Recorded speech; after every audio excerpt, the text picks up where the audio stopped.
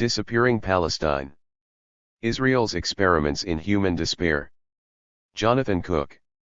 For my daughter Bayan, in the hope that she and the other children of Palestine will one day know a land without walls. Disappearing Palestine, Israel's experiments in human despair was first published in 2008 by Z Books Ltd., 7, Cynthia Street, London N19JF, UK, and room 400, 175, 5th Avenue, New York, 10010.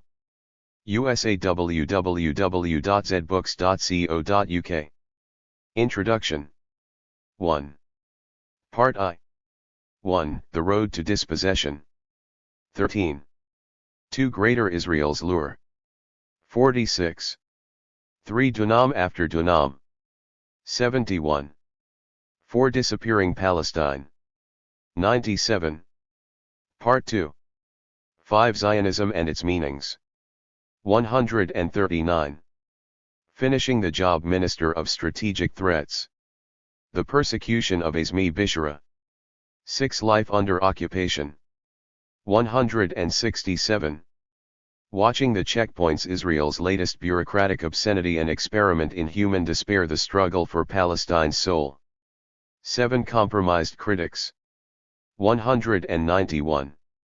Hollow Visions of the Future, Bad Faith, No Right to Nonviolent Resistance. 8 Our Embedded Media. 212. Kidnapped Correspondents Covering Up Gaza. 9 Anti-Semitism and Its Abuses. 229. Hatred and Holocaust, The Purging of Palestinian Christians Afterward, 2 State Dreamers. 244. My deepest thanks go to my mother-in-law, Diana Awad Azam, who has dedicated herself selflessly and with great humor to sustaining me in Nazareth, my UK family, my mother Elena, my father Keith and his wife Clea, my brother Richard, his wife Sue, and their wonderful children Joe and Aliana, on whose long-distance love and support I have come to depend, and my wife, Sally Azam, and our daughter, Bayan, who make every day special. Jonathan Cook. Nazareth, April 2008. 8. Fragmentation of the West Bank, June 2007. Introduction. In spring 2003 I published a commentary in the International Herald Tribune about Israel's steel and concrete security barrier that was beginning to wind its way through the West Bank. The path to publication had been arduous. The Tribune, published from Paris, is little more than a syndicated version of the New York Times, but it does buy in a small number of opinion pieces to broaden its appeal to a non-American audience. I had placed several commentaries in these slots before, but my article about the wall faced stiff resistance from the editorial staff for several months. Then suddenly in May 2003, the Tribune put aside its fears and agreed to publish my commentary, possibly because President Bush had just delivered a speech in which he criticized the barrier. 1 In my article I argued, at a time when it did not seem quite the truism it does today, that Israel was using the wall effectively to annex large swathes of Palestinian land in the West Bank, particularly farmland and territory over its aquifers, to destroy any chance of a viable Palestinian state emerging. I began the piece by quoting from a humorous email circulating among solidarity activists that cited a law of diminishing territorial returns for Palestinians from the various attempts by outside parties to divide their land over more than half a century. The United Nations Partition Plan of 1947 offered the native Palestinians less than half of their historic homeland, even though they were still 2/3 of the population after waves of Jewish immigration had been sanctioned by Britain, the ruling power in Palestine. Unhappy that their land was being carved up for the benefit of these recent incomers, the Palestinians rejected the deal. Months later the Jewish leadership in Palestine declared statehood and in the ensuing war seized 78% of the Palestinians' homeland. Nearly 2 decades later, in 1967, during a lightning strike against its Arab neighbors, Israel captured the rest of Palestine. The Palestinians had to wait until 1993 and the Oslo Accords for another offer. In the proposed final status negotiations of Oslo, it was widely assumed that Israel would return to the Palestinians 22% of their homeland, that is, the territories of the West Bank and Gaza occupied since 1967. That offer, however, never materialized. In fact, during the Oslo years the number of Jewish settlers living in the occupied territories doubled. Instead, in 2000 a new Israeli Prime Minister, Ehud Barak, offered the Palestinians yet another deal, about 80% of the two occupied territories, leaving intact the largest Jewish settlement blocks that had been built in East Jerusalem and the West Bank in violation of international law. Finally, as Ariel Sharon began erecting his security barrier across the West Bank from late 2002, the Palestinians found themselves facing a future where they would be left with only a fraction of Barak's generous offer. The email's payoff line, I wrote, was that Sharon had devised an even more miserly take-it-or-leave-it deal. The Palestinians can have a state on 42% of the 80% of the 22% of 100% of their original homeland too. The episode soon taught me why I so rarely read similar commentaries in the American media. A few days later the paper's letters page was dedicated to a single topic, criticism of my article. From the consistent theme of the letters, it seemed likely that they were part of an organized campaign. What exactly is the historic II? Introduction. Palestinian homeland, asked Eric Danis from Jerusalem. Was there ever a time in history when a country called Palestine was ruled by an Arab Palestinian who spoke a language called Palestinian? His conclusion: those who speak about a historic Palestine believe that Israel is illegitimate and that the Jewish people don't have a right to a state of their own. 3. The implication of all the letters was that the Palestinians were simply wandering Arabs, or nomads, passing through at the moment of Israel's birth. On this view they had no historic rights to the land, or, at least, very inferior rights to those of Jews. Such comments echoed an infamous statement made by Israel's Prime Minister Golda Meir in 1969, in the wake of the Six-Day War, that the Palestinian people did not exist. We shall examine that claim in detail in Chapter 1, but the important point here is that the controversy aroused by my article suggested that in America the debate about Palestinian rights to statehood had barely moved on from Meir's time. That has been possible because the letter writers represent a constituency whose depiction of the Middle East remains almost unchallenged in the US media. 4. Behind them can be found potent Zionist media lobby groups such as the Anti-Defamation League, Camera, and Honest Reporting. 5. And behind them stands the muscular pro-Israel political lobby of the American Israel Public Affairs Committee. These Zionist watchdogs have created what the late Edward Said called the last taboo in American public life. 6. Moving rapidly to shut down any signs of critical debate about Israeli policies or support for such policies either in the American media or in Washington's corridors of power. Consequently, my article was leapt on by these groups. The head of the ADL, Abraham Foxman, published a template letter of complaint to the Tribune on the front page of his website, while Camera formally submitted a demand for an apology from the paper. 7. Backed by the largest postbag in our history, as one sympathetic Tribune editor confided in exasperation.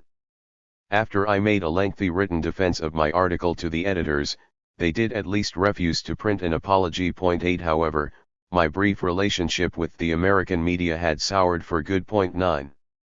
3. I recount this episode chiefly because it illustrates two of the main themes in this book, that the last remnants of Palestine are being annexed to Israel while its native inhabitants are concentrated into holding pens in preparation for their final ethnic cleansing, to make way for Jewish settlers, and that, faced with the concerted efforts of the Zionist lobby, the Western media, and human rights groups, barely dare mention these obvious developments. As several of the letter writers to the Tribune indicated, the erasure of the Palestinian homeland and the concealment of this fact from the wider public are crucial to Israel and its supporters because they are intimately tied to Israel's continuing legitimacy as a Jewish state. Israel's enduring approach to the Palestinians, and the assumption, in Zionist thinking, of their eventual disappearance, was illuminated to me during a visit to a nature park close by the northern Jewish town of Beit Shean, built on the ruins of the Arab town of Bisan after the 1948 war that established Israel. There I came across a small fortified settlement constructed entirely of wood, a replica of Tel Amal, one of the earliest frontier outposts in Zionism's battle against the Palestinians for territory. The original enclosure and tall watchtower at its center, known as a Tauran stockade, was built in 1936 to protect Judaized land in the Beitchein Valley from the Arab Revolt, a Palestinian uprising against Britain's increasingly overt support for Jewish immigration. A militia was stationed at Tel Amal, its members taking turns in the tower to keep watch over their comrades from the neighboring kibbutz of Beit Alpha working the fields below Point 10. Once the land was secure, a new kibbutz, Ner David, was safely established next to the enclosure. The kibbutzniks then extended their reach by building a new outpost further along the valley. Within a few years there were several dozen such Tauran stockades erected across Palestine. Tel Amal was the physical embodiment of the Zionist philosophy of dunam after dunam, goat after goat. The whole of Palestine could be occupied step by step, and wrested from the natives. Moshe Sharad, one of the Jewish Agency's leaders and a later prime minister, 4. Introduction. Observed that the point of the Tauran stockades was to change the map of Eretz Israel by erecting new settlements, to make it as difficult as possible to solve the problems of this land by means of division or cantonization. Point 11. Compromise over territory was not part of the Zionist plan.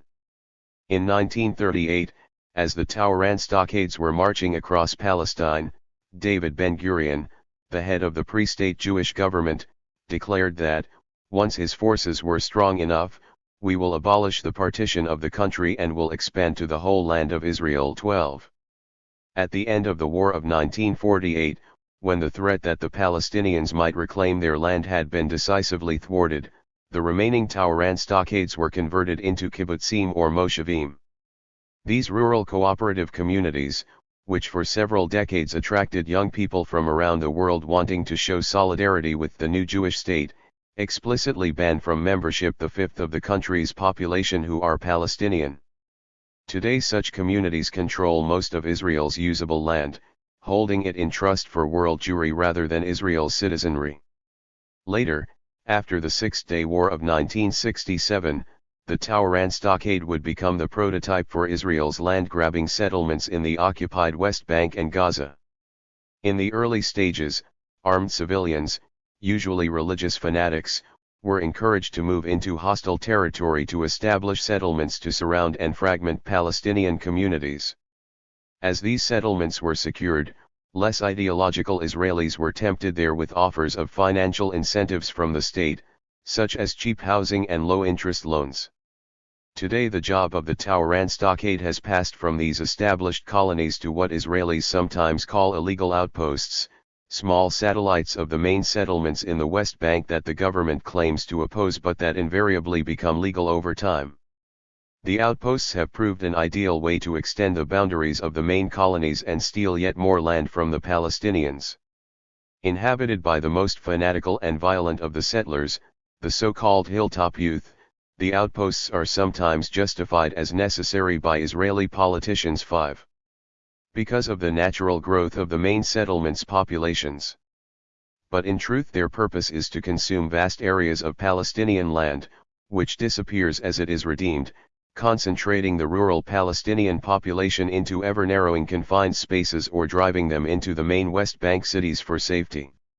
Today, the Tel Amal Museum is the destination for endless parties of school children, there as part of their Zionist education to learn about the pioneering spirit of earlier generations. The youngsters are encouraged not only to reimagine conditions in the enclosure's Spartan living quarters but also actively to recreate the period, donning the khaki shorts and denim shirts of the kibbutzniks. Scaling the watchtower, the children pretend to survey the horizon, on the lookout for the Arab enemy. At Tel Amal, Israeli school children have the chance to reenact the Battle of Redemption and celebrate the acquisition of territory. In the process, some are doubtless persuaded not only of Israel's glorious past but also of the need to continue the struggle to take land from the Palestinians on Israel's new frontiers in the occupied territories. Zionism's need to root Jews in the land of Israel has always required a corollary, the uprooting of the native population. Whether adopting the settlers' messianic language of returning to the promised land, the pioneer rhetoric of redeeming the land, or the bureaucratic jargon of Judaizing land, Zionists have been encouraged to regard their national identity as intimately tied to control over territory and the displacement of non-Jews who claim rival ownership. The staking of an indisputable claim to Palestine resonates with Zionists in several interrelated ways, including in the security, imaginary and religious mythical realms. It promises a personal and collective safety supposedly unattainable for populations that are stateless. It reinvents the supposedly weak diaspora Jew led to the European gas chamber. He is now liberated, casting off his wandering and compromised nature to toil the land and become a muscular sober Jew. 13. And inevitably it feeds on ideas of chosenness and return, the Jewish people's armor against the twin dangers of modernity, secularism and assimilation. 6. Introduction. Part 1 of this book can be read as an introduction, if a very thematic one, to the Israeli-Palestinian conflict. I have tried to encompass in the first 4 chapters the major developments in Zionism's long history of encroachment on the Palestinian people and their territory.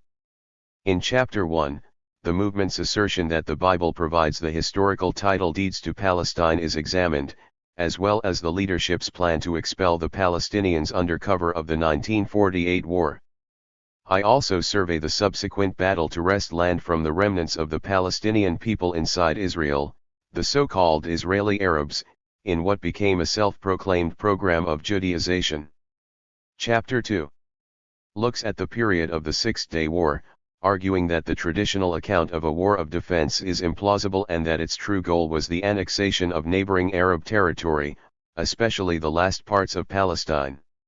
Israel's rapid move to rewrite international law in the occupied territories to facilitate Moshe Dayan's policy of creeping annexation of Palestinian land is described in detail. In Chapter 3, the rise of the settlement enterprise is examined, highlighting how Israel's dispossession of its Palestinian citizens became the template for its large-scale theft of Palestinian land in the West Bank. The chapter ends with a description of the recent expansion of the settlements and growth in the number of outposts. Chapter 4 seeks to explain the consistent goal of Israeli policy towards the Palestinians over several decades. It is my contention that Israel has turned the increasingly confined spaces left to the Palestinians not only into open-air cages but also into laboratories where experiments to encourage Palestinian despair, and ultimately emigration, are being refined. In fact, these experiments were begun inside Israel, only being exported to the occupied territories after their conquest in the 1967 war. Without the constraints imposed by trying to maintain its image as a Western-style democracy inside its own borders, Israel has been able to develop a more aggressive and transparent form of imprisonment for the Palestinians under occupation. It has industrialized Palestinian suffering through curfews, checkpoints, walls, permits, and surveillance systems, creating a lucrative homeland security industry that has grown in importance. 7. Since the US began a similar occupation of Iraq. The holding pens in which the Palestinians are kept today are ideal places for testing new methods of urban warfare, crowd control, and ghettoization, as well as developing techniques for excluding observers such as journalists and aid workers. The gradual ethnic cleansing of the Palestinians from their homeland, on both sides of today's Green Line, is likely to take place with few witnesses to record it. Despite these developments, the 2005 disengagement from Gaza has encouraged a profoundly mistaken view among many observers that, far from entrenching its occupation, Israel is prepared, and is preparing, to withdraw from Palestinian territory.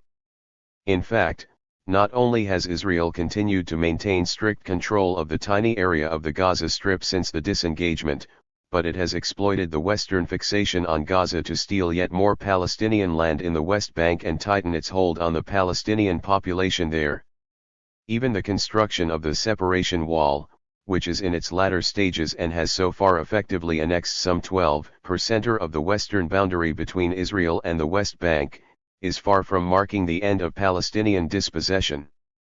An eastern wall to annex the huge area of the Jordan Valley, though now rarely mentioned, is still on the drawing board. In any case, the outlines of this eastern wall have already been delineated on the ground through closures and checkpoints that keep almost all Palestinians out of the valley. In the restricted spaces that are being carved out by razor wire, concrete walls, and checkpoints, Palestinians are being deprived of any economic prospects, even the basic ability to subsist. Their immiseration, far from being the unfortunate byproduct of Israel's measures to stop Palestinian terrorism, as Israeli officials would have us believe, is designed with one end in mind, the encouragement of transfer, the word Israelis prefer to ethnic cleansing.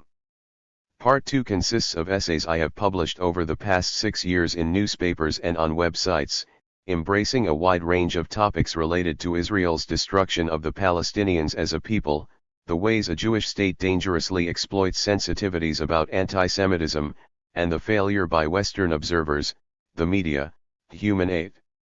Introduction. Rights groups and the Israeli left to challenge Israel's attempts at wiping the Palestinians off the map over many decades. The essays have been selected because they elaborate on issues raised in Part 1, taking the arguments of that section in diverse new directions, directions that would have made Part 1 too unwieldy had they been included. The essays closely reflect the original articles, with one bracketed exception. In finishing the job, I have avoided the temptation to update them. That is because, I believe, their chief value and relevance to the rest of the volume lies in the fact that they provide enlightening snapshots of Israeli policy towards the Palestinians. The day-to-day details of Israel's grinding oppression of the Palestinians and the grossly inadequate response of most observers are too often lost in the sweeping narratives of Israeli and Palestinian history, including in the overview provided by Part 1. Israel's bad faith, and the unquestioning assumption made by the media and human rights organizations that Israel desperately wants to make peace with the Palestinians, is best revealed in the details of specific moments in the conflict that are usually later forgotten or misleadingly simplified. Nonetheless, I have made minor edits to these essays to avoid repetition, to flesh out points that subsequently need more context, and, more mundanely, to improve the clarity of the writing in some of the articles written to tight deadlines. But I have not included in the text any information that was not available when an essay was written. Where a later development is relevant to an issue in the text, I have added an endnote, a few of them lengthy, to draw the reader's attention to it. I have also made a few corrections, most of them kindly pointed out by readers in the wake of publication. The essays have been sorted into themes and organized in such a way that, I hope, they develop into a clear argument supporting Part 1, that the goal of Israeli policy is to make Palestine and the Palestinians disappear for good.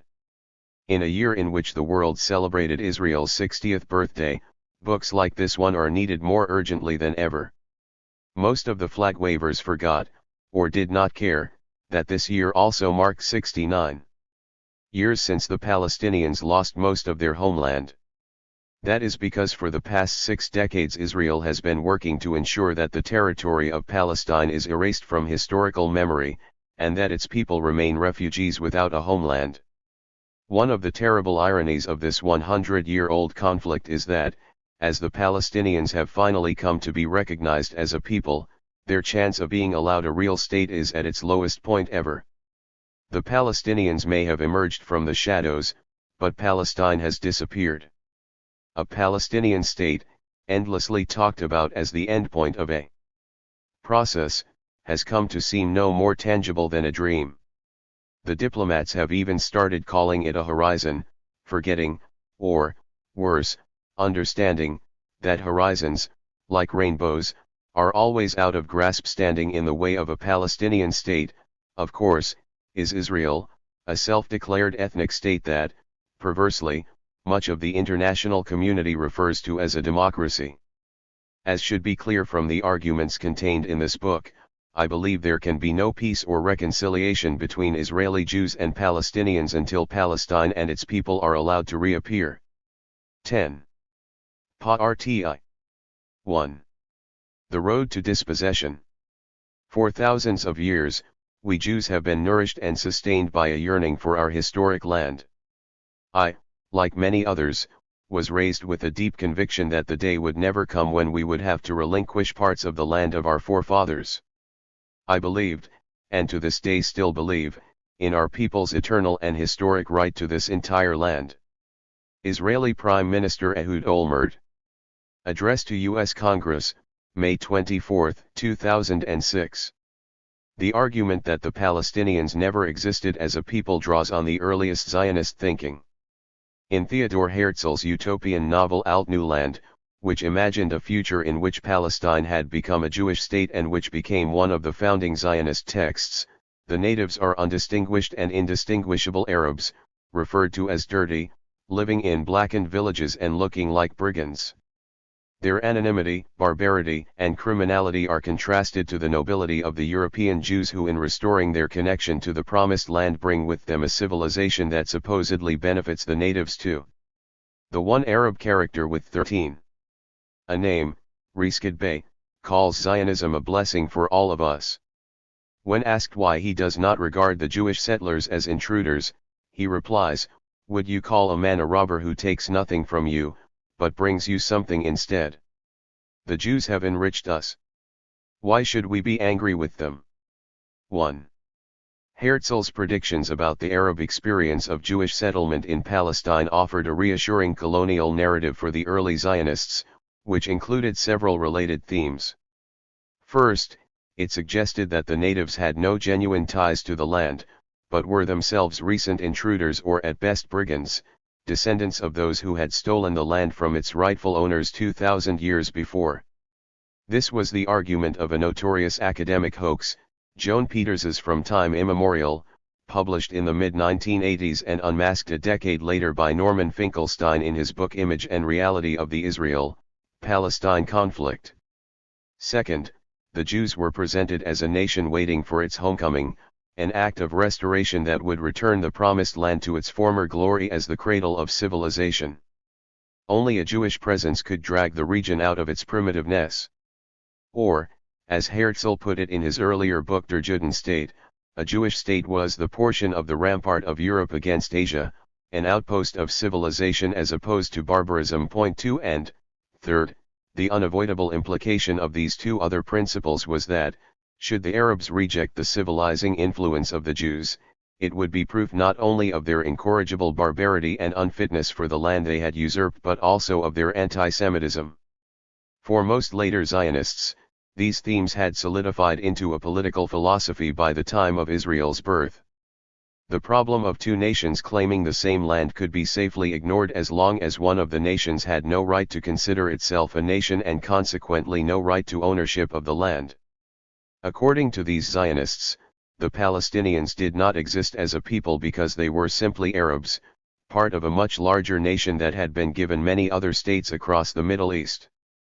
As the Palestinian scholar Nur Masalha has noted of this argument, if the Palestinians did not constitute a distinct separate nation and were not an integral part 14.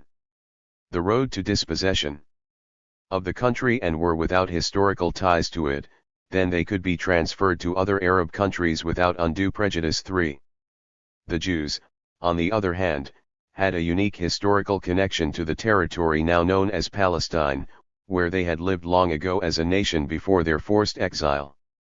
Were further proof needed, the Zionists argued, it should be remembered that the Palestinians had never enjoyed statehood in this territory, unlike the Jews. Zionism's denial of history. In order to bolster their claim to the Promised Land, the Zionists, even secular ones, sought historical justifications in the Bible. Benjamin Beit Halimi, a professor of psychology at Haifa University, points out, the historization of the Bible is a national enterprise in Israel, carried out by hundreds of scholars at all universities. The Israel Defense Ministry has even published a complete chronology of biblical events, giving exact dates for the creation of the world, the killing of Abel and the Exodus from Egypt. 4. Or, as peace activist and former Knesset member Yuri Avneri observes, the Bible was soon being treated as if it were a history book. That is the history that all of us learned in school, the foundation upon which Zionism was built. 5. It is no surprise, then, that many leaders of labor Zionism, despite its professed socialist and progressive outlook, zealously pursued biblical archaeology. Israel's first president, Yitzhak Ben-Zvi, and fated generals like Moshe Dayan and Yigael Yadin took a passionate interest in uncovering ancient artifacts they believed were the Jewish people's title deeds to Israel. When asked what he was looking for in his many digs, Dayan answered, "The ancient land of Israel, everything that ancient Israel was. Those who lived there then. I sometimes feel I can literally enter their presence." 6. Even were it possible to treat the Bible as documented history, why would the fact that the Jews were a nation 2,000 years ago in 15. an ancient Israel confer on their descendants a right to dispossess the Palestinians now?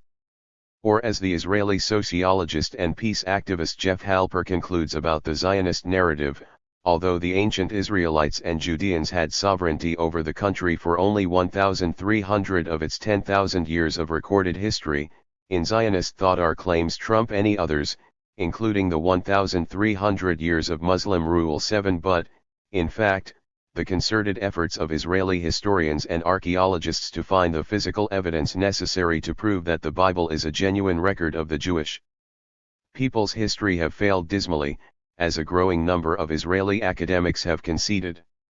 Zeev Herzog, a professor of archaeology at Tel Aviv University, caused a storm in 1999 when he admitted that archaeology had failed to find evidence that an ancient Jewish nation ever existed. This is what archaeologists have learned from their excavations in the land of Israel. The Israelites were never in Egypt, did not wander in the desert, did not conquer the land in a military campaign, and did not pass it on to the 12 tribes of Israel. Perhaps even harder to swallow is the fact that the united monarchy of David and Solomon, which is described by the Bible as a regional power, was at most a small tribal kingdom. In fact, Herzog's research, and that of other archaeologists, suggests that, when a historical entity called Israel briefly did emerge, it was pagan and Jerusalem was not its spiritual center. Herzog says of the response in Israel to his findings, any attempt to question the reliability of the biblical descriptions is perceived as an attempt to undermine our historic right to the land and as shattering the myth of the nation that is renewing the ancient kingdom of Israel. 8 on Q. Tommy Lapid, at the time a member of the Israeli parliament and later a justice minister and leader of the avowedly secular Shinui party, responded to Herzog's conclusions. The attempt to prove that the Bible is wrong is really an attempt to prove that Zionism is wrong and Israel is wrong. 9. So who were the ancient Israelites, if not, as the Bible tells us, one of 3 rival ethnic nations, along with the Canaanites and the 16. The road to dispossession. Philistines, living in Palestine? Another professor of archaeology at Tel Aviv University, Israel Finkelstein, argues that the Israelites were not in reality a people apart but themselves Canaanites, possibly pastoral hill shepherds who eventually broke away over religious differences. According to Niels Peter Lemsch, a biblical scholar at the University of Copenhagen, the real difference between the Canaanites and the Israelites would be a religious one and not the difference between 2 distinct nationals. 10.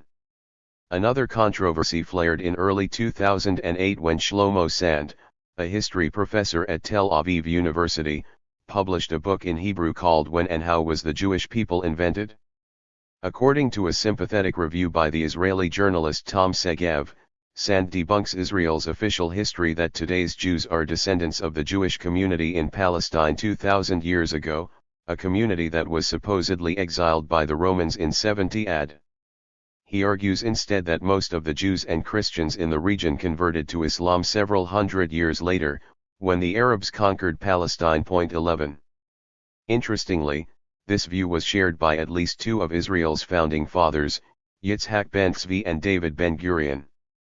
They believed that many modern Palestinians were descended from the region's Jews. In the 1920s the pair even dabbled with a plan to convert the native Palestinians back to Judaism, only abandoning the idea when confronted a decade later with an intensification of Palestinian resistance to Zionism during the Arab Revolt of 1936–39. How, then, does Sand explain today's widely dispersed Jewish diaspora if there was no exile? These Jews, he argues, are in fact the descendants of non-Jews who converted to Judaism. thereby explaining the great ethnic diversity to be found among the modern Jewish population. In Sand's view, Judaism was a proselytizing religion that competed for converts with the new upstart faiths of Christianity and Islam. It had most success among pagan populations, particularly the Berber tribes located in North Africa, the Arabs of southern Arabia, and Turks in South Russia, who converted from the 4th century AD onwards. The people did not spread, but the Jewish religion spread, Sand observed in an interview. 17. Judaism started to permeate other regions, pagan regions, for example, such as Yemen and North Africa. Had Judaism not continued to advance at that stage and had it not continued to convert people in the pagan world, we would have remained a completely marginal religion, if we survived at all. Only later, it seems, did the Jews become a closed ethnic and religious group. Most damagingly to the Zionist idea of a Jewish return, Sand argues that Ashkenazi Jews, the first immigrants to Palestine following the pogroms in Eastern Europe and today's ruling class in Israel, have no historic connection to Palestine. Sand and other scholars believe they were originally Khazars, a Turkic people who created a kingdom 1,000 years ago in what is now southern Russia. The Khazar king, says Sand, converted himself and his subjects to Judaism. In partial support of this theory, Paul Wexler of Tel Aviv University argues that Yiddish, generally assumed to be a Germanic tongue, is, in fact, a Slavic language. 13 Sand admits his research is likely to damage his academic career in Israel, adding, the revelation that the Jews are not from Judea would ostensibly knock the legitimacy for our being here out from under us. There is a very deep fear that doubt will be cast on our right to exist. 14. The clash of nationalisms. In 1969, Israel's Prime Minister, Golda Meir, made an infamous observation during a newspaper interview. There were no such thing as Palestinians. When was there an independent Palestinian people with a Palestinian state? It was either southern Syria before the First World War, and then it was a Palestine including Jordan. It was not as though there was a Palestinian people in Palestine considering itself as a Palestinian people and we came and threw them out and took their country away from them. They did not exist. 15. Meir's analysis intentionally ignored the recent history and colonial experience of the Middle East, as well as distorting commonly 18. The road to dispossession. Understood political realities. The idea of the nation-state, which ties the sovereignty of a group to a particular piece of territory, is a relatively modern political development even in Europe, where it has been the basis for relations between peoples for little more than 2 centuries. Nationalists claim that some groups have an inherent or primordial right to live as a nation in a state of their own because they share a common ancestry, ethnicity, or destiny.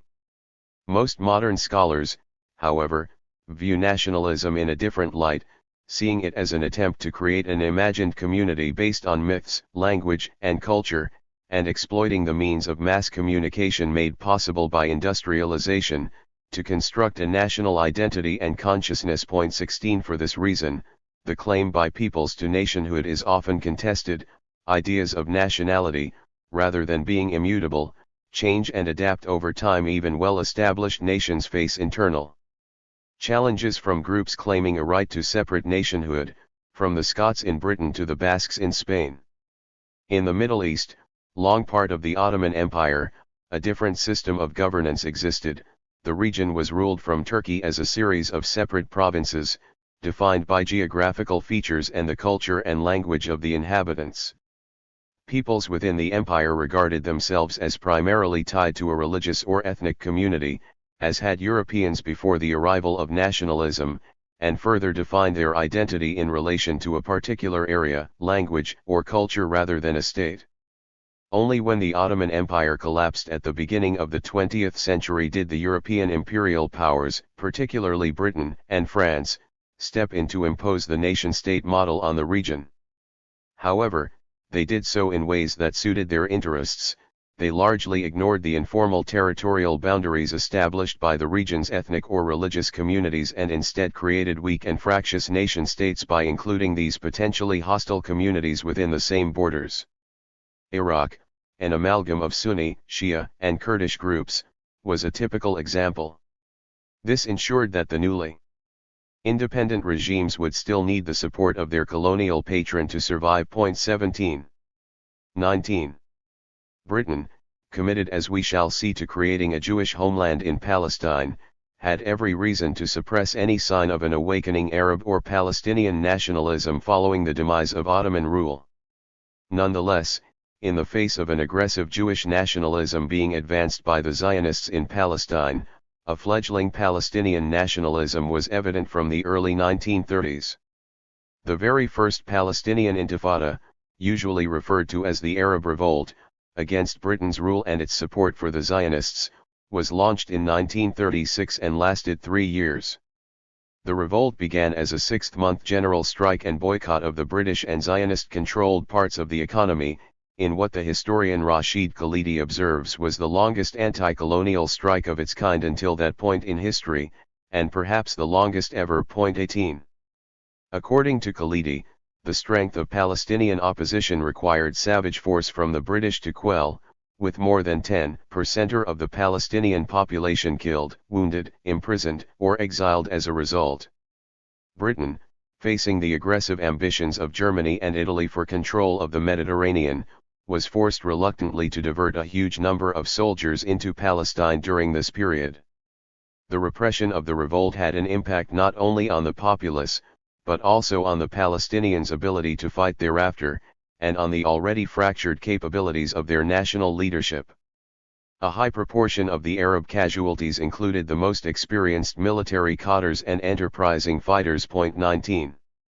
In contrast to its treatment of the Jewish community in Palestine, Britain also prevented the emergence of any national institutions for the Palestinians.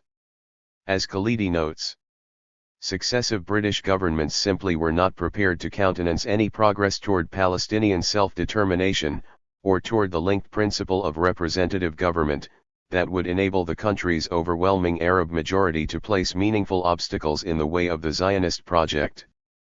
They were committed to holding fast to such a position at least until Jewish immigration brought about a Jewish majority, at which stage it would become a moot point and perhaps democracy could be admitted. 20.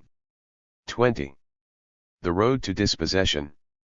In other words, unlike the situation in the other mandates of the Middle East, where power was slowly being transferred to Arab leaders, Palestinians were denied any experience of self-rule or any hope of eventual statehood. In contrast, the Jews were given communal autonomy within British rule and the chance to build national institutions, one of the reasons they were in a position to declare statehood the moment Britain departed Palestine. Meir's argument that there had been no Palestinian nation, moreover, ignores the obvious parallels between Jewish and Palestinian nationalisms. Until the advent of Zionism at the tail end of the 19th century, those who called themselves Jews identified either as a religious community or as an ethnic group. Zionism's self-declared goal was to transform these traditional identities into a common national identity. To achieve this end, Zionism, like other nationalisms, had to set about creating national myths, drawing heavily, as we have seen, on the Bible, to revive a non-living language, Hebrew, and, hardest of all, to establish a common culture. The first Zionist Congress was held in 1897, but its agenda of Jewish nation-building in Palestine was espoused only by a tiny minority of Jews until the rise of Hitler in the 1930s. Of the 4 million Jews who left Europe between 1880 and 1920, only 100,000 went to Palestine. 21 Or, as the Israeli novelist A.B. Yehoshua has observed, if the Zionist Party had run in an election in the early 20th century, it would have received only 6 or 7% of the Jewish people's vote. 22 The idea of a cohesive and unified Jewish nation made little sense when most Jews identified as Poles, French, Moroccans or Iraqis, sharing no language or culture. Karl Kraus, an Austrian Jewish writer and early critic of Zionism, derided the idea that any common bond ought to hold together the interests of the German, English, French, Slavonic, and Turkish Jews. 23. In short, neither Palestinians nor Jews could claim a convincing and generally accepted national identity until well into the 20th century. And if Palestinians could not, as Meir observed, point to the existence of a Palestinian state, neither could Jews until Israel's creation in 1948. Fully aware of the fact that their argument would fail to 21. Resonate with the great majority of Jews, the early secular leaders of Zionism emphasized biblical ideas of chosenness and divine promise. Ben-Gurion observed, the message of the chosen people makes sense in secular, nationalist, and historical terms. The Jews can be considered a self-chosen people 24 and, although Herzl considered both Palestine and Argentina to have merits as the site of a Jewish homeland, he admitted, Palestine is our unforgettable historical homeland. Its name alone would be a powerfully stirring rallying cry for our people 25. A land without a people. Refusal to recognize the Palestinians as a nation was the inevitable development of an ideology that denied the existence of any significant non-Jewish presence in Palestine. At the turn of the last century, Zionists began popularizing the notion that Palestine was an empty land waiting to be colonized by Jews. The Anglo-Jewish writer Israel Zangwill coined the slogan of a land without a people for a people without a land, referring to the Palestinians as an Arab encampment on another occasion. 26 These myths buttress the Zionist claim that it was incumbent on all Jews to return to the Promised Land 27, or make an ascent, as the Hebrew word aliyah denotes, and redeem the territory by settling it. Consideration of the Palestinian inhabitants and their rights inside their homeland was swept aside as Zionism's hunger for land and statehood grew. Unfortunately, this willful blindness to the physical realities of the region was shared by the colonial rulers of Palestine. In 1917, as the Ottoman Empire was breaking up and shortly before Britain took control of Palestine, the London government issued a letter, known as the Balfour Declaration, under strong pressure from its local Zionist lobby. Britain promised to help establish in Palestine a national home for the Jewish people, even though at the time Jews comprised only 10% of the population, including a significant group, the Orthodox, who were not Zionists. The declaration referred to the majority indigenous population as existing non-Jewish communities. 22. The road to dispossession, which, it was further noted, had civil and religious rights but, unlike the small community of Jews in Palestine, no political or national rights. The League of Nations subsequently gave Britain a mandate to help the Jews create their national institutions in Palestine. As Khalidi points out, the mandate's 28 articles included 9 on local antiquities but not one on the Palestinian people, who were variously and vaguely referred to as a section of the population, natives or peoples and communities. 28. Whatever the popular Zionist slogans of the time, the Jewish political and military leadership in Palestine was only too aware of the threat to its plans for statehood posed by the existing, large native Palestinian population. A campaign to buy farmland in Palestine, mostly from absentee landlords. 29 was spearheaded by an international Zionist organization, the Jewish National Fund, but failed to bear significant fruit.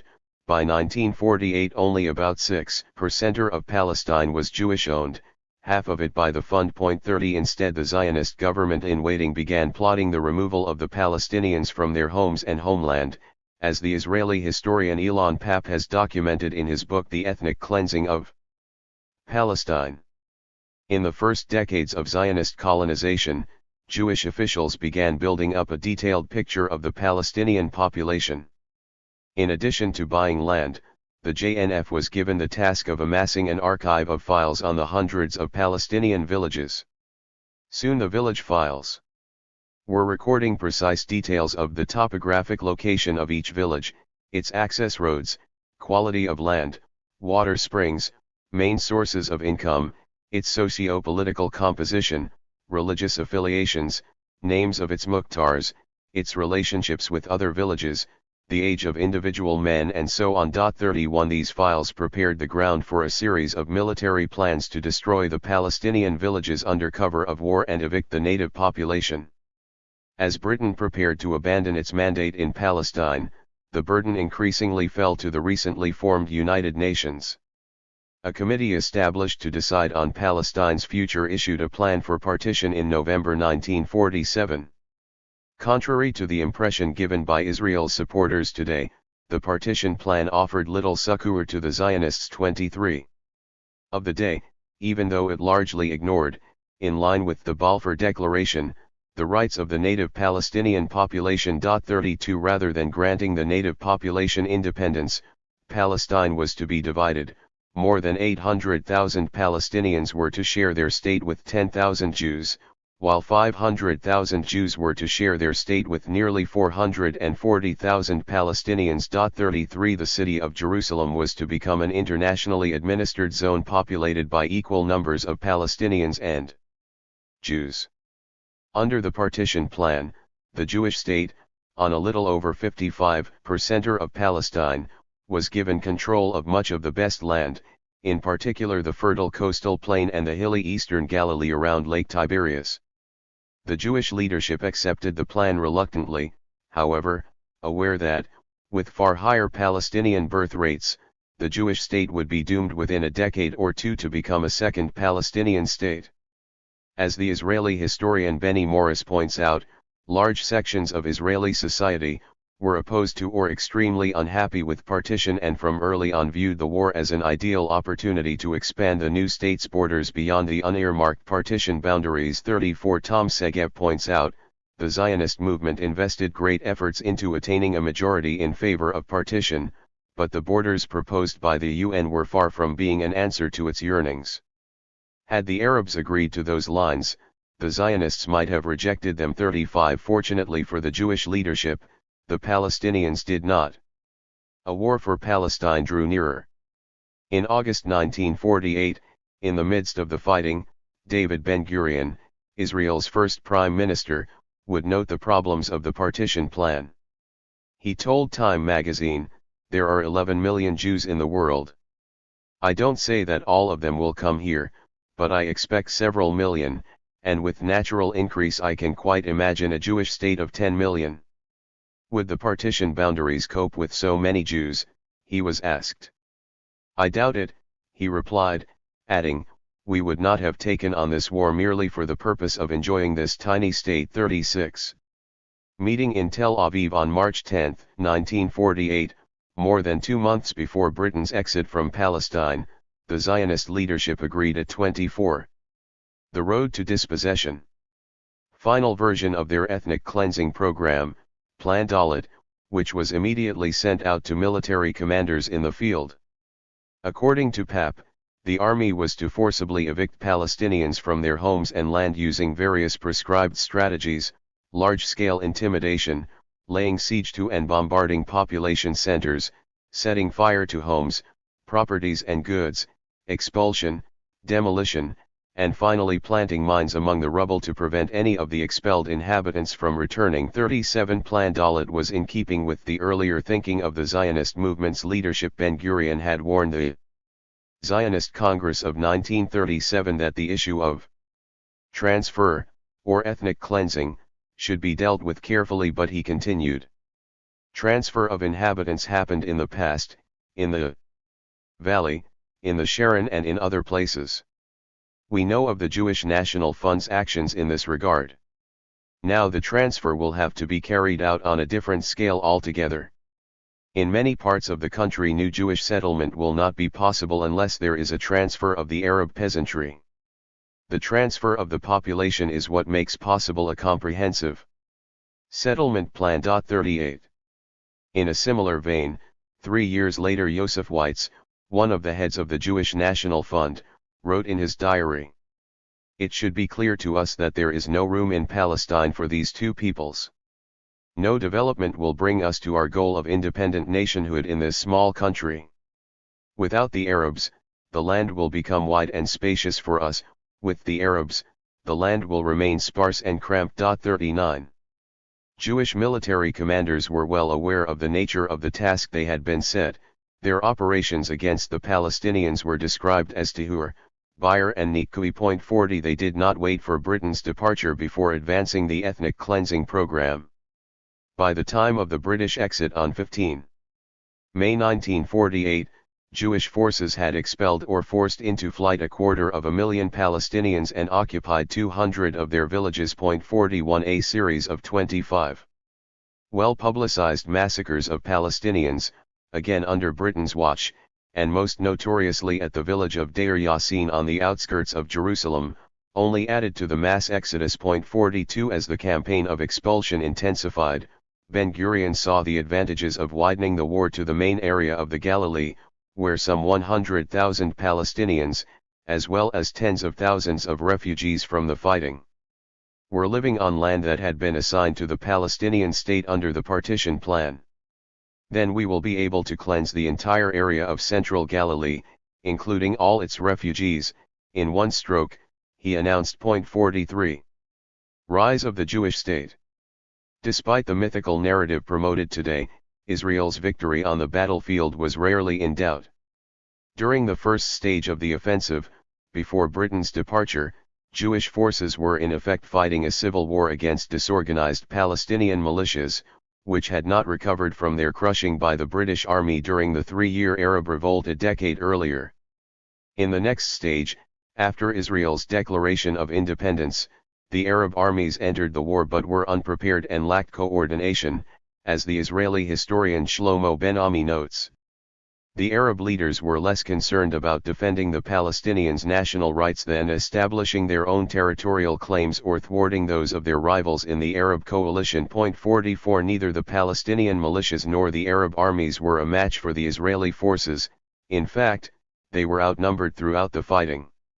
As Benny Morris points out, it was superior Jewish firepower, manpower, organization, and command and control that determined the outcome of Battle 45. The ruthless, successful offensive by the new Jewish state set a pattern for its behavior in the future, adds Ben-Ami, by unleashing a momentum of territorial expansion that leaders would not allow to be interrupted by premature diplomatic overtures. 46 The ruthless offensive of 1948 included dozens of massacres and rapes, the destruction of more than 400 villages, including communities that had signed non-aggression pacts with their Jewish 26.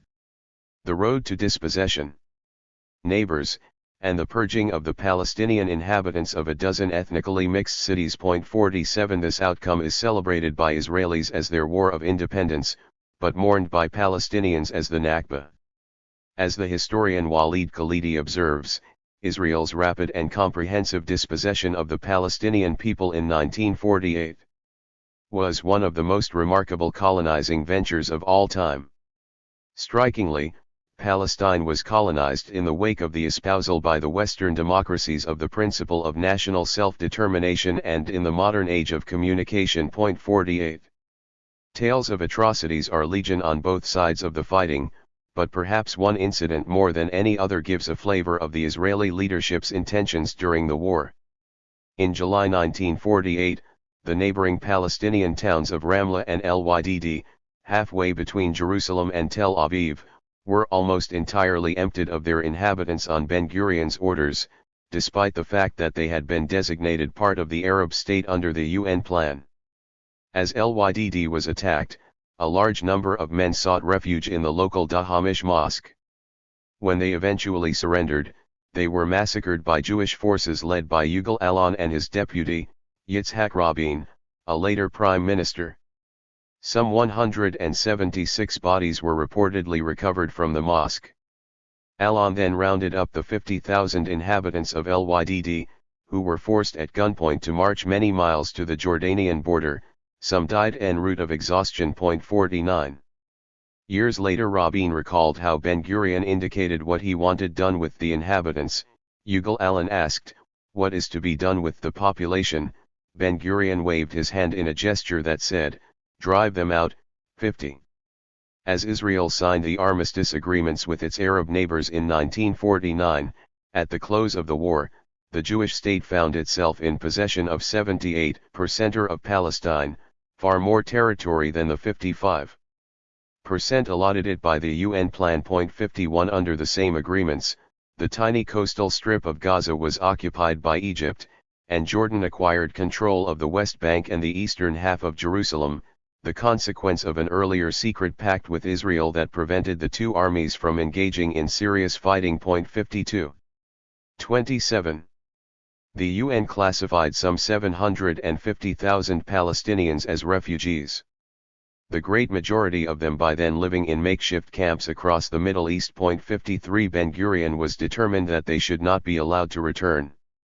Land with Arabs on it and land without Arabs on it are two very different types of land, he told his party's Central Committee in March 1949. 54. Fearful that the UN might insist on the return not only of the refugees but also of the areas of Palestine like the Central Galilee not assigned to the Jewish state under the partition plan, he cautiously referred to these regions as administered rather than as part of Israel. His worries were unfounded, however. In May 1949, as Israel was admitted to the UN, Papp notes, all distinctions disappeared, along with the villages, the fields, and the houses, all dissolved into the Jewish state of Israel. 55. For a considerable time, government officials, private citizens, and especially soldiers enjoyed free rein looting Palestinian homes of their valuables. One government minister reported seeing the army take 1,800 truckloads of property from the single, largely deserted city of Lydd, while another admitted that the army does what it wants. 56. The government sought to reassert control with new emergency regulations. 57. 1, passed in late 1948, ended the legal definition of land as abandoned and instead declared the Palestinian owners absentees. Their seized property was then reclassified as state land. 58. In an attempt to make this land grab appear legal, the same regulation invested authority in an official, the custodian of absentee property, whose job was supposedly to safeguard the property of the Palestinian refugees. According to a statement in 1980 from the custodian, about 70% of Israel's total territory was absentee land, that is, rightfully the property of Palestinian refugees. 59. Although officially a trustee, the custodian, and in turn the State of Israel, was soon reaping the profits from rental income from buildings, farmland, and religious endowment land, from his newfound ownership of large Palestinian businesses, and from the sale of produce from the refugees' olive and citrus groves, their tobacco, fig, apple, grape, and almond crops, and their quarries. 60 of items from the large store of confiscated merchandise, from clothes to furniture. 28. The road to dispossession. The army was given first refusal. Remaining goods were put up for sale, with priority going to disabled war veterans, soldiers' families, and government employees. 61 Palestinian bank accounts were seized too. When Ben-Gurion was told that refugees' deposits totaling 1.5 billion Palestinian pounds had been discovered in the banks of Haifa, he noted simply in his diary, "The banks are willing to hand this property over." 62. The historian Michael R. Fishback reports that a UN committee set up to evaluate Palestinian losses produced a very conservative estimate in the mid-1960s that Israel had confiscated at least 1.75 million acres of land. 63, about a third of Israel's total territory. 64 This land was valued at close to $1 billion in the prices of the day and would be worth many hundreds of billions more today. 65 If confiscated Palestinian movable property such as bank accounts, jewelry, artworks, safe deposit boxes, bonds, as well vehicles, furniture, agricultural equipment, and herds of animals was included, the total was pushed far higher. To the Palestinians, of course, their homeland was priceless. None of the successive custodians, however, regarded their role as the protection of the refugees' property. Mordecai Schittner, the incumbent in 1953, observed, "All money accruing from these sales should go the development authorities." This means, in fact, that it would be used for the settlement of new immigrants. 66. Decades later, in 1990, Israel's state controller demanded a list of the refugees' movable property as part of an audit of the custodian's office. 7 years on, the custodian had still not complied, claiming that the task was impossible because some of the records were lost and others incomplete and because he had no computer. He added that it would require 500 workers to sit for 2 years to prepare a complete list. On another occasion, in 1998, when an Arab legal group, Adala, requested information about the property under the country's Freedom of Information Act, the custodian replied that he could not divulge details because he needed to protect the refugees' privacy. When pressed further, the government responded in 2002 on 29 the custodian's behalf that such information would damage relations with foreign governments. 67 And when Israel and the Palestinians came to the negotiating table at Camp David in 2000 to reach a final status agreement, Israel's Attorney General, Eliakim Rubinstein, disclosed that the custodian's records were no longer available and that the income from Palestinian assets had been spent. "We have used them up. It is up to the international community to create funds for the 68 unwelcome citizens." The new Jewish state faced an uncomfortable twofold legacy from the war. First, the remains of several hundred Palestinian villages dotted the countryside, not only an embarrassing reminder of the native population that had recently been expelled but also a testament to the war crimes that had been committed during the ethnic cleansing campaign.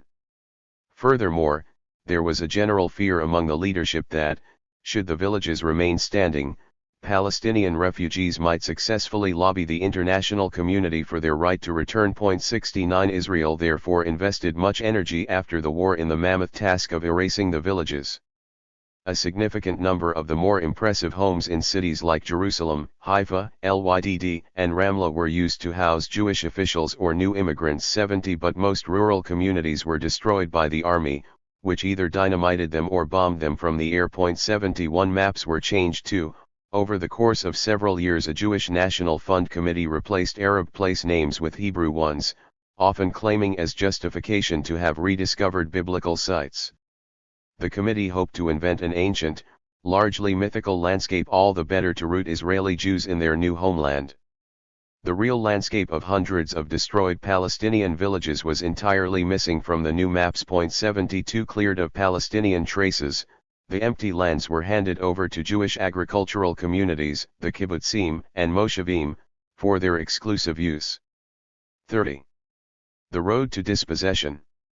By the 1960s, however, dozens of remoter Palestinian villages could still be found intact across Israel.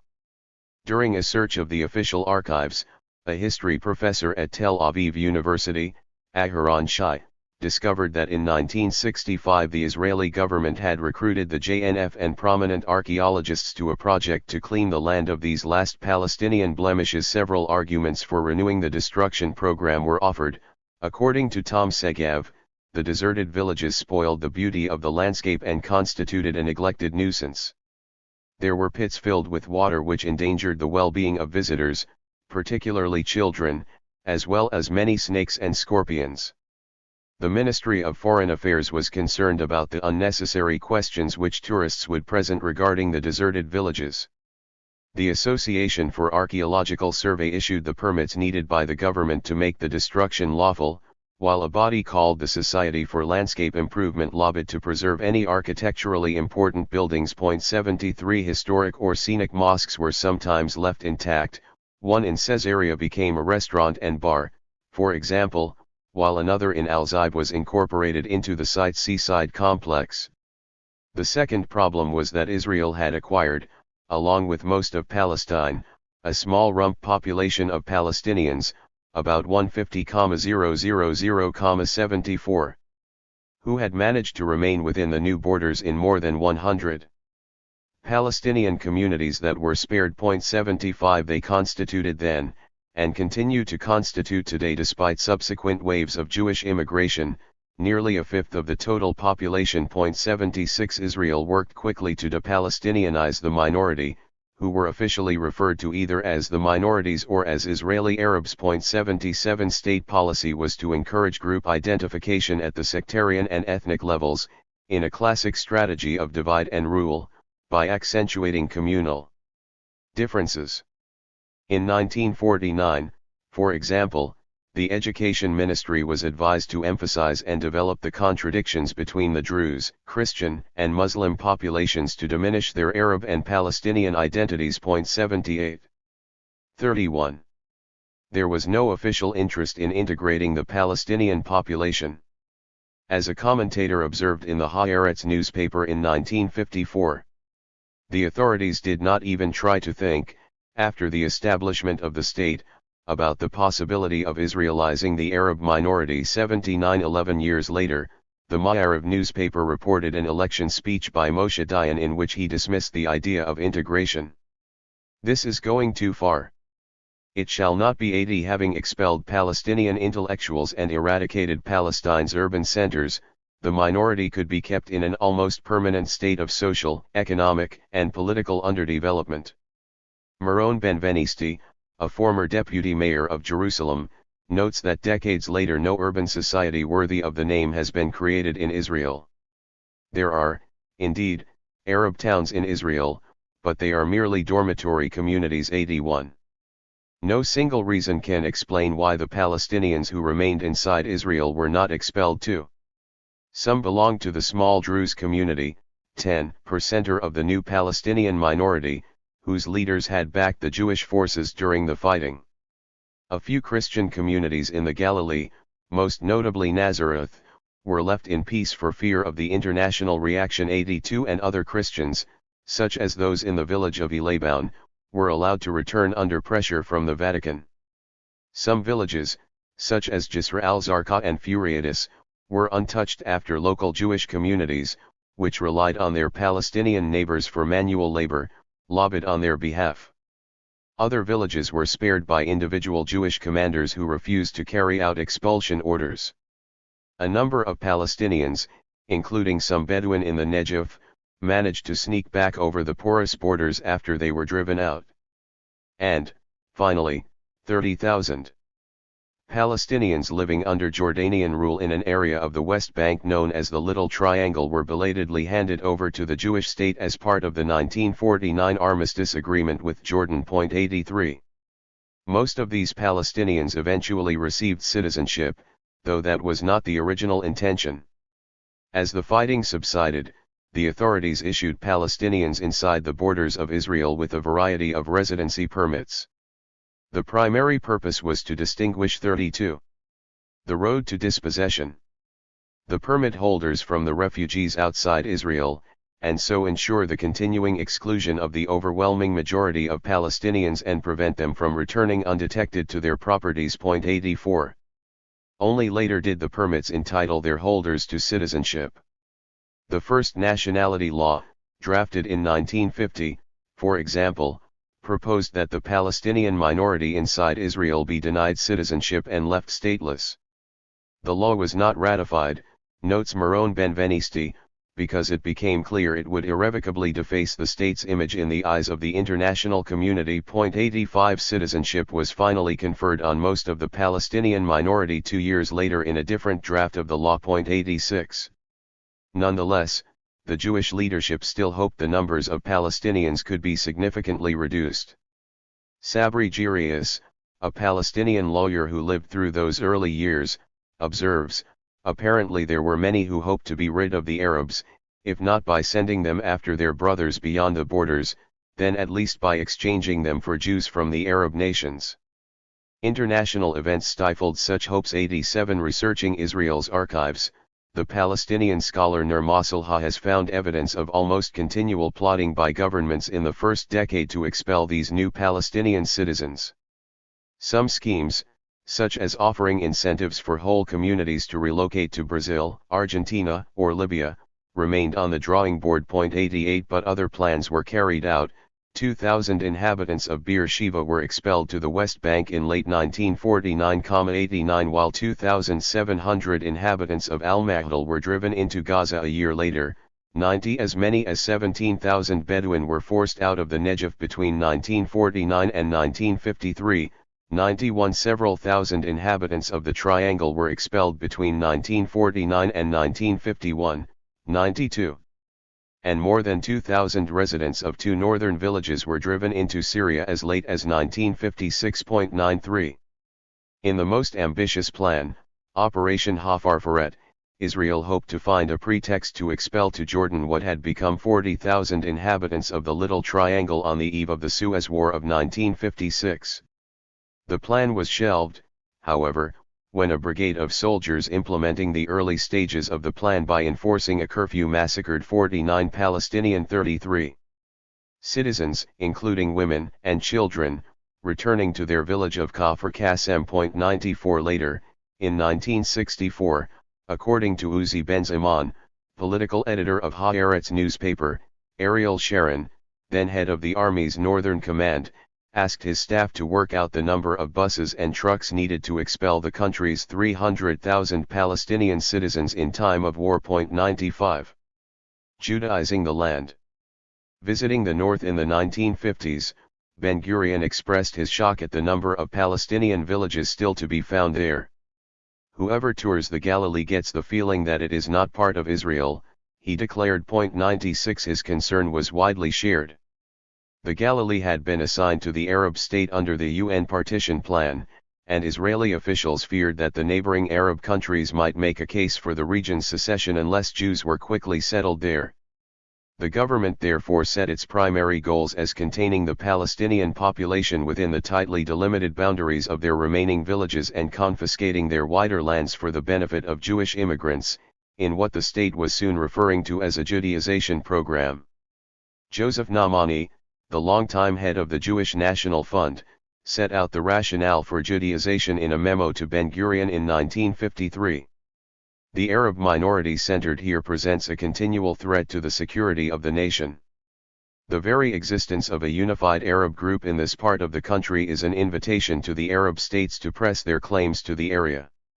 At the very least, it can become the nucleus of Arab nationalism, influenced by the nationalist movements of the neighboring states, and undermining the stability of our state. It was, therefore, essential to break up this concentration of Arabs through Jewish settlements, and create fates accomplices which will make it impossible for the government, for all its good intentions, to give up any of the uncultivated land for the Arabs to live on. 34. The road to dispossession. Naamani added that the safest way to achieve this would be to hand over all abandoned or government-owned land to the JNF. 97. Much of the Palestinian minority's land was easily taken. In the absentee property law of 1950, the state defined 1 in 4 Palestinian citizens as a present absentee, an Orwellian classification that registered those internally displaced by the war, however briefly, as officially present in Israel but absent from their property. 98. The UN, which numbered these internal refugees at 46,000, provided them with aid until 1952 when they officially became citizens under the nationality law. 99. Like the refugees outside the country, however, they were denied all rights to their homes, land, and bank accounts, as were their descendants. 100. Their properties and those of the other refugees were taken by the custodian, who then passed them on to a government body known as the Development Agency, which classified them as state land. 101. The agency, in turn, used the land for national projects, handed it on to Jewish agricultural communities, or sold it on the cheap to the Jewish National Fund. 102. The looting of Arab property was given the guise of a huge land transaction that the state had conducted with itself, observes the historian Gabriel Peiterberg. 103. By 1953, an additional 2 million dunams had been passed on to the JNF as part of these transactions. 104. Other tactics were needed to wrest land from the rest of the Palestinian population inside Israel. In the latter stages of the war, the government imposed a military government on the minority that would last until 1966. 105. Although formally citizens, with the right to vote in Knesset elections, the minority was dealt with entirely separately from the Jewish population. The point of military rule, noted Shimon Peres in 1962, when he was Deputy Defense Minister, was to directly continue the struggle for Jewish settlement and Jewish immigration. 106. The military government's legal authority derived from some 150 emergency regulations promulgated by the British in 1945, supplemented by a raft of new Israeli ones. 107 The arbitrary and often brutal rule of the military governors prevented Palestinian citizens from leaving their communities without a permit and banned them from organizing demonstrations, forming political parties and publishing 35 independent newspapers. Leaders who opposed these measures were placed under administrative detention, or jailed without charge, by special military tribunals. There was no possibility of appeal. 108.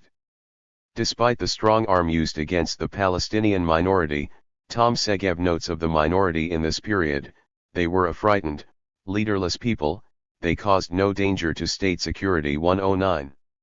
Severe restrictions on the minority's freedom of movement did offer many benefits, however, even if most were unrelated to security. Any danger of relations developing between the Palestinian and Jewish populations could be averted by isolating the minority.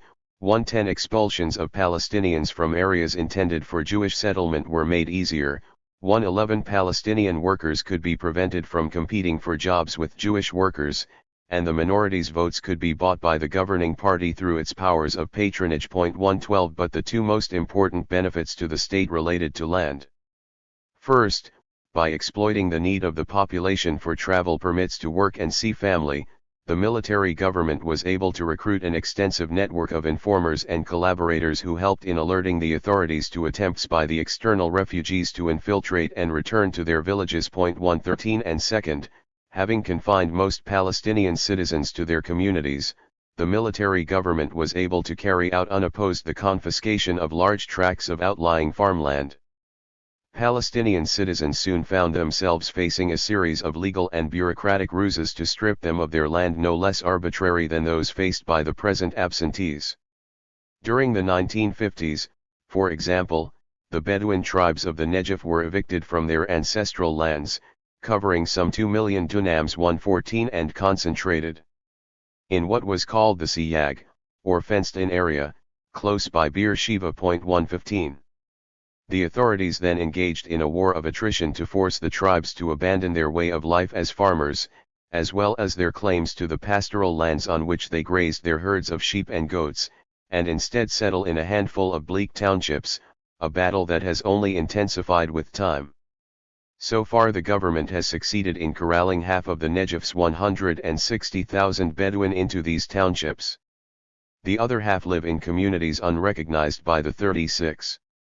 The road to dispossession state, which deprives them of all public services, from electricity to water, demolishes their homes and sprays their crops with herbicides. 116.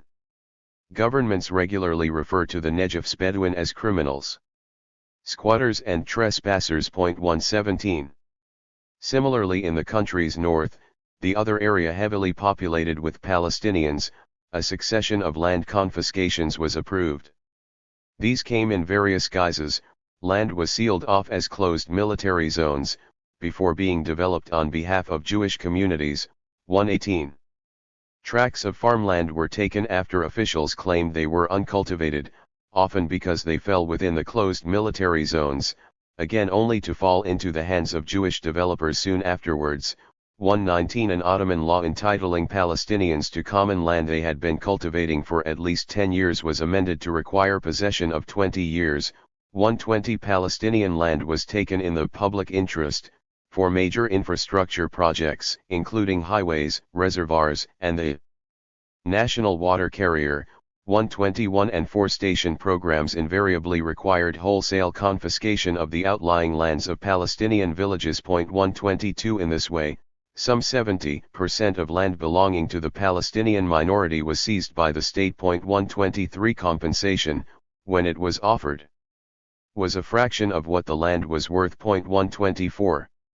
Those Palestinian citizens who tried to continue farming faced further obstacles, including limited access to national markets, reduced prices for their produce and tough restrictions on water allocations for irrigation. 125. With farming unprofitable, some were persuaded to sell their land to the state or the Jewish National Fund. As a result of all these measures, Palestinians in Israel were quickly transformed from independent farmers and landholders into landless casual laborers, commuting to Jewish areas to service the construction, quarrying and agricultural industries of a Jewish economy. Anger over the sweeping confiscation of their lands reached a peak in 1976 with a one-day general strike that the government crushed by sending in the army. As a result, 6 unarmed Palestinians were shot dead in the Galilee. An event commemorated annually by Palestinians as Land Day. Within a few decades the state had nationalized 80% of Israel's territory, officially holding it in trust for the Jewish people. 37. Around the world, transfers of land to the Jewish National Fund meant that the Zionist organization was in possession of a further 13%. The purpose of this massive nationalization program was explained by Ariel Sharon during a Knesset debate in 2002. Israeli Arabs, observed Sharon, had rights in the land, whereas all rights over the land of Israel are Jewish rights. 126. In other words, Palestinian citizens were merely tenants, temporary or otherwise, while the Jewish people were the landlords of Israel. Today, only 3% of Israeli territory remains in the hands of either Palestinian communities or private Palestinian landowners. Even then they have little say over what is done with much of this land. Jewish planning bodies typically refuse to issue local master plans, making it all but impossible to build legally or expand the municipal limits of towns and villages. Palestinian communities are almost always excluded from national priority areas and development zones, making it difficult to attract businesses and industry. And, in addition, the state has refused to establish a single new Palestinian community since Israel's founding 6 decades ago. As a result, Palestinian citizens find themselves living in spaces that increasingly look like overcrowded ghettos. According to official figures, 82% of land use in Palestinian communities is residential, 1% light industrial, and 8% are set aside for public parks. In Jewish communities, by contrast, less than half the land is residential, 8 times as much is in industrial use, and there is 3 times as much parkland. 127. Even Palestinian-owned fields and olive groves yet to be confiscated by the state are invariably placed under the jurisdiction of Jewish-controlled regional councils, which enforce national master plans designed to keep Palestinian communities boxed in. 128. In the Galilee, where most of the minority live, only 16% of the land comes under Palestinian municipal control, even though Palestinian citizens are 72% of the region's population. 129. 38. The road to dispossession. The JNF shell game. The Palestinian refugees have had no hope of accessing their former lands as long as Israel, backed by the international community, has been able to ignore their right to return under international law. But more pressing for the Jewish state has been the fear that Palestinian citizens might one day find a way to demand a right under Israel's domestic law to reclaim their confiscated lands. To avert this danger, Israel has created a further deception to add to its existing and elaborate hall of legal mirrors.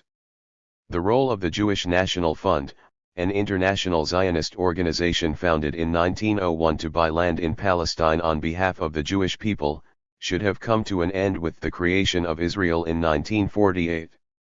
Sole responsibility for regulating land transactions and administering state-owned land would then have devolved to state agencies governed by Israeli law. Instead, the opposite has happened. The JNF has grown ever stronger in relation to the state. As already mentioned, soon after Israel's creation the Israeli government transferred ownership of large areas of the country to the JNF, to the point where estimates are that a majority of the Jewish population are living on its land. 130. In 1953 the Knesset passed the JNF law, granting the organization independent status as a landowner on behalf of the state. And the JNF has been given a key role in directing the policy of the Israel Lands Authority, the government body that manages both the 80% of lands belonging to the state and the 13% belonging to the JNF. The significance of this legal sleight of hand is that by virtue of its charter the JNF is bound to lease land only to Jews. 131 By giving the organization ownership of 13% of Israeli territory, including most of the country's inhabited land, and allowing its officials to set policy in relation to a further 80%. Israel has successfully veiled the exclusion of Palestinian citizens from most state land. The authorities have thereby managed to deflect attention from the fact that they are violating the country's anti-discrimination laws. 132. Other legislation requires that the JNF not sublease to non-Jews, and 39. That heavily subsidized water quotas set aside for the JNF not be transferred to owners of non-JNF lands, a way to ensure Palestinian smallholders cannot compete with Jewish-run agribusinesses. The JNF has also launched campaigns of intimidation against Palestinian communities in an attempt to persuade them to sell their lands. In the early 1960s, for example, special military outposts were set up by the JNF at the entrance to recalcitrant Palestinian villages as a way to increase psychological pressure. 133 Today, the JNF is party to regular reconnaissance flights over Palestinian communities to photograph their land in the hope of demonstrating that it is not being cultivated and can therefore be confiscated. 134 Nonetheless, despite the JNF's enforcement of blatantly racist policies, it is still registered as a charity in the United States and most of Europe. 135. The fund's most visible activity is managing forests across Israel, often planted over Palestinian villages that Israel destroyed after the 1948 war. In fact, according to the research of one Israeli remembrance group, Zakrut, JNF parks have been established on the lands of 86 destroyed villages. 136 These forestation programs have been held up as an inspiring example of sound environmental management, with the JNF boasting on its website that it has planted 240 million trees in Israel and cares for 100,000 acres of natural woodlands. 137 What is not mentioned is that the tree of choice has been the fast-growing European pine, useful for rapidly concealing the rubble of Palestinian homes underneath the forest's evergreen canopy, and that in the process the JNF has decimated indigenous species to make way for the pine. 138 The resulting nature parks are open to Israelis without distinction, but still enforce a separation between the Jewish and Palestinian population at a deeper level. The very accessibility of the forests, popular for walks and barbecues, both validates the crimes committed in establishing the parks and conceals their true purpose, yet further Judaization of the land and the continuing exclusion of Palestinian refugees. As the Israeli scholar Yuri Davis notes of the forestation activity, it is not charitable, as the JNF would have you believe, it is a war crime. The forests of the Jewish National Fund are there to veil this criminality. 139. 40. The road to dispossession. The process of Judaizing Israel, and the JNF's role in it, is far from over. 140 In an age when racist laws and policies are judged harshly, Israel is struggling to maintain the fiction that it is an enlightened liberal democracy rather than an ethnic state that enforces a territorial segregation guaranteeing ever larger privileges for the Jewish landlords compared with the Palestinian tenants sensitive to Israel's image abroad. The country's High Court issued a ruling in 2000 against the state's practice of excluding Palestinian citizens from the hundreds of rural cooperative communities such as the kibbutzim and moshavim controlling most of the country's land. 141 This exclusion had been achieved by allowing Zionist organizations like the JNF and the Jewish Agency to oversee building programs on state land and to control the admissions committees that vet applicants. The court ruling sparked a heated debate among Israeli and diaspora Jews about the continuing need for Zionist organizations to carry on with the mission of Judaizing Israel. "We are still fighting for our future existence as a Jewish state," declared Yael Leket, head of the JNF. "In order to strengthen the Jewish state, it's justified to have a Jewish organization strengthening our presence here." 142 Most of Israel's legislators apparently agreed. In 2007 they passed by an overwhelming majority the first reading of a bill to reverse the court decision and ensure that all JNF lands be allocated to Jews only. 143. Shortly afterwards a poll revealed that 81% of Israeli Jews wanted JNF land reserved for Jews. 144. The High Court decision in 2000 concerned one Palestinian family, the Kayadans, who were seeking the right to lease a plot of land in a rural Jewish community. 145 Both the JNF and the Israeli government quickly recognized the potential threat posed by the verdict, even though it applied to a single family. Under an agreement between the JNF and the state reached in 1962, all JNF land is managed by a government body, the Israel Lands Authority. Though, as noted earlier, the JNF largely directs the authority's policy through its dominance of the ILA's board of directors. The court ruling now made that convenient alliance look like a liability. The ILA might be forced to end the exclusion policies it enforces 41 against Palestinian citizens on behalf of the JNF. The legality of the relationship was under threat of being tested again in 2004 when other Palestinian families petitioned the court over their exclusion from JNF-owned land managed by the Israel Lands Authority in the northern Jewish development town of Carmel. 146 The Attorney General, Menachem Mezuz, declared his opposition to JNF policy in 2005, fearing that a decision in favor of the Palestinian families might set a legal precedent against discrimination in land allocation. In response, the JNF threatened to withdraw from its arrangement with the Lands Authority. 147. The petition was held at bay while the court gave the government time to review its position. The Gadish Committee on Land Reform, set up the year before the Carmel case was initiated, had already proposed a solution, a land exchange in which the JNF would give up part of its lands in the developed center of the country in return for undeveloped state land in the rural areas of the Galilee and Negev. As the Adala Legal Center pointed out, such an exchange, while ending some of the discrimination in principle, would actually increase it in practice. Not only would the JNF continue to own 13% of land in Israel, but it would also own more land in the peripheral regions where most Palestinian citizens live. 148 An agreement between the government and the JNF looked near at hand by early 2008. Reports in the Israeli media suggested that the JNF would give up 60,000 dunams of land it had developed in the Jewish-dominated center of the country in exchange for open space in the rural north and south. The deal was held up as the two sides haggled over the amount of compensation the JNF should receive from the state. 149. These frantic legal maneuvers were not needed to prevent Palestinian citizens from buying state land. All the land in question, 93% of Israel, is held in trust for the Jewish people and cannot be bought, either by individual Jews or by Palestinians. What the Israeli government and the JNF were seeking to ensure was that the area of land Palestinian citizens could access even as tenants, through leases rather than sales, was as negligible as possible. 42. The road to dispossession. A demographic time bomb. If the question of how to ensure Israel's Palestinian citizens were confined to ghettos, leaving the rest of the territory for Jews, had been largely solved by the time of the Second Intifada, another important issue had not. From Israel's establishment, the state has been seeking ways to limit the growth of its Palestinian population, while increasing that of the Jewish population. Monetary prizes, child allowances, even the preferential provision of family planning clinics have been devoted to this end. 150 But during the Second Intifada, concern about the country's demographic trends reached a new fever pitch.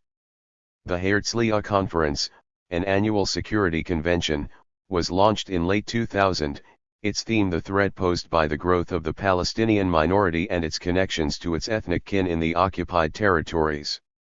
From this conference new kinds of legislative assault on the citizenship of Palestinians emerged.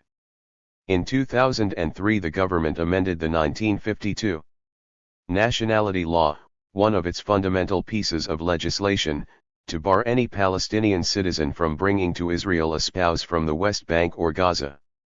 Officials feared such marriages might allow a right of return for Palestinian refugees through the back door. 151. It was not surprising that opinion polls soon found similar worries among the Jewish public.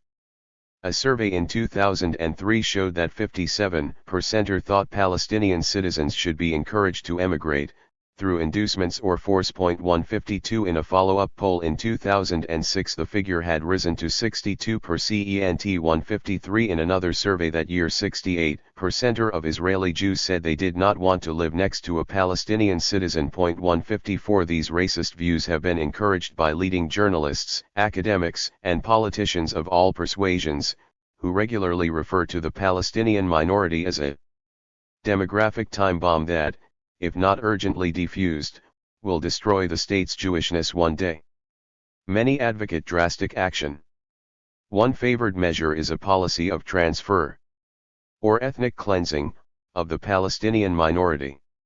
Such talk has been heard regularly, from the revisionist historian Benny Morris and rabbis to former prime ministers Benjamin Netanyahu, Ariel Sharon, and Ehud Barak. 155. 43. Leading the charge in promoting transfer is Israel's far right, particularly Avigdor Lieberman, a Moldovan immigrant and leader of the increasingly popular Yisrael Beitenu party. Lieberman, once Director General of the Likud party, has been promoting a separation of nations plan whereby mutual transfers of territory ensure Jewish settlers in the occupied territories are included inside an expanded Israeli state, but as many Palestinians as possible are relocated to what he calls a future Palestinian state, though, like most Israelis, he appears to mean by statehood no more than a patchwork of ghettos in the West Bank and a besieged prison in Gaza. He has powerful allies in Washington, including former US Secretary of State Henry Kissinger. 156. In putting forward his proposal, Lieberman has exhumed the idea of transfer from the dark recesses of Zionism, freeing Israeli politicians to speak about it openly, especially as part of what may be presented as a potential peace agreement with the Palestinians of the occupied territories. In particular, he has made respectable the idea of transferring the Little Triangle, a small area of Israeli territory close to the West Bank and densely populated with 250,000 Palestinian citizens, to a future Palestinian state. He also proposes a loyalty oath for Palestinian citizens who remain inside Israel, not to their country but to Israel as a Jewish state. Those refusing would presumably be expelled. In October 2006, Prime Minister Ehud Olmert appointed Lieberman to his cabinet as Deputy Prime Minister. Shortly afterwards, on a trip to the US, Lieberman explained his vision of conditional Israeli citizenship to American Jewish leaders at the Sabin Center for Middle East Policy in Washington.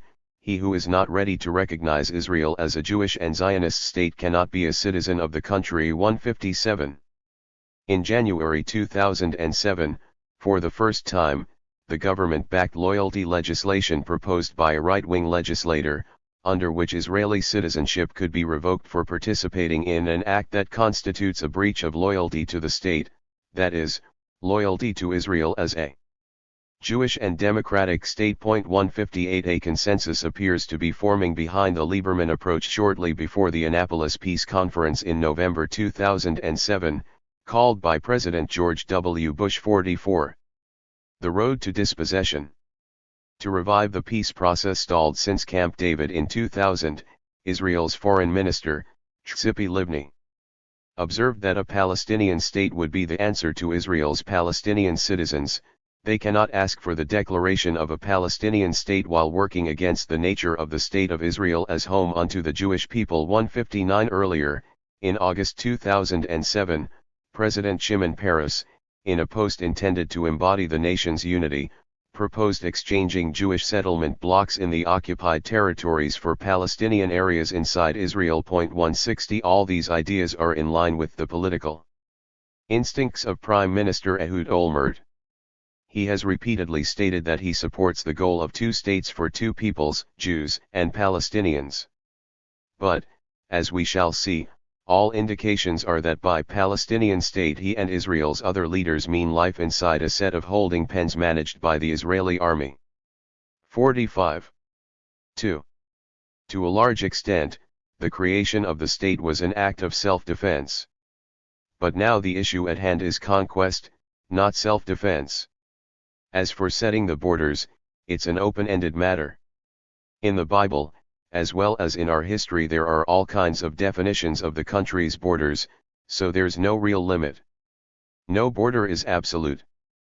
David Ben-Gurion, Israel's first prime minister, in discussion with political aides before a meeting with Egyptian negotiators over the terms of the Armistice Agreement, January 13, 19491. By the mid-1960s, Israel finally felt confident that it had secured physical and legal control over the land inside its own borders from the threats posed by the Palestinian refugees and its own Palestinian citizens. It is either historical irony or a convenient coincidence that in June 1967, within months of Israel ending military rule over its Palestinian minority, the Israeli army was conquering the remnants of Palestine, the West Bank and Gaza, in another war, and recreating in these newly captured territories the recently defunct military regime. Point 2. The rapid acquisition of Palestinian territory would, 46. However, resurrect the demographic demon that had supposedly been buried by the 1948 war. Israel found itself ruling over a substantially enlarged population of Palestinians inside its newly expanded borders. The 1967 war is usually presented in the West in simplistic terms, as a war of self-defense by an Israel faced with imminent destruction by its hostile Arab neighbors. The main evidence cited is that Egypt's leader had menacingly massed his troops in the Sinai, leaving Israel with no choice but to attack preemptively. Just as with the 1948 war, it has taken many years for a different picture to emerge, largely thanks to the work of revisionist historians. True, most of the neighboring Arab states, led by Egypt under Gamal Abdel Nasser, were keen to restore their lost honor after the comprehensive defeat of 1948, and to remove the presence of an aggressive Western-backed colonial state in their midst. The dispossession of the Palestinians in 1948, and the refugee crisis that had ensued, were seen as a destabilizing influence on the region, undermining Nasser's plans for pan-Arab unity. But equally, it seems, Nasser was more than aware that he and other Arab leaders did not have the forces to take on and defeat the Israeli army. Israel, meanwhile, had its own interests, unrelated to self-defense, in confronting and crushing the Arab states, especially the most powerful, Egypt. That was, after all, why a decade earlier it had so enthusiastically joined Britain and France in their venture to humiliate Nasser in the Suez War. Not least Israel wanted to cement its relations with Washington by proving that it was an invaluable military ally in controlling the Middle East. In addition, it hoped to land a decisive blow against the Arab states in order to hammer home their powerlessness against the might of the Jewish state, Israel's famous deterrence principle. And finally, there were many in the leadership who hoped to free Israel's hand to take the last remnants of Palestine from Jordan and Egypt, partly from a sense of historical entitlement and partly based on the idea that expanded borders would be easier to defend. As General Ezer Weizmann, the Army's chief of operations, explained on the eve of the Six-Day War, "We are on 47. The brink of a second war of independence. 3. It was therefore hardly surprising that, in a dangerous game of Cold War brinkmanship, Israel chose to strike first, defeating the combined forces of Egypt, Jordan, and Syria in a few days. Despite the David and Goliath mythology surrounding the war, subsequent statements from the architects of Israel's military strategy reveal that they knew Nasser did not pose a threat to Israel, that he did not want war, and that Israel's victory would be a foregone conclusion. According to Matityahu Peled, a senior member of the General Staff in 1967, for example, the claim that the Egyptian army threatened Israel's existence is an insult to Zahal. Yitzhak Rabin, the chief of staff at the time, took a similar view. The 2 divisions he sent into the Sinai on May 14 would not have been enough to unleash an offensive against Israel.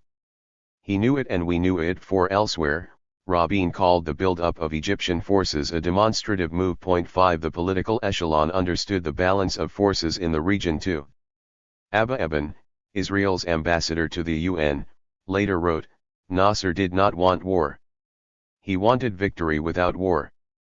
And Menachem Begin, leader of the opposition, admitted there was little evidence from the movements of the Egyptian army in Sinai that Nasser ever planned to attack. Begin told Israel's National Defense College, "We must be honest with ourselves. We decided to attack him." 6. Shlomo Ben-Ami, a historian and one of Israel's chief negotiators at Camp David in 2000, concludes that the Israeli attack was preemptive.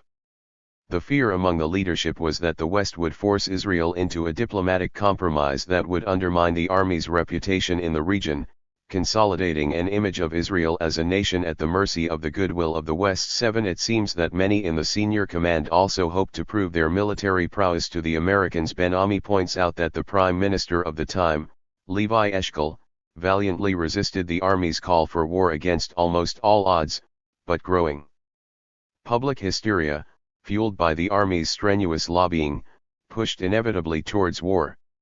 According to 48. The notes of his aide, Eshkol told his impatient generals a few days before the war, "I never imagined that if an Egyptian army is deployed near our border, this inevitably means that we must wake up in the middle of the night and destroy it. You wanted 100 more aircraft. You got it. You also received the tanks you asked for. You received everything that is needed to win a war if a war becomes necessary. You did not receive all these weapons in order for you to say that now that we are ready and well equipped to destroy the Egyptian army, we must do it." 8. Politically weakened, however, by his public disagreements with the army, Eshkol had little choice but to restore confidence by conceding the post of defense minister to a belligerent general, Moshe Dayan. A few days later the army got its way and the attack on Egypt was launched. A miraculous victory. Traditional accounts argue that, in the immediate wake of capturing the West Bank and Gaza, as well as the Golan from Syria and the Sinai from Egypt, Israel had no intention of remaining in the occupied Palestinian areas. Instead, on this reading, it hoped to exchange the captured land for peace with its neighbors. Or, as Moshe Dayan famously suggested a few days after the war in an interview with the BBC, "We are awaiting the Arabs' phone call. If anything bothers the Arabs, they know where to find us." Slowly, or so the argument runs, Israel gave up waiting and instead caved into the wave of religious sentiment and secular hubris unleashed by its miraculous victory. Thus was born the settlement enterprise, an entanglement that supposedly the Israeli leadership came to regret. 9. And yet, as we shall see, all the evidence suggests that large sections of the Israeli government and the army had decided before the war, or immediately after it, that such a trade of land for peace with the Arab states was of no or limited interest. Dayan said of peace talks in the same BBC. 49. Interview, "We ourselves won't make a move. We are quite happy with the current situation." 10. The Arab states, as the revisionist historians have also shown, did try to initiate negotiations, almost at once and repeatedly, and yet their overtures were always rebuffed. Even Ben-Ami, a reluctant revisionist, is forced to concede that the readiness of the Arab states to make peace after 1967 was either misread or overlooked by Israel's leaders. 11. And when the Israeli leadership did briefly consider withdrawing from the territories occupied in 1967, it was only the Sinai and the Golan, and talks with Egypt and Syria, that were under discussion.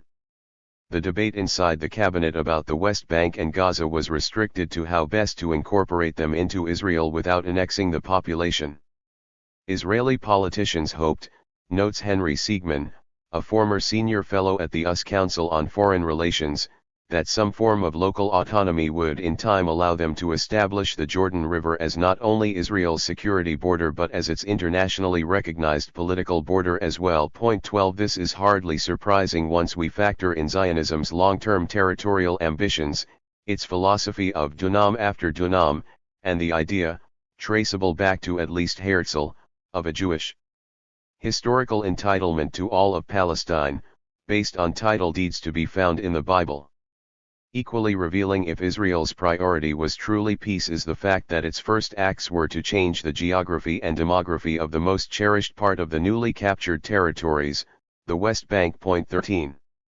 The evidence suggests that, just as in 1948, Israel hoped to cleanse the West Bank, as well as Gaza, of as many Palestinians as it could under cover of war.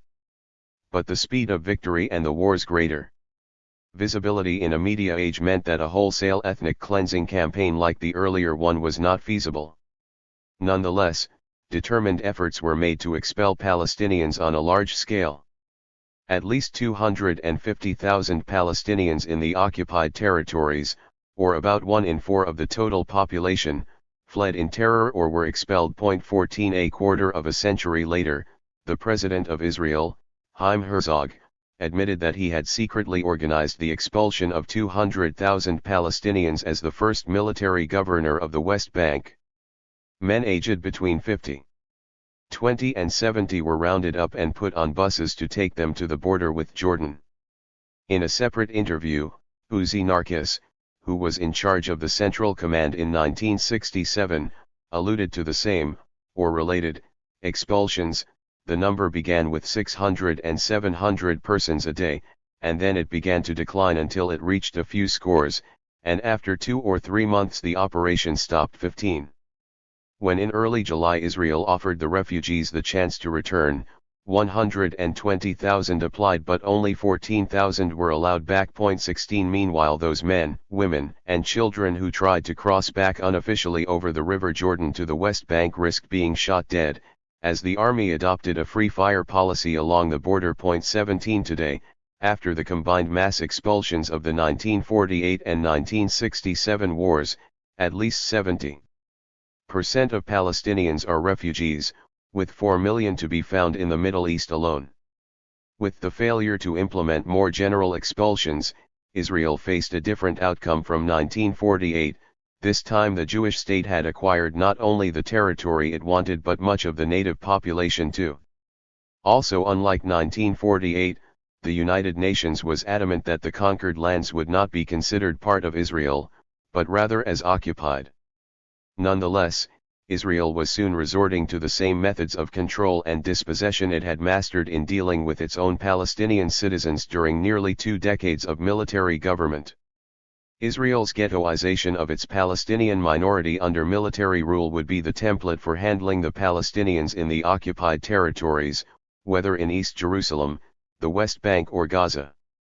Or, as 2 Israeli analysts noted, Israel exploited the experience and know-how that had been accumulated during the 18 years of military rule inside Israel, as well as drawing on the culture and mentality of military occupation of a civilian population. 18.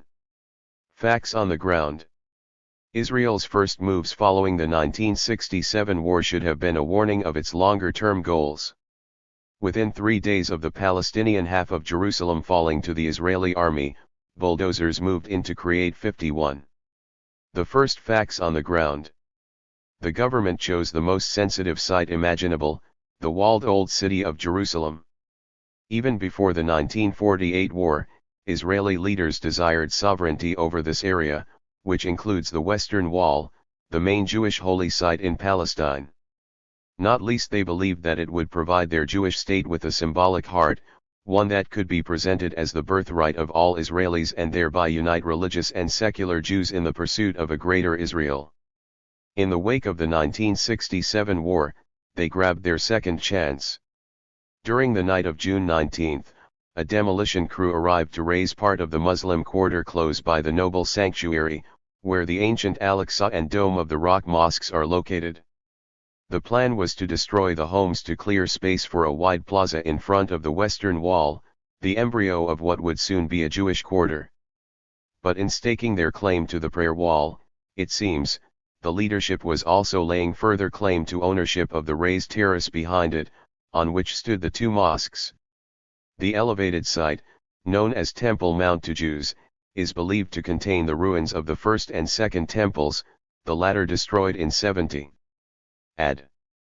As the first Israeli troops entered the Old City, the army's chief rabbi, Shlomo Goren, rushed towards the Temple Mount clutching a Torah scroll and blowing a ram's horn, in a foretaste of the new religious nationalism about to be unleashed. 19 Soon the bulldozers would wreck the Mughrabi quarter, demolishing the first home with the family still inside and terrorizing a further 1,000 Muslim residents into flight. 20 The other Christian and Muslim inhabitants of the Old City might have been evicted from their homes too, had senior cabinet ministers got their way. However, the official put in charge of East Jerusalem, Yehuda Tamir, opposed such a move, arguing it would cause problems with the international community. Instead he chose another path, making it a priority to expropriate Palestinian land close by the Green Line in East Jerusalem and begin implanting Jewish settlements like Givat Hamivtar, Ramat Eshkol and French Hill. 21. At the same time, the cabinet was holding a heated discussion about how to annex East Jerusalem. It agreed to do so without legislation. 52. Simply by declaring an enlargement of the western city's municipal limits to encompass the Palestinian half, in a municipal fusion as it was misleadingly referred to. 22 Official annexation would have to wait until 1980, but in the meantime Israel behaved as the new sovereign ruler. The authorities relentlessly confiscated land, Judaizing it by building settlements around and between the Palestinian neighborhoods of the city's eastern half. Jerusalem's municipal boundaries were massively enlarged, almost tenfold, annexing by stealth a huge area of extra land, including 28 outlying villages in the West Bank, and moving Israel's new border deeper into Palestinian territory to point where it virtually reached the Jordan Valley. The municipal boundaries were redrawn from 38 square kilometers to 108.23. The main goal, it soon became clear, was to destroy any chance of Palestinian statehood, both by isolating Jerusalem, the economic hub of any future Palestinian state, from the rest of the West Bank, and by cutting the West Bank in half at its waist. Meanwhile, Palestinian natural growth in East Jerusalem was curbed using every legal and administrative trick that could be devised, including many that had been refined under the military government inside Israel. In particular, East Jerusalemites, with the status of permanent residents rather than citizens of Israel, were denied building permits in the hope they would abandon Jerusalem and move to the West Bank, after which they could be stripped of their residency rights. As overcrowding grew, and rental prices soared, it is estimated that more than 60,000 Palestinians were forced out of Jerusalem. 24 By the outbreak of the Second Intifada, East Jerusalem had been physically and demographically transformed, and now has as many Jewish settlers as Palestinians. The latter have been forced into ghettos, which, as the longtime mayor of Jerusalem Teddy Kollek explained, were deprived of most services. Asked in 1990 what he had done for the city's Palestinian residents, he responded, "Nothing. Sidewalks? Nothing. Cultural institutions? Not one. Yes, we installed a sewerage system for them and improved the water supply. Do you know why? Do you think it was for their good, for their 53 welfare? Forget it. There were some cases of cholera there and the Jews were afraid they would catch it." 25. At the time of the Mughrabi quarters leveling, Eshkol was pondering the dilemmas Israel would face if it stayed in the West Bank and Gaza. "We'll have to devote some thought to the question of how we'll live in this land without giving up what we've conquered and how we'll live with that number of non-Jews." 26. The direction in which the new winds were blowing was suggested by the actions of Israeli army commanders, who initiated several wrecking sprees close to the Green Line in an attempt to cleanse the areas of Palestinians. Former Knesset member Yuri Avneri notes that the army tried to destroy two cities on the Armistice Line, Kalkalia and Tulkarm, though both projects had to be abandoned as they came to light. 27. More successful was the razing of 4 Palestinian villages in a strategic area known as the Latron Salient, a strip of land jutting out from the West Bank that overlooks the main road between Jerusalem and Tel Aviv. The failure to capture the area in 1948 had been an enduring regret of many army commanders, and they were in a hurry to rectify matters during the 1967 war. Narkis observed in his memoirs, "I was determined that the Latron enclave, that thorn in our side, would never be returned." The 10,000 inhabitants of the West Bank villages, Imwaz, Yala, Beit Nuba, and Deir Ayub, paid the price.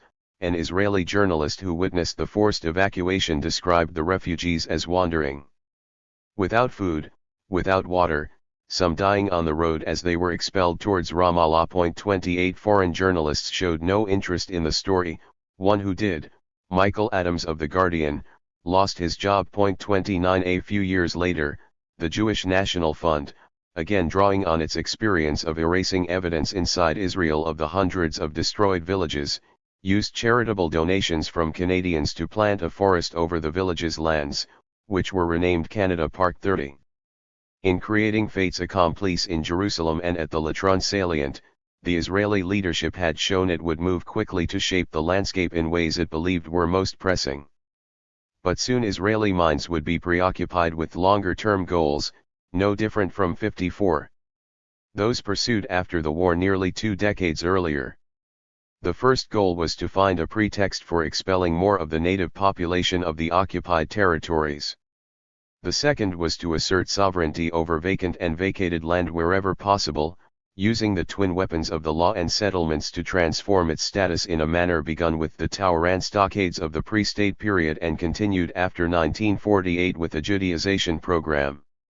Dunam after Dunam would be the Zionist motto yet again. Redrawing the map. If Golda Meir's observation that the Palestinians did not exist was widely noted, Israel's practical implementation of the policy was not. After 1948, Israel had begun the systematic removal of Palestinian place names from maps to make the former Palestinian presence invisible. Now the government initiated the same process by erasing from official maps the Green Line, the boundary with the West Bank created by the Armistice Agreement with Jordan and internationally recognized as Israel's eastern border. 31 The Green Line was removed from school books too, making Greater Israel not only the dream of Israeli officialdom but also a reality in Israeli classrooms. 32 It was the West Bank, supposedly rich in connections to the Jewish faith, rather than Gaza that most fired the imagination of Israeli Jews. They were now encouraged to refer to the territory as the biblical regions of Judea and Samaria. 33 Integrating it into an imagined Greater Israel even before the necessary physical changes could be effected. The shift in thinking was easily achieved. After all, Israel's miraculous victory over the Arab armies appeared to echo stories from the Bible, whether it was David defeating Goliath, or the Israelites under Joshua bringing down the walls of Jericho. Moreover, the conquest of the West Bank had supposedly returned to the Jews their ancient heritage, including the city of Jericho itself. In 1948 Ben-Gurion had called the failure to capture the West Bank a cause to lament for generations. 34 Now the grieving was over. As the Israeli journalist Amos Elon observed shortly after the war. 55. The territory of Israel prior to the Six-Day War, though rich in Roman, Byzantine, Nabatean and Crusader ruins, actually had very few historical monuments testifying to the Jewish past here. The Old Territory never embraced the ancient territory of the Hebrews, who were people of the hills, but rather that of their plainland enemies, the Philistines, as well as the Edomites Negev and Galilee of the Gentiles. 35. Elon also pointed to a rash of archaeological discoveries being made. 300 within a few months of the war, to bolster Israel's claims to the occupied territories.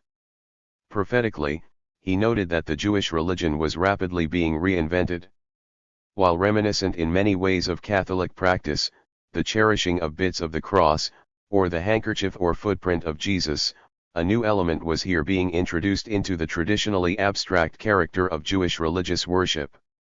To judge by sounds and sights alone, the Wailing Wall was paralleling the mass gatherings in southern Italy following a miracle. 36.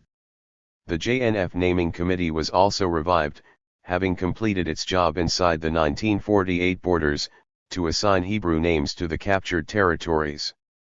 Again, biblical place names were preferred for the West Bank, thereby adding more fuel to the fledgling territorial ambitions of the religious nationalist fanatics determined, as the inheritors of a covenant with God, to settle Palestinian land in the occupied territories promised to the Jewish people. 37 Just as in 1948, it was easy for Israelis to deceive themselves that these renamed lands belonged to no one, that the territory was empty, not necessarily, as the Palestinian scholar Nur Masalha explains, in the sense of an actual absence of its inhabitants, but rather in the sense of civilizational barrenness, justifying Zionist colonization at the expense of the native population and their eventual removal. 38. Although the West Bank no longer existed on Israeli maps, its future preyed heavily on the minds of Israel's military strategists. The main problem, everyone agreed, was that formal annexation would entitle the Palestinians there to Israeli citizenship.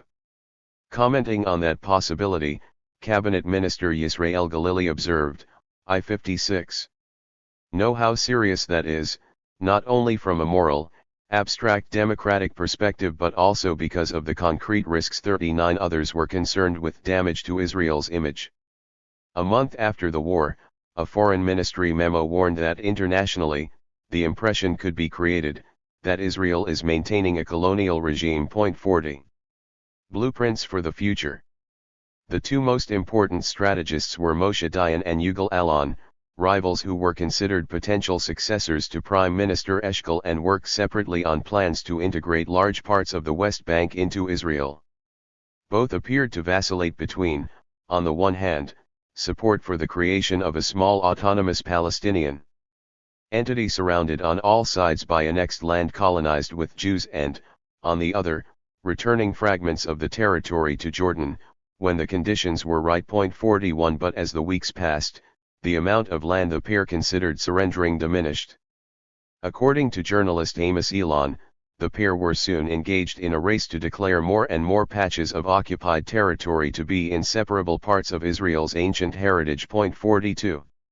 Allon, a venerated leader of elite Jewish forces in 1948 and the country's deputy prime minister in 1967, produced by late July what would become the blueprint for later visions of the West Bank's future. He believed the region's accepted geography must be altered without delay, with Israel pushing its eastern border to the Jordan River and annexing the long fertile Jordan Valley as well as the West Bank south of Jerusalem, including Bethlehem and Hebron. Agricultural settlements camouflaged as military strongpoints would be erected on the annexed land, while the Palestinians inside their enclaves would live autonomously under what Allon called Home Rule. 43 He argued that the integration of civilian settlement in the defense plan, especially for outlying locales and the vulnerable regions, will provide the state with permanent advance lookouts. The settlers could stop a surprise attack or at least delay the enemy's progress until the army takes 57. Control of the situation. 44 The result would be the whole land of Israel strategically and a Jewish state demographically. 45. Moshe Dayan, the defense minister, proposed an alternative strategy.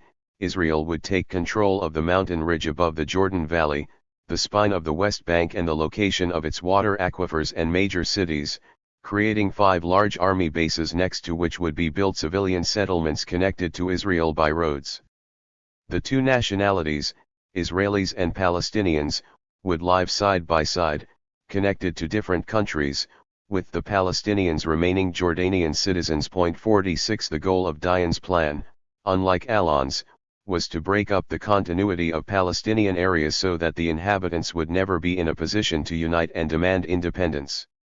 Then, he hoped, Israel would be able to win over the Palestinians by offering them employment servicing the economy of the settlements, or, as he expressed it, bind the two economies so that it will be difficult to separate them again. 47 Over the next decades the settlement project would draw on both plans for inspiration.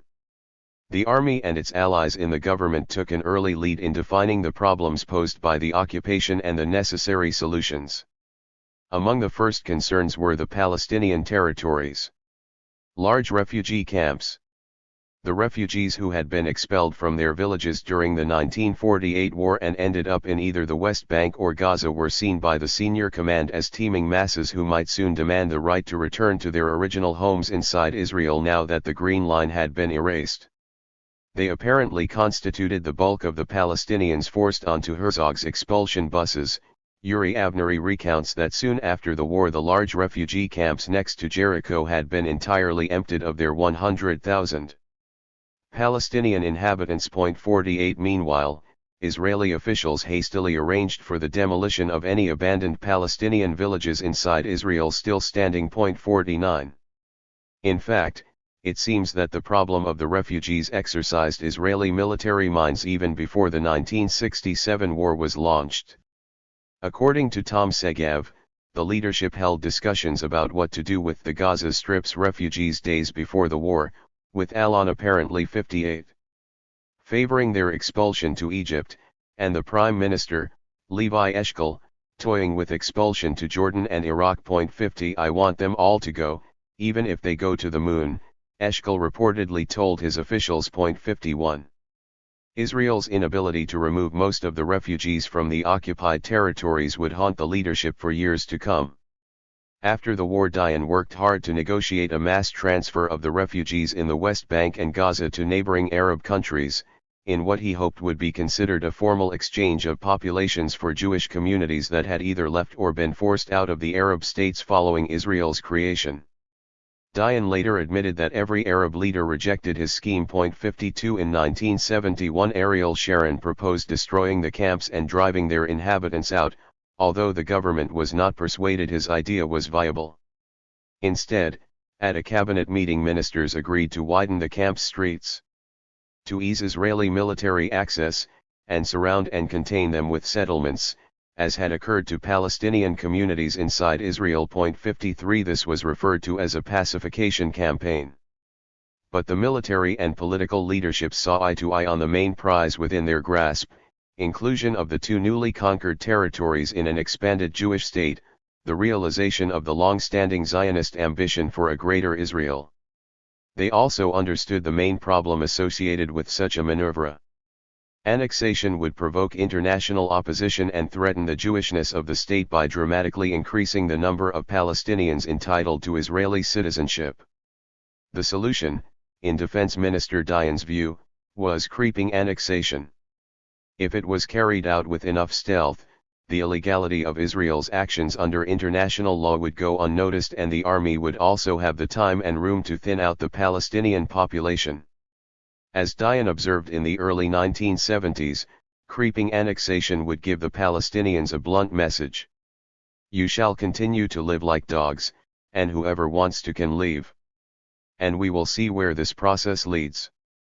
In 5 years we may have 200,000 less people, and that is a matter of enormous importance. 54. 59. Small-scale expulsions of Palestinians from the occupied territories continued to be carried out, just as they had been after the 1948 war. A secret government unit was established to encourage the departure of Palestinians, particularly Gazan refugees, by offering them paid-for, one-way tickets to South America. In Eshkol's words, "It's possible to move people there that no one would even know about their existence in the world." 55 Government records show that in May 1968 an intelligence agent told Eshkol that up to 1,200 refugees a week had been successfully enticed to leave the Gaza Strip, but that the number was rapidly dwindling. As a result, the idea of emptying Gaza of its refugees had to be shelved, according to Colonel Shlomo Gazit, Dayan's right-hand man in the territories. 56. Strictly coercive measures were also resorted to. From its creation in 1948, Israel has been exploiting emergency regulations inherited from the British Mandate. In fact, the Knesset has renewed the state of emergency annually ever since. After 1967, Israel used these same regulations, as well as a raft of new military orders, to put into effect a deportation policy. Unwanted Palestinians included not only those who were suspected of resisting the occupation but also those who offered intellectual or moral support. Expulsions were used against members of illegal organizations, anyone classified as an infiltrator, prisoners who agreed to leave the territories, either under duress or in exchange for a reduction in sentence, and anyone falling foul of Israel's web of personal registration requirements. Up to 2,000 Palestinian men are believed to have been directly expelled this way in the first decade of occupation, with spouses and children often following soon afterwards. 57. Occupation's legal infrastructure. If most Palestinians could not be expelled from the West Bank and Gaza, a different strategy would be required. Israel would need both to encourage Palestinian emigration by making life intolerable, and concurrently to enable Jews to colonize the land in the occupied territories that had been vacated. One of Israel's national war heroes, 60. Meir Hartzion, summed up the philosophy in 1979, "I do not say that we should put them on trucks and kill them. We must create a situation in which for them it would not be worth living here, but to Jordan or Saudi Arabia or any other Arab state." 58. In fact, as Israel's leaders rapidly came to appreciate, the colonization process itself contributed significantly to the deterioration in Palestinian living conditions. The most pressing obstacle to the policy of creeping annexation was international law. In cases of military occupation, the rights of the civilian population in the occupied territory are safeguarded by the Hague Regulations and the Fourth Geneva Convention. Two important provisions in these conventions require of the occupying power that it prohibit the transfer of its own civilians into the occupied territory, and it respect the prevailing laws in force there. Both provisions are designed to prevent the occupying power from trying to change political, demographic, and physical realities in the occupied territory in its favor. But this was precisely what Israel needed to achieve if it was to empty the West Bank and Gaza of their Palestinian populations and annex the territories to a greater Israel. A nation rich in lawyers, Israel lost no time in erecting a legal facade to justify the abuses of international law it was determined to carry out. One of the Israeli army's first proclamations in the wake of the 1967 war was that the provisions of the Fourth Geneva Convention relating to occupied territory would be observed by its newly established military courts. However, 2 months later, as a political consensus quickly formed behind the idea of keeping the territories, the provision was repealed. Subsequently, Israel argued that West Bank and Gaza were not occupied but administered territories whose status was yet to be determined. The legal pretext was that the two territories had not been under the sovereign rule of any state when Israel seized them in war. Both Jordan and Egypt had themselves been occupying the territories since 1948, and before 61. That they were ruled by the British under a mandate. Needless to say, Israel's self-serving reading of the Fourth Geneva Convention has been rejected by the International Committee of the Red Cross, the International Court of Justice, the United Nations, experts on international law and even most Israeli academics. 59. By refusing to accept the West Bank and Gaza as occupied, and by engaging in legal sleights of hand, Israel freed itself to slowly erode the protections that should have been enjoyed by the Palestinian population. Most notably, Israel issued hundreds of military orders designed to change radically the laws that were already in force in the occupied territories. According to international law, Israel's military administration could only alter local laws if the changes satisfied one or both of two considerations: military needs and the welfare of the occupied population. But Israel's primary goals, of encouraging the emigration of the Palestinian population, and of usurping the vacated land for colonization by Jews, fitted neither criterion. In fact, by moving large numbers of Jewish colonizers, including some who were armed, into the occupied territories, Israel created a conflict zone that placed both the colonizers and Palestinian civilians in danger.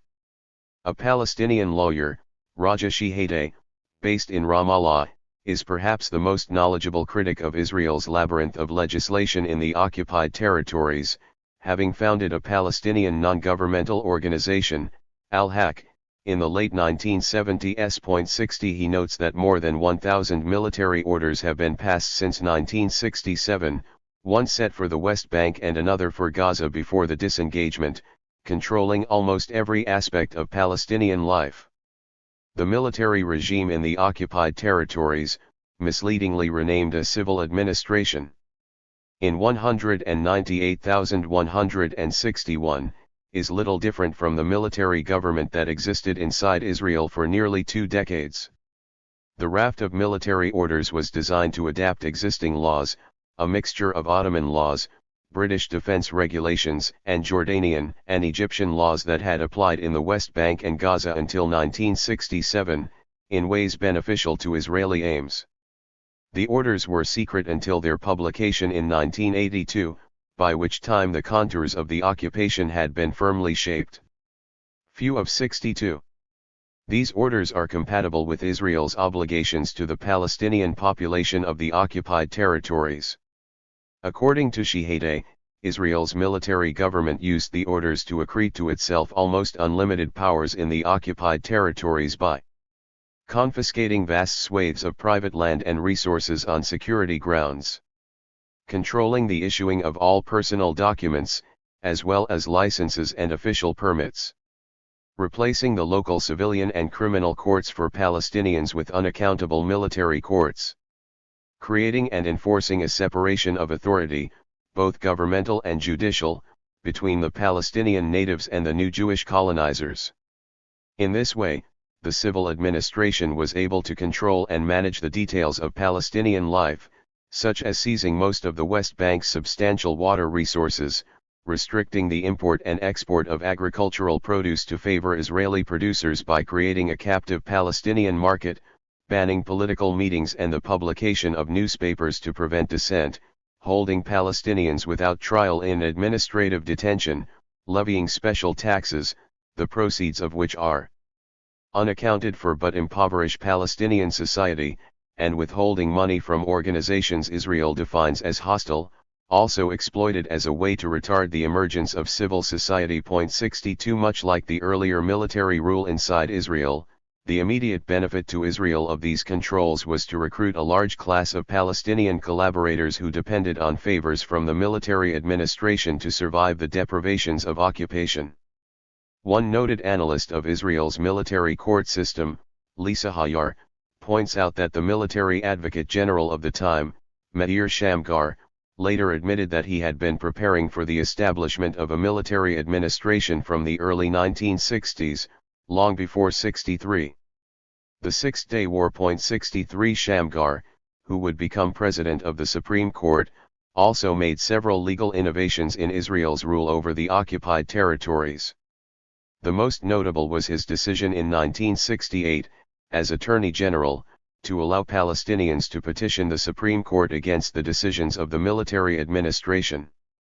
Judicial oversight of the occupation was crucial in persuading many observers that Israel's rule over the West Bank and Gaza was benign or even enlightened, but at the same time Shamgar ensured that the court's ability to safeguard Palestinian rights was severely curtailed.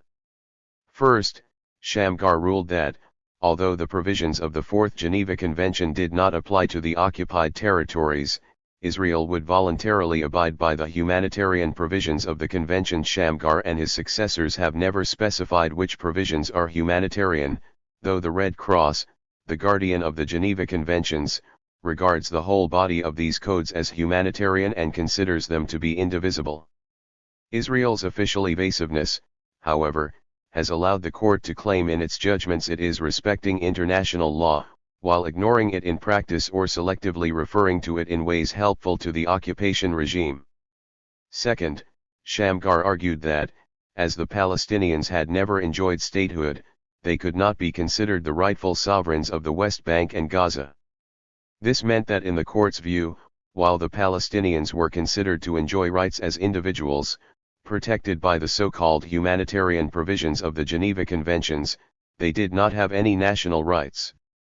Hayar points out, Shamgar's focus on the status of land, rather than the population, was a strategic legal maneuver to separate the land from the people residing there. 64 In this way the Palestinians in the occupied territories were stripped of their collective and national rights, including to their land as a national resource and asset, just as Israel's Palestinian citizens had been before them. The Palestinians would now arrive in court as separate individuals, whereas the settlers 64.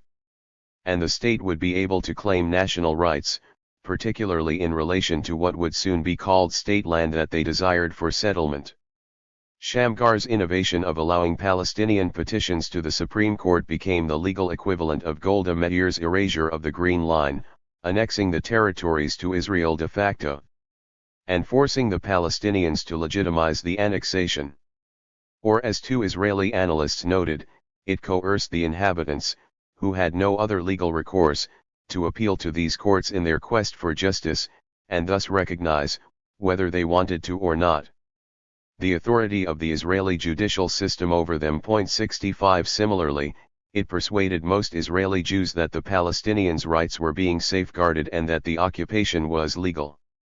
In reality, however, the military courts routinely approve the abuse of the Palestinian population's civil and political rights, and ignore international law, with little or no effective oversight from the Supreme Court.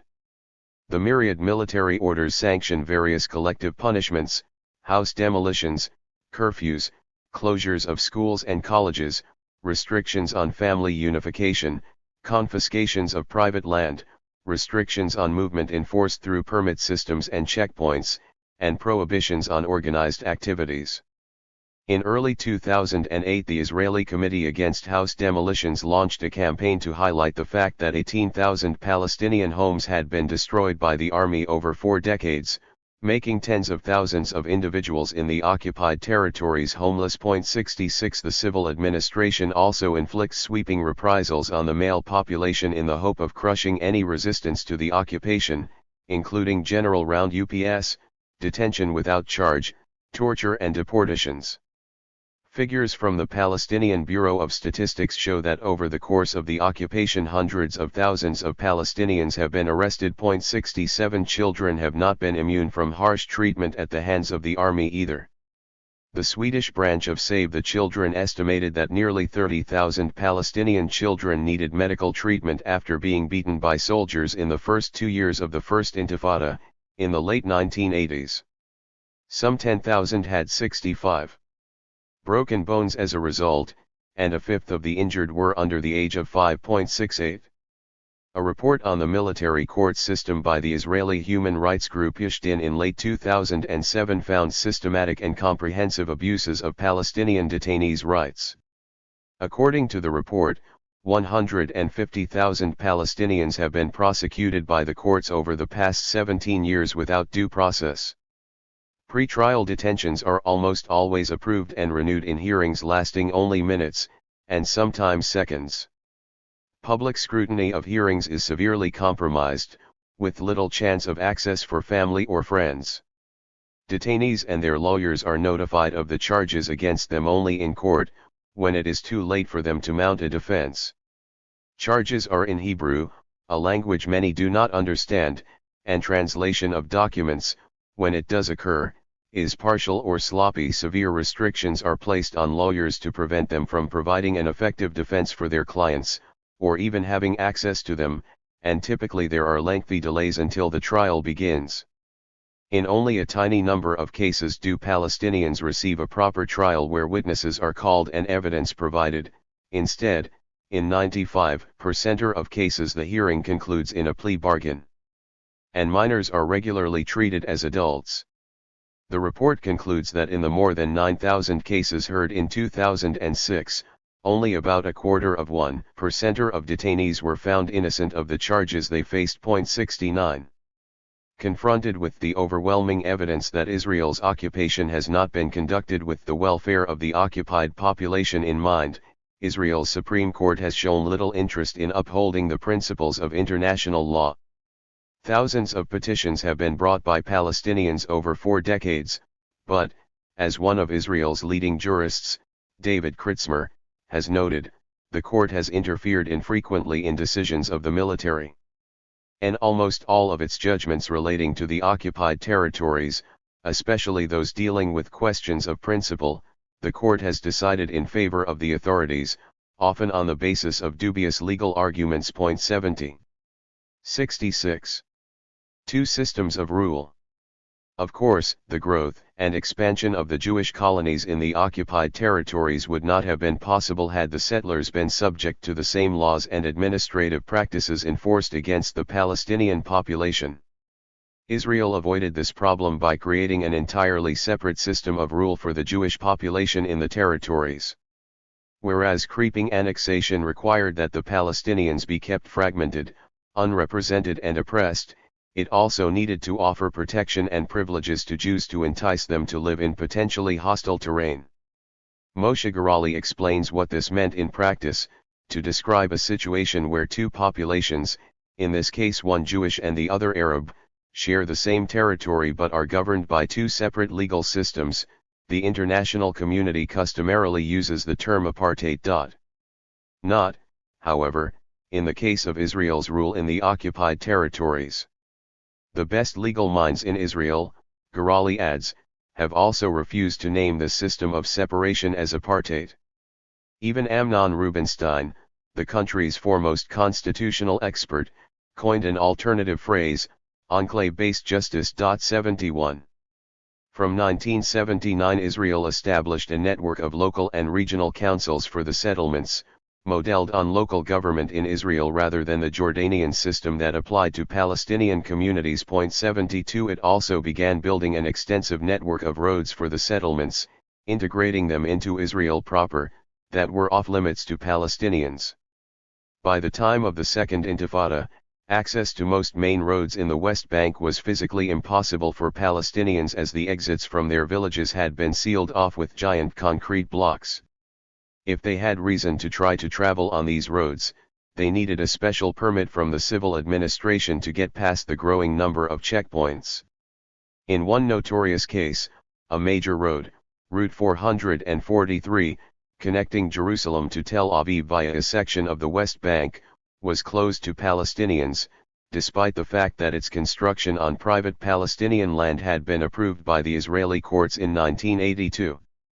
Only because it was promised that the local Palestinian population 67 would benefit from its construction. 73 The decision to reserve this road for Israelis exposed judicial hypocrisy, in the words of jurist David Kritzmer. 74 In 2004 Israel went cap in hand to the international community for more than $100 million to pay for the completion of an apartheid road system, upgrading circuitous cross-country tracks linked by tunnels, to keep Palestinians away from the West Bank's main roads. 75 A year later the Ma'ariv newspaper reported on plans for strict segregation on the West Bank's roads. The purpose is to reach, in a gradual manner, within a year or two, total separation between the two populations. Roads for Israelis only and roads for Palestinians only. The human rights group B'Tselem reported that Palestinians were barred from or had restricted access to more than 700 kilometers of West Bank roads. 76. In fact, a separation of rights between Palestinians and Jewish settlers was institutionalized from the outset of the occupation. In July 1967 the Knesset passed a law giving Israel's domestic courts a parallel jurisdiction with the military courts in the territories as a way to ensure that the settlers were not subject to military and emergency laws. 77 In the words of Amnon Rubinstein, there are two sets of laws that have created two kinds of people in the occupied territories. There are Israeli citizens with full rights, and there are non-Israeli non-citizens with non-rights. 78 Even more than this, as analysts Akiva Eldar and Edith Zertel document at length, Israeli law has been attenuated in the occupied territories, not only allowing the settlers great latitude in harassing and physically attacking ordinary Palestinians but also treating them extremely leniently when they do so. 79 One typical case occurred in 1988, in the early stages of the First Intifada. A settler, Pinchas Wallerstein, chased after a group of Palestinian youths firing several rounds of his automatic weapon at them after he came across them burning a tire on the road. He killed one youngster and injured another, and was sentenced to 4 months. Community service.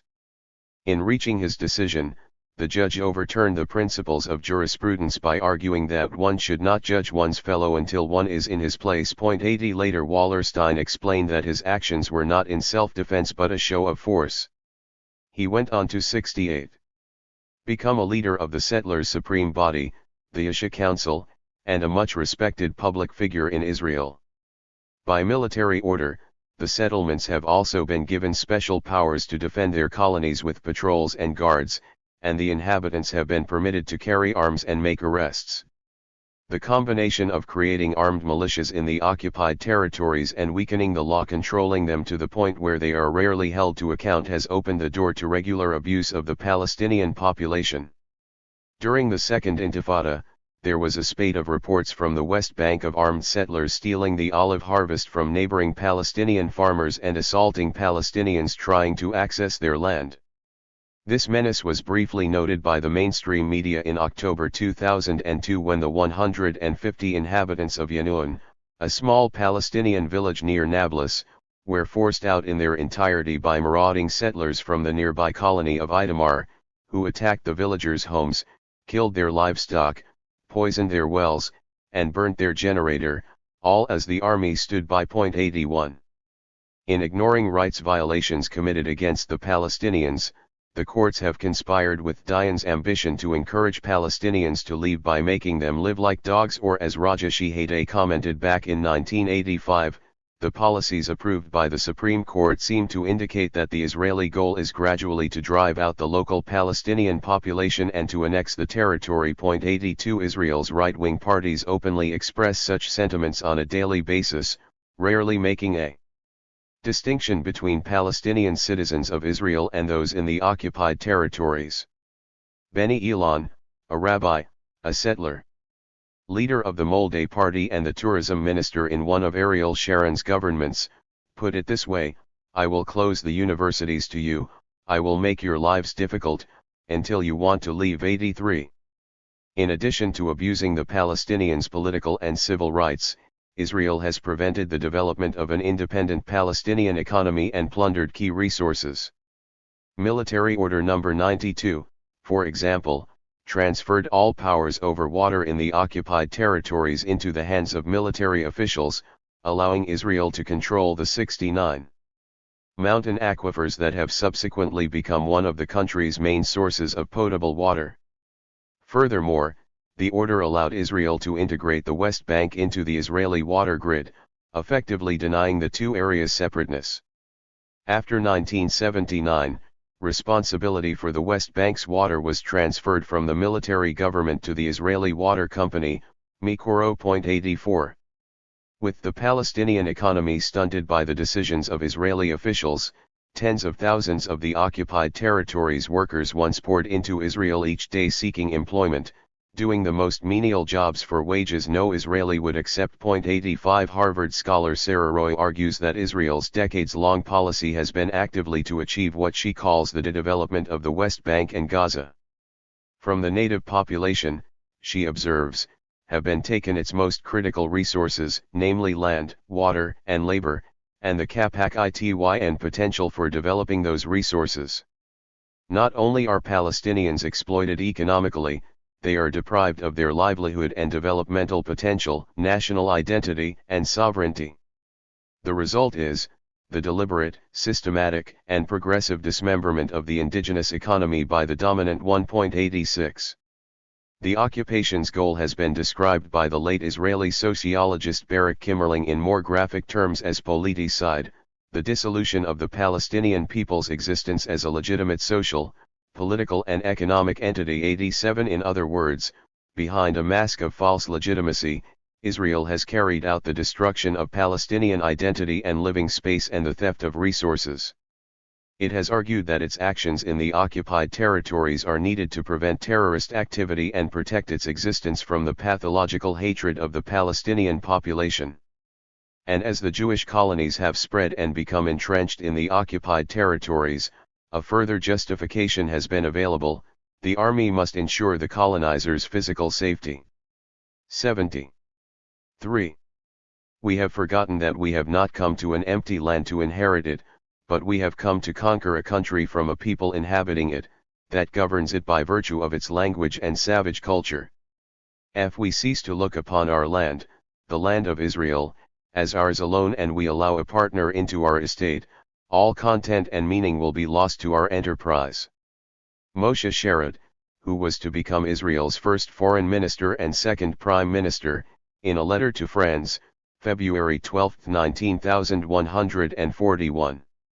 Just as inside the Green Line, the key Palestinian resource in the occupied territories desired by the Israeli leadership was land. Confiscations from Palestinians realized Israel's twin goals of de-developing the Palestinian living environment to encourage emigration while enabling Jewish colonization. In fact, the military and legal strategy behind the land grab in the territories was lifted almost straight from Israel's successful record of stealing land from the Palestinian refugees and its own Palestinian citizens after 1948.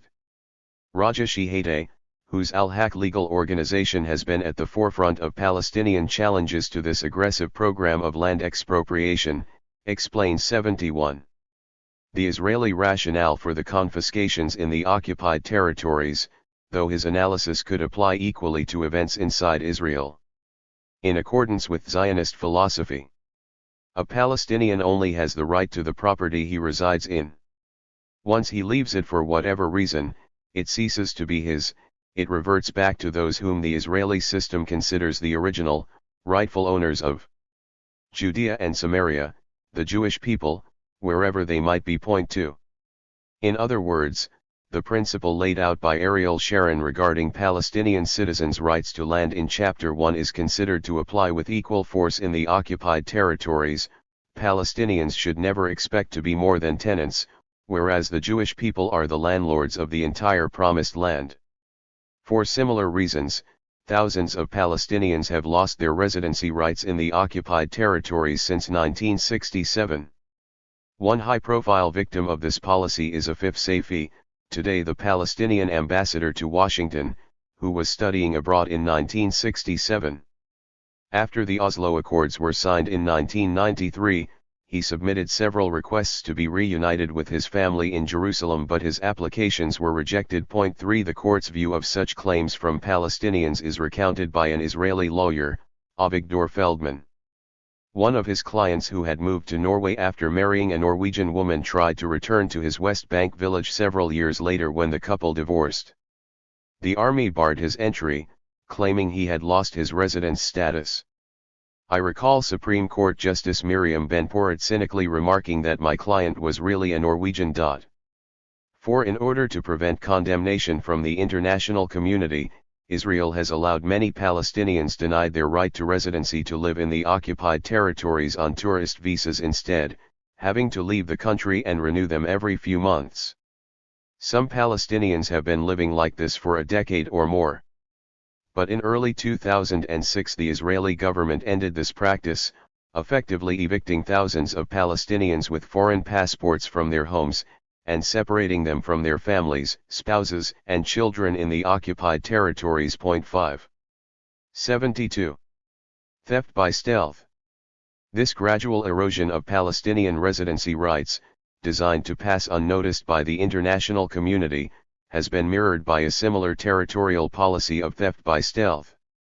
In the early days of the occupation, the civil administration could simply have taken possession by force of land in the West Bank and Gaza it wanted for colonization.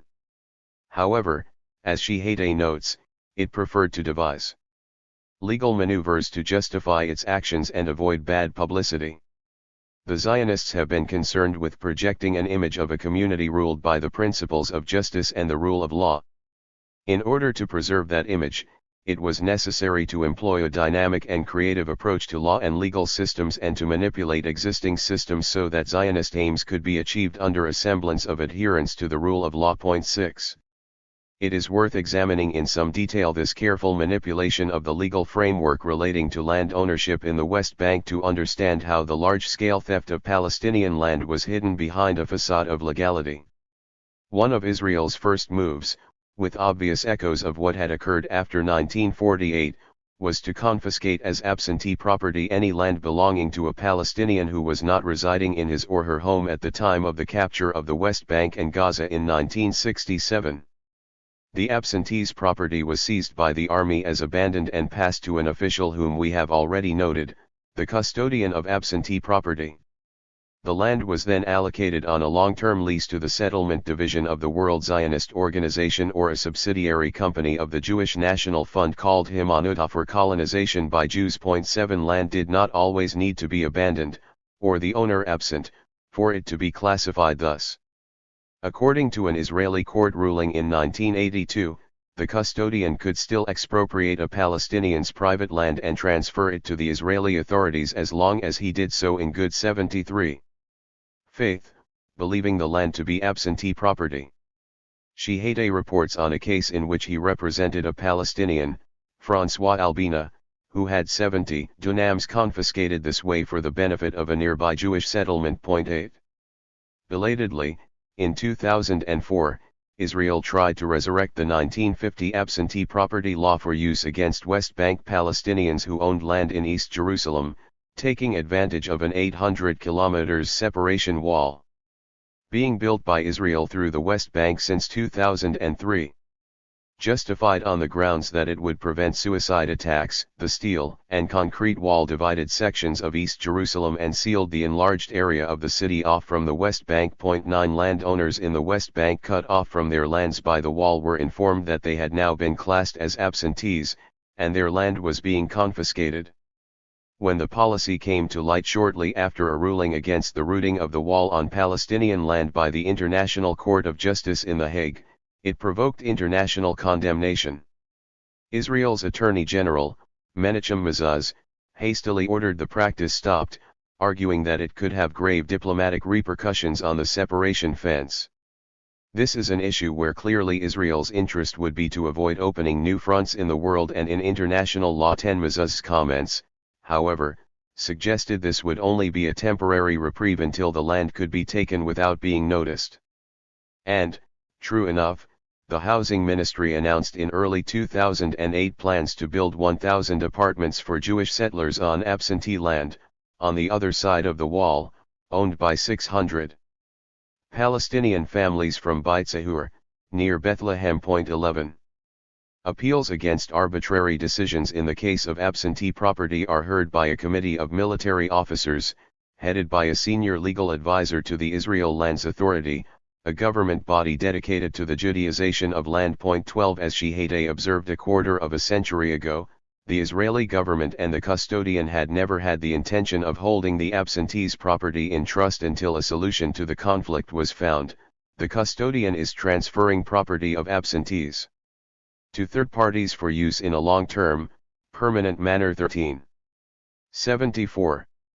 Other methods for taking private land from Palestinians, or restricting their ability to control what land they possessed, were also sought in the early years of the occupation. Leading the way was Himanutah, an independent company almost entirely owned by the Jewish National Fund that pursued the same tactic of purchasing land carried out in Palestine by the fund before 1948. Himanutah has concentrated on buying land inside the occupied territories but near the Green Line in an attempt to erode the Armistice Line's significance.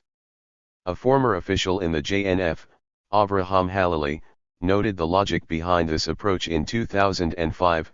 The Green Line is not a border line, the border can take on a different shape, changes can be made. 14. Although little is known about Himanutah's activities, the Israeli media report that it has bought thousands of dunams of land, much of it paid for by Israel or the World Zionist Organization.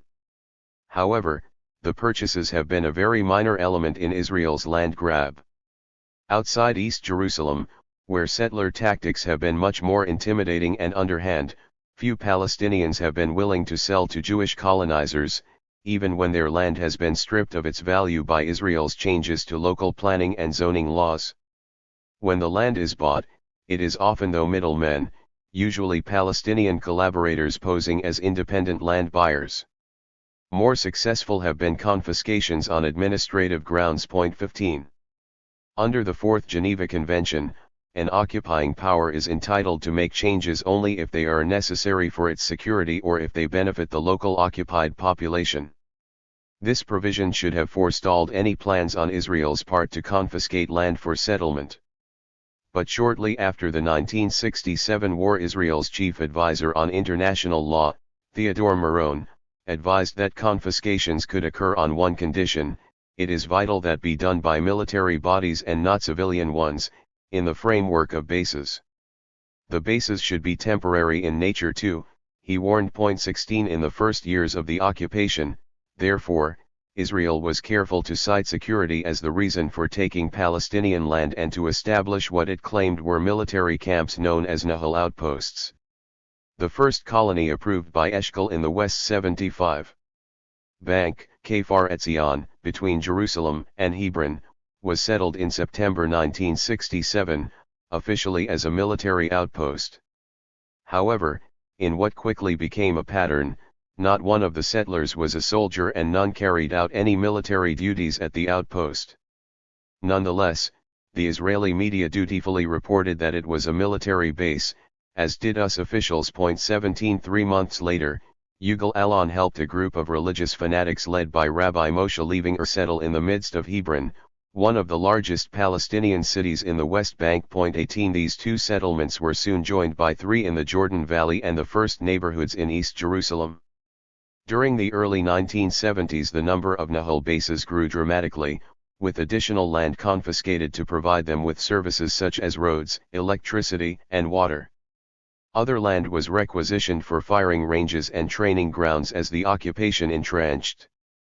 But these bases were soon divested of their military purpose and matured into civilian colonies, often home to religious nationalist groups belonging to a new extremist settlement movement called Gush Emunim that had sprung up in the wake of the miraculous victory of the Six-Day War. 19 This became an endlessly reinforcing process, with more military bases needed to secure and protect from possible attack the newly civilianized settlements and their access roads.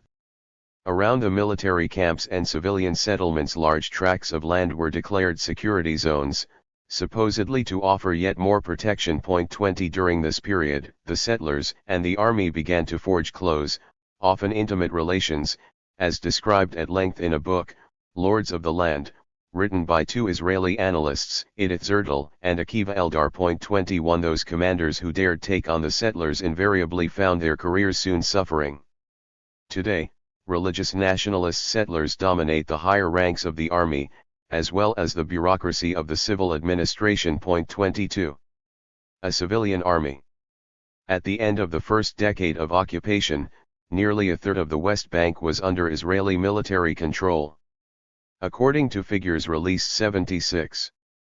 In 1979, of the land requisitioned by the military since 1967 about two-thirds had been transferred to civilian settlers. 23 Expropriation was carried out in line with Dayan's program of creeping annexation, maintaining the pretense that security needs alone were driving the settlement project.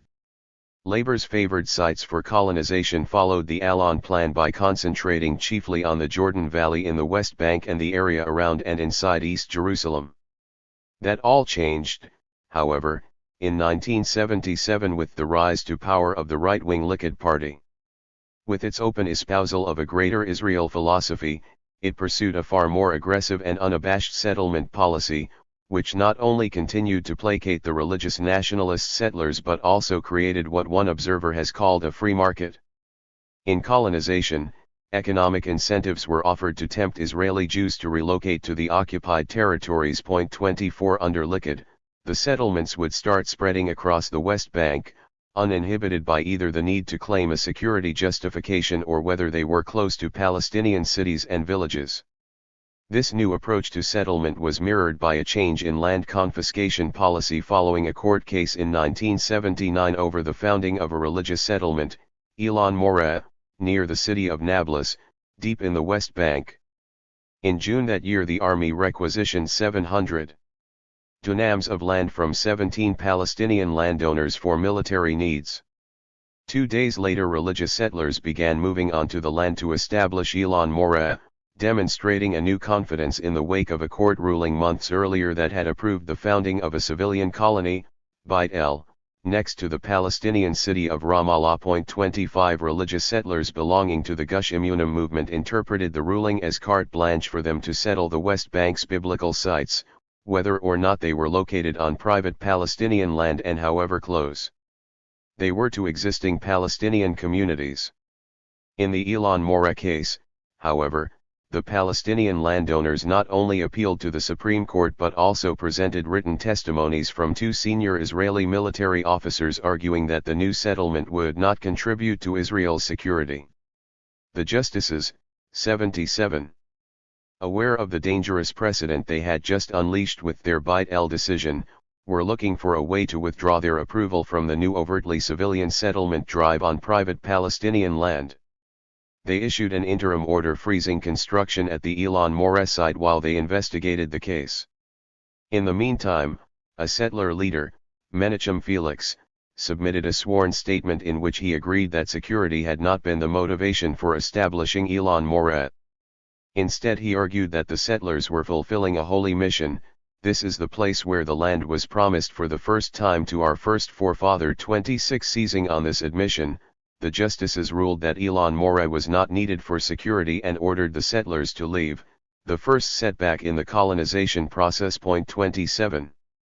The Likud government, promising it would no longer colonize Palestinian private land, faced the ruin of its Greater Israel project unless new grounds for confiscating Palestinian land could be found.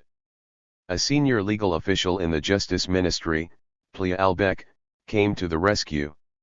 She was entrusted with surveying the West Bank to find out how much of it could be classified as state land, and could therefore be claimed as Israeli territory ripe for settlement. A helicopter was regularly put at Albeck's disposal as she flew over areas desired for colonization to check whether the lands were sufficiently cultivated by their Palestinian owners to avoid confiscation. Obligingly, she was soon approving large-scale expropriations of Palestinian land.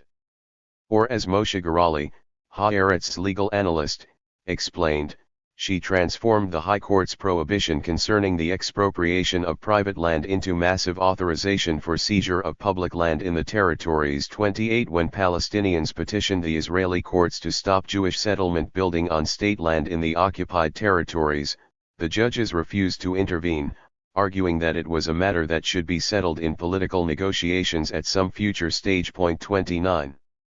Albeck's work and that of other officials dramatically increased the number of settlements and expanded the amount of land under Israeli control in a few years.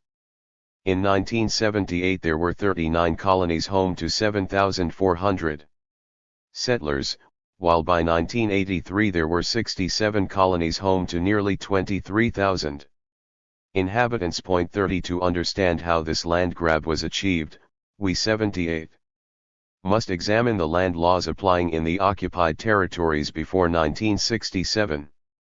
According to international law, Israel had to abide by the laws already in force when the territories were occupied, meaning, in the case of the West Bank, Ottoman laws along with minor modifications made by the British and Jordanians.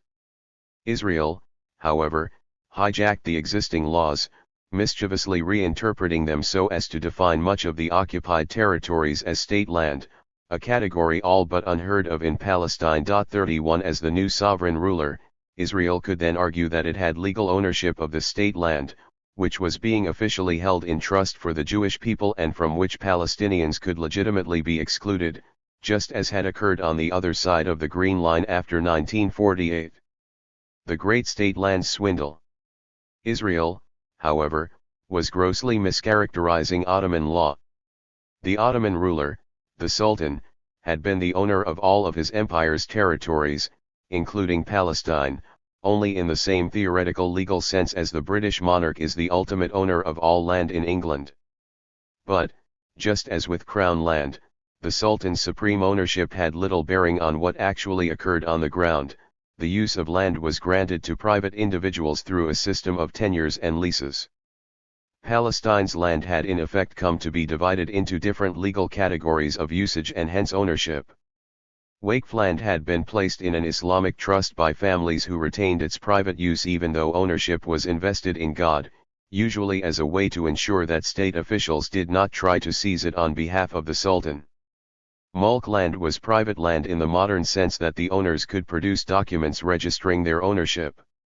Miri land, the bulk of Palestinian land, had not been formally registered.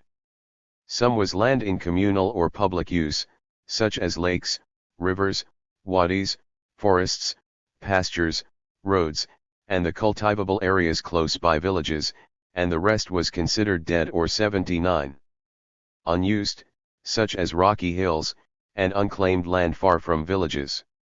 For centuries Ottoman law had made it possible for an individual to convert Miri land into mulk land, or land in private use, simply by building on it or starting to cultivate it. In fact, ownership of much of the agricultural and pasture land in Palestine had been determined by custom and usage only, with the same family or clan cultivating parcels of land for generations. In the late 1850s the Ottomans introduced a land code, modeled on the French legal system, to regulate the private use of agricultural land by demanding that landholders pay a sum in return for the title deeds to a plot of land. Anyone failing to cultivate farmland for 3 consecutive years lost the taboo, and ownership reverted to the Sultan, whose officials would then reassign the land to another private landholder. In this sense, Miri land under the Ottomans was not the same as state land, any more than crown land in England is state land. Rather, the Sultan's officials were arbitrators and overseers in the transfer of Miri land between potential claimants. Both Britain and Jordan sought to formalize the system by registering more land in the name of private owners, but the process was slow and far from complete by the time of the 1948 and 1967 wars.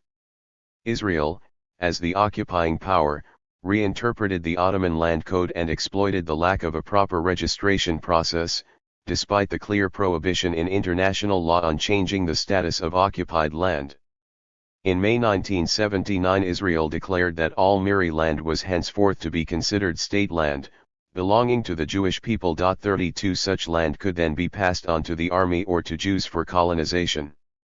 To maximize the amount of land that was classified as state land, Israel issued military orders freezing the registration process for Palestinians who had been cultivating land or even for those who had received the taboo. It also suspended all arbitration services to settle land disputes, meaning that Palestinian owners could often not prove their title to the land. In appeals against the declaration of areas as state land, the burden of proof always rested with the Palestinian claiming ownership of the land. In more difficult cases, where private Palestinian land was wanted despite its registration, Israeli officials simply forged sales contracts or deeds. 33 In short, rather than continuing the role of the Sultan's officials in arbitrating between private landowners, Israel seized the land for itself and the Jewish people.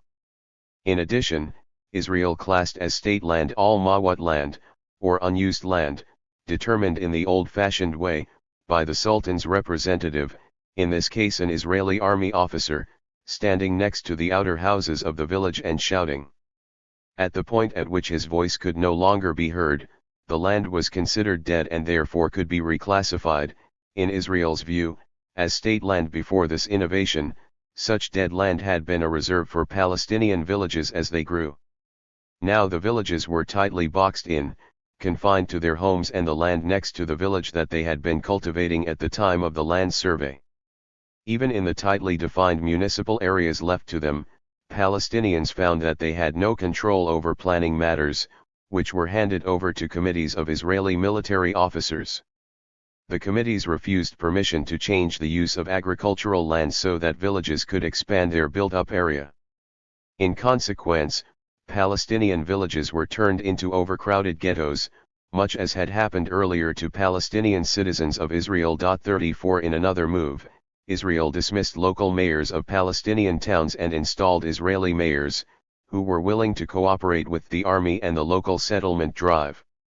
Master plans were also not approved for Palestinian communities, making it difficult, if not impossible, for their inhabitants to build legally. 35 As a result, thousands of demolition orders against Palestinian homeowners have been issued and, as we noted earlier, some 18,000 homes actually destroyed. In the late 1980s, by the time the land survey had been completed, Israel recognized about a third of the land in the West Bank as registered to Palestinian owners. The rest was treated as belonging to Israel. A report by the Israeli human rights group B'Tselem in 2002 revealed that 42% of the West Bank had been directly seized. 81 by the settlements, nearly 7% fell within the boundaries of their municipalities and a further 35% had been allocated to their regional councils. 36 A further 20% of the West Bank was state land controlled by the army or civil administration, including areas designated as national parks. These vast areas under the jurisdiction of the settlements are defined as closed military zones, from which Palestinians are banned. However, a report published by Peace Now in 2007, citing civil administration figures, revealed that the settlements were officially only using about 12% of the area under their jurisdiction. 37 Nonetheless, the land area under the settlement's control is constantly encroaching on parts of the West Bank belonging to the Palestinians. The Peace Now report also showed that, despite the wealth of land available to the settlers, a third of the land they were using fell outside their jurisdiction. One method by which the councils have grabbed private Palestinian land was revealed in a court case in March 2008. According to the testimony of a leading settler, the councils had been laundering territory since the mid-1990s. Under the scam, the councils leased private Palestinian land just outside their municipal boundaries to individual settlers. Once a settler had been assigned the plot, the army were required to prevent the Palestinian owner from accessing it to safeguard the settler. After 3 years, the council could apply to the civil administration for the land to be confiscated from the Palestinian owner and declared state property on the grounds that he had failed to cultivate his land for that period and thereby lost his right to ownership. 38 Dayan's creeping annexation was triumphing. Shihede points out that even apparently beneficial acts by the civil administration, such as declaring parts of the West Bank nature reserves, as occurred from 1974, were really devious measures to strip more land from the Palestinian population.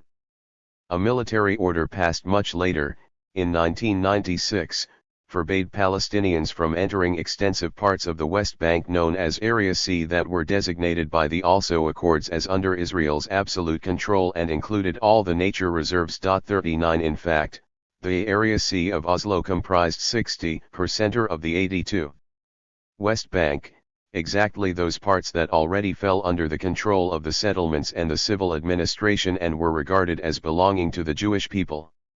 With Israel's master plan for the West Bank unfolding before his eyes, Shihede recounts in one of his memoirs how he came to realize that he and other Palestinians in the occupied territories might have realized earlier what was happening to them had they listened to the warnings from Israel's Palestinian citizens, who had already suffered the same treatment at the hands of a Jewish state. They would tell us, "You don't know a thing about Israel. We can tell you what is coming: land expropriations, biased zoning that will strangle your towns, and unfair taxation that will impoverish you." And we would look with condescension at them and think they had lived for so long under Israel that they had become colonized, unable to think beyond their narrow claustrophobic reality. 40. Goals of colonization. Ariel Sharon's disengagement in 2005 removed 8,000 settlers from 21 colonies in Gaza and a handful more Israelis from 4 isolated and unviable settlements in the northern tip of the West Bank. Despite the fanfare of publicity that greeted the withdrawal, the evacuees were survived by the overwhelming majority of the settlement population, 270,000 living in 120 official colonies in the West Bank, a few thousand settlers in more than 100 tiny outposts, usually land-grabbing extensions. Of the settlements that lacked official recognition but were secretly supported by both the army and government, and nearly 230,000 settlers living in the Jewish neighborhoods of East Jerusalem, the Palestinian half of the city annexed to Israel since 1980.41 today. These 500,000 settlers and the army that protects them control 60% of the West Bank.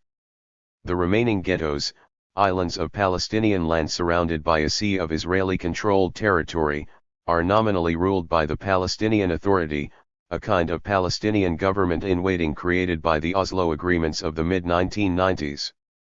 83. Shortly after the Gaza evacuation, Sharon advised his Likud party of the urgent need to expand the surviving colonies in the West Bank without attracting attention. "There's no need to talk. We need to build, and we're building without talking." Indeed. In the year of the disengagement, the settler population actually grew, with an estimated 14,500 new settlers in the West Bank, more than making up for the loss of the 8,000 from Gaza. Dror Itkes, an expert on the settlement enterprise, warned in the wake of the disengagement that Israeli officials were seeking to preempt any final peace agreement being considered by the US. "They don't know how long they've got.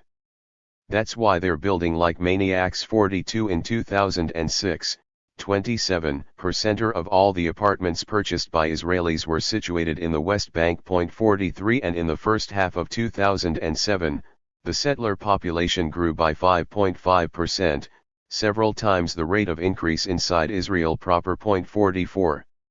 In places like Ma'ale Adumim and Ariel, the settlements have evolved into proper towns, numbering tens of thousands of inhabitants and strategically located to destroy any chance of a territorially coherent Palestinian state emerging. The 500,000 settlers, nearly a tenth of Israel's Jewish population, with ties to friends and families on the other side of the Green Line, are a powerful constituency that few Israeli politicians choose, or want, to confront. As we have seen, the colonization of the occupied territories was far from accidental. For 4 decades it followed the general outlines proposed by Allon and Dayan in 1967. However, over time officials grew more confident that more specific and brazen goals of settlement could be achieved. An idea of their thinking was offered by the World Zionist Organization, an unaccountable quasi-governmental body overseeing settlement policy in the occupied territories on behalf of the state in a role mirroring the activities of the Jewish National Fund inside Israel's borders. In 1978, in the immediate wake of Israel's agreement, under US pressure, to return the Sinai to Egypt, the USO drafted a report on the settlements, the Droblus Plan, named after its principal author, Mattiyahu Droblus. Hoping to avert any danger that a similar agreement would be repeated with the occupied Palestinian territories, Droblus asserted bluntly that settlement 84 throughout the entire land of Israel, that is, including the West Bank and Gaza, was our right. An amended version of the plan was issued 2 years later that was even clearer about the aims of settlement. Israel was in a race against time and must concentrate on establishing facts on the ground. There mustn't be even a shadow of a doubt about our intention to keep the territories of Judea and Samaria for good. 45 Droblus envisioned 1 million settlers in the occupied territories by 2013, an ambition that may have looked deluded at the time but today looks less unrealistic. 46. The report offered a strategy for how to settle the land. 1.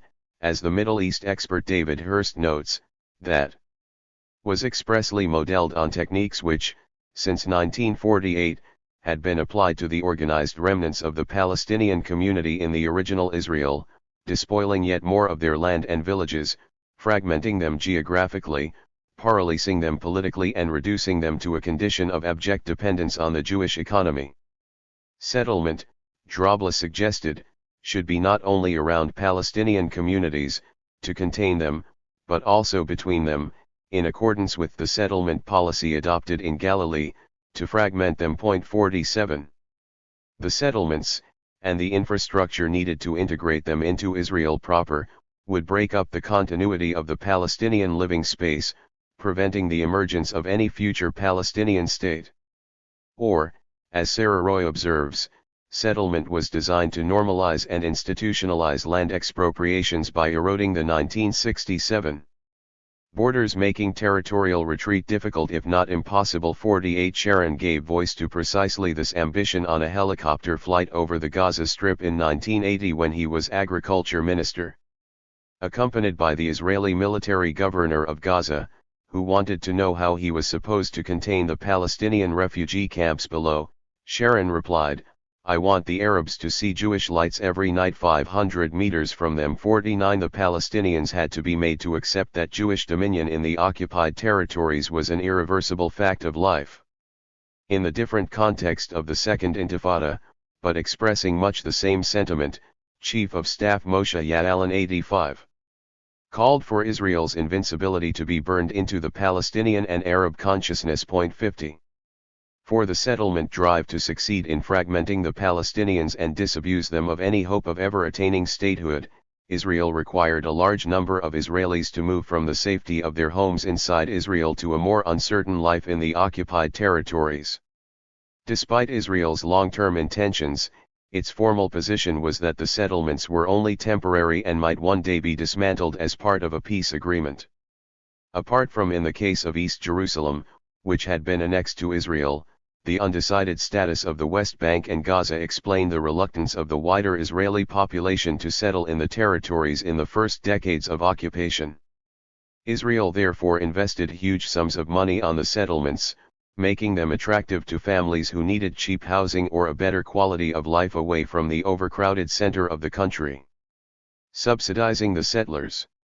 A report by the B'Tselem human rights group during the Second Intifada noted that Israel had carried out a vigorous and systematic policy aimed at encouraging Israeli citizens to move to the settlements. One of the main tools serving this policy is the granting of benefits and significant financial incentives to settlers. Much of the money had been funneled either through the settlers' local councils or by classifying the settlements as national priority areas. In these areas, settlers received a reduction on their income tax, special loans at discounted rates, greater expenditure on their local schools and subsidized housing and transport, while businesses were eligible for large grants.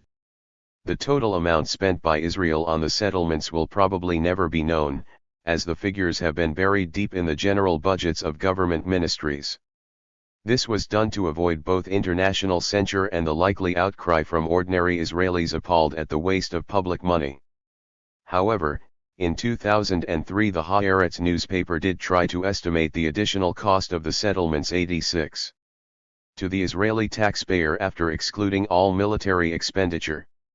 It admitted that its calculations were intentionally very conservative, that it had not factored in the whole period of the occupation and that it had excluded the half of the settler population that lives in East Jerusalem. Nonetheless, it found that at least 50 billion shekels had been spent on benefits for the settlers over and above what would have been spent on them if they had remained inside Israel. 51 Given that for much of the occupation there were no more than a few tens of thousands of settlers in the occupied territories, it was a truly astounding sum. The other factor encouraging Israelis to move into the occupied territories, paradoxically, was the signing of the Oslo peace agreements in the mid-1990s that established the Palestinian Authority under the leadership of Yasser Arafat. During the short, 7-year period of Oslo, the number of settlers doubled to some 200,000. Raja Shihade sheds some light on this strange phenomenon. The Declaration of Principles, approved by the Palestinian leadership in Tunis, was achieved at the price of keeping the settlements out of the jurisdiction of the Palestinian Authority. With one blow, political expediency led to the acceptance of all the illegal changes we in the occupied territories had been struggling to nullify for 2 decades. 52. Or as the Foreign Ministry's legal advisor, Alan Baker, himself a settler, told an Israeli newspaper in 2003. It was resolved, and the Palestinians agreed, that the settlements' fate would be determined in a future peace agreement. After we sign those accords, which are still legally in force, we are no longer an occupying power, but we are instead present in the territories with their consent and subject to the outcome of negotiations. 53. Israelis came to believe, and were encouraged to think by their leaders, that, with the signing of the Oslo Accords, the settlement blocks had received Palestinian acceptance and international legitimacy. 87. A sign of the extent to which Israeli society and the wider international community had allowed themselves to be deceived by the legal facade of the settlement enterprise recently came to light. Haaretz revealed in October 2006 that a secret report on the settlements had been compiled by General Barak Spiegel, special advisor to the defense minister. Military sources described its contents as explosive. 54 Following the newspaper's investigation, an Israeli group, Peace Now, petitioned the courts under the country's Freedom of Information Act to force the government to publish the details. Officials countered by arguing that publication would damage the state's security and foreign relations, a presumed reference to the fact that the report's findings would embarrass the United States, whose billions of dollars in aid had been secretly siphoned off to prop up the settlement drive. Only later, in early 2008, was information from the report leaked to Peace Now. It showed that more than a third of the 120 colonies in the West Bank had been built on private Palestinian land, officially seized temporarily and out of military necessity. It further revealed that 19 of these 44 settlements had been built after 1979 when the cabinet took a decision, in the wake of the Elon Mora case, to build on state land only. The list of the settlements included many of the largest and most famous, including Ariel, Efrat, Kiryat Arba, Ofra, Beit El, Sagat, Kadumim and Shiloh. Peace now pointed out that the data showed many of the settlements were illegal even according to the perverse rules laid down by Israel.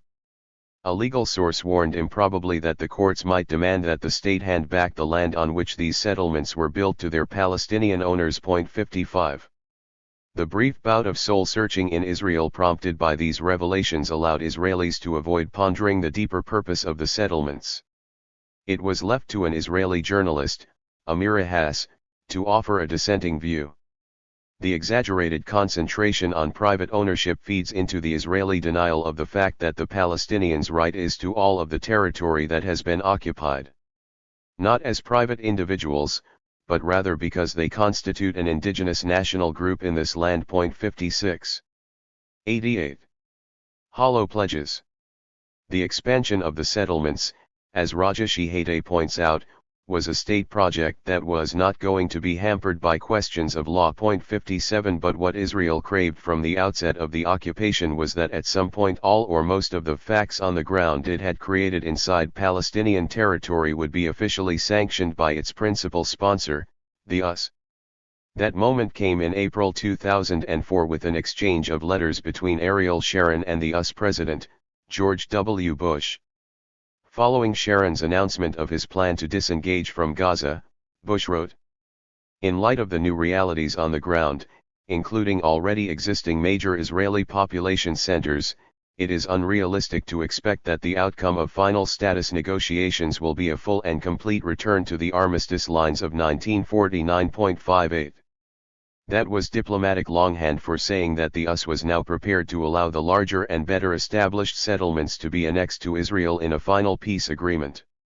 A year later, at a meeting at his ranch in Texas, Bush confirmed his commitment to Sharon. Bush's backing for the settlement blocks has only intensified Israel's clandestine building program in the West Bank, in the hope that the US will also concede these new facts on the ground. The work has had to be done quietly because Israel is still officially obliged by the terms of a US-sponsored diplomatic peace plan, unveiled in late 2002, known as the Road Map. That requires Israel to halt all expansion of the settlements as part of a first phase of confidence-building measures.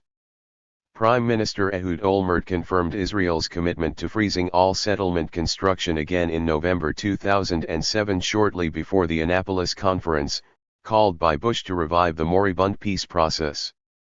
However, the same month, a British newspaper reported that Israeli companies were unashamedly offering newly built homes in West Bank colonies at UK property exhibitions. 59. In truth, Israel has barely bothered to conceal its determination to flout these public commitments. In particular, settlement expansion 89 has continued openly in East Jerusalem, which Israel publicly considers to have a different status from the West Bank. In a comment that defies international law, a government spokesman explained in late 2007, "Jerusalem is our capital. It is Israeli sovereign territory." 60 By early 2008 Israel had announced a building bonanza in East Jerusalem, with hundreds of new apartments at the Har Homa settlement and a reported minimum of 10,000 apartments in a new neighborhood of Adarot, the biggest settlement project since 1967.61. Less noticed, settler associations backed by the government, state officials, and wealthy donors such as the American billionaire Irving Moskowitz continue to exploit the planning and zoning laws that favor Jewish expansion in East Jerusalem. One preferred tactic is for armed settlers to take over buildings in Palestinian areas of East Jerusalem desired for Judaization, including in the Old City, and then seek to terrorize their Palestinian neighbors into leaving. Another is declaring areas of East Jerusalem archaeological sites, as a pretext for taking the land. Both tactics have been used successfully in the neighborhood of Silwan. Their Israeli officials have long turned a blind eye to settler families forming military-style encampments in buildings erected illegally in the heart of the neighborhood. 62 Today there are a dozen armed settlements dotted around Silwan. Meanwhile, since 1998 a settler organization, Elad, has been given permission by the municipality and the Israel Nature and National Parks Protection Authority to run the City of David National Park in Silwan, supposedly the original location of Jerusalem. The settlers have fenced off most of the neighborhood's green areas, declaring them archaeological sites and posting armed guards to protect them. Several settler homes have already been built inside these parks, and dozens more are planned. 63. Elad has also lobbied for the homes of nearly 100 Palestinian families to be demolished to make way for yet another archaeological park. So far, international pressure has kept the demolitions on hold. 64. However, in a sign of the close coordination between state bodies and the settlers, Elad has subcontracted the Israel Antiquities Authority to conduct a disruptive dig under the homes of Silwan's Palestinian 90 residents in the hope that their lives can be made so miserable that they will leave.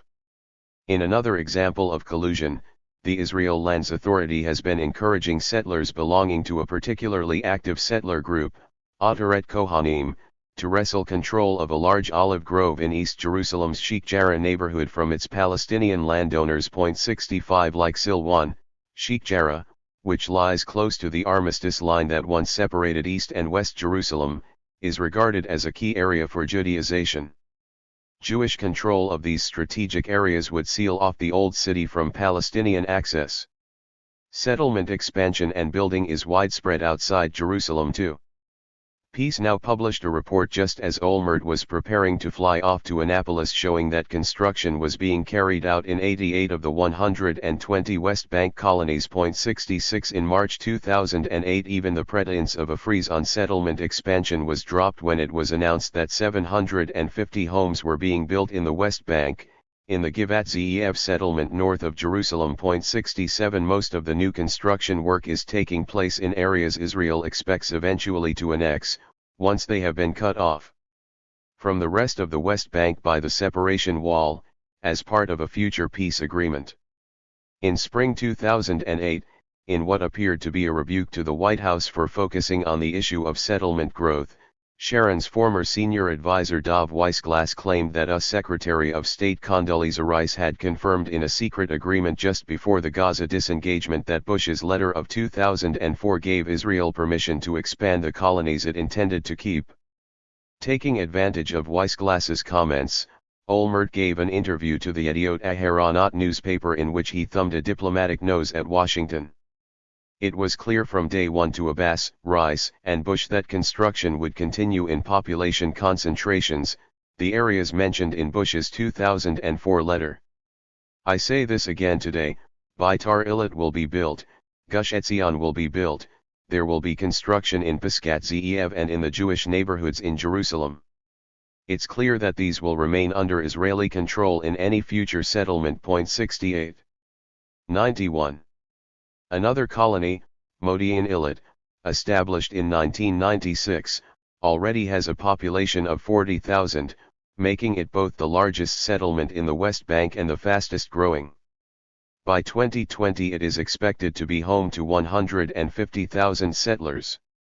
As Israeli historian Gedi Al-Ghazi observes, Modi'in Illit is evidence of a new trend in settlement building, the result of an alliance between state officials wishing to take more Palestinian land and private real estate developers looking for a quick and easy return on their money.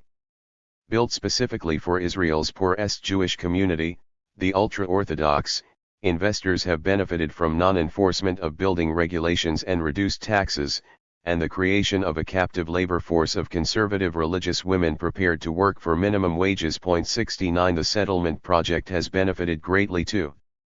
For reasons related to their reading of the Bible, the ultra-Orthodox identify little with Zionism and generally do not support the occupation.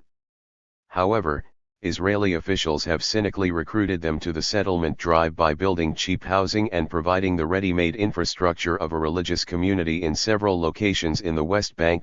70 With the highest birth rate of all the country's Jewish communities, the ultra-Orthodox are contributing significantly to the total settler population. In what has been a rapid demographic transformation of the settlement movement, it was reported in late 2007 that a third of the West Bank settler population live in 4 large ultra-Orthodox colonies. 71. In late 2005 it was revealed that officials had expanded Modi'in Illit by building a new neighborhood, Matityahu East, on the private land of the nearby Palestinian village of Bil'in, land that had been made inaccessible to the villagers because it was on the wrong side of the separation wall that cuts Bilin off from its fields. However, the construction of Matityahu had taken place in violation of Israeli planning rules, and no master plan was ever approved for it. When this irregularity was discovered, the construction work was simply approved retrospectively. 72 Over the past 3 years, while the Israeli courts have deliberated on the case, Matityahu has continued to grow. This kind of settlement expansion is far from exceptional. 92. Israeli journalist Akiva Eldar explains how such privatized territory laundering works.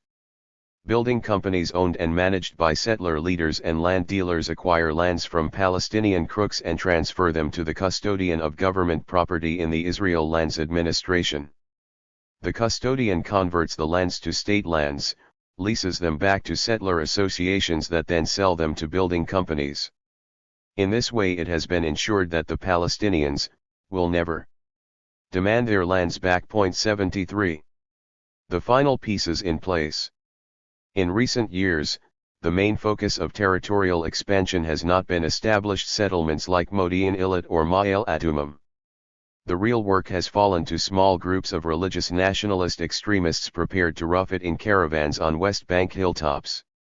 The tiny colonies they inhabit, known in Israel as illegal outposts because they are still waiting for official authorization from the government, have been a feature of the settlement enterprise since the 1980s. Many of today's settlements started as illegal outposts, winning official approval much later. However, the recent concentration on building outposts represents a strategic shift by the settlers, according to a Haaretz editorial. The term outposts embodied a change in the settlers' perception of their struggle for the greater land of Israel. Whereas in the past, they sought to move as many people as possible into the West Bank and Gaza Strip, in order to defeat the Palestinians demographically, at some point, they decided that it was easier to gain control of the territory physically, one hill after the other. 74. The outposts are usually satellites of the larger settlements, built some distance from the mother colony, sometimes with several outposts radiating from the center. Once the outposts have become established, they are reclassified as neighborhoods of the original settlement, eventually becoming part of a settlement block of the kind Bush sanctioned as irreversible in his 2004 letter to Sharon. 93. This process of slowly turning the outposts into legal settlements has offered two obvious advantages to Israeli governments. First, it has largely shielded from public view the incremental expansion of the colonies in the West Bank, and, second, it has helped to manipulate public perceptions such that the very illegality of the outposts can be used to confer an unwarranted legality on the settlements. In other words, if Israeli officials can concentrate public attention on the battle against the criminality of a handful of settlers, it can divert it from the criminality of hundreds of thousands of other settlers. The outposts received a new burst of life in 1998 when Ariel Sharon, fearing that the Oslo Accords might shatter his dreams of a greater Israel, famously told his followers, "Everyone there should move, should run, should grab more hills, expand the territory. Everything that's grabbed will be in our hands, everything we don't grab will be in their hands." 75. By the time Sharon became Prime Minister in 2001, there were some 50 outposts on hilltops across the West Bank. With him in power, the number doubled within months. Sharon appointed a settler leader and colonel in the reserves, Ron Skechner, to oversee the settlement enterprise, including the outposts, from 2002. Skechner and the civil administration ensured that the outposts, despite their official illegality, were rapidly connected to the electricity and water grids. 76. The Housing Ministry provided mobile homes, and the Education Ministry provided funds for schooling. Even state firms like the Egged Bus Company got involved. It runs regular services to these isolated and sparsely populated locations. 77. From the settlers' perspective, the outposts are a natural outgrowth of Tauran stockade Zionism, wrote Nadav Shragai, a reporter sympathetic to the settlers, in early 2008. Every branch of the establishment helped the settlers set up outposts. Nothing was official, but everything was official. 78. However, public support for the outposts is even more problematic for Israeli governments than it is in the case of the main settlements. Under the terms of the roadmap, Israel is committed, in addition to freezing settlement expansion, to dismantling the outposts set up after Sharon became prime minister in spring 2001. According to the government, this covers 25 outposts, while Peace Now, 94, which regularly records settlement activity by flying over the West Bank, puts the true number at more than 50.79. Israel has staged several very public confrontations with the inhabitants of the most isolated outposts, often referred to as hilltop youth, but has done almost nothing to reduce the number of outposts to date. The few that have been successfully dismantled are known as decoys by the hilltop youth, empty caravans set up to offer the authorities the chance to look as if they are taking action. 80. The fact that the growth in the number of outposts has been secretly sanctioned by successive governments and the army was revealed in early 2005 with the publication of the Sasson report. Talia Sasson, a former lawyer in the state prosecutor's office, was given 6 months by Sharon to investigate the outposts. She documented government collusion since Yitzhak Rabin's government in the mid-1990s in establishing some 105 unauthorized outposts. 81. She found that 61 of these outposts were built on land that did not belong to the state, and 15 were on land registered to Palestinian landowners. 82. The settlers had been chiefly assisted by the housing and education ministries, the civil administration and the World Zionist Organization. In Sasson's words, no one seriously intended to enforce the law. It seems as if the violation of the law has become institutional and institutionalized. There is blatant violation of the law by certain national authorities, public authorities, regional councils, and the settlers. 83. A ministerial committee to investigate the outposts was immediately set up by Sharon, but on the few occasions it sat, no significant progress was made on curbing the growth of the outposts. Why did Sharon, given his role as one of the fathers of the settlement enterprise, allow official complicity in the outposts to be made public? One Israeli analyst suggested that, in the run-up to the disengagement from Gaza, Washington had been considering sending a team of its own to do the work and that, armed with the Sasson 95 report, Sharon had managed to get the US off his back. 84. There were other significant reasons. As already noted, by highlighting the illegality of the outposts, at a time when Israel was preparing to evacuate settlements in Gaza, Sharon deflected attention from the main settlements in the West Bank. 85. He created a consensus on the blocks that Bush had agreed to back. He also set up a momentum of regular, though ineffectual, clashes over the outposts, with police confronting large numbers of their supporters, that satisfied domestic and international demands for action against the settlers. He appeared to be implementing his commitments without actually ever doing so. And finally, Sharon fixed the number of outposts in the public imagination at 105, even though the evidence is that, rather than being reduced, their number has actually grown since. Peace Now believes there may now be more than 150 outposts. 86. In one of their latest moves, the settlers' leaders are offering to dismantle some of these outposts in return for approval of expanding the established settlements. 87. If history is a guide, they will get their way, and the evacuated outposts will simply be re-established at a later date. At the end of 2007, the head of the civil administration, Brigadier General Yoav Mordecai, was called to testify before the Ministerial Committee on Outposts set up in the wake of the Sasson report. The meeting was given minimal coverage even in the Israeli media. He told the ministers that there were probably thousands of planned housing units in the West Bank for which building permits had already been issued and which did not need any further government approval before construction began. Sasson, also present, warned that the Justice Ministry was working on a proposal to overhaul the current planning procedures so that in future it would be possible to build in the settlements, and possibly in the outposts too, without the need for government approval. 88. Was this the future, a kind of privatization of the settlements, in which developers and sympathetic officials would be able to expand them with little control or oversight from the state? And, If the state was not directly involved, who could then hold it to account for the ever-increasing theft of Palestinian land by the settlements? 96. 4.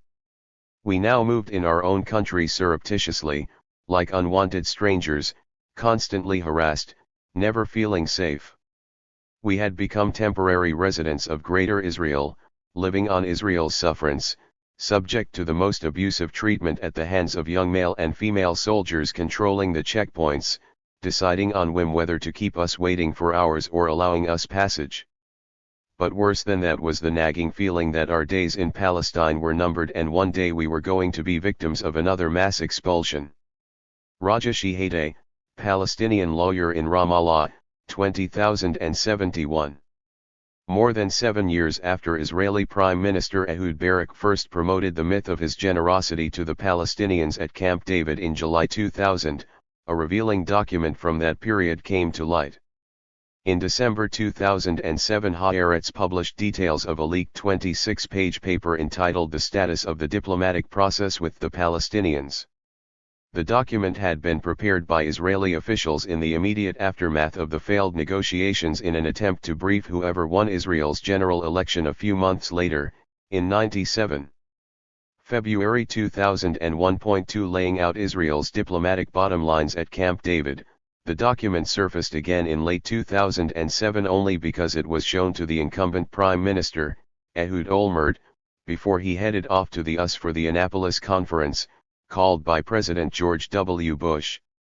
Annapolis was the first official talks between Israel and the Palestinians, with other Arab leaders in attendance, since the collapse of the Oslo process in late 2000.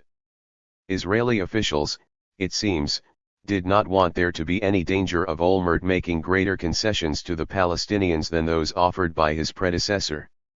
He did not disappoint. Point 3. The negotiations at Camp David were Barak's attempt at wrapping up all the outstanding points of conflict between Israel and the Palestinians that had not been addressed during a series of Israeli withdrawals from the occupied territories specified in the Oslo agreements. Barak, backed by the US president of the time, Bill Clinton, pushed Palestinian Authority President Yasser Arafat into the hurried final status talks, even though the Palestinian leader believed more time was needed to build confidence between the two sides. Contrary to the spirit of the Oslo agreements, Israel had doubled the number of illegal settlers in the occupied territories through the 1990s and failed to carry out the promised withdrawals in full. So what were the terms Barak offered Arafat? The document reveals that the Israeli Prime Minister insisted on three main principles in agreeing to end the occupation and establish a Palestinian state. First, Israel's illegal settlement blocks would be kept, with 80% of the settlers remaining in the West Bank on land annexed to Israel. According to the document, it was proposed that Israel annex some 8% of the territory. In return, the Palestinians would be compensated with a much smaller wedge of Israeli land of much less value, probably in the Negev desert. This arrangement required leaving nearly 400,000 Jews living inside the West Bank and East Jerusalem in fortified communities connected by settler roads, creating a labyrinth of Israeli land corridors to consolidate a set of Palestinian ghettos rather than the Palestinian state supposedly promised by Barak. 98. Second, a wide security zone, supervised by the Israeli army, was to be maintained along the Jordan Valley in the West Bank, from the Dead Sea to the northern Jewish settlement of Mehola. Such a security zone exists already, so we do not need to speculate on what it would look like. A few thousand settlers in the Jordan Valley have ensured that the area, nearly a fifth of the West Bank, has been all but annexed to Israel for decades. Most Palestinians, apart from the few permitted to live in the valley itself, are barred from entering it. The Jordan Valley is one of the most fertile areas of the West Bank, its huge agricultural potential currently exploited mainly by Israel. Under Barak's offer, the Palestinians were to be deprived of both territorial and economic control over the valley and the benefits that would accrue to any future Palestinian state. And third, Israel demanded massive territorial concessions on East Jerusalem, in line with its illegal annexation of the half of the city occupied in 1967. Barak wanted to maintain territorial contiguity for the illegal settlements in the city, with the Palestinian inhabitants forced as a result into a series of what Haaretz referred to as bubbles. Israel's current expanded municipal borders for Jerusalem would be maintained, severing the city, the economic and tourist hub of any future Palestinian state, from the rest of the West Bank. The large settlements of Ma'ale Adumim and Har Homa, controlling territory that runs down from East Jerusalem as far as the Jordan Valley, would have remained under Israeli sovereignty, thereby cutting the West Bank in half. There were other significant Israeli conditions. In the Old City of Jerusalem, Israel wanted the Jewish and Armenian quarters and parts of the so-called Sacred Basin outside the city walls to be annexed to Israel. The mosques of the noble sanctuary would be placed under an ambiguous sovereignty, doubtless later to be exploited by the stronger party, Israel. These and the other Israeli demands for East Jerusalem would ensure that Palestinian areas were carved up into a series of ghettos, a mirror image of Israel's policies in the West Bank.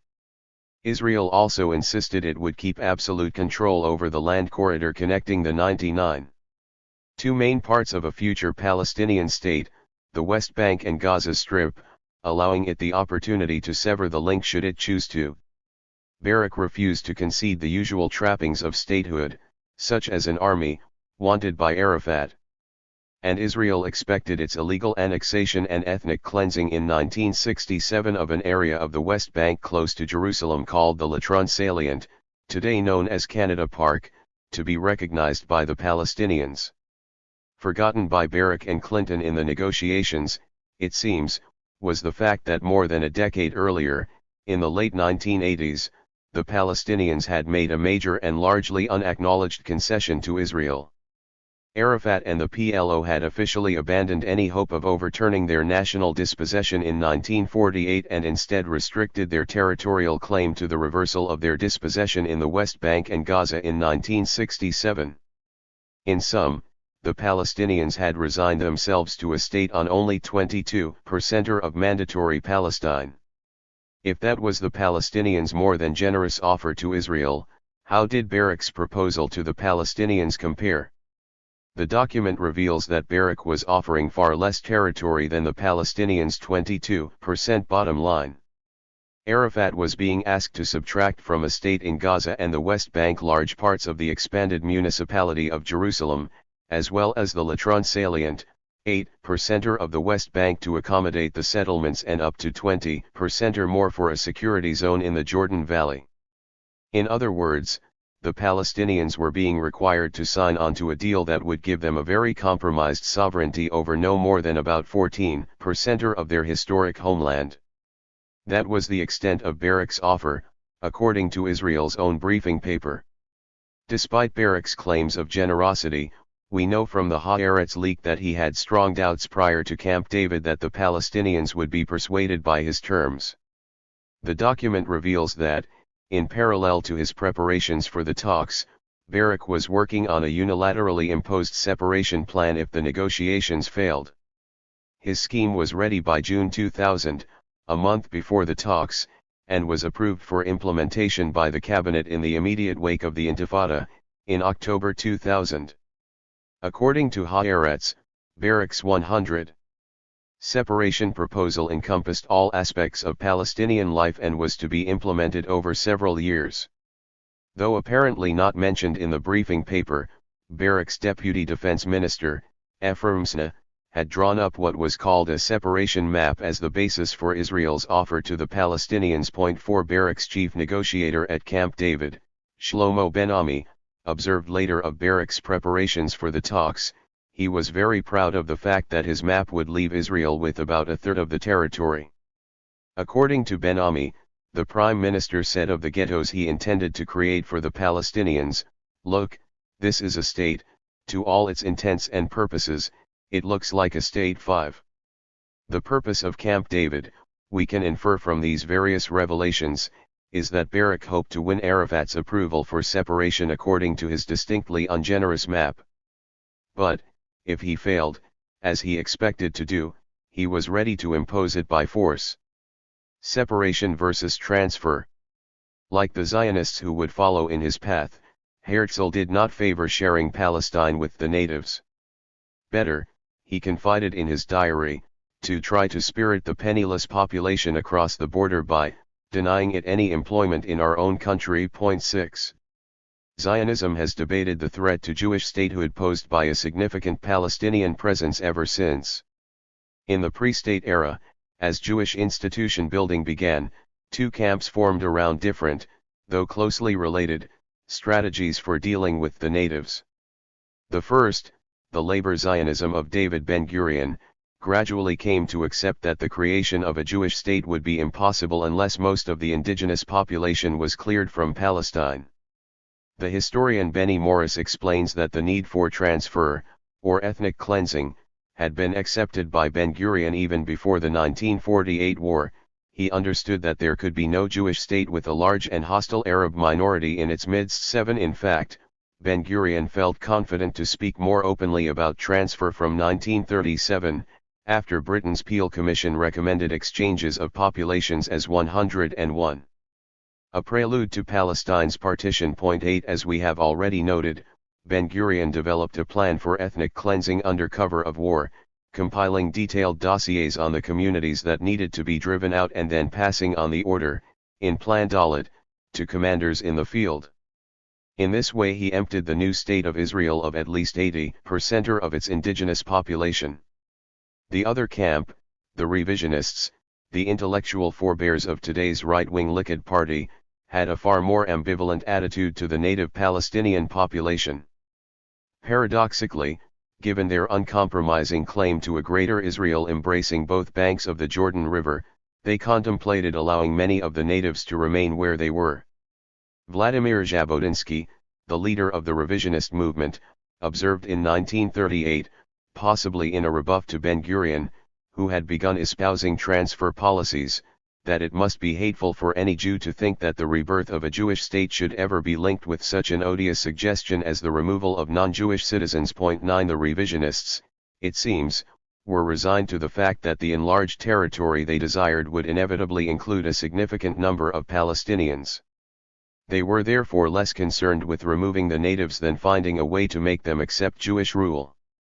In 1923, Jabotinsky formulated his answer, one that implicitly included the notion of separation, an iron wall of unremitting force to cow the natives into submission. In his words, the agreement of the Palestinians to their subjugation could be reached only through the iron wall, that is to say, the establishment in Palestine of a force that will in no way be influenced by Arab pressure. 10. An enthusiast of British imperial rule, Jabotinsky envisioned the future Jewish state in colonial terms, as a European elite ruling over the native population. These two ideas, of separation and transfer, were far from mutually exclusive, and have been espoused in different situations and at different times by both the right and the left. In fact, they have existed in uneasy juxtaposition in the thinking of most Zionists. One of Jabotinsky's disciples, Menachem Begin, who would later become a Likud prime minister, was leader in 1948 of the Irgun 102 militia that committed one of the worst atrocities of the war. He led his fighters into the Palestinian village of Deir Yassin, where they massacred over 100 inhabitants, including women and children. Begin and his followers inflated the death toll to more than 250, repeated most famously in the pages of the New York Times, in a conscious effort to spread terror among the wider Palestinian population and encourage them to flee. He happily noted later, Arabs throughout the country, induced to believe wild tales of Irgun butchery, were seized with limitless panic and started to flee for their lives. This mass flight soon developed into a maddened, uncontrollable stampede. 11 other prominent figures on the right have openly supported ethnic cleansing too, including the late General Rehavam Ze'evi, whose Molday party campaigned in elections under the symbol of the Hebrew character Tet, for transfer. His successor, Benny Elon, a settler leader and rabbi, adopted a similar platform, only population transfer can bring peace. 12. Despite Ben-Gurion's devotion to ethnic cleansing before and during the 1948 war, labor Zionism has had a long tradition of supporting policies of separation too. For example, it adopted the principle of Hebrew labor, an uncompromising version of Jewish self-reliance that expected businesses to employ only other Jews. Although separation of Jews and Arabs was the immediate goal of this practice, an additional benefit, as Herzl hoped, might be encouragement of destitute Palestinians to emigrate. Hebrew labor culminated in the creation in Palestine of a Jewish trade union federation, the Histadrut, that for decades barred Palestinians from membership on Israel's establishment. The Histadrut was the country's second largest employer after the government but still refused admission to Israel's Palestinian citizens. When they were finally allowed to join more than a decade later, they were restricted to a separate Arab department of the Union. To this day they still have no influence on Histadrut decision-making. Point 13.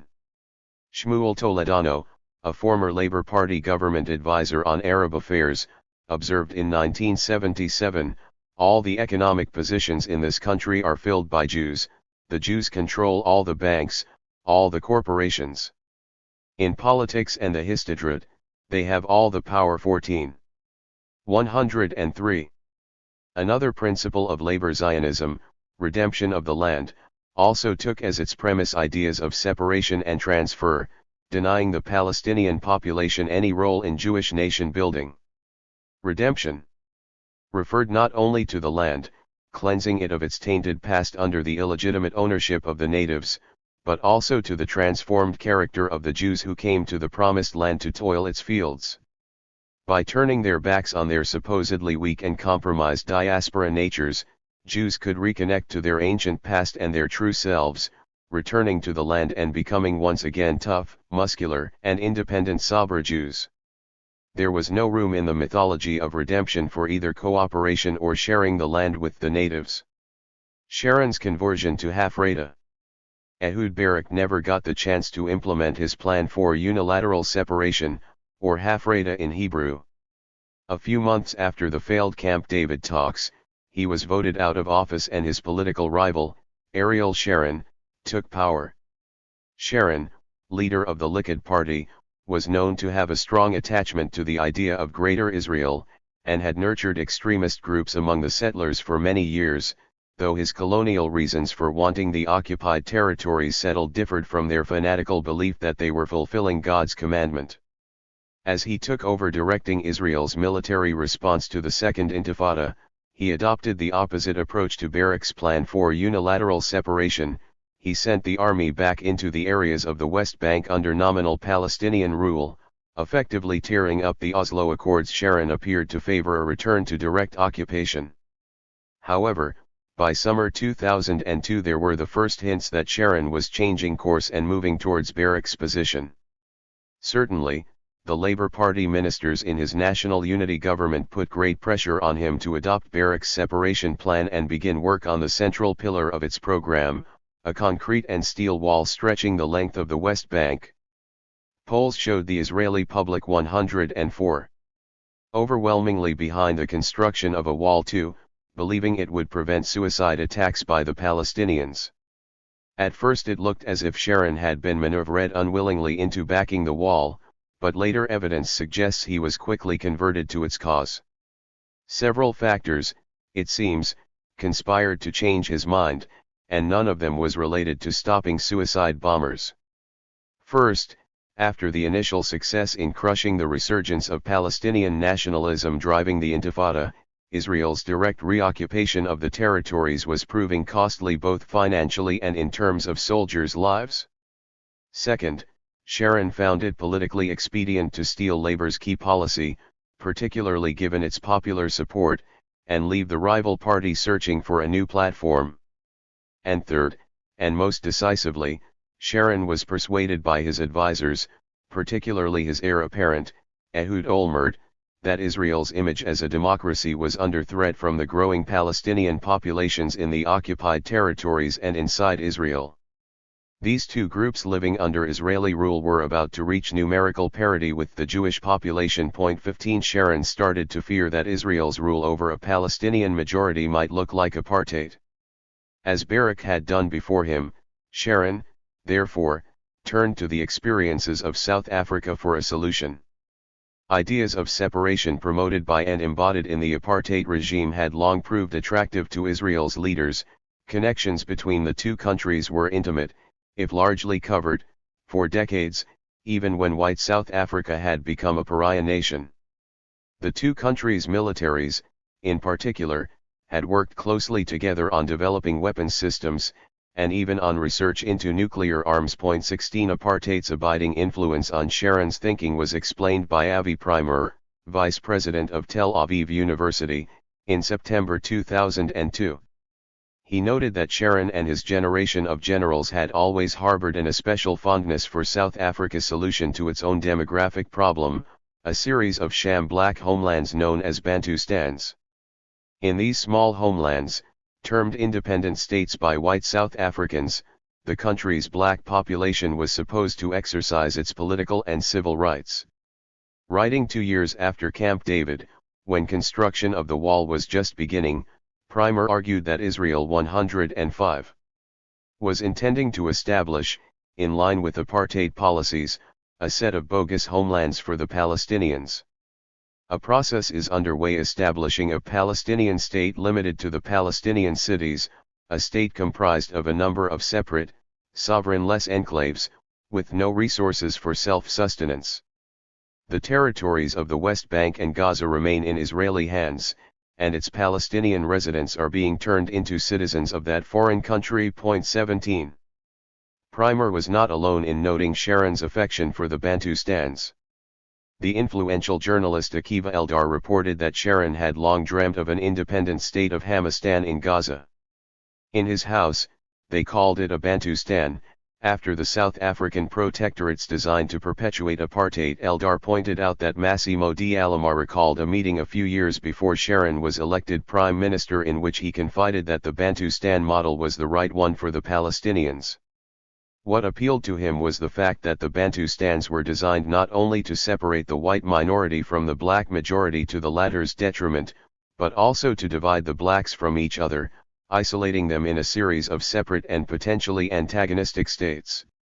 Following Camp David, Eldar added, the Israeli leadership had agreed on a program to cantonize the Palestinians, breaking up the putative Palestinian state into a series of disconnected ghettos. Alongside the severance of Gaza from the West Bank, a policy now called isolation, the Sharon, Peres government and the Olmert, Peres government that succeeded it carried out the Bantustan program in the West Bank. The Jordan Valley was separated from the rest of the West Bank, the south was severed from the north, and all three areas were severed from East Jerusalem. The two states for two peoples plan gave way to a 5 states for two peoples plan, one contiguous state, surrounded by settlement blocks for Israel and 4 isolated enclaves for the Palestinians. 18. Sharon's vision of separation quickly took shape in the West Bank. The 800 km wall snaking along its western length was designed to annex to Israel the settlement blocks and to strip Palestinians in rural 106 areas of as much agricultural land as possible, forcing them to seek sanctuary deeper in the West Bank. In their city-states by late 2007, it was reported that the route of the wall was annexing at least 12% of the West Bank, up significantly from the 8% Barak had hoped to persuade Arafat to accept at Camp David. 19 Plans for a wall along the eastern edge of the West Bank, effectively annexing the Jordan Valley, were much discussed in 2002 but subsequently filed away quietly, presumably awaiting US approval and finance. 20 Meanwhile, Palestinians confined to their fledgling homelands, whose outlines were taking shape along the hilly spine of the West Bank, were being forced to come to terms with the curfews, checkpoints, and roadblocks that now dominated their lives. The Palestinians were being sealed into their ghettos, out of sight not only of Israelis but also increasingly of journalists and aid workers, who found it ever harder to reach their communities. 21. It should have come as no surprise that Sharon, while building these Palestinian cages, also adapted the language he used about the conflict. For many years he had been known to favor, along with many other Israeli political and military leaders, creating a Palestinian state not in the occupied territories but in Jordan, by helping to overthrow the Hashemite king there and allow Jordan's Palestinian majority, refugees from the 1948 and 1967 wars, to take over. But in summer 2003, in a speech that shocked his Likud party delegates, he told them it was time to give up at least parts of the occupied territories. The idea that it is possible to continue keeping 3.5 million Palestinians under occupation, yes, it is occupation, you might not like the word, but what is happening is occupation, is bad for Israel, and bad for the Palestinians, and bad for the Israeli economy. Controlling 3.5 million Palestinians cannot go on forever. You want to remain in Jenin, Nablus, Ramallah, and Bethlehem. 22. The only reasonable interpretation of his words was that he was advocating some kind of Palestinian state in the occupied territories, probably centered on the main population centers. The evolution in 107. His thinking would become clearer 6 months later, in early 2004, when he announced yet another step in his philosophy of separation, a unilateral withdrawal of all the Jewish settlers from Gaza. In what he called a disengagement, Sharon hoped to persuade the international community that withdrawal would constitute an end to Israel's occupation of Gaza, even though the Israeli army would continue to have absolute control over all its borders and its airspace. Sharon's goal was to win approval for the establishment of the first of his Bantustans. In April 2005, a few months before the evacuation, President George W. Bush did just that by claiming disengagement would create the opportunity for a democratic state in Gaza. 23 The US pushed this idea further by insisting on Palestinian elections in early 2006. A majority chose Hamas over the Fatah ruling party, which had been increasingly discredited during the Oslo period by its collaboration with the occupation. Sharon's lapse into a coma in the short interval between disengagement and the Palestinian elections left Olmert in charge of Sharon's new party, Kadima. Drawing into its ranks representatives from both Labour and Likud, Kadima was founded as a center party, embodying the new consensus around imposed separation from the Palestinians and Sharon's as still unclear vision of Palestinian statehood. Olmert carried on in much the same direction as Sharon, developing a convergence plan that adapted the principle of disengagement for the West Bank. From Olmert's many speeches on the subject, convergence sounded much like Barak's proposal at Camp David. Most of the 500,000 settlers would be left in place, significant areas of the West Bank would be annexed to Israel, and whatever was left over, disconnected ghettos, would be called a Palestinian state. Ruling through division. One of the abiding concerns of Israel's leaders since the 1948 war has been the threat posed by a strongman emerging to lead the Palestinians in their struggle, either for the return of their homeland or for a secular democratic state embracing both peoples as equals. The 108 Palestinians were therefore subjected to a series of policies designed to deprive them of effective leadership. That was relatively easy after 1948, when the urban elites either fled or were driven from the new Jewish state, along with the overwhelming majority of the native population, leaving behind only isolated rural communities of mostly uneducated peasants.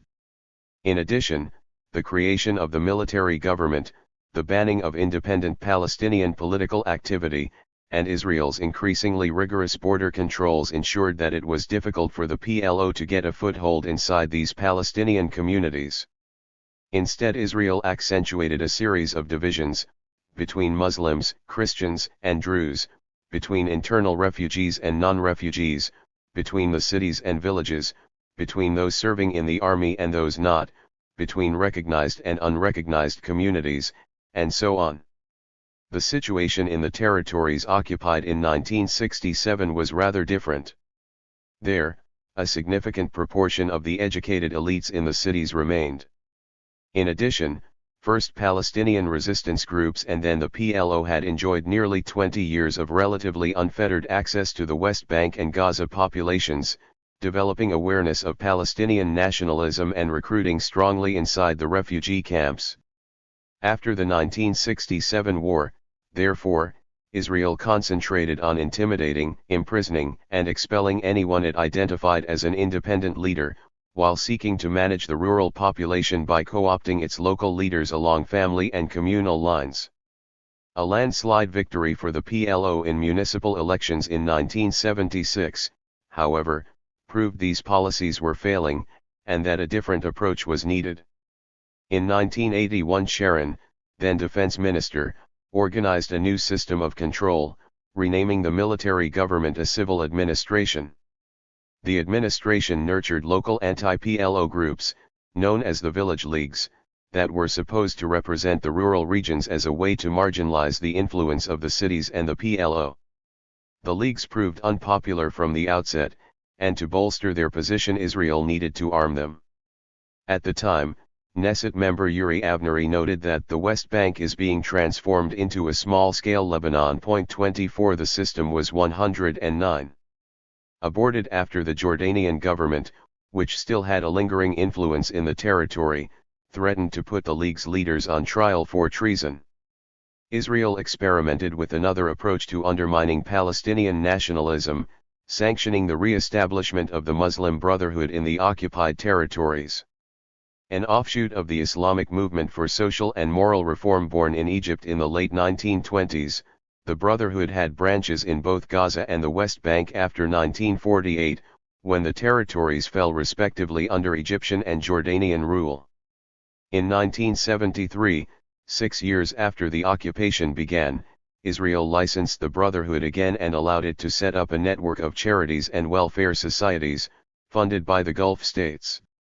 Israel hoped that the Muslim Brotherhood would dissipate Palestinian nationalism and support for the PLO among the local population and encourage a social and moral conservatism that would make the Palestinians more moderate. Israel's thinking was explained by the late Israeli sociologist Barak Kimmerling. Israelis administering the occupied territories and acting on the advice of Orientalist experts supported traditional Islamic elements because they were considered more easily managed and submissive to the Israelis than the PLO nationalists. 25.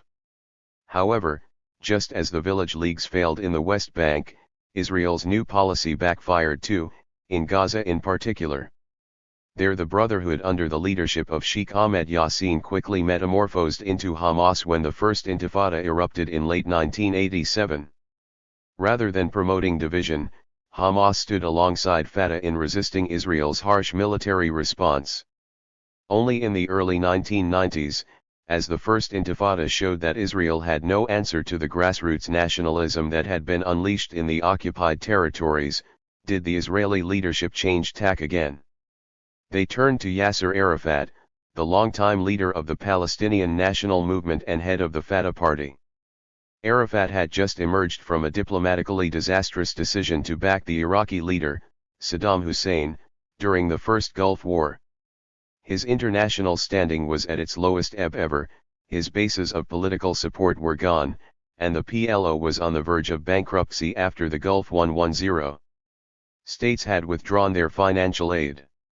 It was at this moment of profound Palestinian crisis that Israel finally agreed to deal with him, signing the Oslo Accords that allowed him to set up his Palestinian Authority, what Arafat mistakenly assumed was a government in waiting, in the occupied territories. Israel derived a major benefit from Arafat's presence in the territories. In his new role as head of the Palestinian Authority he represented only a fraction of the Palestinian population, those living in the West Bank and Gaza. His other role, as head of the PLO, in which he represented all Palestinians, including those inside Israel and in the refugee camps of the Middle East, was fatally compromised by his return on Israel's terms. Using the Oslo process, Israel successfully marginalized the question of justice for the entire Palestinian people by concentrating on the far more limited question of justice for Palestinians living under direct occupation. His power entirely dependent on Israeli goodwill, Arafat's task as leader of the Palestinian Authority would soon become clear: to enforce Israel's security in the West Bank and Gaza, just as dozens of other Arab rulers had done before in their own territories on behalf of Western colonial powers. He was, in essence, Israel's security contractor. Arafat was doomed to fail in this task. Pulled between the pressures from Israel to crack down on any signs of resistance to its occupation and his own need to remain credible with his populations in the West Bank and Gaza, Arafat hedged his bets. He arrested Hamas leaders, as Israel demanded, only to release them soon afterwards in what Israel termed a revolving door policy. Foolishly, Arafat trusted that Israel would honor its Oslo commitments to withdraw in stages from the occupied territories. Instead, as we have already noted several times, the number of settlers increased dramatically during the 1990s. But shortly before Arafat was allowed to return from exile, a massacre of 29 worshippers in the Ibrahimi Mosque in Hebron committed by a militant settler, Barak Goldstein, tipped the balance in favor of his political opponents. While Arafat could do little more than bluster from Tunis, Hamas took decisive retaliatory action.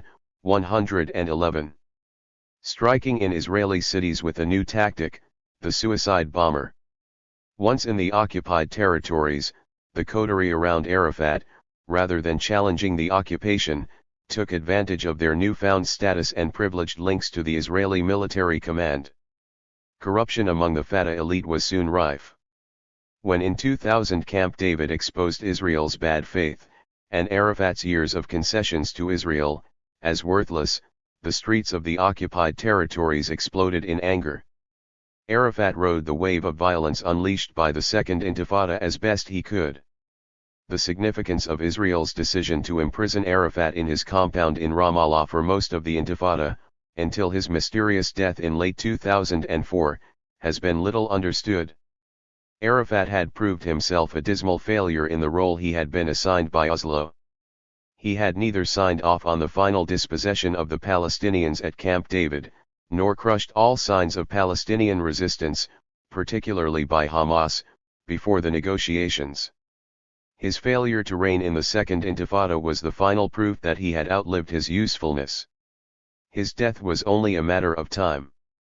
Israel, with the US now acting almost as a branch of the government in Jerusalem, approved Arafat's replacement, Mahmoud Abbas, a weak and uncharismatic member of the Fatah Old Guard. They may have assumed that, as one of the Palestinians closely involved in drafting the Oslo Accords, Abbas would be more prepared than Arafat to abandon the dream of Palestinian statehood. The policy of keeping the Palestinians fragmented, and its leadership compromised, faced its biggest challenge in early 2006, when the US forced Israel to approve national elections in the occupied territories in the hope of bolstering Abbas's barely existent mandate. The result was apparently not foreseen by either the US or the international community, though Israel's military intelligence may have had its doubts. Hamas stormed to victory in both Gaza and the West Bank, exploiting the popular disillusionment with a Fatah party that had shown itself incapable of resisting Israel's malevolent designs. Much to Abbas's embarrassment, Hamas formed a new government with a popular mandate for organized and violent resistance to the 112. Occupation. Determined to overturn Hamas's election promptly, Israel and the US, backed by Western governments, imposed a suffocating boycott of the Hamas-led Palestinian Authority, based in Gaza. Aid was cut off and salaries of government workers went unpaid as Israel held back hundreds of millions of dollars in tax revenues it had collected on behalf of the PA under the Oslo Accords. A blockade of Gaza also prevented food and medicines from reaching the local population. The stage, Israel and the US hoped, was set for a Palestinian civil war.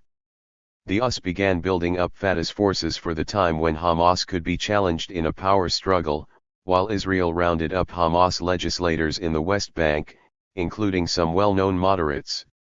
In late 2006, the occupied territories finally sank into feuding and fighting of a kind that seemed to have been Israel's goal for several decades. A short time later, in early 2007, tensions briefly dissipated when the Arab states intervened to help the two rival factions create a national unity government. Israel and the US made little effort to conceal their hostility to this new arrangement. According to one of Condoleezza Rice's officials in the State Department, she was apoplectic at the news. 26 plans were quickly drawn up to disrupt the agreement by publicly bolstering Abbas loyalists in Gaza with training and weapons in an attempt to undermine Hamas. A leaked report from Alvaro de Soto, the retiring UN envoy for the Middle East peace process, highlighted the American mood as Hamas and Fatah prepared to meet in Mecca over forging a national unity government. The US clearly pushed for a confrontation between Fatah and Hamas, so much so that, a week before Mecca, the US envoy declared twice in an envoys meeting in Washington, "How much I like this violence," referring to the near civil war that was erupting in Gaza, in which civilians were being regularly killed and injured because it means that other Palestinians are resisting Hamas. 27. In June 2007, the unity government collapsed when Hamas launched what it claimed was a preemptive strike in Gaza against 113. A coup planned by forces loyal to a Fatah strongman, Mohammed Dallon. According to Hamas, Dallon, who had been cultivated by US officials for several years, was plotting with Washington to overthrow the elected government. Hamas was widely condemned for its violent actions, though 6 months later its claims that it had foiled a Fatah coup were finally confirmed. Drawing on official US documents, an article in Vanity Fair revealed that the White House had been conspiring with Dallon to topple the Hamas government. According to the plan, Washington's desired outcome was to give Abbas the capability to take the required strategic political decisions, such as dismissing the cabinet, establishing an emergency cabinet. 28. A budget of more than $1 billion over 5 years had been set aside for salaries, training, and arms to support a Fatah putsch. Hamas was alerted to the plan when the Israeli media reported that shipments of arms were arriving from Egypt for Fatah fighters. Hamas decided to strike first. Abbas responded to Hamas's triumphant reassertion of power in Gaza by creating a rival government in the West Bank, along the lines of the Fatah emergency government wanted by Washington. The US and Israel appeared to agree that this division offered a further opportunity to entrench what was already a geographic division between Gaza and the West Bank into a political separation too. Or, as the Israeli Foreign Minister, Tzipi Livni, observed, "We should take advantage of this split to the end." It differentiates between the moderates and the extremists. 29. The US approved lifting the economic blockade of Abbas's government in the West Bank, while Israel declared that Hamas-controlled Gaza would be treated as a hostile entity. The potential state of Palestine appeared now permanently riven, in the words of Israel's propagandists, into a Hamistan and a Fatahland. Revival of the Jordanian option. The comparison between Israeli rule of the occupied territories and apartheid South Africa has not been lost on Israel's more liberal commentators. In spring 2008, an editorial in the Haaretz newspaper 114 backed former US President Jimmy Carter, who was then visiting the region, for considering the system of separate roads for Jews and Arabs, the lack of freedom of movement, Israel's control over Palestinian lands and their confiscation, and especially the continued settlement activity, which contravenes all promises Israel made and signed, a matter that cannot be accepted. The interim political situation in the territories has crystallized into a kind of apartheid that has been ongoing for 40 years. 30. Nonetheless, Azmi Bishara, a former Knesset member and a Palestinian citizen of Israel forced into exile, observes that Zionism's hankering for separation from the Palestinians is of a special quality that needs to be differentiated from standard apartheid. In South Africa, that pioneer of apartheid, racial segregation was not absolute. It took place within a framework of political unity. The racist regime saw blacks as part of the system, an ingredient of the whole. The whites created a racist hierarchy within the unity. 31. Whites in apartheid South Africa needed the black population, relying on it as a labor force to preserve white privilege. Much like Jabotinsky, most white South Africans assumed they would always be a minority, and therefore concentrated on manipulating the country's system of government so that it would appear as democratic as possible, thereby legitimizing their rule. Labor Zionism, on the other hand, has tended to treat the native population of Palestine with greater hostility. The principles of Hebrew labor and redemption of the land promoted ethnic self-reliance over colonial exploitation. Or as Ben-Gurion explained in 1934, "We do not want to create a situation like that which exists in South Africa, where the whites are the owners and rulers, and the blacks are the workers. If we do not do all kinds of work, easy and hard, skilled and unskilled, if we become merely landlords, then this will not be our homeland. 32. Israel's supporters have tended to assume that this statement meant Ben-Gurion envisioned a utopia in which Jews would share the burden 115 equally with the natives. That seems an inadequate interpretation. If Ben-Gurion expected the Jews in his planned Jewish state to do all kinds of work, more likely it was because he intended to dispense with the services for most of the natives. Such reasoning was simple. The presence of a significant proportion of Palestinians, let alone a majority, in Palestine contradicted one of Zionism's fundamental tenets. It undermined Israel's status as a sanctuary for Jews, a state where they enjoyed undisputed sovereignty. In 1948, Ben-Gurion decided that Israel's craving for acceptance among the democratic nations required not separation within political unity, an apartheid system, but ethnic cleansing to ensure an overwhelming Jewish majority. Ariel Sharon summed up the problem for Zionism in his typically blunt manner: the intention of Zionism was not to bring democracy, needless to say. It was solely motivated by the creation in Eretz Israel of a Jewish state belonging to all the Jewish people and to the Jewish people alone. 33. But if Zionism was not primarily concerned that the Jewish state be democratic, it was concerned that it appear democratic. The lack of political decisiveness that uncharacteristically gripped Israel following the capture of the West Bank and Gaza in 1967 reflected the fact that the country's leaders had no solution equivalent to Ben-Gurion's when confronted with the same demographic problem. Unable to find a pretext for expelling most of the Palestinian population from the occupied territories, and unwilling to offer them citizenship, Israel has searched in vain for another policy it can present as democratic. Bishara describes the distinctive features of Zionism in relation to Palestine's indigenous inhabitants. This unique type of colonialism does not seek to develop the inhabitants, as other colonialists once did in homage to the white man's burden. This colonialism displaces people, confiscates their land or bypasses them. It develops the land for settlement, but not for the inhabitants. Because of this, Moshe Dayan and his aides adopted a policy of open bridges after the 1967 war. They wanted the Palestinians to have an economic and demographic outlet to Jordan, the Gulf countries, and other parts 116 of the region, so as to free Israel from the economic and other responsibilities commonly assumed by occupying authorities. 34.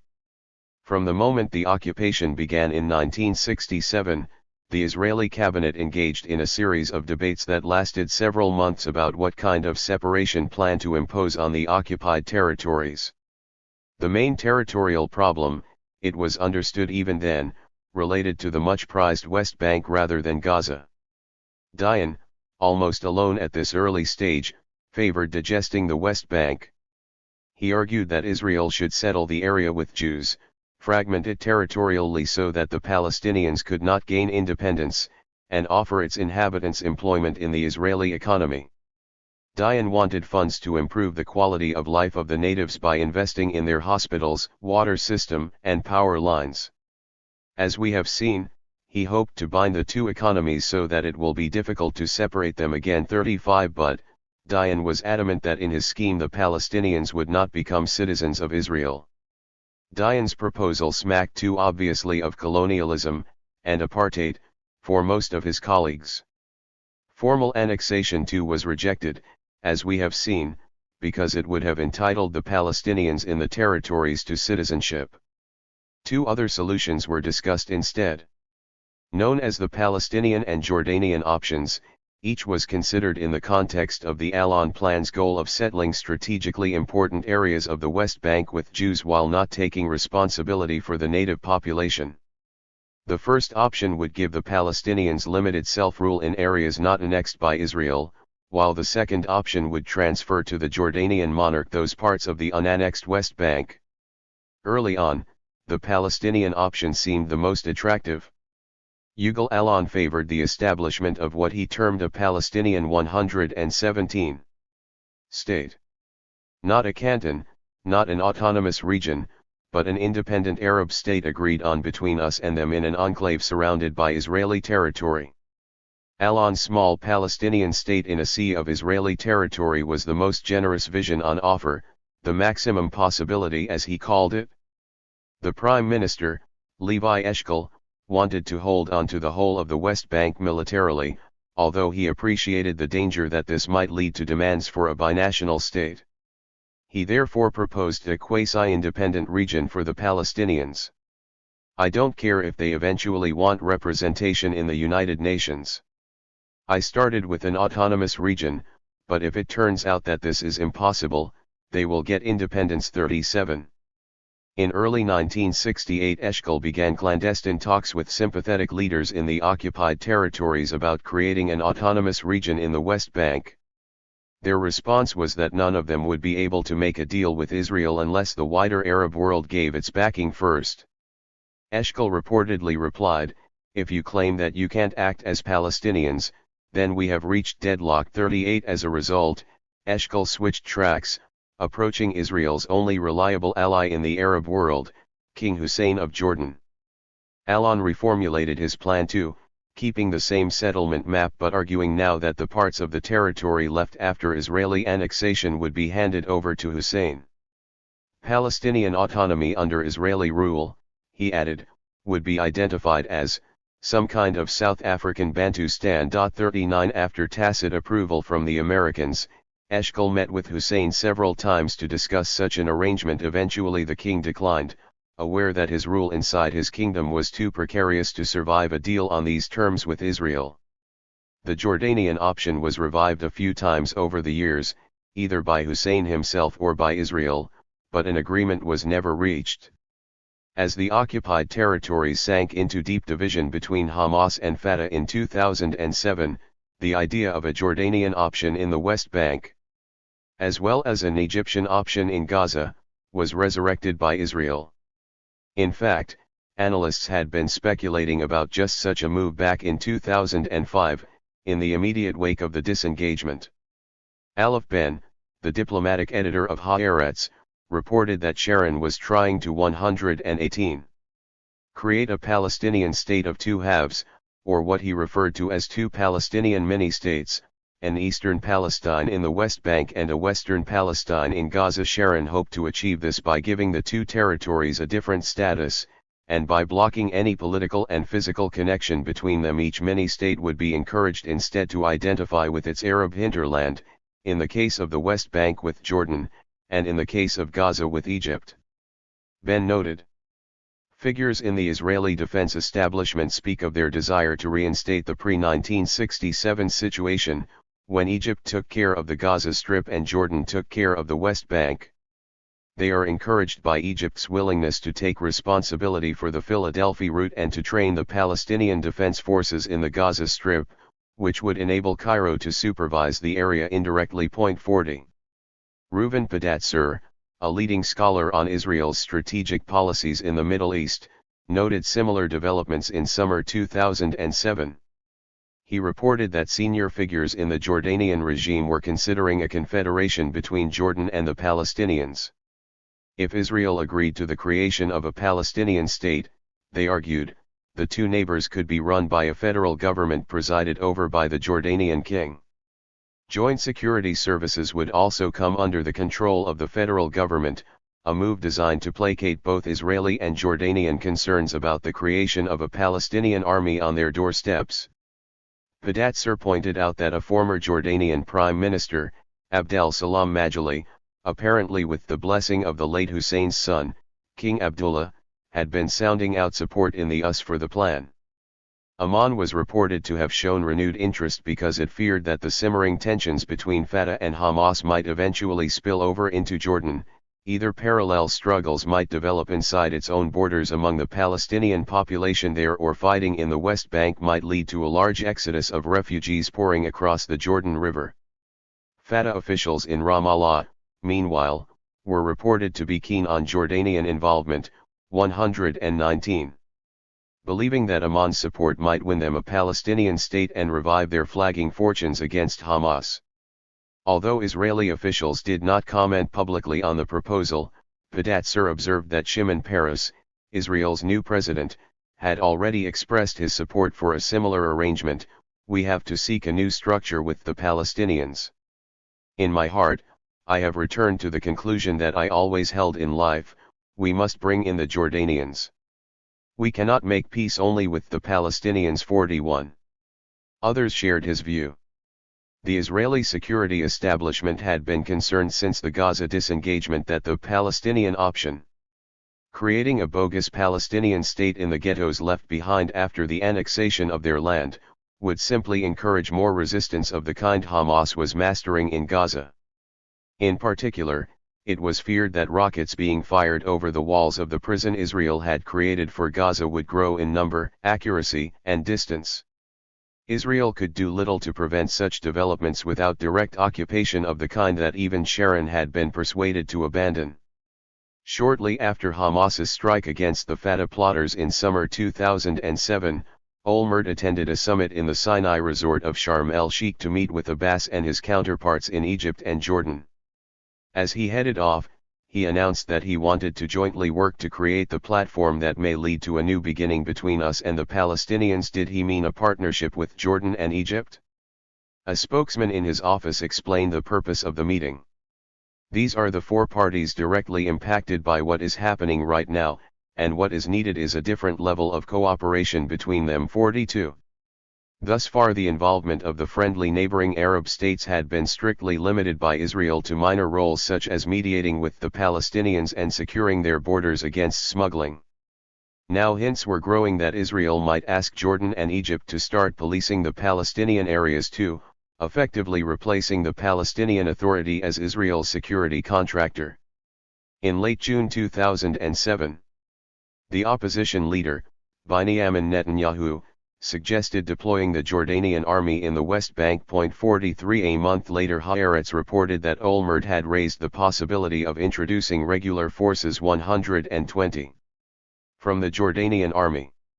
He has said this could be an effective way to help Abbas create a semblance of security in the West Bank. 44. The incentive for Jordan and Egypt to get involved was explained by a senior official in the Israeli Foreign Affairs Ministry.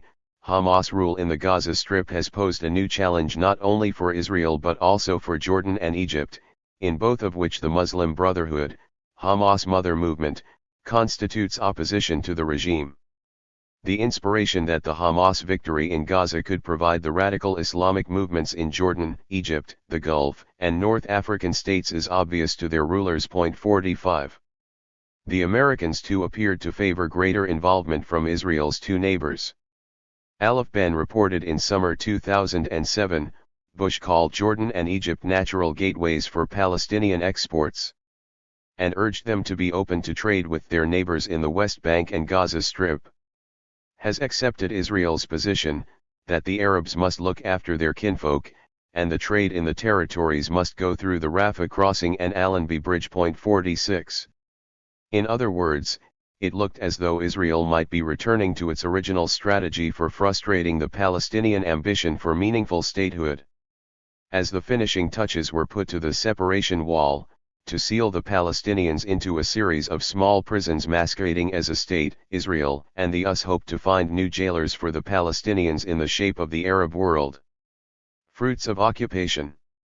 It hardly needs stating that Israel has held on to the occupied territories for so long, and settled them so intensively, because the advantages of remaining there were seen as great.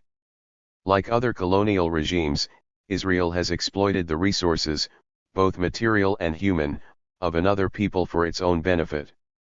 Shlomo Gazit, an advisor to Moshe Dayan when the occupation began, wrote many years later. At the end of the 60s, the world was already watching the end of 121.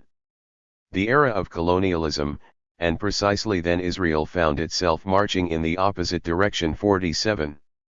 The benefits of occupying the Palestinian territories, and the West Bank in particular, were many.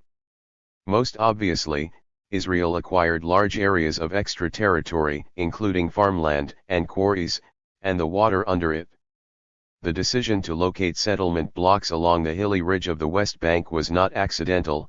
They sat atop the territory's plentiful aquifers, justifying Israel preventing the Palestinians from drilling wells on their own land. Meanwhile, the sparsely populated settlements along the Jordan Valley staked Israel's claim to the aquifer there, as well as the valley's rich agricultural land.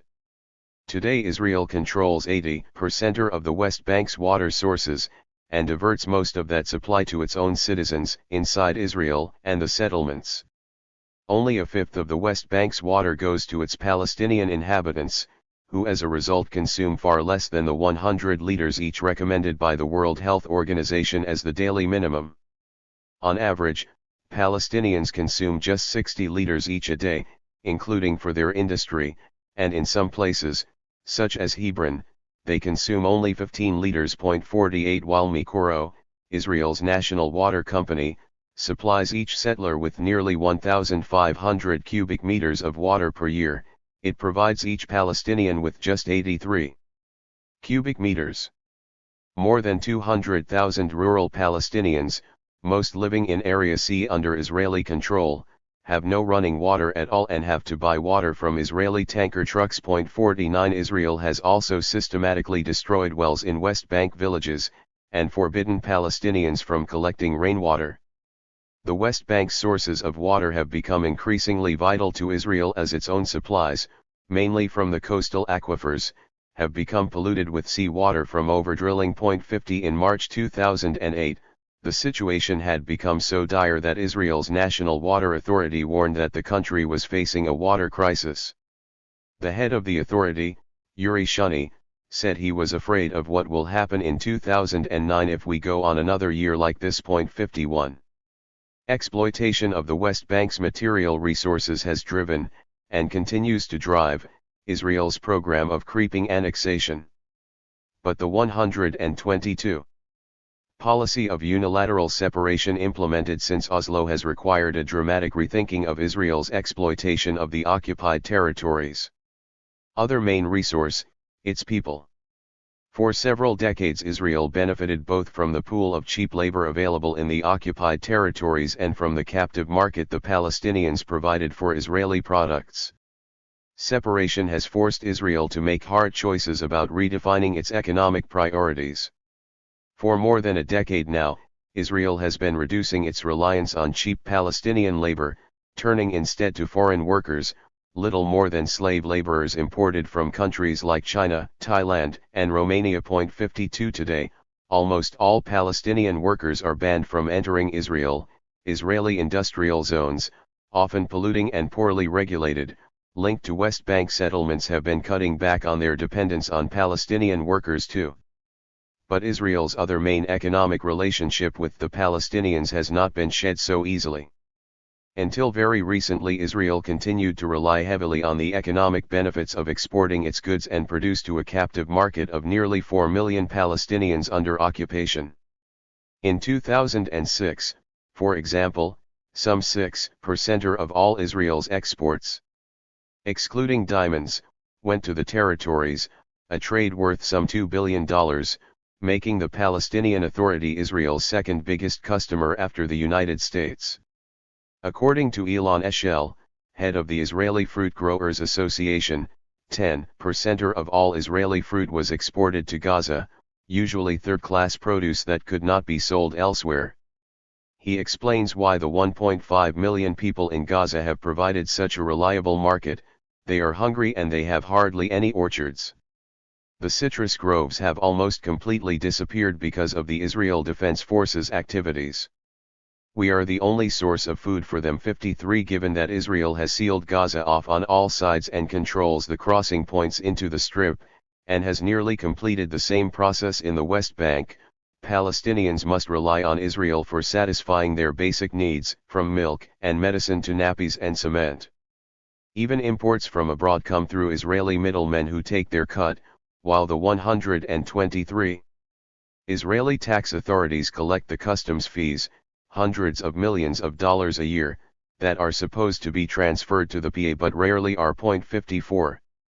Nonetheless, Israel finally appears to be turning its back on this market.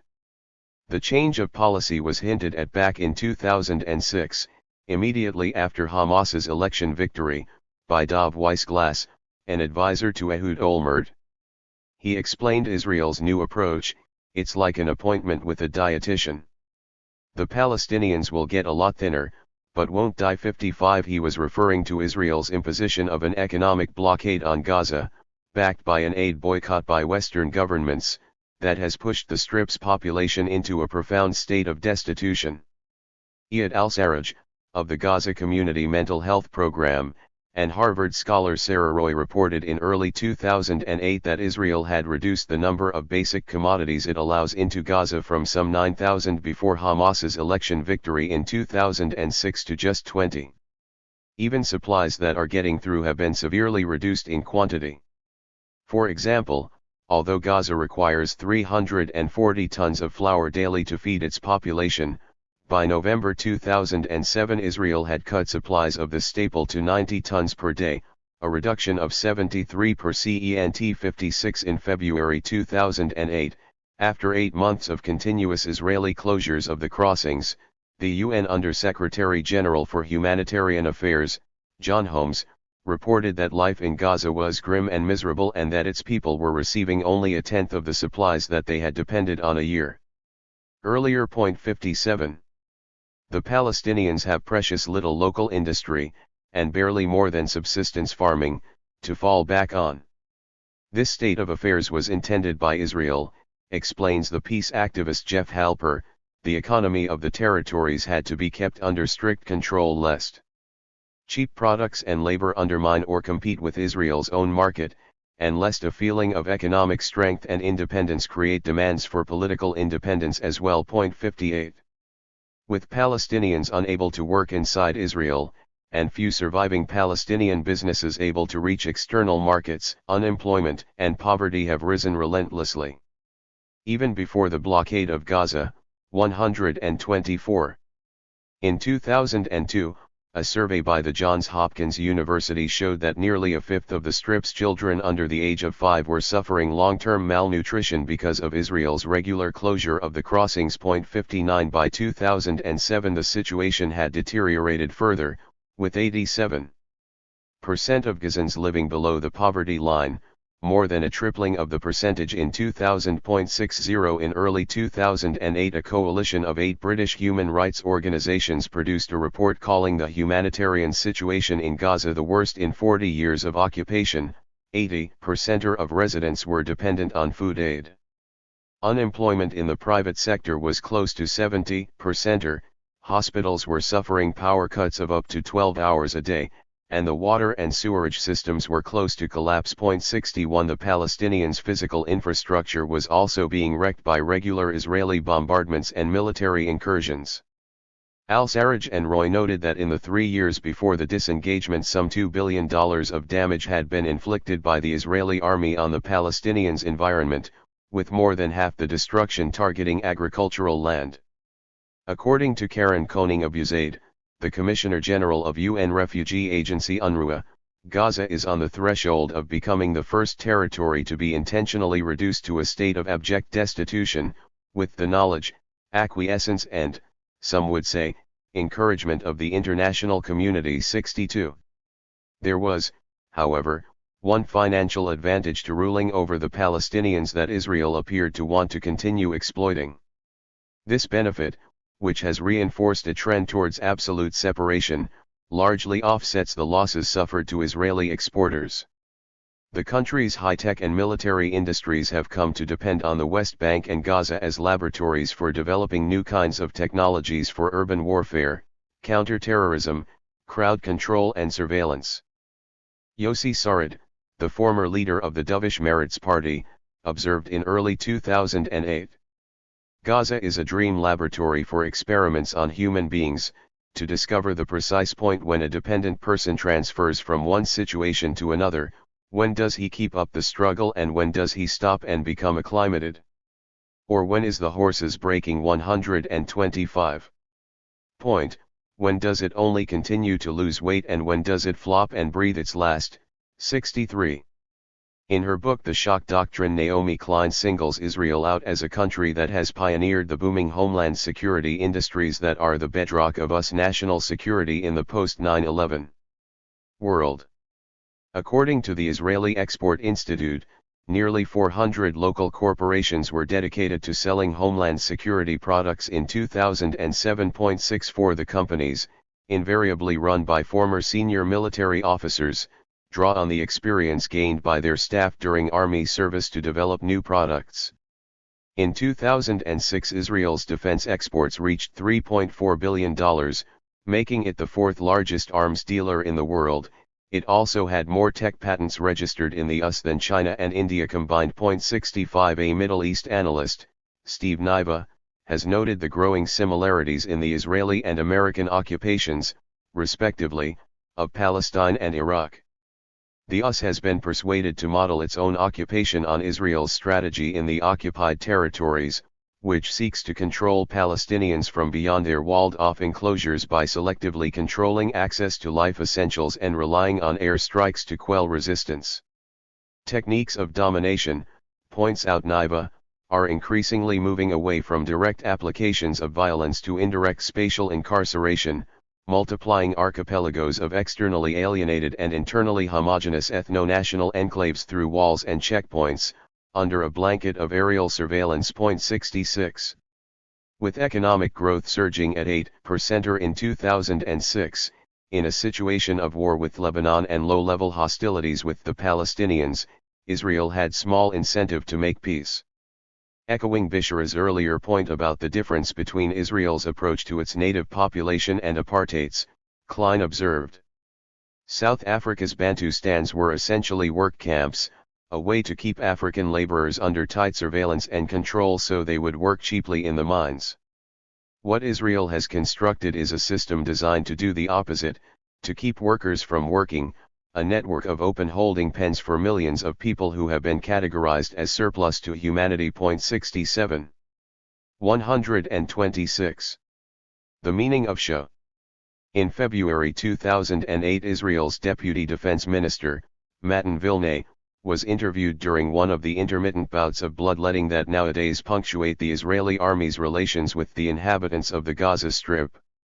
Israel had unleashed a series of air and ground strikes on populated areas of Gaza that over the course of a few days had killed more than 100 Palestinians, at least half of whom were civilians and 25 of whom were children, according to the human rights group B'Tselem. 68. Vilnay's radio interview also took place in the wake of rockets fired from Gaza that killed a mature student in Sderot and for the first time hit the center of the southern city of Ashkelon.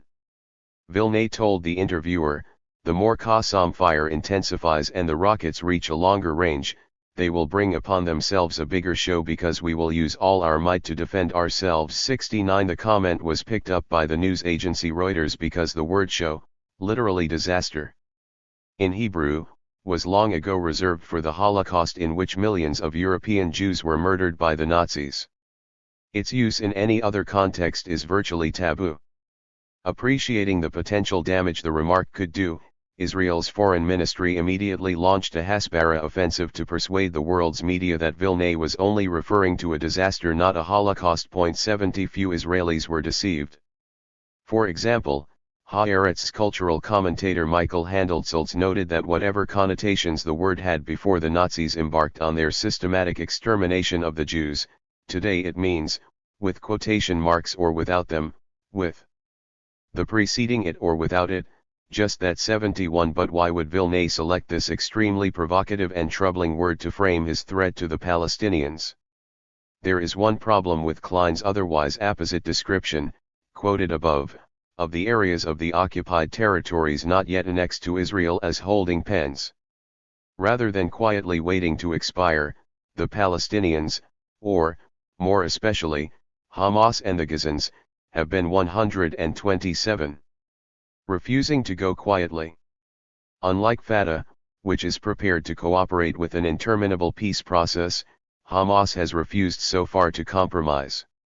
It has proved itself both immune to Israeli and US machinations to topple it and potentially capable of organizing resistance on several fronts damaging to Israel. The most obvious resistance from Hamas, in a form that poses the most immediate threat to Israel, is the regular rocket fire out of Gaza. Although the Qassams have a short range and rarely cause casualties. 72. The Palestinians are acquiring ever better technology. The range and accuracy of the rockets is likely to grow, as the attack on Ashkelon demonstrated. But more significantly, as Hezbollah's month-long barrage of rockets on northern Israel during the war in summer 2006 showed, the Israeli public's resolve can crumble quickly in the face of sustained attack.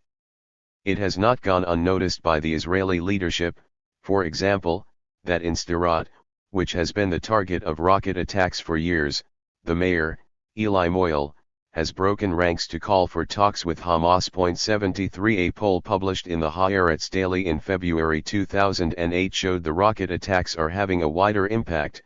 64% of Israelis agreed with Moyle's view. 74 An abrupt reversal of Israel's motto throughout the Second Intifada that there is no one to talk to. Not surprisingly, the defense minister, Ehud Barak, has been investing major effort and money in developing a shield against the rockets. 75 The fear among Israel's leaders is that the holding pens created for the Palestinians cannot be preserved if the Israeli public starts demanding that Hamas be brought to the negotiating table. Another form of resistance that is still in its infancy but could yet develop into a major threat to Israel's policy is mass civil disobedience, especially if Israeli left-wingers participate in significant numbers. So far, much to Israel's relief, neither Hamas nor Fatah has invested much effort in organizing this kind of resistance, and as Israel completes its wall, the opportunities for Israelis to struggle alongside Palestinians is rapidly shrinking. Incidents of mass nonviolent protest have mainly taken place in the West Bank, such as the weekly march towards the 128th wall stealing farmland from the village of Beilan. But these demonstrations are organized locally, are small-scale and have faced obstruction rather than support from the Fatah leadership. Israel, fearful that such protests might catch on, has greeted the demonstrators at Beilan with regular displays of violent overreaction from its soldiers. Israelis participating alongside Palestinians have also been targeted, apparently in an attempt to deter others from following in their path. 76. But if Fatah appears incapable of organizing acts of mass resistance, Hamas does not. In January it grabbed the initiative from Israel by blowing up sections of the wall between Gaza and Egypt, giving tens of thousands of Gazans a brief respite from their captivity and the chance to flood into the Sinai. 77 Hamas's stunt demonstrated to Israel's politicians and generals alike that the Islamic movement has the ability, as yet unrealized, to launch a focused mass nonviolent protest against the military siege of Gaza. As Meron Benvenisti, a former deputy mayor of Jerusalem, notes, this scenario frightens the army more than a violent conflict with armed Palestinians. 78 Israel fears that the sight of unarmed women and children being executed for the crime of trying to free themselves from their prison may give the lie to the idea that the disengagement ended Israel's brutal occupation or that the Israeli army is the most moral in the world. Hamas failed to capitalize on its success a short time later when Gazan activists arranged for several thousand Palestinians to create a human chain along part of Gaza's fence with Israel to highlight their suffering and the world's silence. 79 In the end, the turnout was low after Hamas failed to get involved. Nonetheless, the Israeli army could barely contain its panic, fearing that large numbers of women and children might turn up and try to break out of the strip. Heavy artillery was brought to the perimeter and snipers were ordered to shoot protesters' legs if they approached the fence. As Amira Hass, Haaretz's longtime reporter in the occupied territories, observed, Israel has so far managed to terrorize most ordinary Gazans into a paralyzed inactivity on this front. In the main, Palestinians have refused to take the suicidal course of directly challenging their imprisonment by Israel, even peacefully. The Palestinians do not need 129 warnings or reports to know that Israeli soldiers shoot the unarmed as well, and they also kill women and children. 80. But increasingly, it seems, Israeli officials are starting to suspect that, if Gaza's misery grows, the fear of confronting the Israeli army may dissipate and the pressure for direct action from Palestinians grow. If Hamas can harness that popular energy, it could become a formidable foe.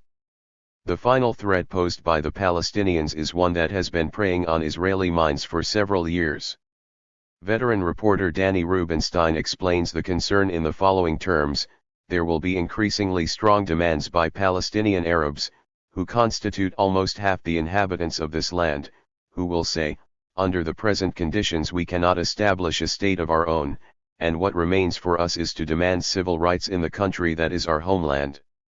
They will adopt the slogans of the struggle of the Arabs who are Israeli citizens, who demand equality and the definition of Israel as a state of all its citizens. That won't happen tomorrow morning, but there doesn't seem to be any option to its happening eventually. If there aren't two states for the two nations, in the end there will be one state. 81. Olmert himself expressed this worry back in late 2003 when he warned that Israel was facing a switch by the Palestinians from a struggle against occupation, in their parlance, to a struggle for one man one vote. That is, of course, a much cleaner struggle, a much more popular struggle, and ultimately a much more powerful one. For us, it would mean the end of the Jewish state. 82. He has repeated the point many times, not least in 2007 as the Annapolis Peace Conference ended. If the day comes when the two-state solution collapses, and we face a South African-style struggle for equal voting rights, then, as soon as that happens, the state of Israel is finished. 83. So how has Israel chosen to preempt these threats? It is worth examining the direction Vilnay and his boss, Defense Minister Ehud Barak, started pushing government policy towards a Hamas-run Gaza. In summer 2007 the Israeli cabinet agreed to declare the Strip a hostile territory. 84, a significant evolution of the policy of separation. 130. Initiated by Sharon's disengagement. At the same time Barak announced that essential services, including electricity and fuel, supplied by Israel, as longtime occupier, would be cut. Several legal petitions were launched by human rights groups, but in late 2007 the Israeli courts gave their blessing to this policy. 86. Under international law, Israel as the occupying power has an obligation to guarantee the welfare of the civilian population in Gaza. Barak therefore claimed tendentiously that the humanitarian needs of Gazans were still being safeguarded by the limited services and supplies of fuel being allowed through. Behind the scenes, however, he and Vilnay sought a way to neutralize international law so that the army would not be bound by its provisions. In October 2007, after a meeting of defense officials, Vilnay said there was no obligation on Israel to supply electricity beyond the minimum required to prevent a crisis. 87. 3 months later he went further, arguing that Israel should cut off all responsibility for Gaza. 88. Disengagement, he added, should be taken to its logical conclusion. We want to stop supplying electricity to them, stop supplying them with water and medicine, so that it would come from another place. He suggested that Egypt might be forced to take over responsibility. 89. Shortly afterwards, in March 2008, the Israeli media reported that Israel and Egypt had agreed that the latter would start supplying Gaza's electricity in 2 years' time, when a new power plant had been built in the Sinai, probably funded by Saudi Arabia. An official said, ostensibly, we will lose our control of the Gaza power switch, but it also entails a huge advantage if we can transfer responsibility for electricity to Egypt. 90. In Barak's view, apparently, if the world could be persuaded that the occupation of Gaza really was over, Israel's obligations under international law towards the civilian population of the Strip would end. Vilnay and Barak's proposals did not surface in a political vacuum. They echoed an increasing number of statements from Cabinet. 131. Ministers advocating war crimes against Palestinian civilians as a way to stop the rocket fire from Gaza. Prime Minister Ehud Olmert, for example, declared that Gazans should not be allowed to live normal lives. 91. Internal Security Minister Avi Dichter wanted Israel to take action irrespective of the cost to the Palestinians. 92. And the Interior Minister, Meir Sheitrit, suggested that the Israeli army should decide on a neighborhood in Gaza and level it after each rocket attack. 93. In the wake of Hamas's mass breakout from Gaza, Barak and Vilnay started formulating policies that matched the rhetoric. In March 2008 the Israeli media revealed that Barak's officials were working on a way to make it lawful for the army to direct artillery fire and air strikes at civilian neighborhoods of Gaza in response to rocket fire. They were already doing this covertly, of course, but now, It seemed, they wanted to make it official policy, sanctioned by the international community. 94 At the same time Vilna proposed a related idea, of declaring areas of Gaza combat zones in which the army would have free rein and from which residents would have little choice but to flee. In practice, this would allow Israel to expel civilians from wide areas of the Strip, herding them into ever smaller spaces. 95. Palestine is finished. Genocide is widely, and mistakenly, assumed to refer only to an act of mass extermination of a racial or ethnic group akin to the industrialized murder of Europe's Jews committed by the Nazis. In fact, the word's legal definition is far broader. The lawyer who coined the term, Raphael Lemkin, was a Polish Jew who fled to the United States during the Second World War. Lemkin's determination to alert the world to the horrors of genocide was prompted not just by the Holocaust but by earlier massacres, of the Armenians by the Turks during the First World War, and of the Assyrians in Iraq in 1933. 96 In 1943 Lemkin offered his definition of genocide. Generally speaking, genocide does not necessarily mean the immediate destruction of a nation, except when accomplished by mass 132 killings of all members of a nation. It is intended rather to signify a coordinated plan of different actions aiming at the destruction of essential foundations of the life of national groups, with the aim of annihilating the groups themselves. The objectives of such a plan would be the disintegration of the political and social institutions, of culture, language, national feelings, religion, and the economic existence of national groups, and the destruction of the personal security, liberty, health, dignity, and even the lives of the individuals belonging to such groups. 97. 5 years later, the United Nations adopted a Convention on the Prevention and Punishment of the Crime of Genocide, defined as any of the following acts committed with intent to destroy, in whole or in part, a national, ethnical, racial or religious group, as such, a. killing members of the group, b. causing serious bodily or mental harm to members of the group, c. deliberately inflicting on the group conditions of life calculated to bring about its physical destruction in whole or in part, d. imposing measures intended to prevent births within the group, e. forcibly transferring children of the group to another group. 98. It is difficult not to consider Israel's current actions against the Palestinians as fitting the definitions offered by both Lemkin and the UN Convention. However, most critics of Israeli policy have been uncomfortable publicly reaching such a conclusion. The late Israeli sociologist Barak Kimmerling, one of the country's foremost scholars of Israeli and Palestinian nationalism, invented a new word: politicide, rather than resort to the term genocide. In 2003 he defined politicide as having two effects. The first is the destruction of the Palestinian public sphere, including its leadership and social and material infrastructure. The second effect is to make everyday life for the Palestinians increasingly unbearable by destroying the private sphere and any possibility of normalcy and stability.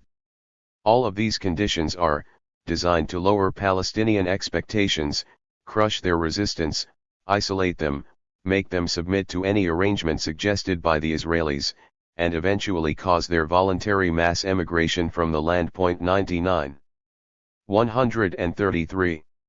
It hardly matters whether we describe the Israeli plan outlined by Kimmerling as genocide or politicide, he accurately presents Israel's monstrous vision of a half-life for Palestinians in the occupied territories in which they are stripped not only of their rights but also of their humanity.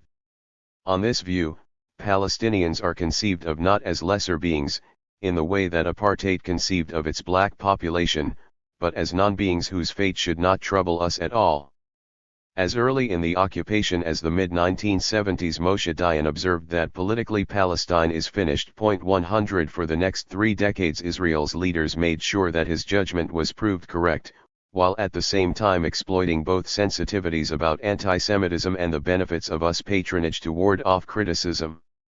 In partially defending Israel's record, Professor Yoram Shahar, of the influential Herzliya Interdisciplinary Center, alludes to the guiding principle of Israeli policy in the occupied territories. So long as Israeli outrages can be presented as spontaneous, unsystematic, and related to security needs, the international community will turn a blind eye. There has been no genocide here, no wholesale devastation of territory, no mass rapes, no concentration camps, no mass starvation, and no systematic deportation of local residents. There has been no Kosovo or Rwanda here, the sort of situations that arouse the international community to act. 101. In other words, as long as Israel ensures that politicide, a subtle, incremental war of attrition against Palestinian public and private life, does not look too much like the popular notion of genocide, concentration camps and butchery, Israel will be able to continue its policies unchecked. As long only dozens of Palestinians die each month from Israeli artillery fire or food blockades rather than hundreds or thousands, then the consciences of Western politicians can remain clear. The ultimate goal, however, as Kimmerling warns, will be the same, the disappearance of a Palestinian nation for good. Back in September 2002, 2 years into the Second Intifada, General Eitan Ben-Eliyahu, a former head of Israel's Air Force, declared on Israeli television that eventually we will have to thin out the number 134 of Palestinians living in the territories. 102. His was a vision of ethnic cleansing that would have been familiar to Ben-Gurion, bombing, starving and maiming to terrorize the Palestinian population into flight, just as had occurred in 1948. More than 5 years later, Gaza's inmates are staring at a future in which they are supposed to return to the Stone Age, without fuel, electricity, medicines, and even basic foodstuffs. The ghettos in the West Bank are not far behind. Iyad al-Sarraj, of Gaza's community mental health program, wrote an email in early 2008 warning that eventually Israel's policy would leave Egypt with no choice but to open its border with Gaza. What would happen then? Wait for the exodus, he warned. 103. 135. Pa-RTII. 5. Despite waves of Jewish immigration, the proportion of Palestinian citizens in Israel has barely altered over 6 decades, remaining at approximately a fifth of the population. With a far higher birth rate, and no visible new sources of Jewish immigrants, Palestinian citizens, more usually referred to as Israeli Arabs, are now widely regarded as a long-term threat to the state's Jewishness. In these 3 essays I explore different aspects of that problem. In finishing the job I examine a feud between Zionism's 2 main camps, commonly seen as representing the left and right, over the nature of a Jewish state. Should it be a sanctuary within Israel's existing and accepted borders, or the reclaiming of a biblical birthright that includes all of historic Palestine and possibly more? I argue that the differences between these camps are more apparent than real, and that both ultimately see the country's Palestinian citizens as the Jewish state's Achilles heel and hence in need of expulsion. The political rise of Avigdor Lieberman, an immigrant from Moldova who leads a far-right party, is considered in Minister of 139. Strategic threats. Lieberman, I argue, is the likely face of Israel's political future. He has been publicly promoting, and garnering support for, the expulsion of Israel's Palestinian minority, a policy that has been secretly formulated by more mainstream leaders for some time. Finally, in The Persecution of Azmi Bishara, I investigate the first major casualty of the renewed atmosphere of expulsion. Bishara, the most articulate critic of the Jewish state among the Palestinian minority and a proponent of wide-ranging political reforms to end Israel's ethnic basis, has been hounded by the security services for years. In spring 2007, while he was out of the country, this campaign culminated in threats that he would be tried for treason on his return. Although no serious evidence has yet been produced, Bishara has been silenced and many in the Palestinian minority sufficiently intimidated to end their demands for Israel's democratization.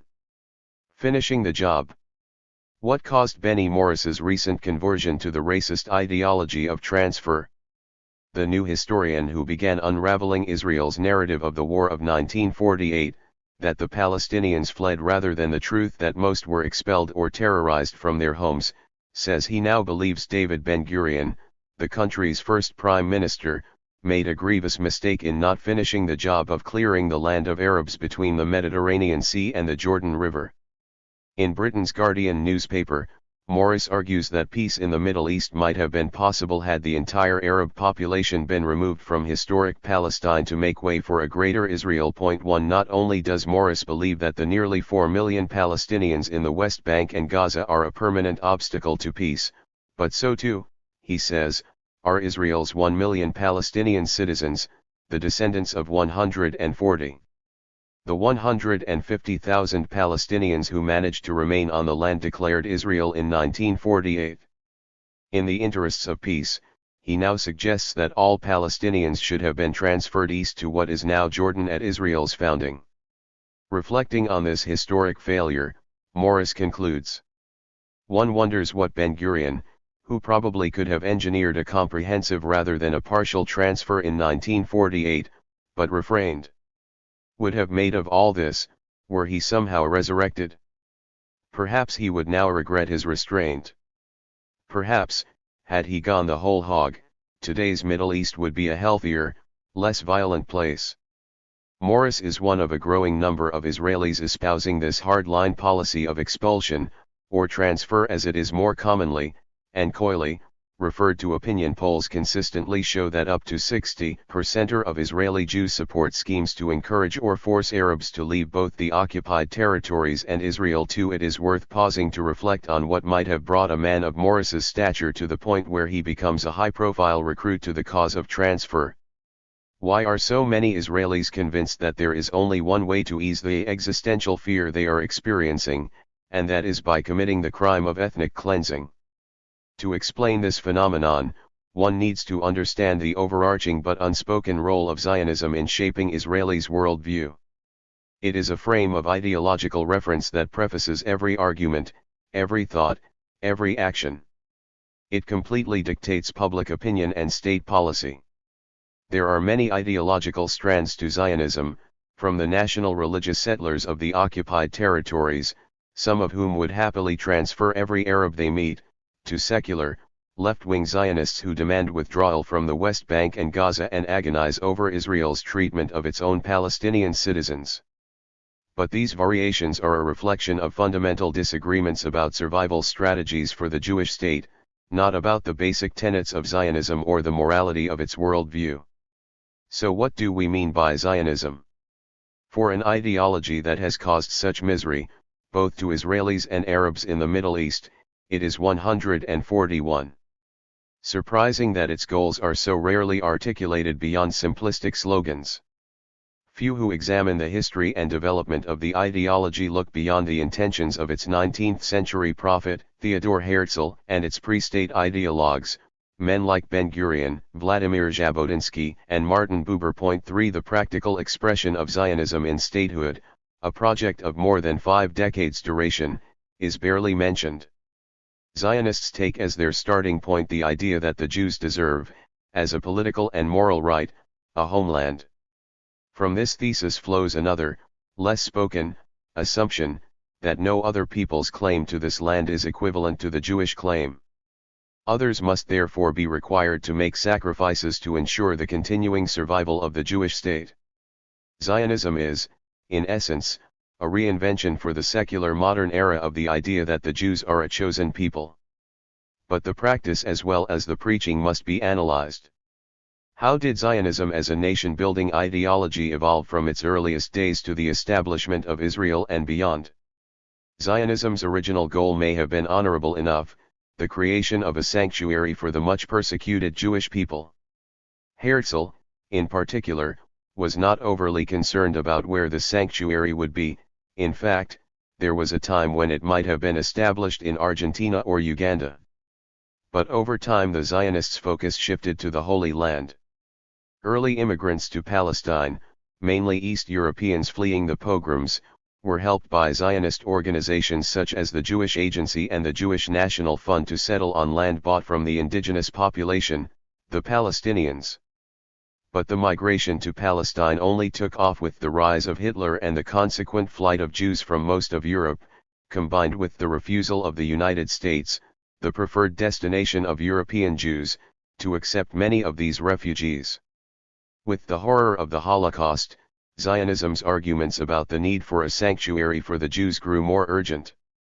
The incontrovertible truth about the War of 1948, in which some 750,000 Palestinians were expelled or forced to flee their homes, has come to light only over the past 2 decades, after academics like 142. Benny Morris trawled the Israeli archives.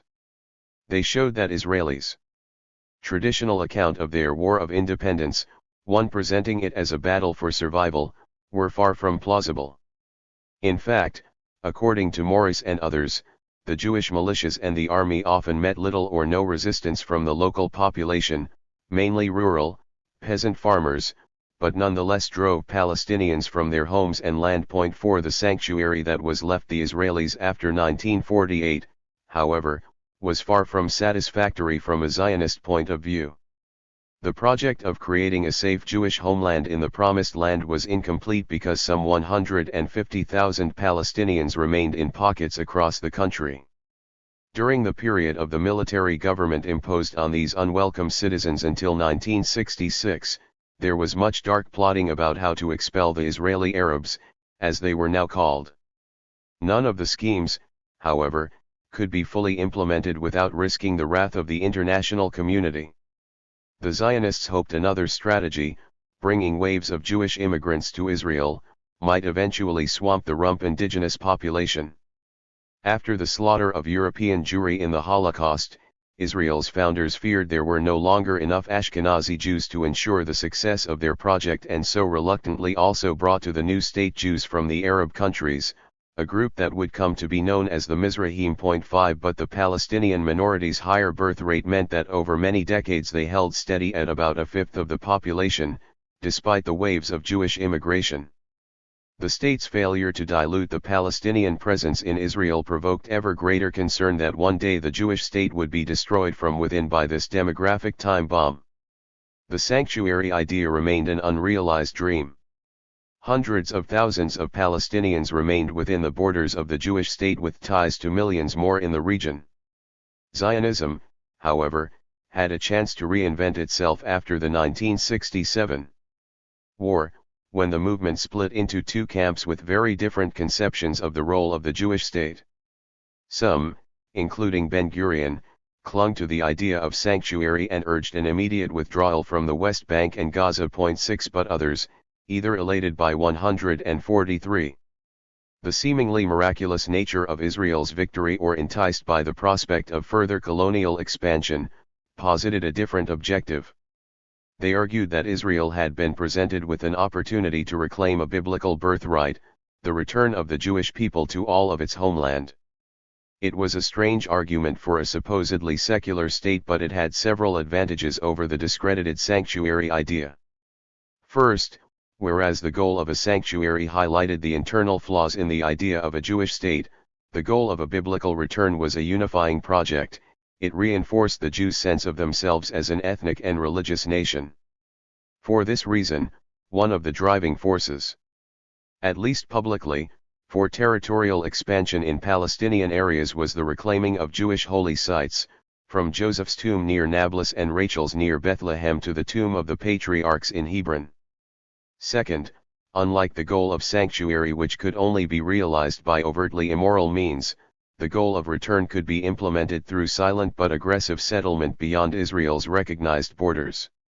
At first, small groups of zealots, backed by the government and army, set up encampments on hilltops overlooking Palestinian towns and villages. They looked to the world like mavericks, people who were happy to live in caravans without water or services. But soon, as the 1948 Zionists lost the argument in government, the national religious extremists were joined by construction companies that bulldozed vast tracts of land and laid foundation stones for high-rise blocks of flats. Within 2 decades, East Jerusalem, the Palestinian half of the city before the 1967 war, was surrounded by great housing estates, all illegally built on occupied land. The Jordan Valley too was dotted with small Israeli settlements along a main highway that made Jerusalem and Israel a quick drive away. All this happened in a way designed not to disturb the West until the Facts on the ground made reversing the settlement program all but impossible. And third, and most importantly, the new territorial acquisitiveness became a successful justification for demanding ever greater subsidies from Israel's chief sponsor, the United States. As Norman Finkelstein 144 documents in his book The Holocaust Industry, links between American Jewry and Israel were tenuous before the 1967 war. But after Israel proved its credentials on the battlefield, the United States began rethinking Israel's role, seeing it as a powerful client state in the region and a useful destabilizing influence on its Arab neighbors that might prevent the emergence of an Arab unity that would interfere with its imperial designs. 7 Equally, American Jewry began to see Israel, and Palestinian and Arab attacks on the Jewish state, as the perfect way to advance its own causes and influence. Thus the awesome Zionist lobby, compulsively seeking out anti-Semitism, was born in the States, with offshoots in Europe. The benefit to Jewry in America, as Finkelstein notes, was the Holocaust industry itself, huge sums to be claimed from European states ostensibly to compensate Holocaust victims but in practice to pay the inflated salaries of Jewish lawyers and promote the projects of Jewish businessmen in America and Israel. The regional instability caused by the Israeli army's continuing occupation of Palestinian and Syrian land, its invasion of South Lebanon and the unresolved status of millions of refugees provided the perfect setting for crying security and existential threat every time an Arab leader sneezed. The US Congress approved ever larger disbursements of military aid to Israel. By the end of the First Gulf War, Israel was receiving nearly $5 billion of aid annually from the American taxpayer, almost $1,000 for every man, woman, and child. 8. The Israeli economy, and its military might, was effectively propped up by America. Shortly after the 1967 war, arguments about the goals of Zionism raged. 9 Those preaching the 1948 idea of sanctuary wanted a small but defensible homeland in the Middle East for the Jewish people. A more vociferous group, however, demanded Israel become a muscular, regional superpower wired into the financial and military heart of the West. Thus was born the unholy alliance between the religious extremist settlers and the country's military, political, and business elites. 10 The image of Israel that predominates in the international community, however, is refracted solely through this first prism. 145. Israel as a weak state fighting for its life. But in Israel the second vision quickly became more compelling. Most Israelis, including left-wingers, wanted the huge benefits of Western support. The alternative was Middle Eastern anonymity, Israel struggling against its Arab neighbors for international attention but without the bonus of Iraqi and Saudi oil fields. It was not an appealing prospect. Success did not go in one direction only. The sanctuary Zionists scored victories of a kind in their peace agreements with Egypt in 1978 and Jordan in 1994, curbing the excesses of the expansionists. But although the colonial settlement project was made more manageable, it continued apace in the West Bank and Gaza. The invasion of South Lebanon, the expansionists' most ambitious and aggressive project, spawned a peace movement, led by Peace Now, in the early 1980s. But it was the first intifada, between 1987 and 1993, that really polarized Israeli society. For the first time in a generation the peaceniks clearly articulated the sanctuary idea of the Jewish state and argued for withdrawal from the West Bank and Gaza. Oslo happened for many reasons. The Americans needed a public relations coup in the Arab world after the savagery of its attack on Iraq during the First Gulf War. Israel also realized that Yasser Arafat's PLO was bankrupt and internationally isolated after siding with Saddam Hussein in the same war. Arafat was in no position for hard bargaining. Another consideration, according to Shlomo Ben-Ami, a historian and former government minister, was that, after 6 years in which the Israeli army had been unable to crush the First Intifada, an uprising that consisted mainly of women and children throwing stones at heavily armed soldiers, Rabin believed that bringing Arafat into the territories might stop the uprising the IDF had failed to suppress. 11 Arafat would be Israel's security contractor but, just as importantly, the Israeli leadership needed to dampen down the combustible tensions within Israeli society between the two oppositional Zionisms, tensions that had been exacerbated by the First Intifada. The Oslo peace process was one way to do it. Nonetheless, the Oslo agreements encapsulated everything that was misjudged in the international debates about Israel. It was assumed 146. That Israel was at the signing ceremony on the White House lawn in 1993 because it wanted to carve out a peaceful space for itself in a hostile Arab environment. In practice, however, Oslo was a sophisticated attempt to legitimize the main thrust of the expansion program. Israel continued to control ever more Palestinian territory through its settlement projects while at the same time handing over the poisoned chalice of the West Bank cities and large refugee camps to the new Palestinian Authority. Now Arafat could do the messy job of guaranteeing Israelis security, and he could take the blame when an Islamic extremist slipped into Israel to turn human bomb. Meanwhile, Israel quietly continued confiscating land and subsidizing more and more settlers to move to the West Bank and Gaza.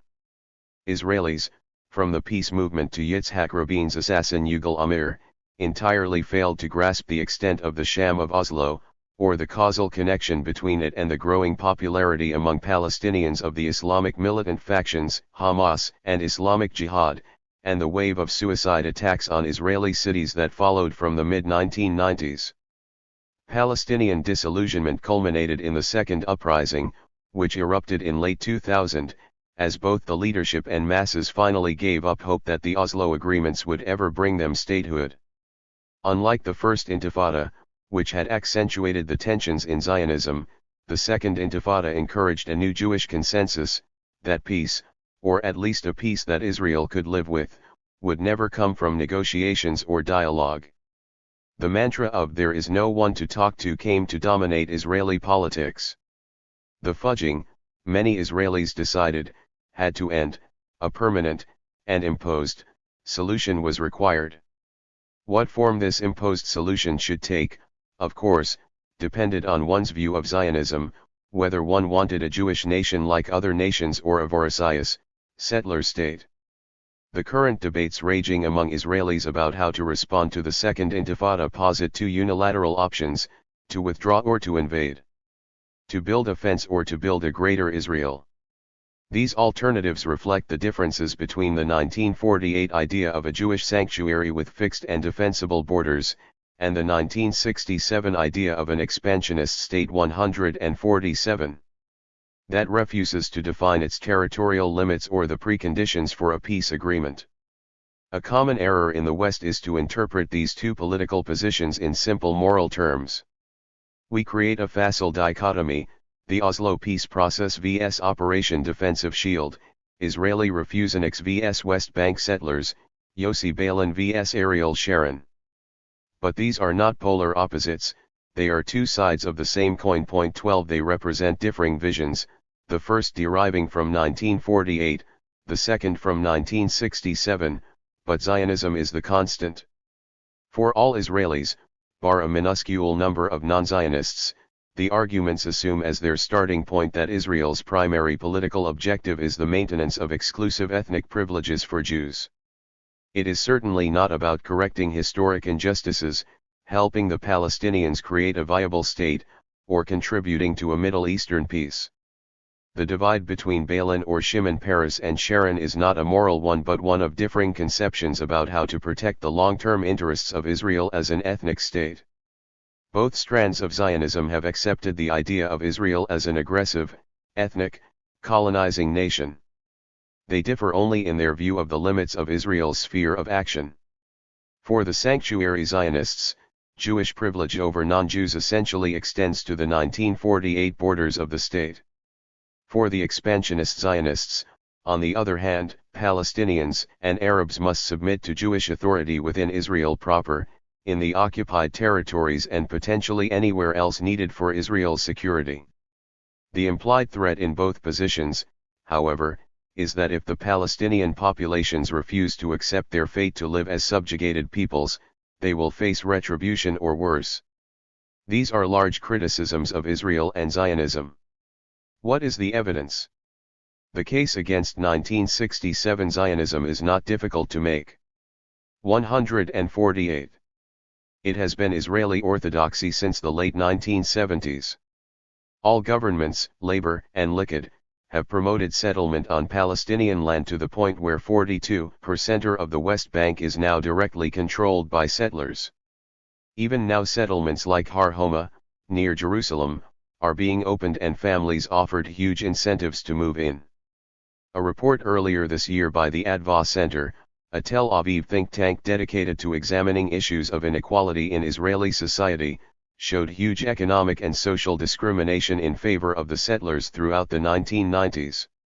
House building rates in the occupied territories through the Oslo period were 63% or higher than in Israel proper, and families received double the subsidy on buying a property.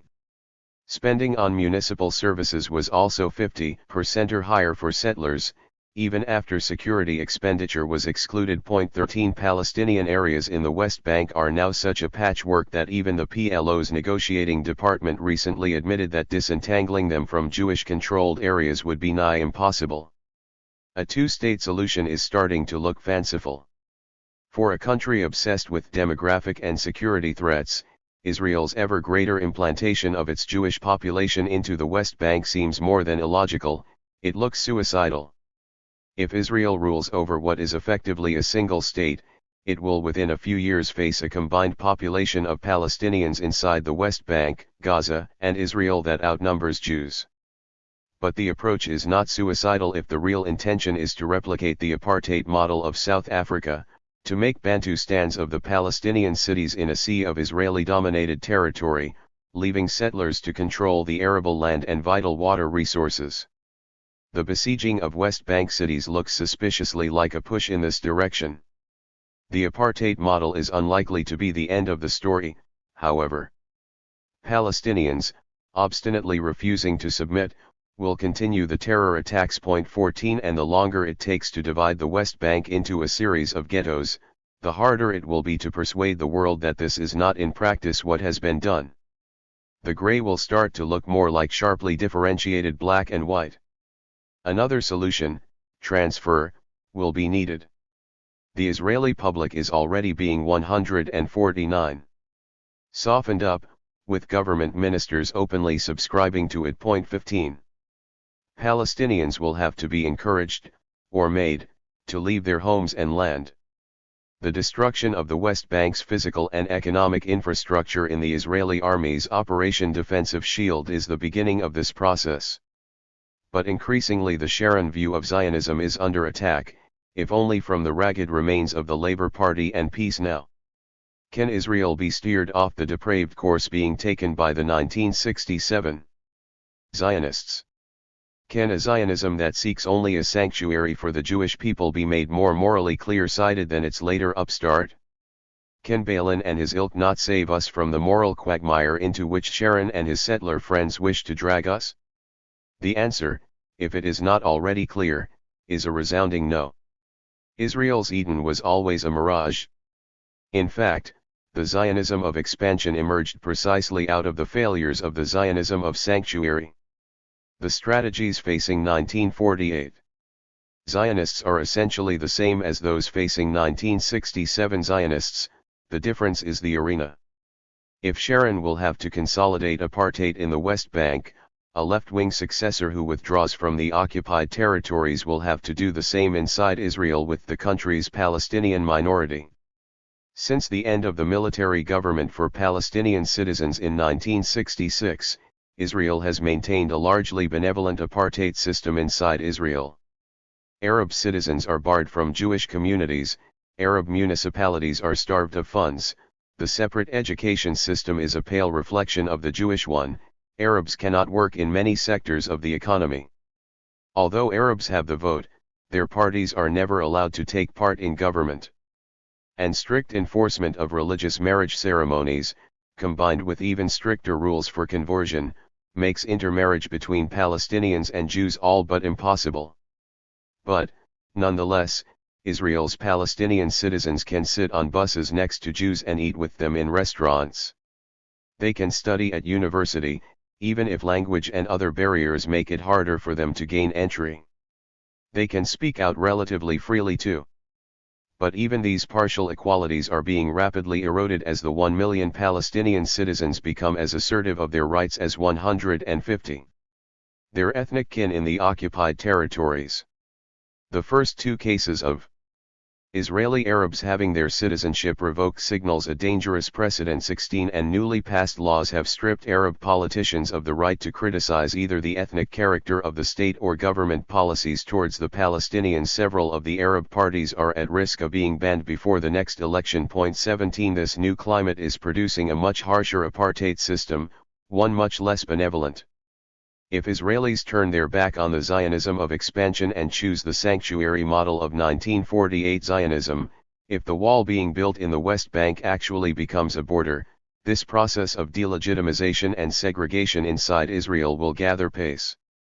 But it too cannot be the end of the story.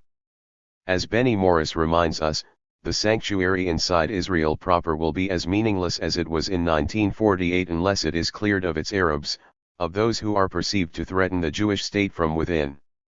Belatedly, the job of 1948 will have to be finished. Today a military government will not be enough to keep the indigenous population in line. Priority will have to be given to redeeming the land by cleansing it of its non-Jewish inhabitants. What Morris and many other Israeli Jews now understand is that whether Israel expands or contracts, invades or withdraws, it will face the same choice.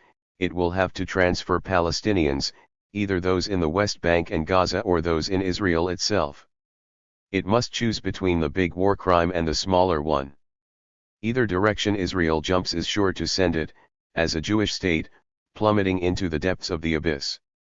Either way lies the crime of transfer.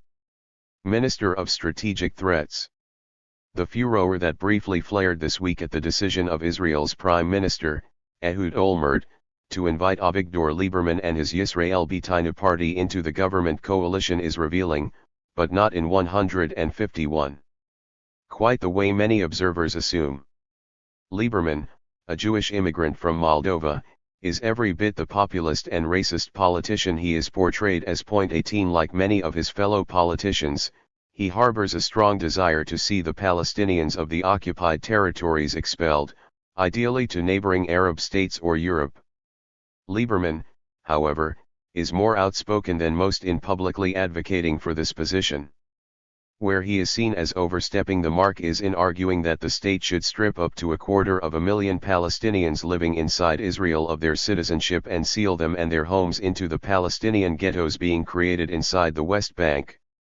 He believes any remaining Arab citizens should be required to sign a loyalty oath to Israel as a Jewish and democratic state. Loyalty to a democratic state alone will not suffice. Any who refuse will be physically expelled from Israel. And, as a coup de grace, he has recently demanded the execution for treason of any Arab parliamentarian who talks to the Palestinian leadership in the occupied territories or commemorates Nakba Day, which marks the expulsion and permanent dispossession of the Palestinian people in 1948.19 in practice. That includes every elected representative of Israel's Arab population. These are Lieberman's official positions. Apparently unofficially he wants even worse measures taken against Palestinians, both inside Israel and in the occupied territories. In May 2004, for example, he told a crowd of his supporters, in Russian, that 90% of the country's Arab citizens should be expelled. They have no place here. They can take their bundles and get lost. 20. Despite Lieberman's well-known political platform, Olmert has been courting him ever since Yisrael Beiteinu upset the expected three-way struggle between Olmert's Kadima party, Labor, and Likud in the March elections. Lieberman romped home with 11 seats in the Knesset, making his party a sparring partner of both Likud and the popular religious fundamentalist party Shas. According to reports in the Israeli media, Lieberman has not joined the coalition until now because he has been playing hard to get, making increasing demands of Olmert before agreeing to sign 152 up for the government. His hand has grown stronger too.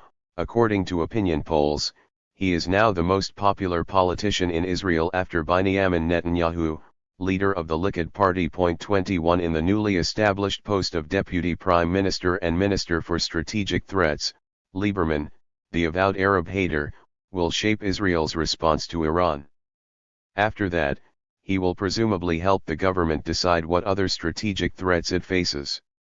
While Olmert enthuses over Lieberman, most in the Labour Party seem quietly resigned to his inclusion. 22 Labour's elder statesman and former leader, Shimon Peres, says he has no objections, so long as Lieberman does not challenge the core policies agreed by Kadima and Labour. This, of course, is precisely what Lieberman is doing. It was the price of the bargain he struck with Olmert. Lieberman wants no peace overtures to the Palestinians, and favors the hardline neoliberal economic policies pursued by Kadima.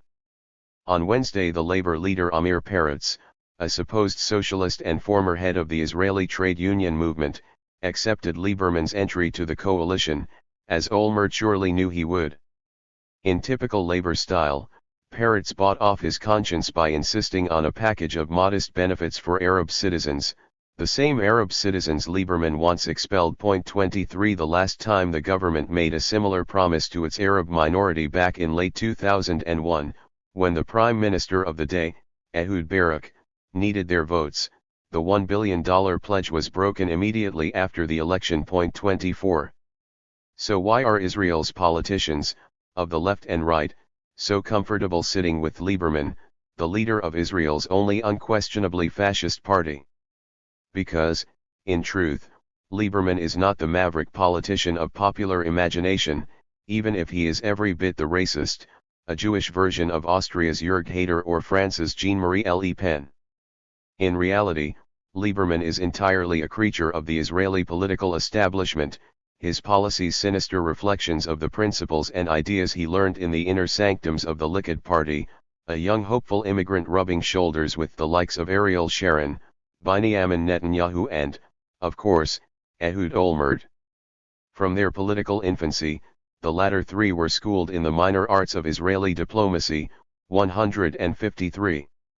Feel free to speak plainly in the womb of the party, speak firmly but cautiously in Hebrew to other Israelis, and speak in another tongue entirely when using English, the language of the Goyim, the non-Jews.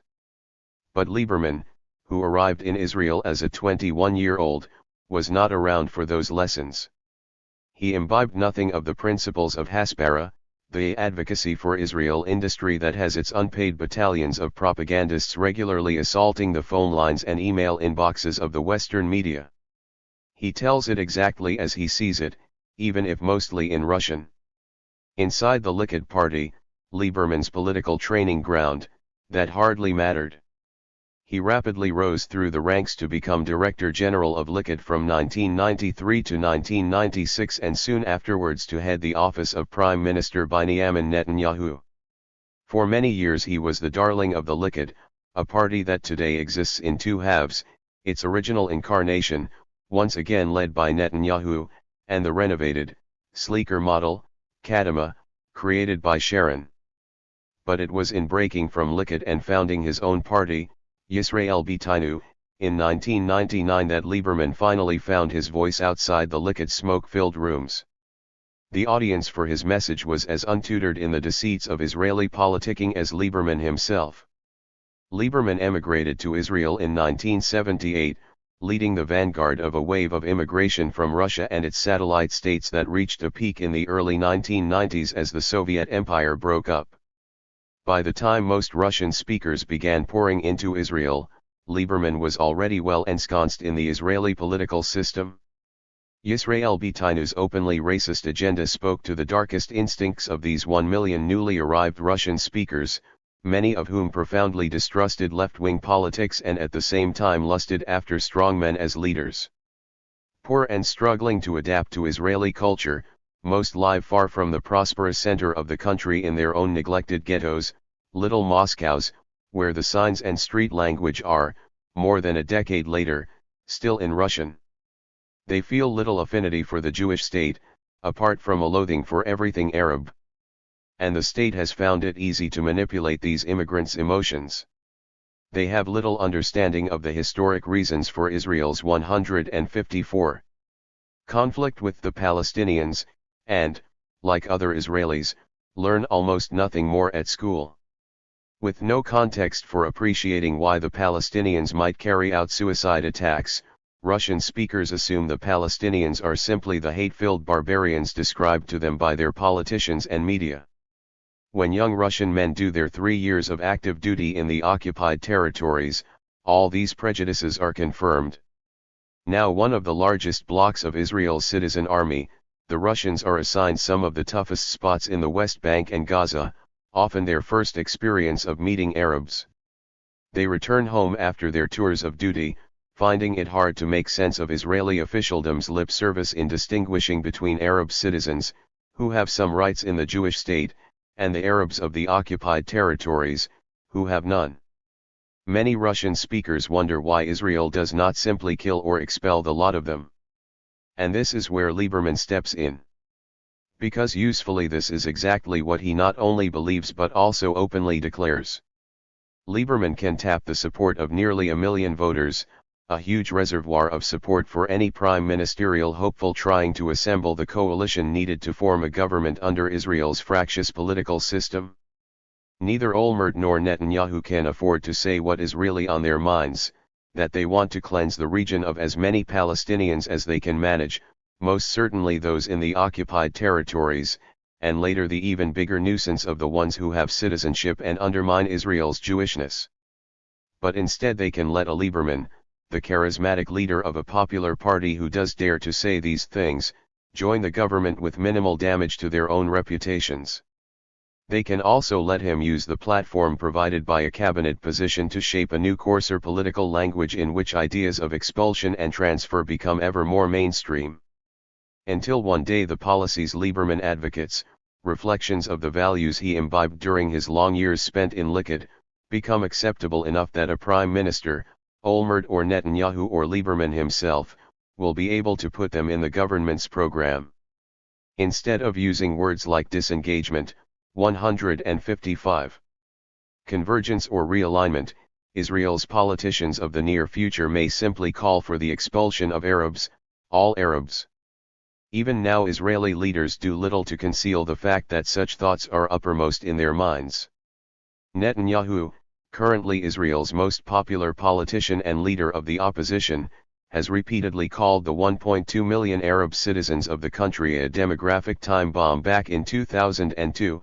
For example, he told an audience of policymakers, if there is a demographic problem, and there is, it is with the Israeli Arabs who will remain Israeli citizens.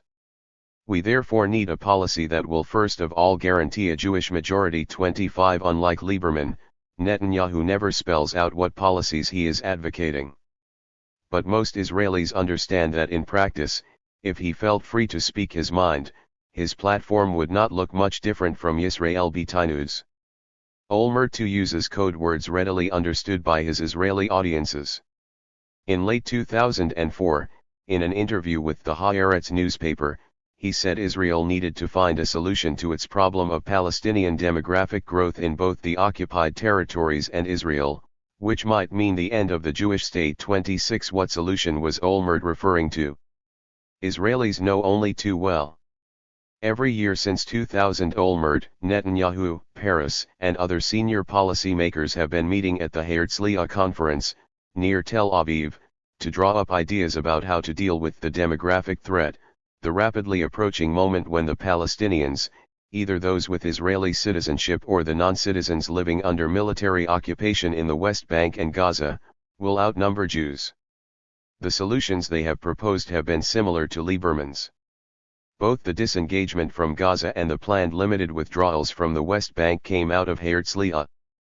But so did a range of measures to deal with the country's Arab citizens, land swaps to lose areas of Israel densely populated with Arabs in return for the settlements in the West Bank, loyalty oaths as a condition of citizenship, stripping the Arab population of their right to vote, and forcing all political parties to subscribe to Zionist ideals. 27. These are not fanciful ideas, they are now firmly in the mainstream. Israel already has legislation requiring all parties running 156 for the Knesset to support Israel remaining a Jewish and democratic state. Technically, the only non-Zionist parties, two Arab parties and the small joint Jewish and Arab Communist Party, could quite legally be disqualified from all general elections under the current legislation. They expect that at some point in the future they will be too. The two previous prime ministers, Ehud Barak and Ariel Sharon, both secretly favored land swaps in which large numbers of Arab citizens would be removed from the Jewish state. Barak proposed such a scheme at Camp David in the summer of 2000, as several participants later confirmed. 28 And in February 2004 Sharon floated the same idea during an interview in the Ma'ariv newspaper. When it caused a storm, he backtracked, but investigations by the paper revealed that he had been formulating a land swap for some time with his advisors and had even consulted the then Labour leader and his foreign minister, Shimon Peres, on its feasibility. 29. At the top of Lieberman's list of demands before agreeing to enter Olmert's coalition were major changes to the Israeli constitution, including the introduction of a presidential system to replace the current parliamentary system.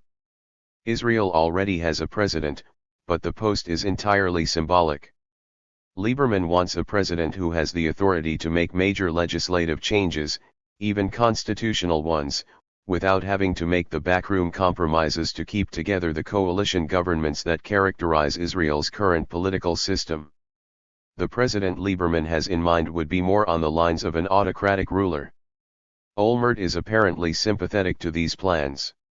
It is not difficult to understand why. The persecution of Azmi Bishara. The Second Palestinian Intifada has been crushed. The 700 km wall is sealing the occupied population of the West Bank into a series of prisons.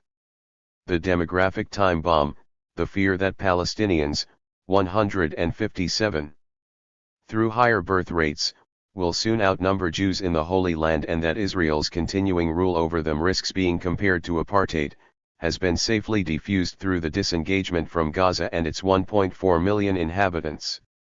On the 40th anniversary of Israel's occupation of the West Bank and Gaza, the security establishment is quietly satisfied with its successes. So, with these achievements under its belt, where next for the Jewish state? It should come as no surprise that we are witnessing the first moves in Israel's next phase of the Palestinians' conquest. With nearly 4 million Palestinians in the occupied territories caged inside their ghettos, the turn has come of Israel's Palestinian citizens. Today nearly a fifth of Israel's population, these citizens are the legacy of an oversight by the country's Jewish leaders during the ethnic cleansing campaign of the 1948 war. Ever since, Israel has been pondering what to do with them. Israel's founders, men such as the first Prime Minister, David Ben-Gurion, preferred that they be marginalized and eventually expelled. 30 The question has been when and how to do the deed. The time appears to be drawing nearer, and the crushing of these more than 1 million unwanted citizens currently inside the walls of the fortress, the Achilles heel of the Jewish state, is likely to be just as ruthless as that of the Palestinians under occupation. 31. I have charted the preparations for this crackdown before. 32 Israel has been secretly devising a land swap scheme that would force up to 250,000 Palestinian citizens into the Palestinian ghettos being crafted next door. In return, Israel will annex swathes of the West Bank on which the illegal Jewish settlements sit. The Bedouin in the Negev are being reclassified as trespassers on state land so that they can be treated as guest workers rather than citizens. And lawyers in the Justice Ministry are toiling over a loyalty scheme to deal with the remaining Palestinians, pledge an oath to Israel as a Jewish and democratic state or face being stripped of your rights and possibly expelled. There will be no resistance to these moves from Israel's Jewish public. 158. But these measures cannot be implemented until an important first battle has been waged and won in the Knesset, the Israeli parliament. One of Israel's gurus of the so-called demographic threat, Arnon Sofer, a professor at Haifa University, has explained the problem posed by the presence of a growing number of Palestinian voters. In their hands lies the power to determine the right of return or to decide who is a Jew. In another few years, they will be able to decide whether the State of Israel should continue to be a Jewish Zionist state. 33. The warning signs about how Israel might defend itself from this threat have been clear for some time. In Silencing Dissent, a report published in 2002 by the Human Rights Association based in Nazareth, the treatment of Israel's 10 Palestinian Knesset members was documented. Over the previous 2 years, 9 had been assaulted by the security services, some on several occasions, and 7 hospitalized.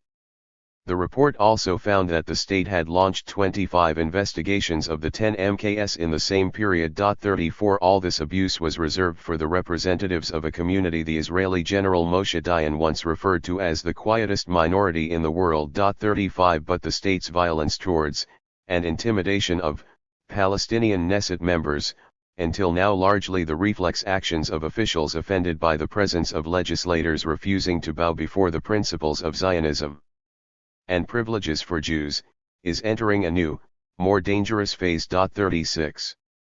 The problem for Israel is that for the past 2 decades Palestinian legislators have been entering the Knesset not as members of Zionist parties, as was the case for many decades, but as representatives of independent Palestinian parties.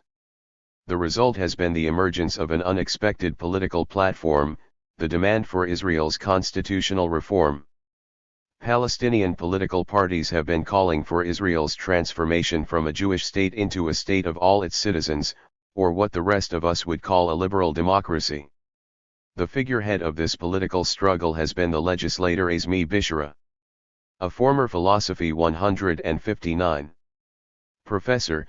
Bishara has been running rings around Jewish politicians in the Knesset for more than a decade, as well as exposing to outsiders the sham of Israel's self-definition as a Jewish and democratic state. Even more worryingly, he has also been making an increasingly convincing case to his constituency of 1.2 million Palestinian citizens that, rather than challenging the hundreds of forms of discrimination they face one law at a time, they should confront the system that props up the discrimination, the Jewish state itself. He has started to persuade a growing number that they will never enjoy equality with Jews as long as they live in an ethnic state. Bishara's campaign for a state of all its citizens has faced an uphill struggle. Palestinian citizens spent the first 2 decades after Israel's creation living under martial law, a time during which their identity, history, and memories were all but crushed. Even today the minority has no control over its educational curriculum, which is set by officials charged with promoting Zionism, and its schools are effectively run by the secret police, the Shin Bet, through a network of collaborators among the teachers and pupils. 37. Given this climate, it may not be surprising that, even allowing for the dubious phrasing of their question, in a recent poll conducted by the Israel Democracy Institute 75% of Palestinian citizens said they would support the drafting of a constitution defining Israel as a Jewish and democratic state. Interestingly, however, what concerned commentators was the survey's small print. Only a third of the respondents felt strongly about their position compared to more than half of those questioned in a similar survey 3 years ago. Also, 72% of Palestinian citizens believed the principle of equality should be prominently featured in such a constitution. 38. Even more worrying views from Israel's Palestinian citizens have been noted in another survey, this one conducted by the Adenauer Foundation at Tel Aviv University. It found that 68% supported the establishment of an elected representative national body for Israel's Palestinian citizens, 86% supported the return of refugees living in Israel to their original villages, and 40% wanted to see Israel transformed into a state of all its citizens. 39. 160. These shifts of opinion are at least partly a result of Bishara's political work. He has been trying to persuade Israel's Palestinian minority, most of whom, whatever the spin tells us, have had little practical experience of participating in a democracy other than casting a vote, that it is impossible for a Jewish state to enshrine equality in its laws. Israel's nearest thing to a Bill of Rights, the basic law on freedom and human dignity, intentionally does not mention equality anywhere in its text. It is in this light that the news about Bishara that broke in mid-April should be read. While he was abroad with his family, the Shin Bet announced that he would face charges of treason on his return. 40. Under the annually renewed emergency regulations, he could be executed if found guilty. Bishara so far has chosen not to return and has resigned from the Knesset. Coverage of the Bishara case has concentrated on the two main charges against him, which are only vaguely known, as the security services have been trying to prevent disclosure of their evidence with a gagging order. The first accusation, seemingly for the consumption of Israel's Jewish population, is that Bishara actively helped Hezbollah in its targeting of Israeli communities in the north during the war against Lebanon last summer. The Shin Bet claimed this after months of listening in on his phone conversations, made possible by a change in the law in 2005 that allows the security services to bug legislators. Phones. 41 The other Palestinian MKS suspect they are being subjected to the same eavesdropping after the Attorney General Menachem Mezuz failed to respond to a question from one, Taleb Sanaa, on whether the Shin Bet was using this practice more widely. 42. Few informed observers, however, take this allegation seriously. An editorial in Israel's leading newspaper Haaretz compared Bishara's case to that of the Israeli Jewish dissident Talai Fahima, who was jailed on trumped-up charges that she translated a military plan, a piece of paper dropped by the army in the Jenin refugee camp, on behalf of a Palestinian militant, Zachariah Zebaidi, even though it was widely known that Zebaidi was himself fluent in Hebrew. The editorial noted that it seemed likely the charge of treason against Bishara, 161, will turn out to be a tendentious exaggeration of his telephone conversations and meetings with Lebanese and Syrian nationals, and possibly also of his expressions of support for their military activities. It seems very doubtful that MK Bishara even has access to defense-related secrets that he could sell to the enemy, and like in the Fahima case, the fact that he identified with the enemy during wartime appears to be what fueled the desire to seek and find an excuse for bringing him to trial. 43. Such doubts were reinforced by reports in the Israeli media that the charge of treason was based on claims that Bishara had helped Hezbollah conduct psychological warfare through the media. 44. The other allegation made by the secret police has a different target audience. The Shin Bet claim that Bishara laundered money from terrorist organizations. The implication, though the specifics are unclear, is that Bishara both helped fund terror and squirreled some of the money away, possibly hundreds of thousands of dollars, presumably for his own benefit. This is supposed to discredit him with his own constituency of Palestinian citizens. It should be noted that none of this money has been found in extensive searches of Bishara's home and office. 45 And the evidence is based on testimony from a far from reliable source, a family of money changers in East Jerusalem. This second charge resembles allegations faced by the only other Palestinian of national prominence in Israel, Sheikh Raed Salah, head of the Islamic movement and a spiritual leader of the Palestinian minority. He was arrested in 2003, originally on charges that he laundered money for the armed wing of Hamas, helping them buy guns and bombs. 46 As with Bishara, the Shin Bet had been bugging Salah's every phone call for many months and had supposedly accumulated mountains of evidence against him. Salah spent more than 2 years in jail, the judges repeatedly accepting the Shin Bet's advice that his requests for bail be refused, as this secret evidence was studied in minute detail at his lengthy trial. 47 In the closing stages, as it became clear that the Shin Bet's case was evaporating, the prosecution announced a plea bargain. Salah agreed to admit minor 162 charges of financial impropriety in return for his release. 48 To this day, Salah does not know what he did wrong. His organization had funded social programs for orphans, students, and widows in the occupied territories and had submitted its accounts to the security services for approval. In a recent interview, Salah observed that in the new reality he and his party had discovered that it was as if helping orphans, sick persons, widows and students had now become illegal activities in support of terrorism. 49. Why was Salah targeted? In the same interview, he noted that shortly before his arrest the Prime Minister of the day, Ariel Sharon, had called for the outlawing of the Islamic movement, whose popularity was greatly concerning the security establishment. Sharon was worried by what he regarded as Salah's interference in Israel's crushing of Palestinian nationalism. Sharon's concern was twofold: the Islamic movement was raising funds for welfare organizations in the occupied territories at the very moment Israel was trying to isolate and starve the Palestinian population there, and Salah's main campaign, Al-Aqsa is in danger, was successfully rallying Palestinians inside Israel to visit the mosques of the noble sanctuary in the Old City of Jerusalem, the most important symbols of a future Palestinian state. Salah believed that responsibility fell to Palestinians inside Israel to protect these holy places, as Israel's closure policies and its checkpoints were preventing Muslims in the occupied territories from reaching them. Salah also suspected that Israel was using the exclusion of Palestinians under occupation from East Jerusalem to assert its own claims to sovereignty over the site, known to Jews as Temple Mount. This was where Sharon had made his inflammatory visit backed by 1,000 armed guards that triggered the Intifada, and it was Ehud Barak's insistence on absolute control over Temple Mount that blew up the Camp David negotiations. According to one of his advisors, 50 Salah had become a nuisance, an obstacle to Israel realizing its goals in East Jerusalem and possibly in the Intifada, and needed to be neutralized. The trial removed him from the scene at a key moment when he might have been able to make a difference. That now is the fate of Bishara. 163.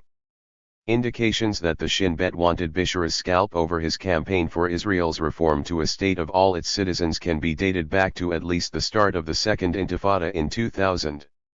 That was when, as Israel prepared for a coming general election, the departing head of the Shin Bet observed, "Bishara does not recognize the right of the Jewish people to a state and he has crossed the line." The decision to disqualify him has been submitted to the Attorney General 51, who expressed that view. None other than Ami Ayalon, currently contesting the leadership of the Labour Party and hoping to become the official head of Israel's peace camp. 52 In the meantime, Bishara has been put on trial twice.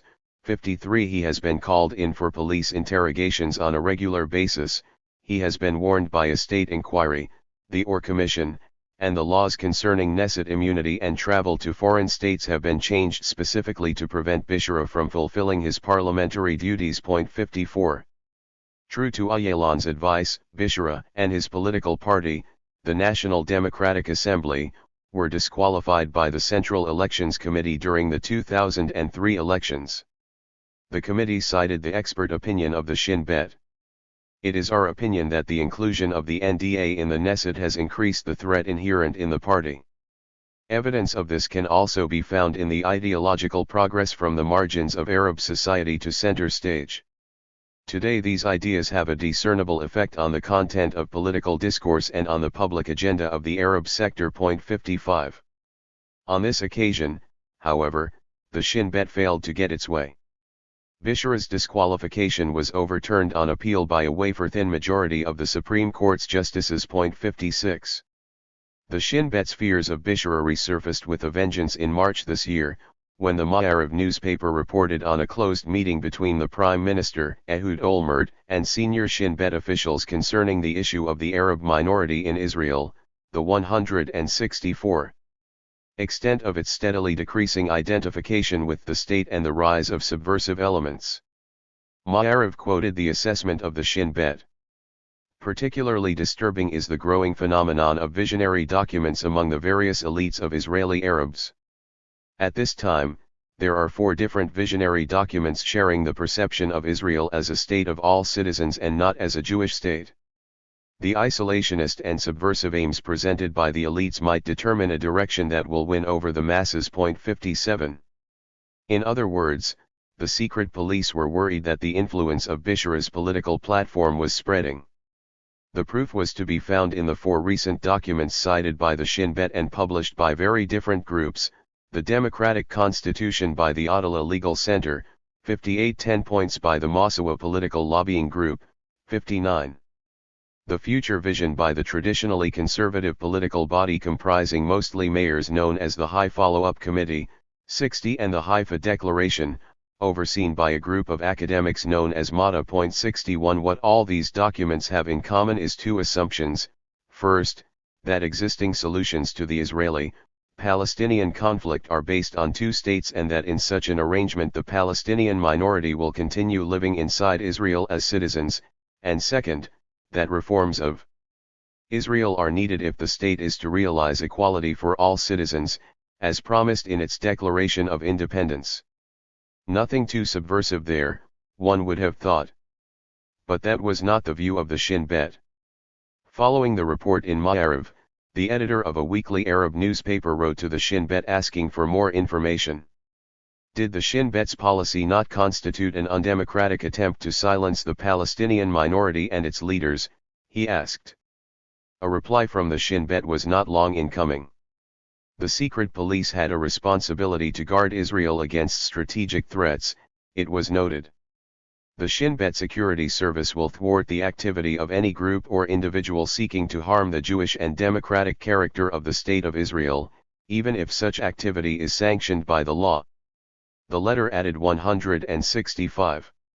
That the Shin Bet would carry out the task under the principle of a democracy that defends itself. 62 Questioned by Israeli legal groups about this policy when it became public, the head of the Shin Bet, Yuval Diskin, wrote a letter clarifying what was meant. Israel had to be protected from anyone working toward changing the basic values of the state by obviating its democratic or Jewish character. He was basing his opinion on a law passed in 2002 that charges the Shin Bet with safeguarding the country from terror threats, sabotage, subversion, espionage, and the revelation of state secrets. 63. In other words, in the view of the Shin Bet, a Jewish and democratic state is democratic only if you are a Jew or a Zionist. If you try to use Israel's supposed democracy to challenge the privileges reserved for Jews inside a Jewish state, that same state is entitled to defend itself against you. The extension in the future of this principle from Bisharid to the other Palestinian MKS and then on to the wider Palestinian community inside Israel should not be doubted. In the wake of the Bishara case, Israel Hassan, a former deputy director of the Shin Bet and now a right-wing Knesset member, described Israel's struggle against its Palestinian citizens as a second war of independence. 64. The war in 1948 that founded Israel by cleansing it of 80% of its Palestinians. The Shin Bet is not, admittedly, a democratic institution, even if it is operating in a supposedly democratic environment. So how do the state's more accountable officials view the Shin Bet's position? Diskin's reply had a covering letter from Attorney General Menachem Mezuz, the country's most senior legal officer. Mezuz wrote, the letter of the Shin Bet director was written in coordination with the Attorney General and with his agreement, and the stance detailed in it is acceptable to the Attorney General. 65 So now we know. As Israel's Palestinian politicians have long been claiming, a Jewish and democratic state is intended as a democracy for Jews only. No one else is allowed an opinion. 166. 6. Israel's corralling of the Palestinian population into ever-shrinking ghettos in the occupied territories has required the enforcement of severe restrictions on Palestinian movement, and the cornerstone of that policy has been the checkpoint.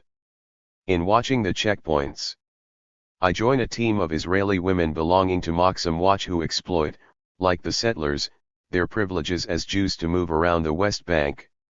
In their case, however, they are there to witness and record some of the abuses committed by Israeli soldiers against the Palestinian population at a few of the hundreds of checkpoints and roadblocks that have created an apartheid road system in the West Bank.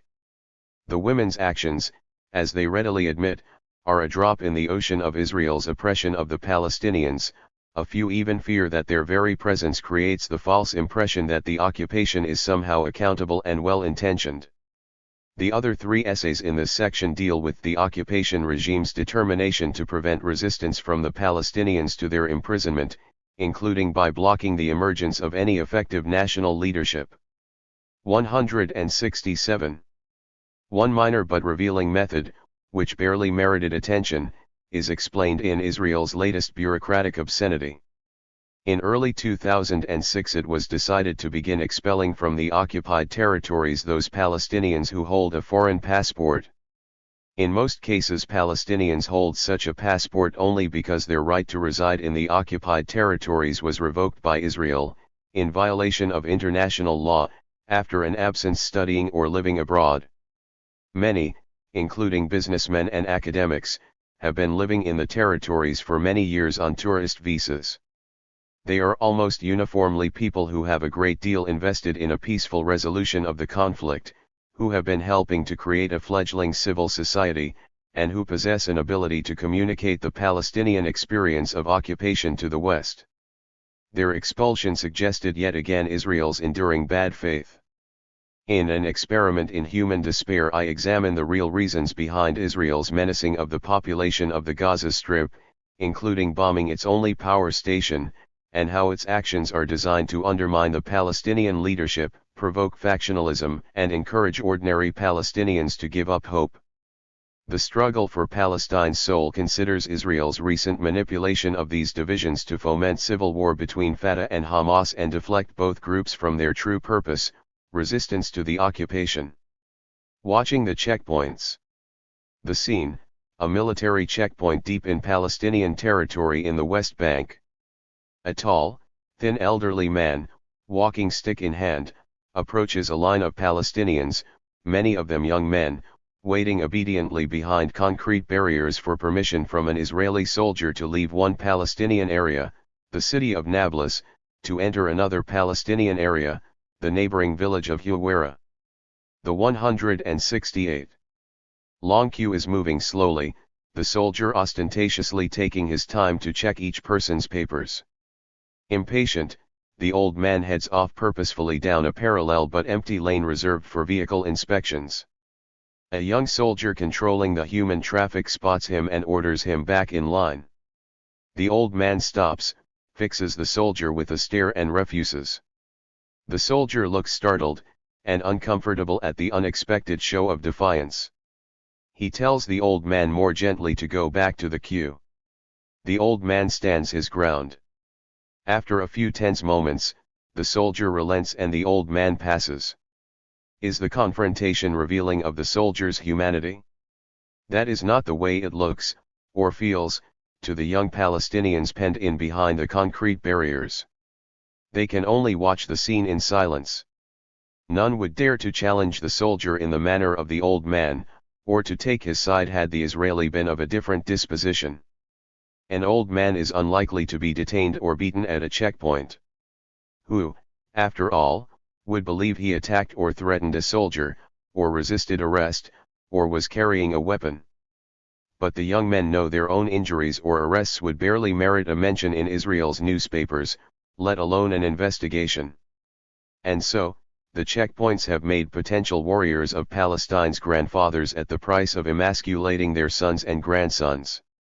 I observed this small indignity. Such humiliations are now a staple of life for any Palestinian who needs to move around the West Bank, during a shift with Moxam Watch. The grassroots organization founded by Israeli women in 2001 monitors the behavior of soldiers at a few dozen of the more accessible checkpoints. 1 The checkpoints came to dominate Palestinian life in the West Bank long before the outbreak of the Second Intifada in late 2000, and even before the first Palestinian suicide bombings. They were Israel's response to the Oslo Accords, which created a Palestinian authority to govern limited areas of the occupied territories. Israel began restricting Palestinians allowed to work in Israel to those issued with exit permits, a system enforced through a growing network of military roadblocks. Soon the checkpoints were limiting movement inside the occupied territories. 169. 2. Ostensibly to protect the Jewish settlements built illegally on Palestinian land. 2 By late 2006, according to the United Nations Office for the Coordination of Humanitarian Affairs, 528 checkpoints and roadblocks had been recorded in the West Bank, choking its roads every few miles. 3 Israel's daily Haaretz newspaper put the figure even higher. In January 2007 there were 75 permanently manned checkpoints, some 150 mobile checkpoints, and more than 400 places where roads have been blocked by obstacles. 4. All these restrictions on movement for a place that is, according to the CIA's World Fact Book, no larger than the tiny state of Delaware. 5 As a result, moving goods and people from one place to the next in the West Bank has become a nightmare of logistics and costly delays. At the checkpoints, food spoils, patients die, and children are prevented from reaching their schools.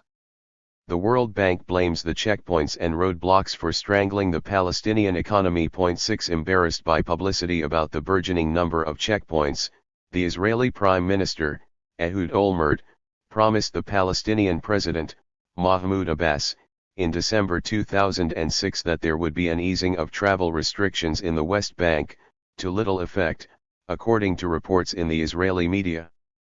Although the army announced a month later that 44 earth barriers had been removed in fulfillment of Olmert's pledge, it soon emerged that none of the roadblocks had actually been there in the first place. 7.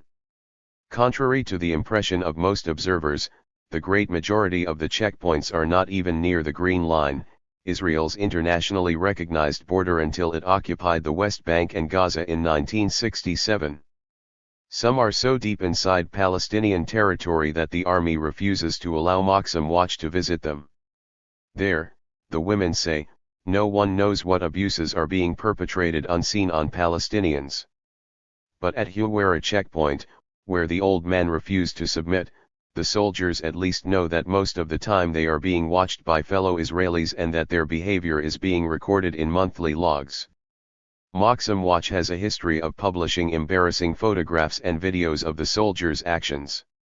It showed, for example, a videotape in 2004 of a young Palestinian man 170 being forced to play his violin at Beit Eba checkpoint, a story that gained worldwide attention because it echoed the indignities suffered by Jews at the hands of the Nazis. 8. Moxam Watch has about 500 members, including reportedly Olmert's left-wing daughter, Dana. But only about 200 actively take part in checkpoint duties, an experience that has left many outspoken in denouncing the occupation. The organization is widely seen by the Israeli public as extremist, with pro-Israel groups accusing the women of demonizing Israel. 9. It is the kind of criticism painfully familiar to Nomi Lalo, from Kfar Saba. A veteran of Moxam Watch, she is the mother of 3 children, 2 of whom have already served in the army, while the youngest, aged 17, is due to join up later this year. He has been more exposed to my experiences in Moxam Watch and has some sympathy with my point of view, she says. But my oldest son has been very hostile about my activities. It has caused a lot of tension in the family. Most of the women do shifts at a single checkpoint, but I joined Nomi on patrol duty in the central region, moving between the dozens of checkpoints west of Nablus. She started by showing me the separate road system in the West Bank, with unrestricted and high-quality roads set aside for Jewish settlers, while Palestinians are forced to make difficult and lengthy journeys over hills and through valleys on what are often little more than dirt tracks. Moxam Watch calls this apartheid, a judgment shared by Amira Hass, a veteran reporter in the occupied territories for the Haaretz newspaper, who recently wrote that Israeli parents ought to be very worried about their country sending their sons and daughters on an apartheid mission, to restrict Palestinian mobility within the occupied territory in order to enable Jews to move freely. 10. We leave the small Palestinian town of Eight Sound, close by the city of Kalkalia, and head directly north towards another city, Tulkarm. A trip that should take little more than a quarter of an hour is now all but impossible for most Palestinians. This road is virtually empty, even though it is the main route between 2 of the West Bank's largest cities, Nomi points out. That is because most Palestinians 171 cannot get the permits they need to use these roads. Without a permit they can't get through the checkpoints, so either they stay in their villages or they have to seek circuitous and dangerous routes off the main roads. We soon reach one of the checkpoints Nomi is talking about. At Arras, 2 soldiers sit in a small concrete bunker in the center of the main junction between Tulkarm and Nablus. The bored soldiers are killing time waiting for the next car and the driver whose papers they will need to inspect. A young Palestinian man, in woolen cap to protect him from the cold, stands by a telegraph post close by the junction. Bilal, aged 26, has been detained at the same spot for 3 hours by the soldiers. Nervously he tells us that he is trying to reach his ill father in hospital in Tulkarm. Nomi looks unconvinced and, after a talk with the soldiers and calls on her mobile phone to their commanders, she has a clearer picture. He has been working illegally in Israel and they have caught him trying to get back to his home in the West Bank. The soldiers are holding him here to punish him. They could imprison him, but, given the dire state of the Palestinian economy, the Israeli prisons would soon be overflowing with job seekers. So holding him here all day is a way of making him suffer. It's illegal, but, unless someone from Maxim Watch turns up, who will ever know? Is it not good that the military commanders are willing to talk to her? They know we can present their activities in the West Bank in a very harsh light, and so they cooperate. They don't want bad publicity. I never forget that fact when I am speaking to them. When they are being helpful, I remind myself their primary motive is to protect the occupation's image. Nomi sees proof in cases like Bilal's that the checkpoints and Israel's steel and concrete barrier in the West Bank, or fence, as she calls it, are not working in the way Israel claims. First, the fence is built on Palestinian land, not on the Green Line, and it cuts Palestinians off from their farmland and their chances of employment. It forces them to try to get into Israel to work. It is self-defeating. And second, thousands of Palestinians like Bilal reach 172 Israel from the West Bank each day in search of work. Any one of them could be a suicide bomber. The fence simply isn't effective in terms of stopping them. If Palestinians who are determined enough to work in Israel can avoid the checkpoints, those who want to attack Israel can certainly avoid them. No one straps a bomb on and marches up to a checkpoint. It is ordinary Palestinians who suffer instead. The other day, says Nomi, she found a professor of English from Birzeit University held at this checkpoint, just like Bilal. He had tried to sneak out of Tulkarm during a curfew to teach a class at the university near the city of Ramallah, some 40 kilometers south of here. Nomi's intervention eventually got him released. He was sent back to Tulkarm. He thanked me profusely, but really what did we do for him or his students? We certainly didn't get him to the university. After Nomi's round of calls, Bilal is called over by one of the soldiers. Wagging his finger reprovingly, the soldier lectures Bilal for several minutes before sending him on his way with a dismissive wave of the hand. Another small indignity. As we leave, Nomi receives a call from a Maxim Watch group at Jit checkpoint, a few miles away. The team of women say that, when they turned up to begin their shift, the soldiers punished the Palestinians by shutting the checkpoint. The women are panicking because a tailback of cars, mainly taxis and trucks driven by Palestinians with special permits, is building. After some discussion with Nomi, it is decided that the women should leave. Meanwhile, we head uphill to another checkpoint, some 500 meters from Arras, guarding the entrance to Jabara, a village whose educated population includes many teachers and school inspectors.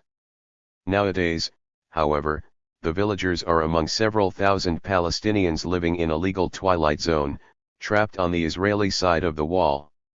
Cut off from the rest of the West Bank, the villagers are not allowed to receive guests and need special permits to leave their village to reach the schools where they work.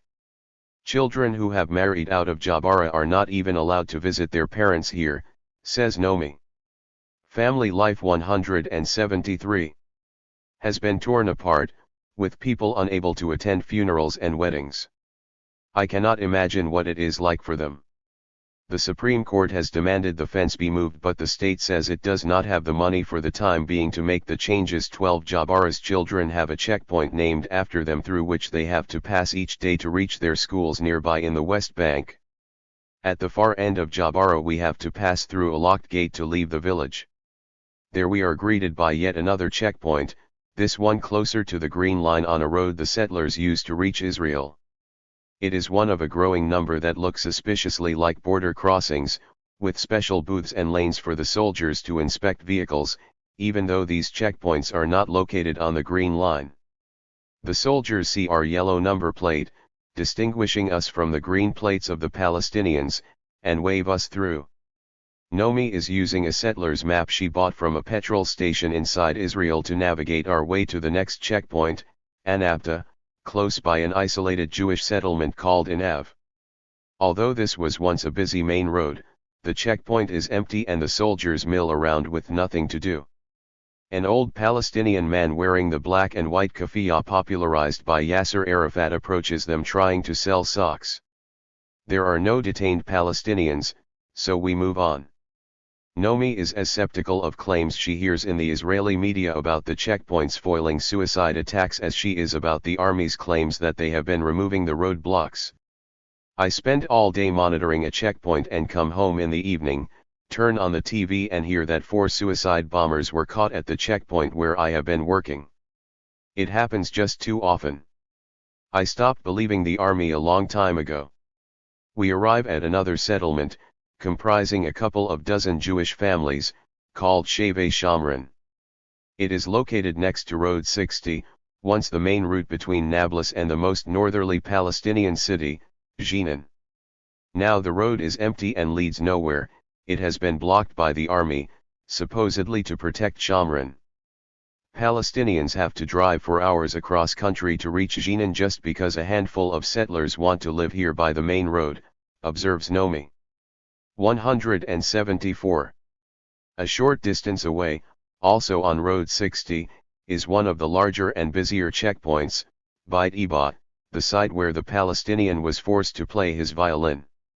A few kilometers west of Nablus, the checkpoint has been built in the most unlikely of places, a working quarry that has covered everything in the area with a fine white dust. I look at this place and think the army at least has a sense of humor, Nomi says. Yellow Palestinian taxis are waiting at one end of the quarry to pick up Palestinians allowed to leave Nablus on foot through the checkpoint. At the vehicle inspection point, a donkey and cart stacked so high with boxes of medicines that they look permanently on the verge of tipping over is being checked alongside ambulances and trucks. Close by is the familiar corridor of metal gates, turnstiles, and concrete barriers through which Palestinians must pass one at a time to be inspected. On a battered table, a young man is emptying the contents of his small suitcase, presumably after a stay in Nablus. He is made to unfold his underwear and hold it up for the soldiers in front of the Palestinian onlookers. Another small indignity. Here at least the Palestinians wait under a metal awning that protects them from the sun and rain. The roof and the table are our doing, says Nomi. Before the Palestinians had to empty their bags onto the ground. Moxam Watch is also responsible for a small porta-cabin office nearby, up a narrow flight of concrete steps, with the ostentatious sign Humanitarian Post by the door. After we complained about women with babies being made to wait for hours in line, the army put up this cabin with baby changing facilities, diapers and formula milk. Then they invited the media to come and film it. The experiment was short-lived apparently. After 2 weeks the army claimed the Palestinians were not using the post and removed the facilities. I go up and take a look.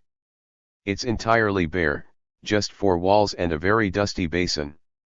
How effective does she feel Moxam Watch is? Does it really help the Palestinians or merely add a veneer of legitimacy to the checkpoints by suggesting, like the Humanitarian Post, that Israel cares about its occupied subjects? It is, Nomi admits, a question that troubles her a great deal. 175. It's a dilemma. The Palestinians here used to have to queue under the sun without shelter or water. Now that we have got them a roof, maybe we have made the occupation look a little more humane, a little more acceptable.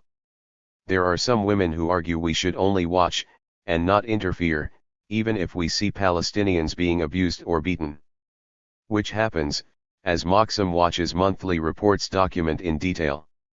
Even the Israeli media are starting to report uncomfortably about the soldiers' behavior, from assaults to soldiers urinating in front of religious women. 13 At Beit Eba in October 2006, says Nomi, a Palestinian youngster was badly beaten by soldiers after he panicked in the queue and shinned up a pole shouting that he couldn't breathe.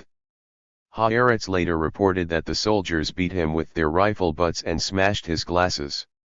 He was then thrown in a detention cell at the checkpoint. 14 And a month later, Hatem Yassin, aged 25, made the mistake of arguing with a soldier at a small checkpoint near Beit Eba called Isra al-Shamalaya. He was upset when the soldiers forced the religious women he was sharing a taxi with to pat their bodies as a security measure.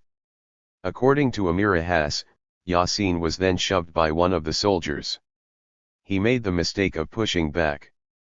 Yasin was shot in the stomach, handcuffed and beaten with rifle butts while other soldiers blocked an ambulance from coming to his aid. Yasin remained unconscious for several days in hospital. 15. We leave Beit Eba and within a few minutes we are at another roadblock, at Jid. This is where the soldiers shut the checkpoint to traffic when the Moxam watch team showed up earlier. Nomi wants to talk to them. We park some distance away, behind a queue of Palestinian cars, and she walks towards them. There is a brief discussion and she is back. Meanwhile, one of the soldiers takes out a megaphone and calls to the taxi driver at the front of the queue. He is told to leave his car at the wait sign and approach the checkpoint 100 meters away on foot. They are not happy. Now they are punishing the drivers because I have turned up. It's exactly the same response as this morning. Nomi decides Moxam watch should retreat again. We leave as the queue of cars starts to build up. 176. The notorious Huwara checkpoint, guarding the main road to Nablus from the south, is our next destination. Early in the Intifada, there were regular stories of soldiers abusing Palestinians here. Today, Moxam Watch has an almost permanent presence at the checkpoint, as do army officers concerned about bad publicity. It is a surreal scene. We are deep in the West Bank, with Palestinians everywhere, but two young Jews, sporting a hippie look fashionable among the more extreme religious settlers, are lounging by the side of the road waiting for a lift to take them to one of the more militant settlements that encircle Nablus. A soldier, there to protect them, stands chatting. There used to be a taxi rank here waiting for Palestinians as they came through the checkpoint, says Nomi, but it has been moved much further away so the settlers have a safer pickup point. The convenience of the settlers means that each day thousands of Palestinians, including pregnant women and the disabled, must walk more than an extra 100 yards to reach the taxis. As I am photographing the checkpoint, a soldier wearing red-brown boots, the sign of a paratrooper, according to Nomi, confronts me, warning that he will confiscate my camera. Nomi knows her, and writes and asks him by what authority he is making such a threat. They argue in Hebrew for a few minutes before he apologizes, saying he mistook me for a Palestinian. Are only Palestinians not allowed to photograph the checkpoints? Nomi scolds him, adding as an afterthought, "Didn't you hear that modern mobile phones have cameras? How can you stop a checkpoint being photographed?" The army's pleasant face at Huwara is Mitcha, an officer from the district coordination office who oversees the soldiers. When he shows up in his car, Nomi engages him in conversation. Mitcha tells us that yesterday a teenager was stopped at the checkpoint carrying a knife and bomb-making equipment. Though the two are friendly, Nomi cannot help but scoff, much to Mitcha's annoyance.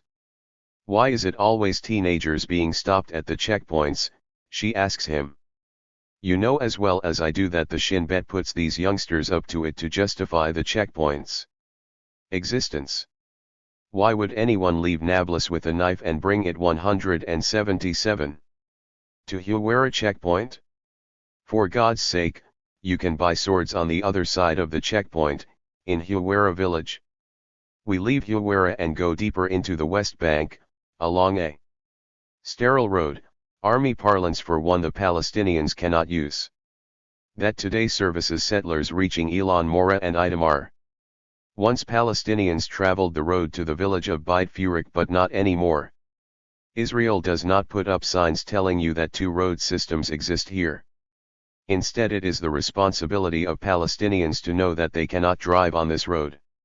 Any that make a mistake are arrested. Southeast of Nablus we pass the village of Beit Furik itself, the entrance to which has a large metal gate that can be locked by the army at will.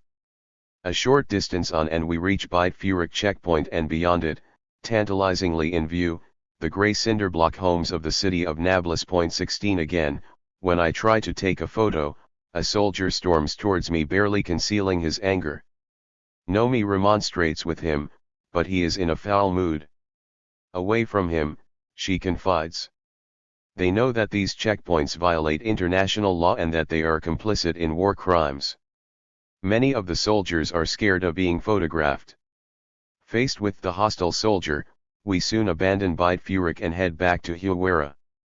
Less than a minute on from Huwara, we have hit another checkpoint, Yitzhar. A snarl-up of taxis, trucks, and a few private cars is blocking the Palestinian inspection lane. We overtake the queue in a separate lane reserved for cars with yellow plates and reach the other side of the checkpoint. There we find a taxi driver waiting by the side of the road next to his yellow cab. Falk has been there for 90 minutes after an Israeli policeman confiscated both his ID and his driving license, and then disappeared with them. Did Falk get the name of the policeman? No, he replies. Of course not, admits Nomi. What Palestinian would risk asking an Israeli official for his name? Nomi makes more calls and is told that Falk can come to the police station in the nearby settlement of Ariel to collect his papers. But, in truth, Falk is trapped. He cannot get through the checkpoints separating him from Ariel without his ID card. And even if he could find a 178 tortuous route around the checkpoints, he could still be arrested for not having a license and issued a fine of a few hundred shekels, a small sum for Israelis but one he would struggle to pay. So quietly he carries on waiting in the hope that the policeman will return. Nomi is not hopeful. It is illegal to take his papers without giving him a receipt, but this kind of thing happens all the time. What can the Palestinians do? They dare not argue. It's the Wild West out here.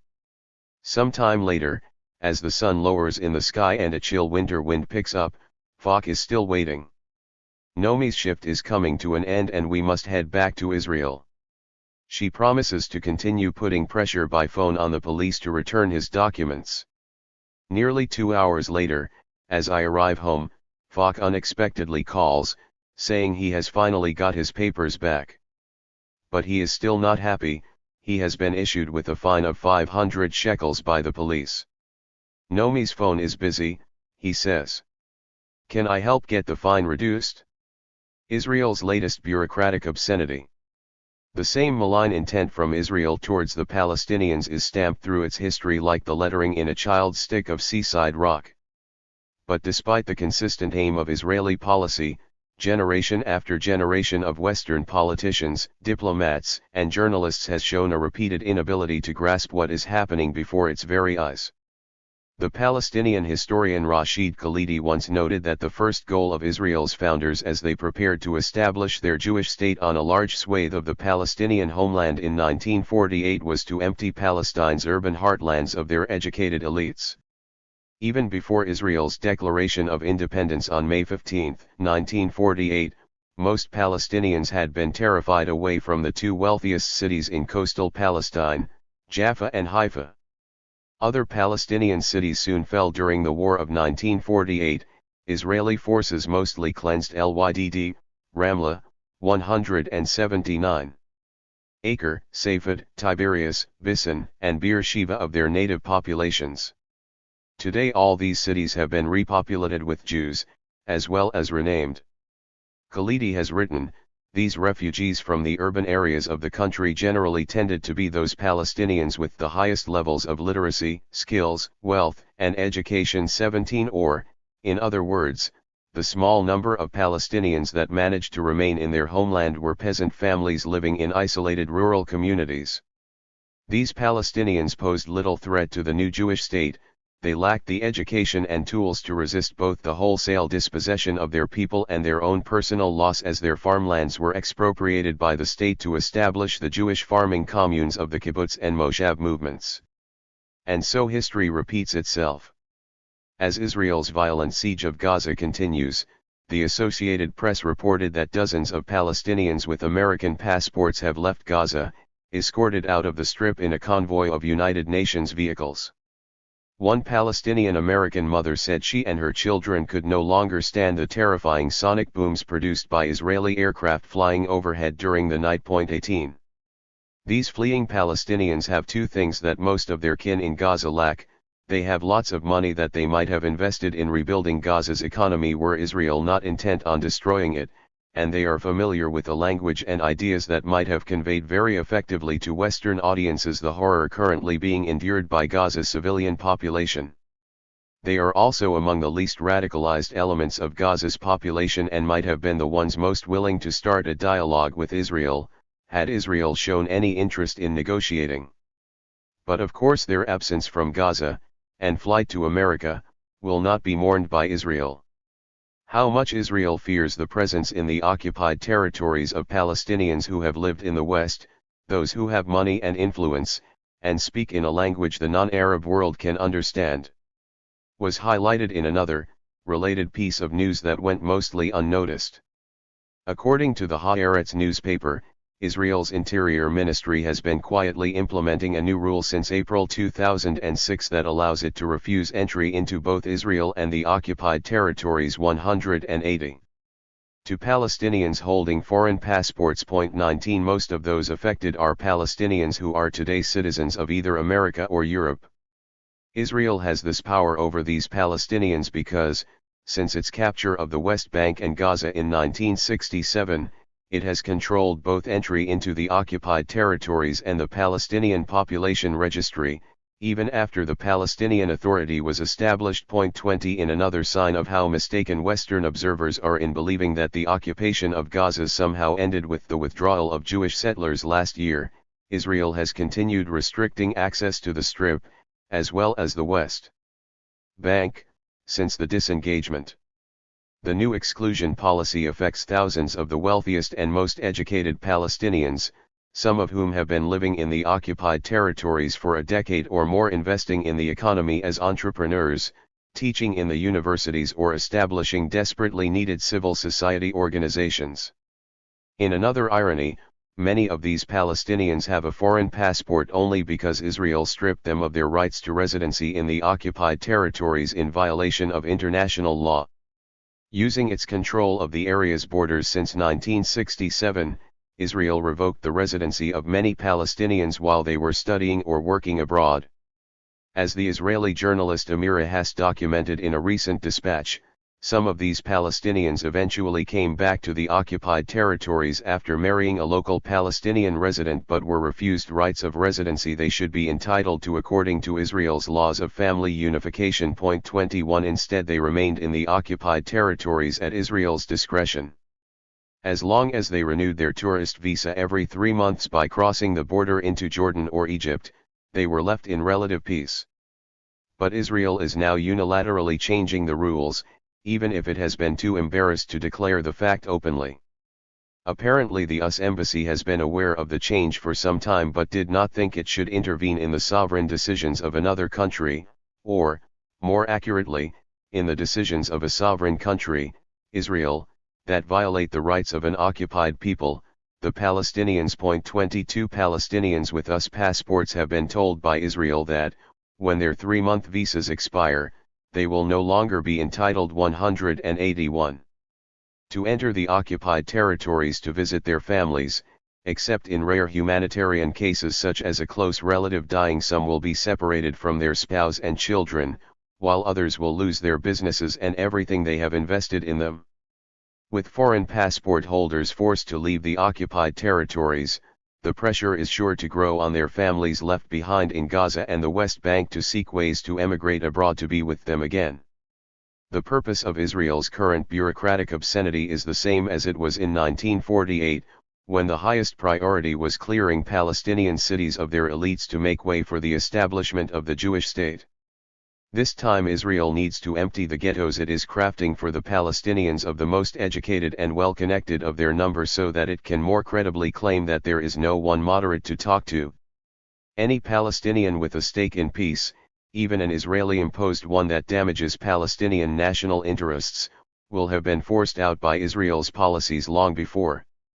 Those who remain behind, trapped by walls of concrete and steel, will be powerless to resist the unilateral and illegal expansion of Israel's borders explicit in Ehud Olmert's convergence plan and the building of the wall. When the only noise heard from the Palestinians in their cages is the occasional whine of a homemade Qassam rocket flying out of the ghetto into the Jewish state, we will be told by Israel and its us ally that terror is the only language the Palestinians know. But, in truth, it may be the only language the Palestinians have been left to speak. An experiment in human despair. One needed only to watch the interview on British television this week with Israel's deputy ambassador to the UK to realize that the Israeli army's tightening of the siege on Gaza, its invasion of the northern parts of the Strip, and the looming humanitarian crisis across the territory have nothing to do with the recent capture of 182. An Israeli soldier, or even the feeble homemade Qassam rockets fired, usually ineffectually, into Israel by Palestinian militants.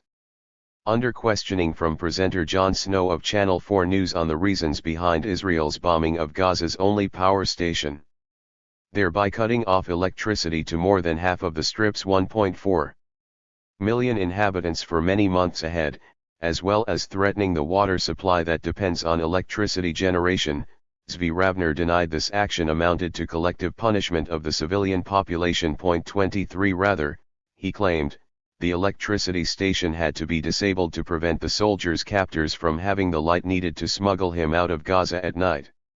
It was left to a bemused Jon Snow to point out that smugglers usually prefer to do their work in the dark and that Israel's actions were more likely to assist his captors than disadvantage them.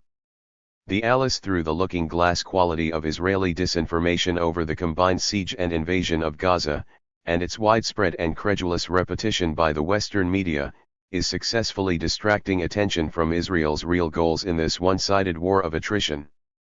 The current destruction of Gaza's civilian and administrative infrastructure is reminiscent of the Israeli army's cruel rampages through the streets of West Bank cities in the repeated invasions of 2002 and 2003, and the Jewish settlers' malicious attacks on Palestinian farmers trying to collect their olive harvests.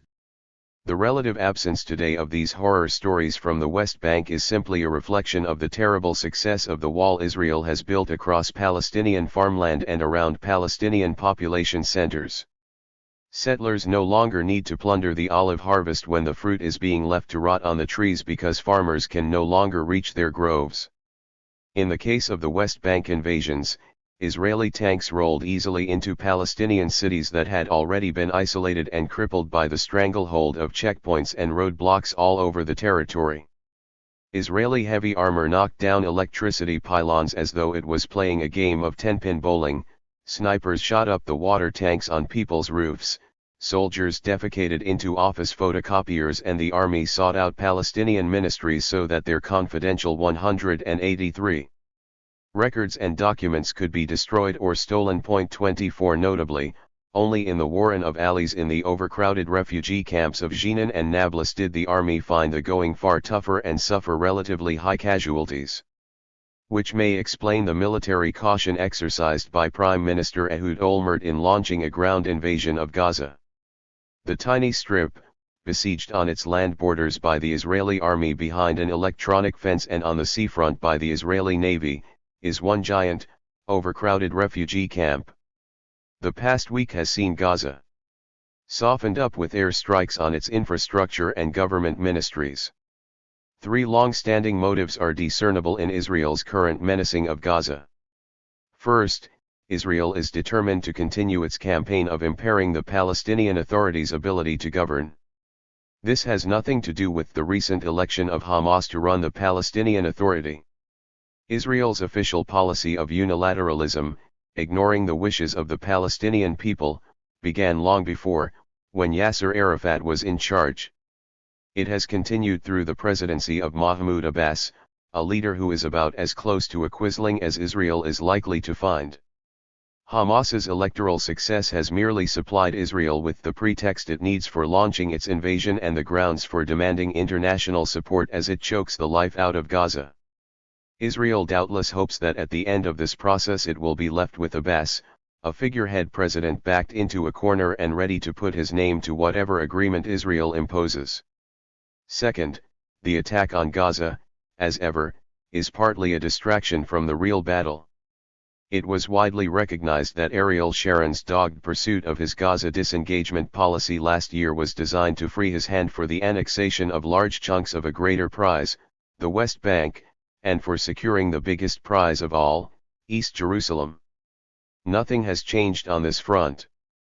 As Israel keeps all eyes directed towards the suffering in Gaza, it continues the creeping process of annexation in the West Bank and Jerusalem. Particularly significant are the overlooked maneuvers Israel is undertaking in East Jerusalem. Last week Israel stripped 4 Hamas MPs of their right to live in East Jerusalem, effectively expelling them to the West Bank. It also showed 184 that it could lock up them and dozens of other democratically elected Palestinian representatives with barely a peep from the international community. 25 Few in the media bothered to note that the MPs are being deprived of even their most basic rights, such as meeting with a lawyer. 26 As the 4 Jerusalem MPs' legal advisors have argued, it is a nonsense that Israel allowed these Hamas politicians to stand in the recent elections and now, after their victory, calls their membership of the party support for terrorism. It is also a disturbing sign of how easily Israel will be able to begin ethnically cleansing East Jerusalem of its Palestinian inhabitants using the flimsiest of excuses. And third, and perhaps most significantly of all, Israel is using the siege and invasion of Gaza as a laboratory for testing policies it also intends to apply to the West Bank after completion of the wall. Gazans are the guinea pigs on whom Olmert can try out the extreme action. He has been boasting of 27 the destruction of Gaza's power plant and loss of electricity to some 700,000 people, the consequent scarcity of water, build-up of sewage that cannot be disposed of, and inevitable spread of disease, the shortages of fuel and threats to the running of vital services such as hospitals, the sonic booms of Israeli aircraft that terrify Gaza's children and unpredictable air strikes that terrify everyone, the inability of Palestinian officials to run bombed ministries and provide services, the constant threat of invasion by massed Israeli troops on the border, and the breakdown of law and order as Fatah and Hamas gunmen are encouraged to turn on each other. All these factors are designed to one end, the slow demand by Palestinians, civilians, and militants alike, to clear out of the hellhole of Gaza. One day the traffic through the tunnels that have served Gaza's smugglers will change direction. Where once cigarettes and arms came into Gaza, the likelihood is that soon it will be people passing through those underground passages to leave Gaza and seek a life outside. If this experiment in human despair works in the small Gaza Strip, its lessons can be applied to much bigger effect in the West Bank ghettos being created. This is how ethnic cleansing looks when it is designed not by butchers in uniforms but by technocrats in suits. 185. The struggle for Palestine's soul. The message delivered to us Secretary of State Condoleezza Rice this week by Israeli officials is that the humanitarian and economic disaster befalling Gaza has a single, reversible cause, the capture by Palestinian fighters of an Israeli soldier, Gilad Shalit, in late June from a perimeter artillery position that had been shelling Gaza. When Shalit is returned, negotiations can start, or so Rice was told by Israel's defense minister, Amir Peretz. 28 If Peretz and others are to be believed, the gunmen could have done themselves and the 1.4 million people of Gaza a favor and simply executed Shalit weeks ago. Israel doubtless would have inflicted terrible retribution, such as the bombing of the Strip's only power station, except, of course, it had already done that to avenge Shalit's capture. But according to Peretz's logic, with the Israeli soldier dead, there would have been no obstacle to sitting down and talking. Yet, as we all know, there would have been. Because Israel's refusal to negotiate, and its crushing of Gaza, long predates the capture of Shalit. Israel's occupation began 4 decades ago, long before anyone had heard, or dreamt, of Hamas. Israel's rampages through Gaza have continued unabated, even though Hamas's military wing refrained from retaliating to Israeli provocations and maintained a ceasefire for more than a year and a half. Shalit is the current pretext, but there are a host of others that can be adopted should the need arise. And that is because as far as Israel and its American patron are concerned, Any Palestinian resistance to the illegal occupation of Gaza and the West Bank is unacceptable. Whatever the Palestinians do, apart from submitting willingly to occupation and permanently renouncing their right to statehood, is justification for Israeli retaliation. Absolute political and military inactivity is the only approved option for the Palestinians, both because it implies acceptance of the occupation and because then the world can quietly forget about the suffering in Gaza and the West Bank.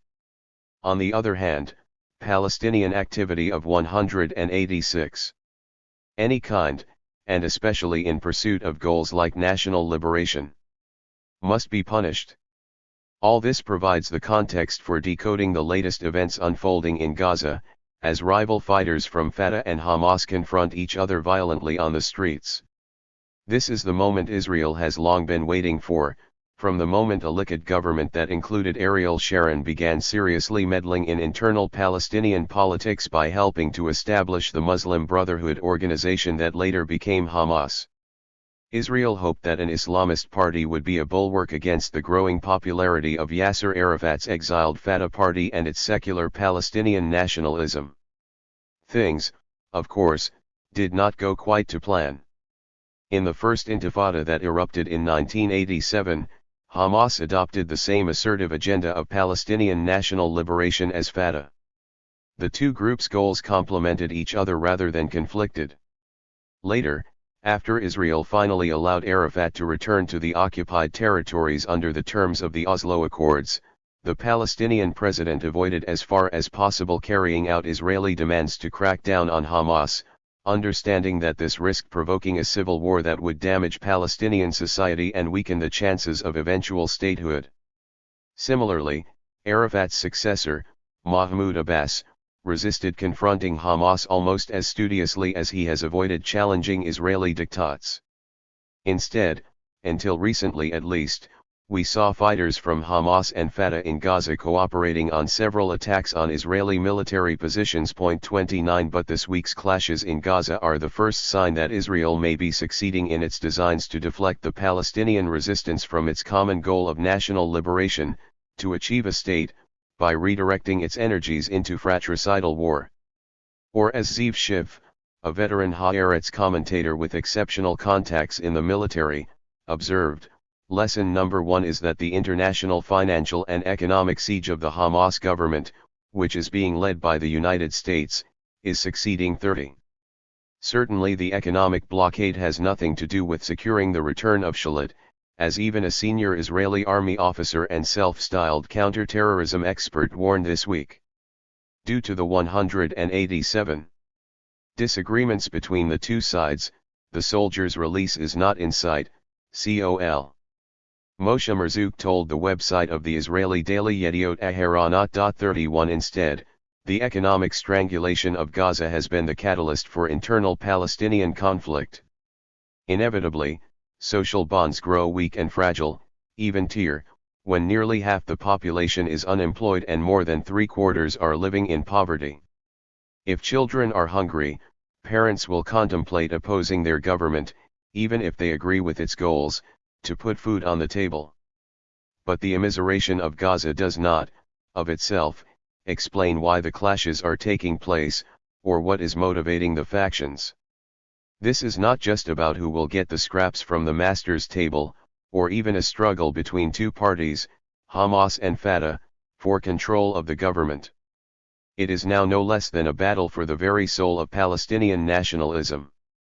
It is no coincidence that the international community, at Israel's behest, has been making 3 demands of the Hamas government that supposedly justify the throttling of Gaza's economy. The conditions are now well known: recognizing Israel, renouncing violence, and abiding by previous agreements. Let us put aside Israel's worst failure, as the stronger party, to honor any of these conditions itself. But more strangely, observers have also failed to note both that Fatah, under Arafat, agreed to all 3 conditions years ago, and that Fatah's compliance to Israeli demands never helped advance the struggle for statehood by 1 inch. Arafat and the PLO recognized Israel back in the late 1980s, and the Palestinian leader put his signature to this recognition again in the Oslo Accords. 32 In returning to the occupied territories as head of the Palestinian Authority, Arafat also renounced violence against Israel. He headed the new security forces whose job was to crack down on Palestinian dissent, not respond to Israel's many military provocations or fight the occupation. And of course, Arafat and Fatah, unlike Israel, had every reason to want previous agreements honored. They mistakenly believed that they were their best hope of winning statehood. They did not factor in Israel's bad faith, and its continuation and intensification of the settlement project. So the lesson learned by Hamas from the Fatah years of Rule 188 is that these conditions were and are only a trap, and that they were imposed by Israel to win Palestinian obeisance to the occupation, not national liberation. During the Oslo years, the benefits of accepting Israeli conditions accrued not in a peace dividend that led to Palestinian statehood but in rewards that flowed from collaboration with the occupation, a stealthy corruption that enriched many of Fatah's leaders and kept its followers in the large government bureaucracy at a basic standard of living. Following the outbreak of the Second Intifada, a majority of ordinary Palestinian voters began to understand how terminally damaging Fatah's complicity with the occupation had become. For example, as Palestinian, Israeli and international activists tried to demonstrate against the building of Israel's wall across the West Bank, and the subsequent annexation of large swathes of Palestinian land to Israel, the protesters found obstacles placed in their way at every turn by the ruling Fatah party. Its leaders did not want to jeopardize their cement and building contracts with Israel by ending the wall's progress. Liberation was delayed for the more immediate prize of remuneration. 33 By signing up to the same conditions as Fatah, Hamas would be as good as abandoning its goal of national liberation, as well as forsaking the majority of voters who realized that Fatah's corrupt relationship with Israel had to end. Hamas would self-destruct, which is reason enough why Israel is making such strenuous demands of the international community to force Hamas to comply. The struggle on the streets of Gaza is a defining moment, one that may eventually decide whether a real national unity government, one seeking Palestinian statehood, is possible. The question is, will Fatah force Hamas to cave into Israeli demands and co-opt it, or will Hamas force Fatah to abandon its collaboration and return to the original path of national liberation? The stakes could not be higher. If Hamas wins, then the Palestinians will have the chance to re-energize the Intifada, launch a proper, consensual fight to end the occupation, one that unites the secular and religious, and try to face down the bullying of the international community. As with most national liberation struggles, the price in lives and suffering is likely 189 to be steep. If Fatah wins and Hamas falls, we will be back to the Oslo process of official Palestinian collaboration with Israel and consent to the ghettoization of the population, this time behind walls. Such an arrangement may be done under Fatah rule or, more likely, under the favored international option of government by Palestinian technocrats, presumably vetted by Israel and the United States. 34 The consequences are not difficult to divine. If the hopes of ordinary Palestinians for national liberation are dashed again, if Hamas falters just as Fatah did before it, these frustrated popular energies will resurface, finding a new release and one likely to have a different agenda from either Hamas or Fatah. If the goal of establishing a Palestinian state cannot be realized, then the danger is that many Palestinians will look elsewhere for their liberation, not necessarily in national but in wider regional and religious terms. The Islamic component of the struggle, at the moment a gloss, even for Hamas, on what is still a national liberation movement, will grow and deepen. National liberation will take a backseat to religious jihad. 35 Do Israel and the United States not understand this? Or maybe, like serial felons who cannot be diverted from the path of crime, they are simply incapable of changing their ways. 190. 7. Settler colonialism is distinguished from traditional colonialism by its intention to replace the natives with members of the colonizing group. In these circumstances, the colonized have historically sought the solidarity and active assistance of dissident members of the settler community in the struggle to liberate themselves. The black population under apartheid, for example, came to rely on a growing number of white South Africans whose support contributed to the erosion of apartheid's legitimacy. In the case of Palestine, such solidarity is even more crucial given the success the colonizer, Israel, has enjoyed in exploiting its people's historic oppression, which culminated in the Holocaust, to shield itself from criticism of its policies towards the Palestinians. In these essays I reflect on the failure of most Israeli left-wingers and human rights activists to offer such solidarity and break out of the intellectual straitjacket of Zionism. In Hollow Visions of the Future I argue that two prominent members of the Israeli left, David Grossman and Yuri Avnery, share 191 as their central concern the continued existence of Israel as a Jewish state. Rather than identifying with the oppressed, they search for convoluted ways, often mistaken as sensitivity on their part, to grant legitimacy to an ethnic state and its ideology of settler colonialism. Such intellectual compromises sometimes also taint the work of Israeli human rights groups such as B'Tselem, as I explain in Bad Faith. Israel's malevolent bombing of Gaza's power station, for example, was harshly criticized in a B'Tselem report that referred to it as an act of vengeance for the earlier capture of an Israeli soldier. At a deeper level, however, B'Tselem's characterization of the power station's destruction concealed rather than illuminated the nature of Israeli policy towards the victims of its settler colonialism. The bombing was not an emotional overreaction to a specific event but part of a consistent and systematic policy designed to make life unbearable for Gazans. In No Right to Nonviolent Resistance I consider a related failure to hold accountable the colonizer by the internationally respected Human Rights Watch. In a particularly egregious example of taking the trend of blaming the victim to its appalling logical conclusion, as well as of identifying with the colonizer, HRW produced a report that effectively denied Palestinians a right not only to resist their occupation but to organize nonviolently as well. Hollow Visions of the Future. David Grossman's speech at the annual memorial rally for Yitzhak Rabin earlier this month was widely publicized. 11 of Israel's foremost writers and a figurehead for its main peace movement, Peace Now, Grossman personifies the caring, tortured face of Zionism that so many of the country's apologists, in Israel and abroad, trenchant and wavering alike, desperately want to believe survives, despite 192. The evidence. Grossman makes it possible to believe, for a moment, that the Ariel Sharons and Ehud Olmerts are not the real upholders of Zionism's legacy, merely a temporary deviation from its true path. In reality, of course, Grossman draws from the same ideological wellspring as Israel's founders and its greatest warriors.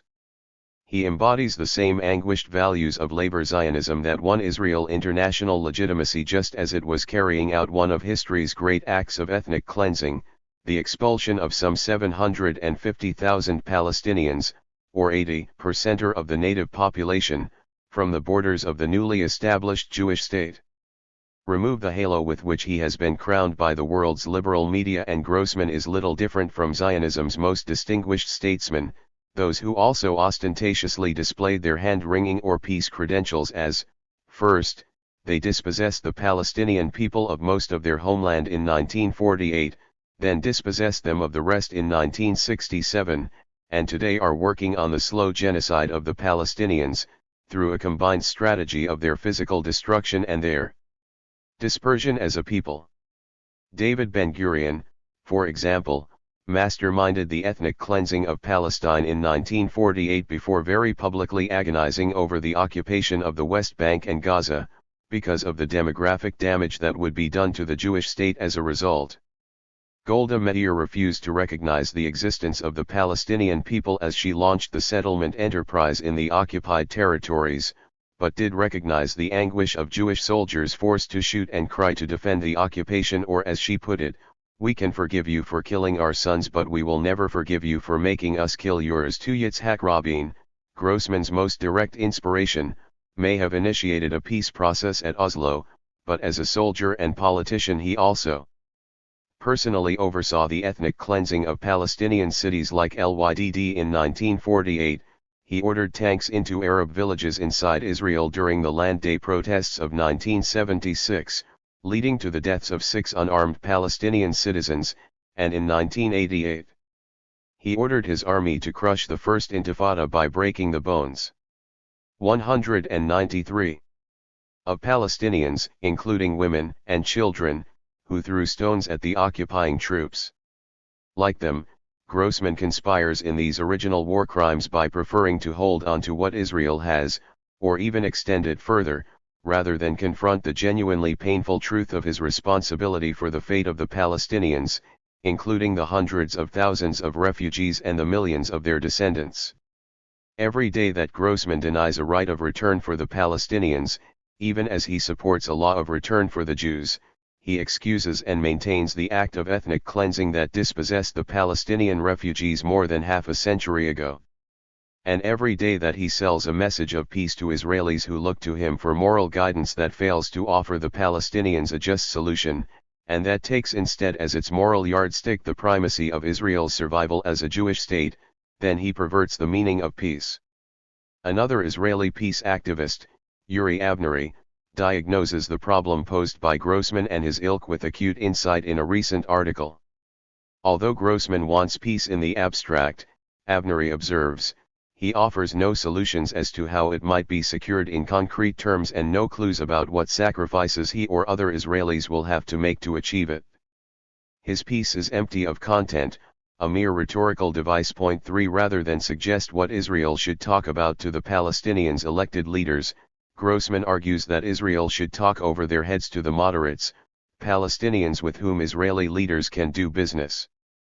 The goal is to find Palestinians, any Palestinians, who will agree to Israel's peace. The Oslo process in new clothes. Grossman's speech looks like a gesture towards a solution only because Israel's current leaders do not want to speak with anybody on the Palestinian side, whether moderate or fanatic. The only interlocutor is Washington, and a passive one at that. If Grossman's words are as hollow as those of Ehud Olmert, Avnery offers no clue as to the reasons for the author's evasiveness. In truth, Grossman cannot deal in solutions because there is almost no constituency in Israel for the kind of peace plan that might prove acceptable even to the Palestinian moderates Grossman so wants his 194 government to talk to. Were Grossman to set out the terms of his vision of peace, it might become clear to all that the problem is not Palestinian, but Israeli, intransigence. Although surveys regularly show that a majority of Israelis support a Palestinian state, they are conducted by pollsters who never specify to their sampling audience what might be entailed by the creation of the state posited in their question. Equally, the pollsters do not require from their Israeli respondents any information about what kind of Palestinian state each envisages. This makes the nature of the Palestinian state being talked about by Israelis almost as empty of content as the alluring word peace.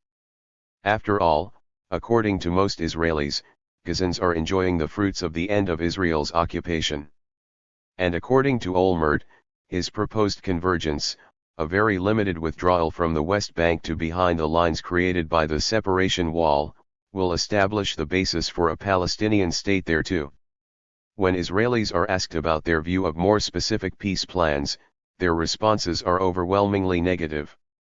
In 2003, for example, 78% of Israeli Jews said they favored a two-state solution, but when asked if they supported the Geneva Initiative, which envisions a very circumscribed Palestinian state on less than all of the West Bank and Gaza, only a quarter did so.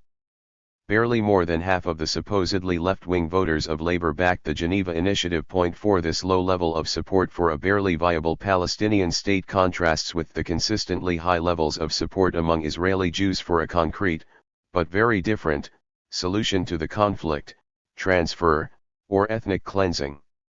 In opinion polls, 60% of Israeli Jews regularly favor the emigration of Arab citizens from the as yet undetermined borders of the Jewish state. So when Grossman warns us that a peace of no choice is inevitable and that the land will be divided, a Palestinian state will arise, we should not be lulled into false hopes. Grossman's state is almost certainly as hollow as his audience's idea of peace. His refusal to confront the lack of sympathy among the Israeli public for the Palestinians, or challenge it with solutions that will require of Israelis that they make real sacrifices for peace, deserves our condemnation. He 195. And the other gurus of Israel's mainstream peace movement, writers like Amos Oz and A.B. Yehoshua, have failed in their duty to articulate to Israelis a vision of a fair future and a lasting peace. So what is the way out of the impasse created by the beatification of figures like Grossman? What other routes are open to those of us who refuse to believe that Grossman stands at the very precipice before which any sane peace activist would tremble? Can we look to other members of the Israeli left for inspiration? Uri Avnery again steps forward. He claims that there are only two peace camps in Israel, a Zionist one, based on a national consensus rooted in the peace now of David Grossman, and what he calls a radical peace camp led by, well, himself and his group of a few thousand Israelis known as Gush Shalom. By this, one might be tempted to infer that Avnery styles his own peace bloc as non-Zionist or even anti-Zionist. Nothing could be further from the truth, however. Avnery and most, though not all, of his supporters in Israel are staunchly in the Zionist camp. The bottom line in any peace for Avnery is the continued existence and success of Israel as a Jewish state. That rigidly limits his ideas about what sort of peace a radical Israeli peace activist ought to be pursuing. Like Grossman, Avnery supports a two-state solution because, in both their views, the future of the Jewish state cannot be guaranteed without a Palestinian state alongside it. This is why Avnery confesses to agreeing with 90% of Grossman's speech. If the Jews are to prosper as a demographic majority in their state, then the non-Jews must have a state too, one in which they can exercise their own separate sovereign rights and, consequently, abandon any claims on the Jewish state. However, unlike Grossman, Avnery not only supports a Palestinian state in the abstract but a just Palestinian state in the concrete, meaning for him the evacuation of all the settlers and a full withdrawal by the Israeli army to the 1967 lines. Avnery's peace plan would give back East Jerusalem and the whole of the West Bank and Gaza to the Palestinians. The difference between Grossman and Avnery on this point can be explained by their different understanding of what is needed to ensure the Jewish 196 state's survival. Avnery believes that a lasting peace will hold only if the Palestinian state meets the minimal aspirations of the Palestinian people. In his view, the Palestinians can be persuaded under the right leadership to settle for 22% of their historic homeland, and in that way the Jewish state will be saved. Of itself, there is nothing wrong with Avnery's position. It has encouraged him to take a leading and impressive role in the Israeli peace movement for many decades. Bravely he has crossed national confrontation lines to visit the besieged Palestinian leadership when other Israelis have shied away. He has taken a courageous stand against the separation wall, facing down Israeli soldiers alongside Palestinian, Israeli, and foreign peace activists. And through his journalism he has highlighted the Palestinian cause and educated Israelis, Palestinians, and outside observers about the conflict. For all these reasons, Avnery should be praised as a genuine peacemaker. But there is a serious danger that, because Palestinian solidarity movements have misunderstood Avnery's motives, they may continue to be guided by him beyond the point where he is contributing to a peaceful solution or a just future for the Palestinians. In fact, that moment may be upon us.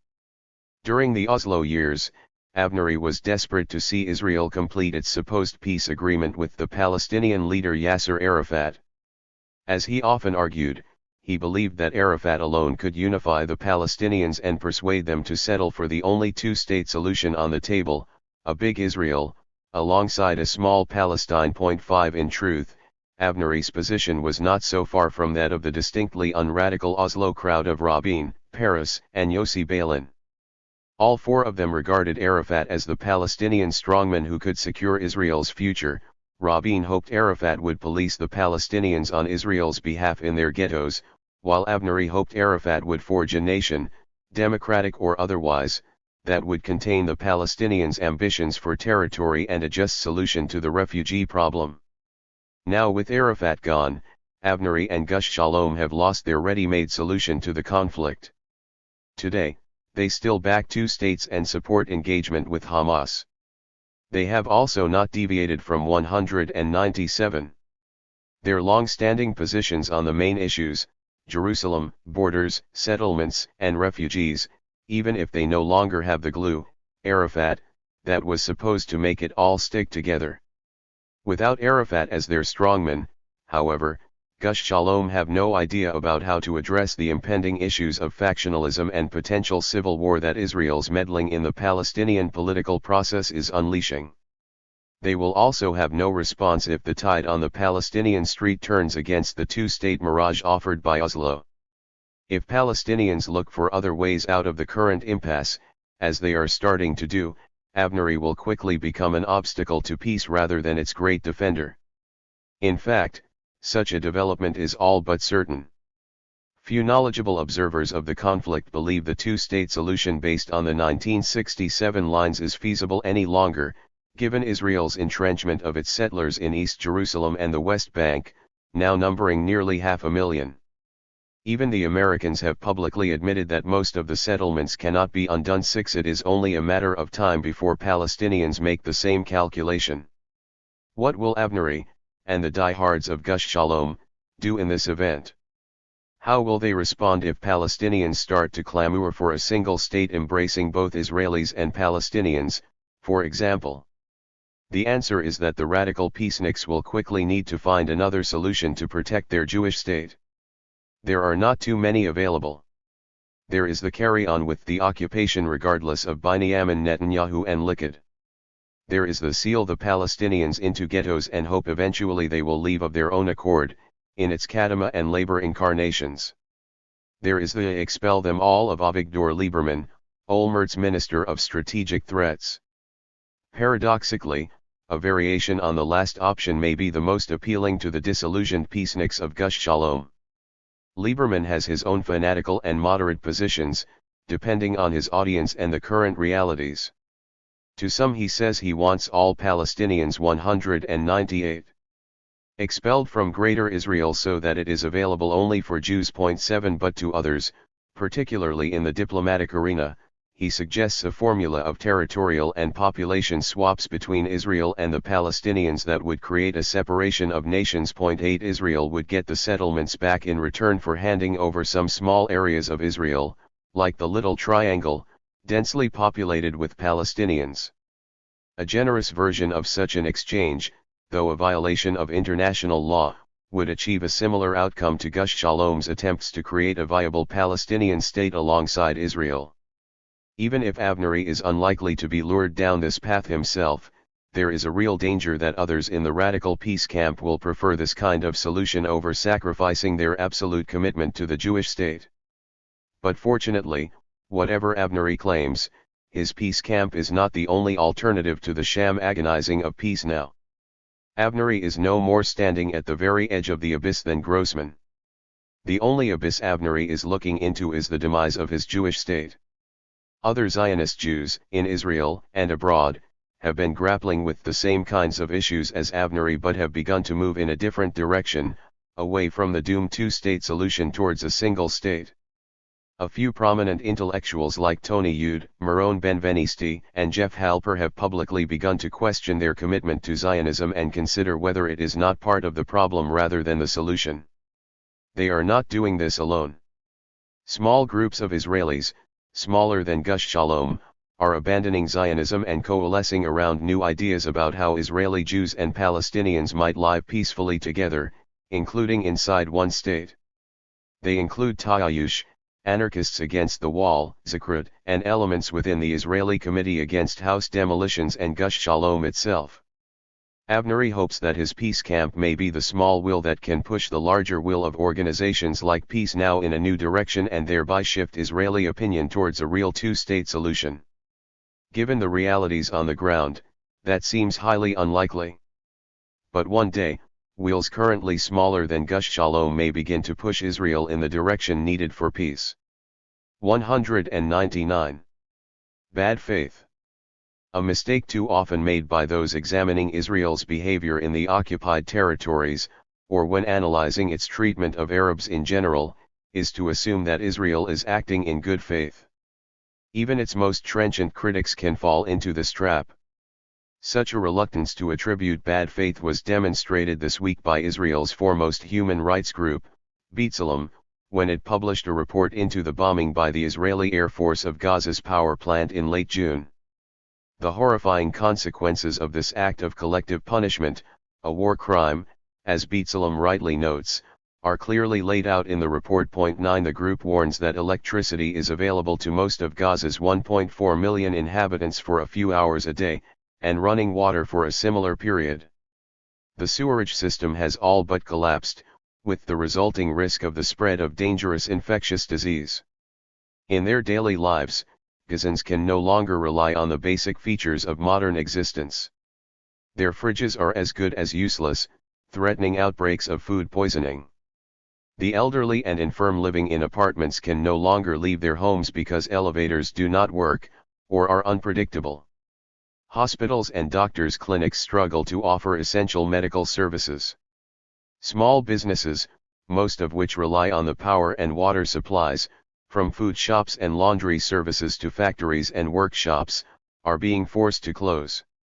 Rapidly approaching, says B'Tselem, is the moment when Gaza's economy, already under an internationally backed siege to penalize the Palestinians for democratically electing a Hamas government, will simply expire under the strain.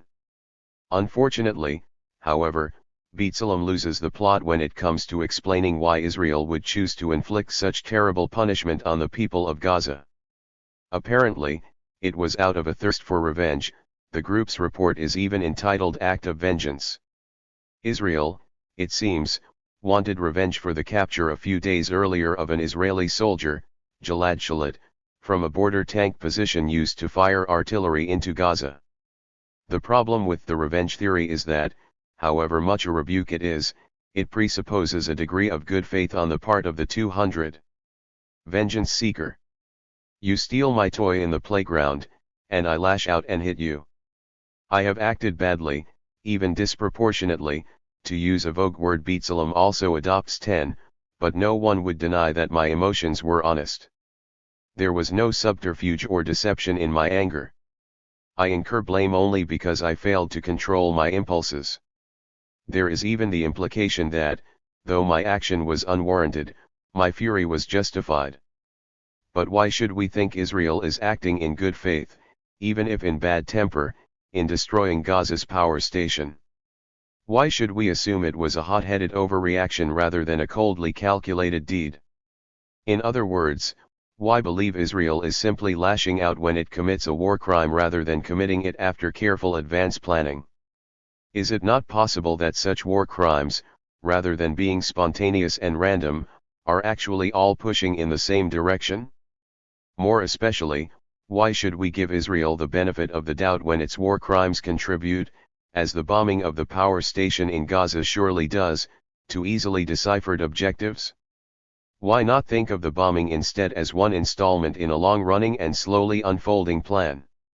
The occupation of Gaza did not begin this year, after Hamas was elected, nor did it end with the disengagement a year ago. The occupation is 4 decades old and still going strong in both the West Bank and Gaza.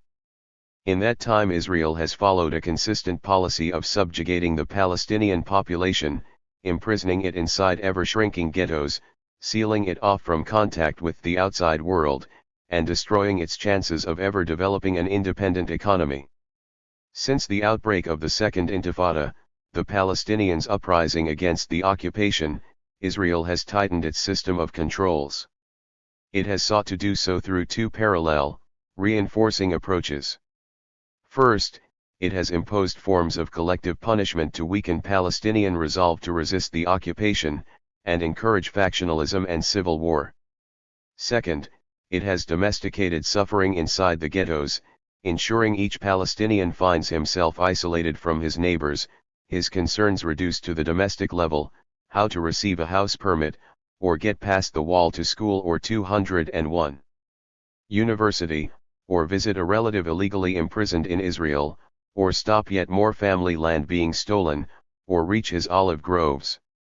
The goals of both sets of policies, however, are the same: the erosion of Palestinian society's cohesiveness, the disruption of efforts at solidarity and resistance, and ultimately the slow drift of Palestinians away from vulnerable rural areas into the relative safety of urban centers, and eventually, as the pressure continues to mount, on into neighboring Arab states, such as Jordan and Egypt. Seen in this light, the bombing of the Gaza power station fits neatly into Israel's long-standing plans for the Palestinians. Vengeance has nothing to do with it.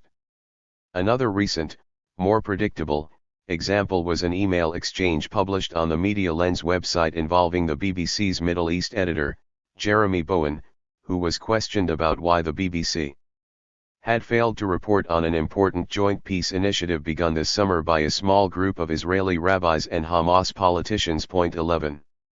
A public meeting where the two sides would have unveiled their initiative was foiled when Israel's Shin Bet Secret Service, presumably with the approval of the Israeli government, blocked the Hamas MPs from entering Jerusalem. 12. Bowen, though implicitly critical of Israel's behavior, believes the initiative was of only marginal significance.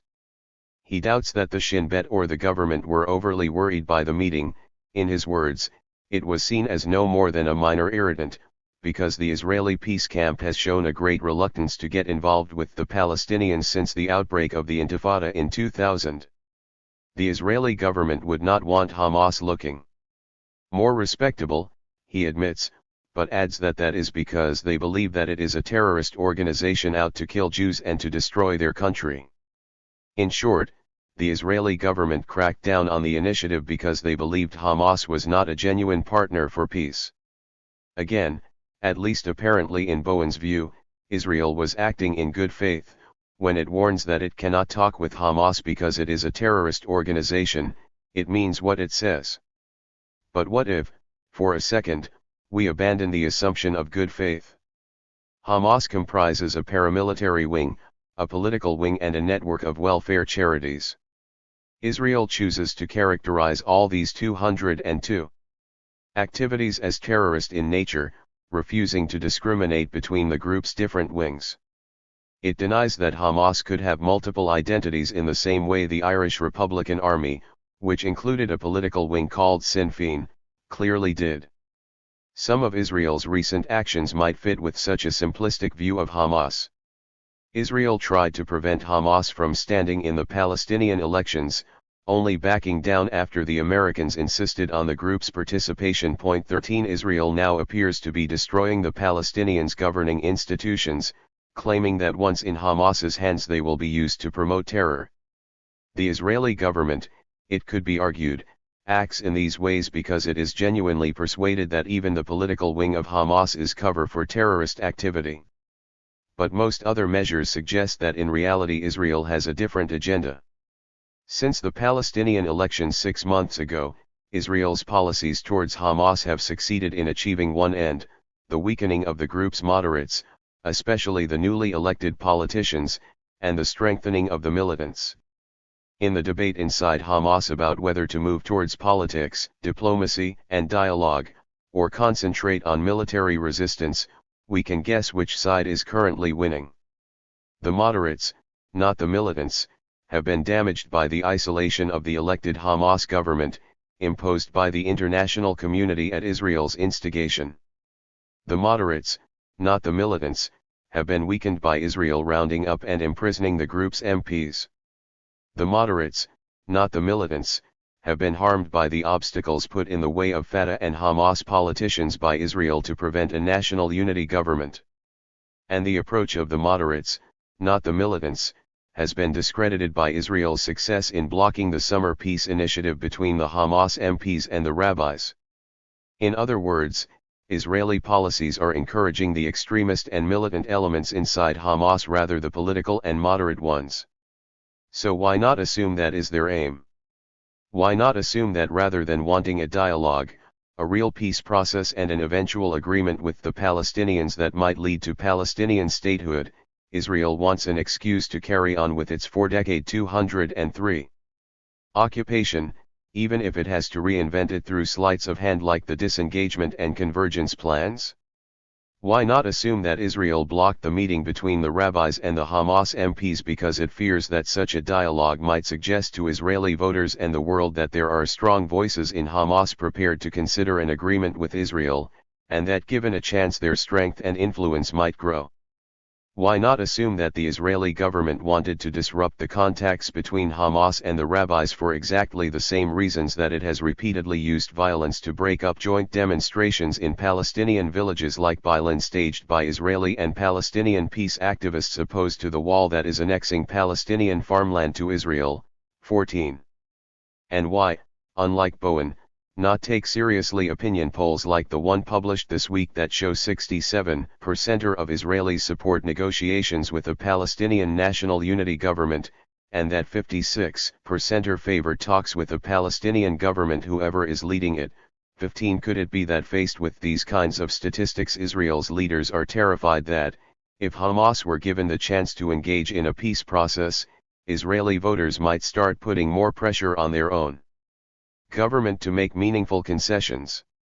In other words, why not consider for a moment that Israel's stated view of Hamas may be a self-serving charade, that the Israeli government has invested its energies in discrediting Hamas, and before its secular Palestinian leaders, because it has no interest in peace and never has done?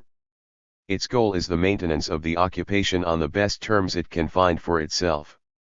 On much the same grounds, we should treat equally skeptically another recent Israeli policy, the refusal by the Israeli Interior Ministry to renew the tourist visas of Palestinians with foreign passports, thereby forcing them to leave their homes and families inside the occupied territories. Many of these Palestinians, who were originally stripped by Israel of their residency rights in violation of international law, often when they left to work or study abroad, have been living on renewable 3-month visas for years, even decades. 16. Amazingly, this compounding of the original violation of these Palestinian families' 204 rights has received almost no media coverage and so far provoked not a peep of outrage from the big international human rights organizations, such as Human Rights Watch and Amnesty International. I can hazard a guess why. Unusually, Israel has made no serious attempt to justify this measure. Furthermore, unlike the two examples cited above, it is difficult to put forward even a superficially plausible reason why Israel needs to pursue this policy, except for the obvious motive, that Israel believes it has found another bureaucratic ways to deny a few more thousand Palestinians their birthright. It is another small measure designed to ethnically cleanse these Palestinians from what might have been their state, were Israel interested in peace.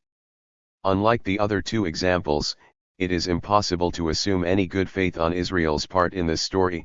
The measure has no security value, not even of the improbable variety, nor can it be sold as an overreaction, vengeance, to a provocation by the group affected. Palestinians with foreign passports are among the richest, best educated and possibly among the most willing to engage in dialogue with Israel. Many have large business investments in the occupied territories they wish to protect from further military confrontation, and most speak fluently the language of the international community: English.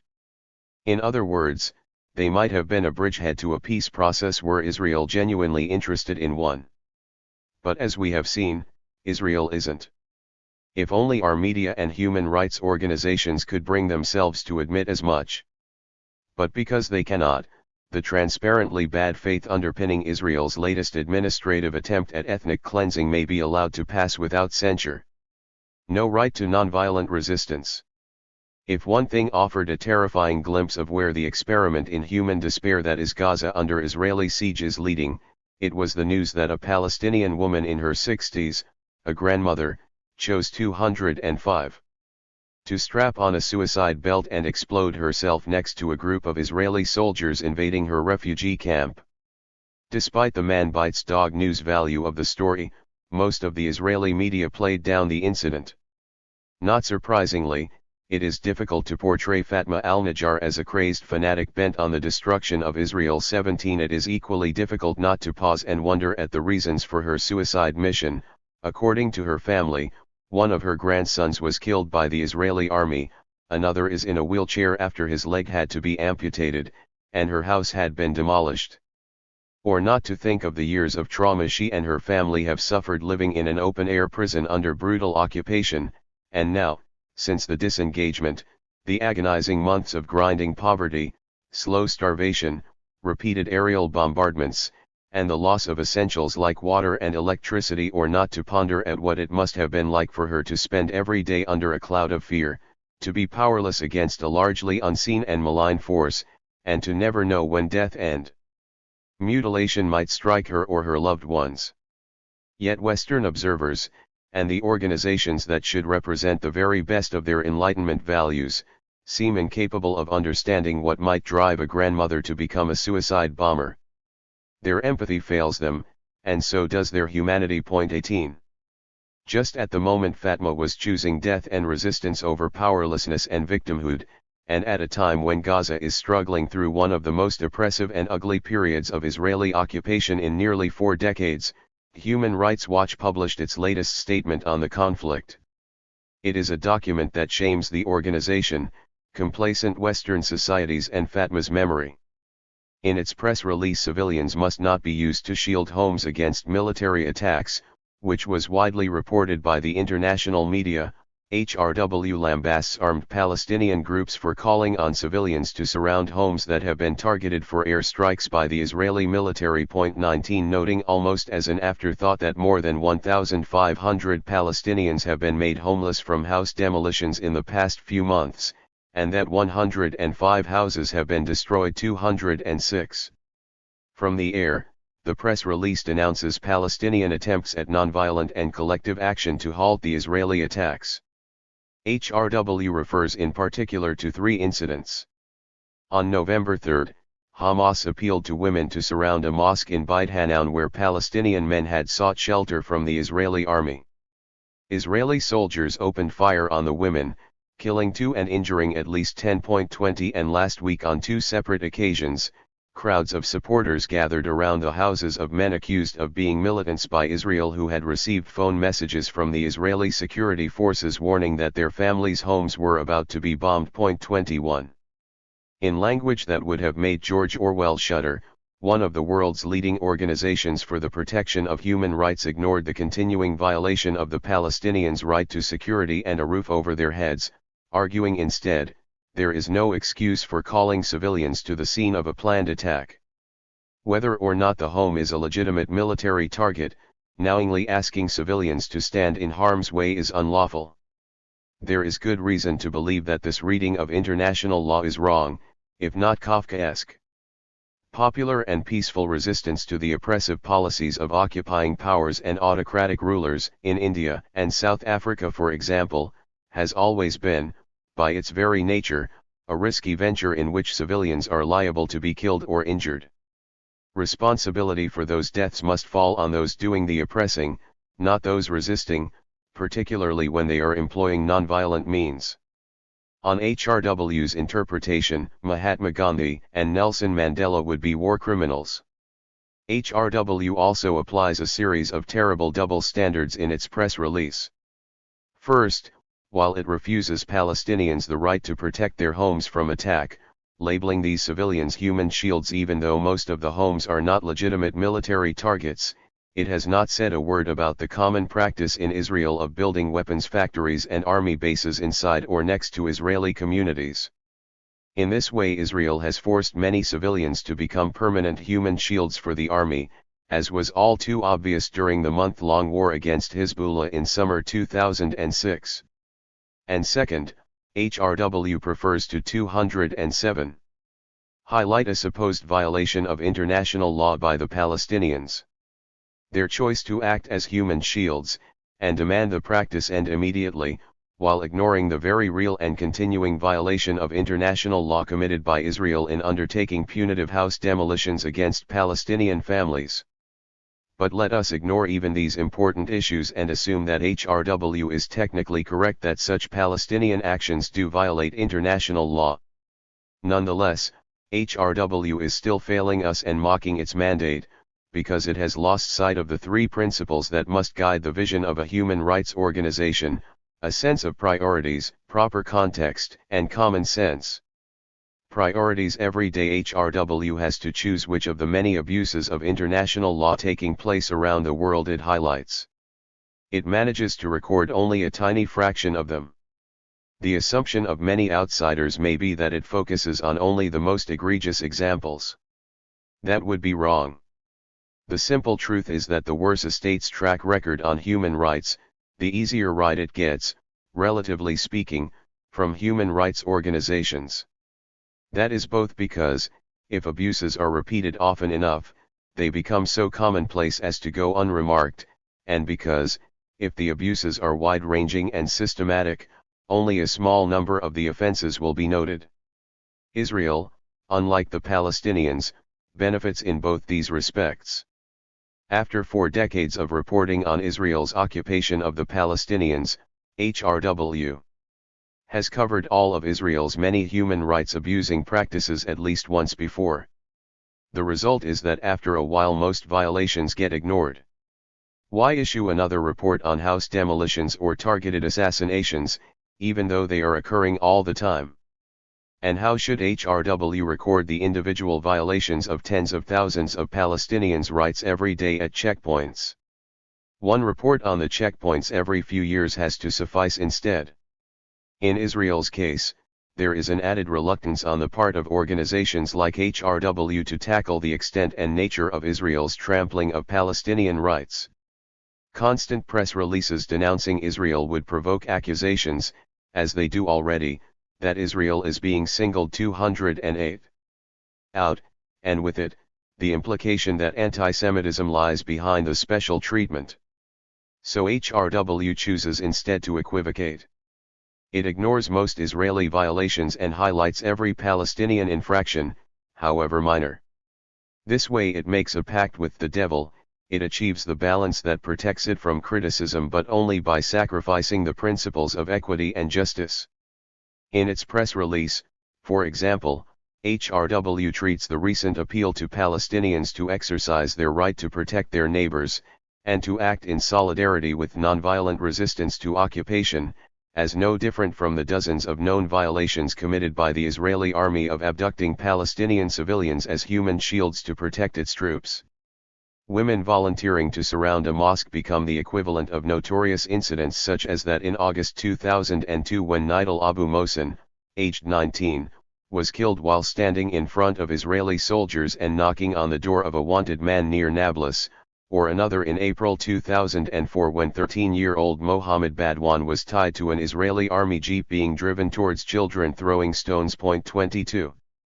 Context: the actions of ordinary Palestinians occur within a framework in which all of their rights are already under the control of their occupier, Israel, and can be violated at its whim.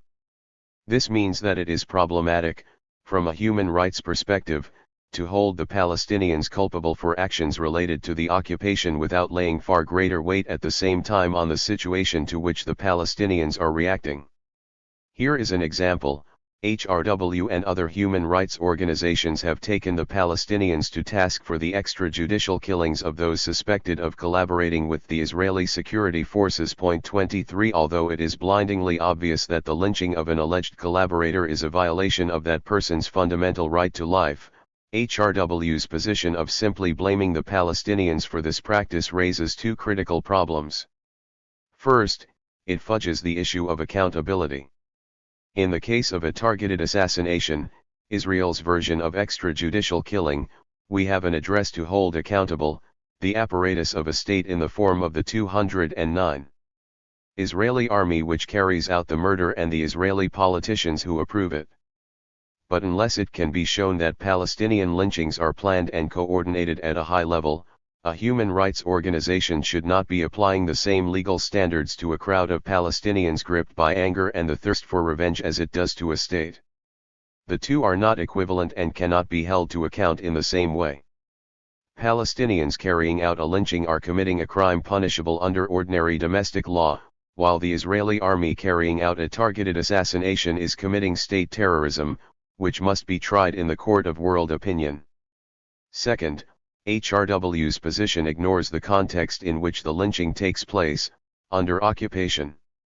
The Palestinian resistance to occupation has failed to realize its chief goal, national liberation, mainly because of Israel's extensive network of collaborators, individuals who have usually been terrorized by threats to themselves or their family and/or by torture into cooperating with Israel's occupation forces. The great majority of planned Palestinian attacks are foiled because one member of the team is collaborating with Israel. He or she not only sabotages the attack but often also gives Israel the information it needs to kill the leaders of the resistance. Collaborators, though common in the West Bank and Gaza, are much despised, and for good reason. They make the goal of national liberation impossible.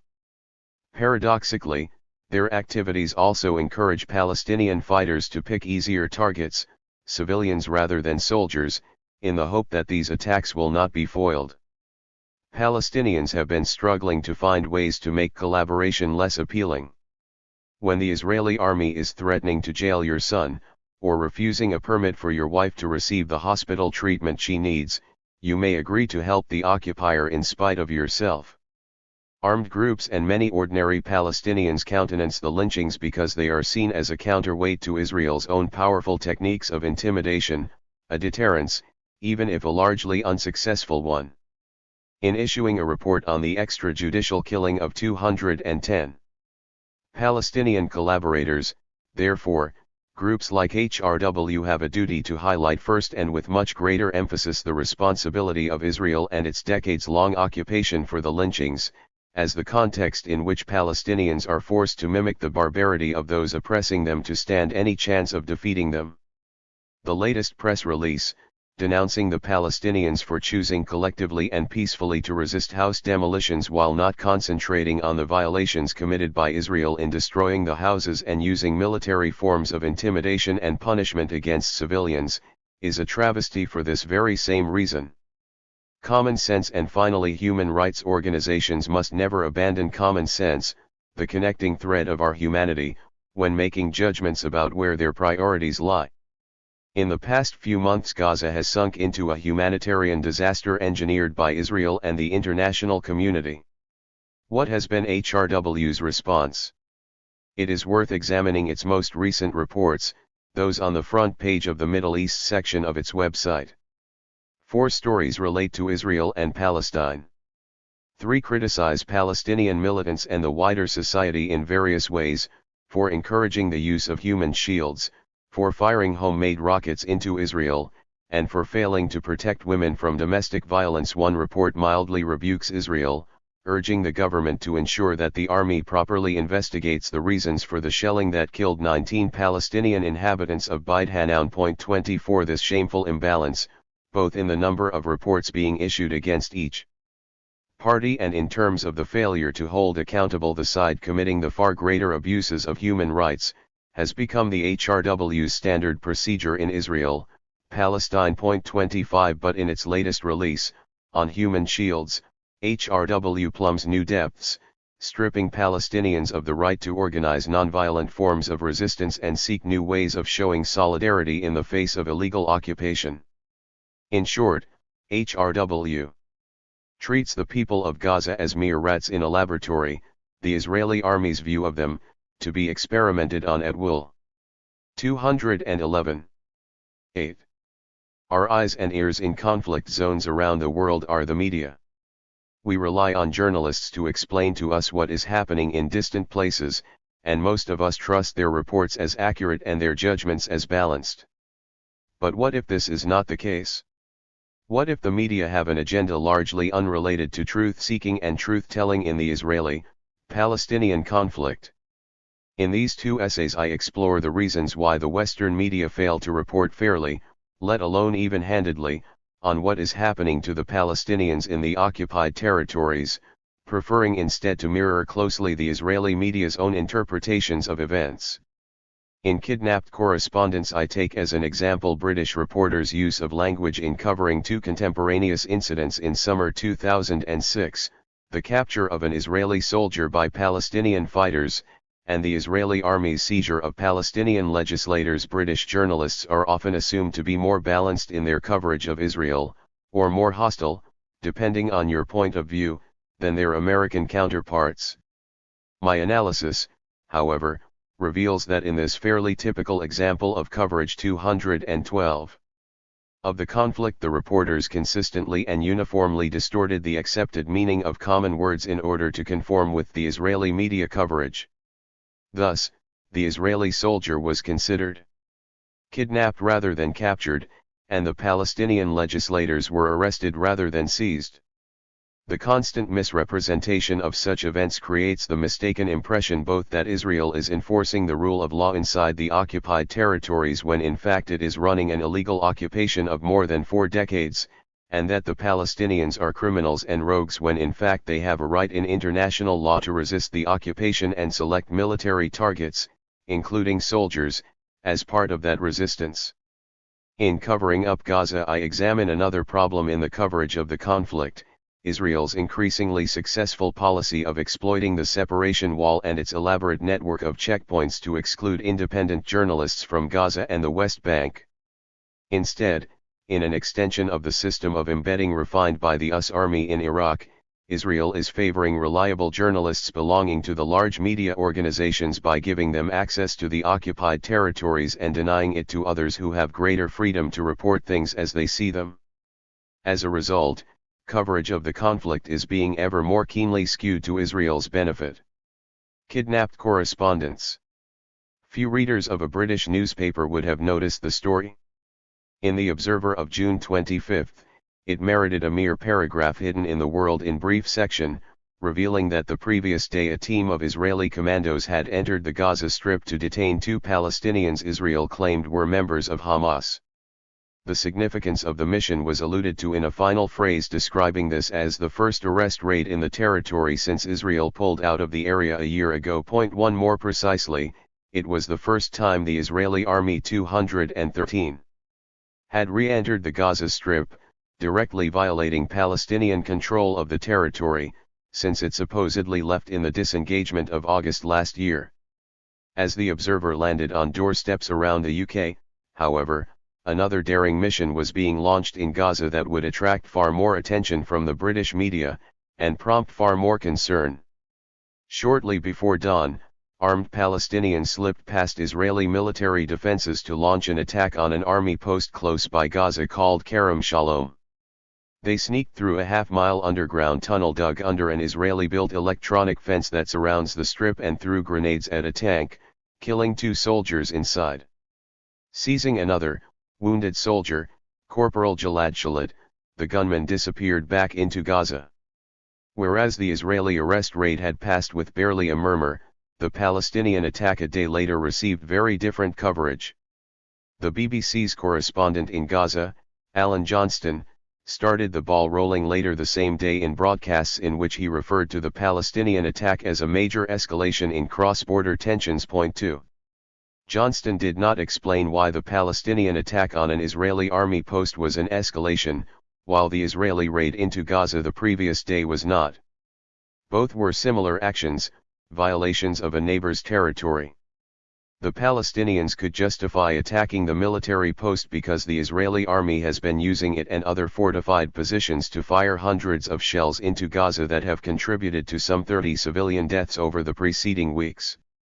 Israel could justify launching its mission into Gaza because it blames the 2 men it seized for being behind some of the hundreds of homemade Qassam rockets that have been fired out of Gaza, mostly ineffectually, but occasionally harming Israeli civilians in the border town of Sderot. 3 Why was the Palestinian attack, and not the earlier Israeli raid, an escalation? The clue came in the same report from Johnston, in which he warned that Israel would feel compelled to launch retaliations for the attack, implying that a re-invasion of the Gaza Strip was all but inevitable. So, in fact, the escalation and retaliation were one and the same thing. Although Johnston kept repeating that the Palestinian attack 214 had created an escalation, what he actually meant was that Israel was choosing to escalate its response. Both sides could continue exchanging rocket fire, but only Israel was in a position to reinvade with tanks and ground forces.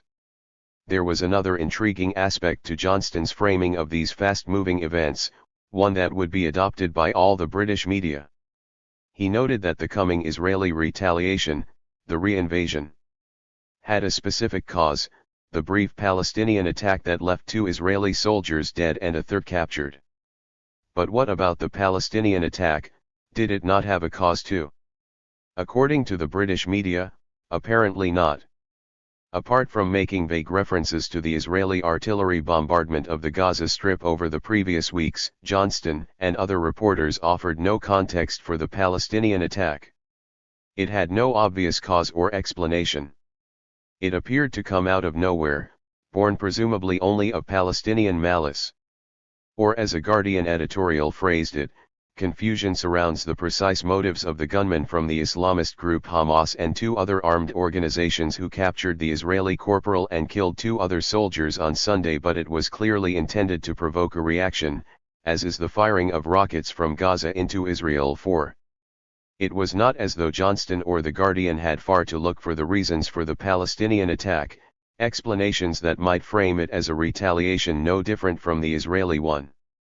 In addition to the shelling that had caused some 30 civilian deaths and inflicted yet more trauma on a generation of Palestinian children, Israel has been blockading Gaza's borders to prevent food and medicines from reaching the population, and it has successfully pressured international donors to cut off desperately needed funds to the Palestinian government.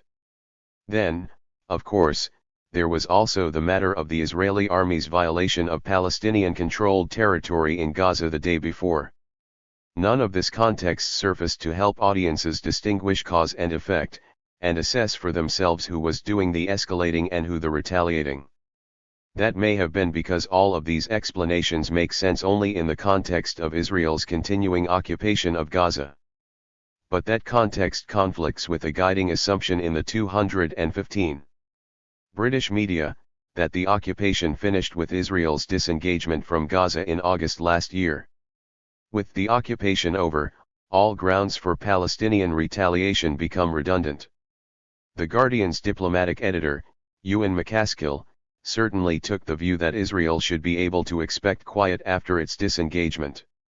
Having pulled out of Gaza last year, the Israelis would have been justified in thinking they might enjoy a bit of peace on their southern border. Never mind that Gaza's borders, airspace, electromagnetic frequencies, electricity, and water are all under continuing Israeli control, or that the Palestinians are not allowed an army, or that Israel is still preventing Gazans from having any contact with Palestinians in the West Bank and East Jerusalem. Meetings of the Palestinian parliament have to be conducted over video links because Israel will not allow MPs in Gaza to travel to Ramallah in the West Bank. 6 These factors might have helped to explain continuing Palestinian anger, but in British coverage of the conflict they appear to be unmentionables. There was another notable asymmetry in the media's use of language and their treatment of the weekend of raids by the Palestinians and Israelis. In The Observer, we learned that Israel had detained the 2 Palestinians in an arrest raid. These were presented as the legitimate actions of a state that is enforcing the law within the sphere of its sovereignty. So how did the media describe the Palestinian seizure of the Israeli soldier the next day? According to Donald McIntyre of The Independent, Gilad Shalit was kidnapped. 7 His colleague Eric Silver considered the soldier abducted. 8 Conal Urquhart of The Guardian referred to him as a hostage. 9 And BBC Online believed him abducted and kidnapped. 10 It was a revealing choice of terminology. Soldiers who are seized by an enemy are usually considered to have been captured, along with being killed.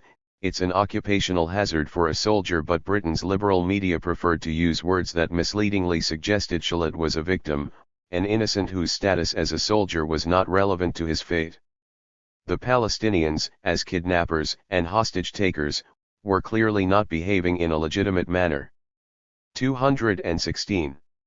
That this was a deviation from normal usage is suggested by the following report from the BBC in 2003, when Israel seized Hamas political leader Sheikh Mohammed Taha. Israeli troops have captured a founder member of the Islamic militant group Hamas during an incursion into the Gaza Strip. This brief incursion led to the deaths of 8 Palestinians, including a pregnant woman and a child, according to the same report. Point 11. But one does not need to look back 3 years to spot the double standard being applied by the British media. A few days after the Palestinian attack on Kerem Shalom, the Israeli army invaded Gaza and the West Bank to grab dozens of Palestinian leaders, including cabinet ministers. Were they being kidnapped or taken hostage by the Israeli army? This is what a breaking news report from The Guardian had to say.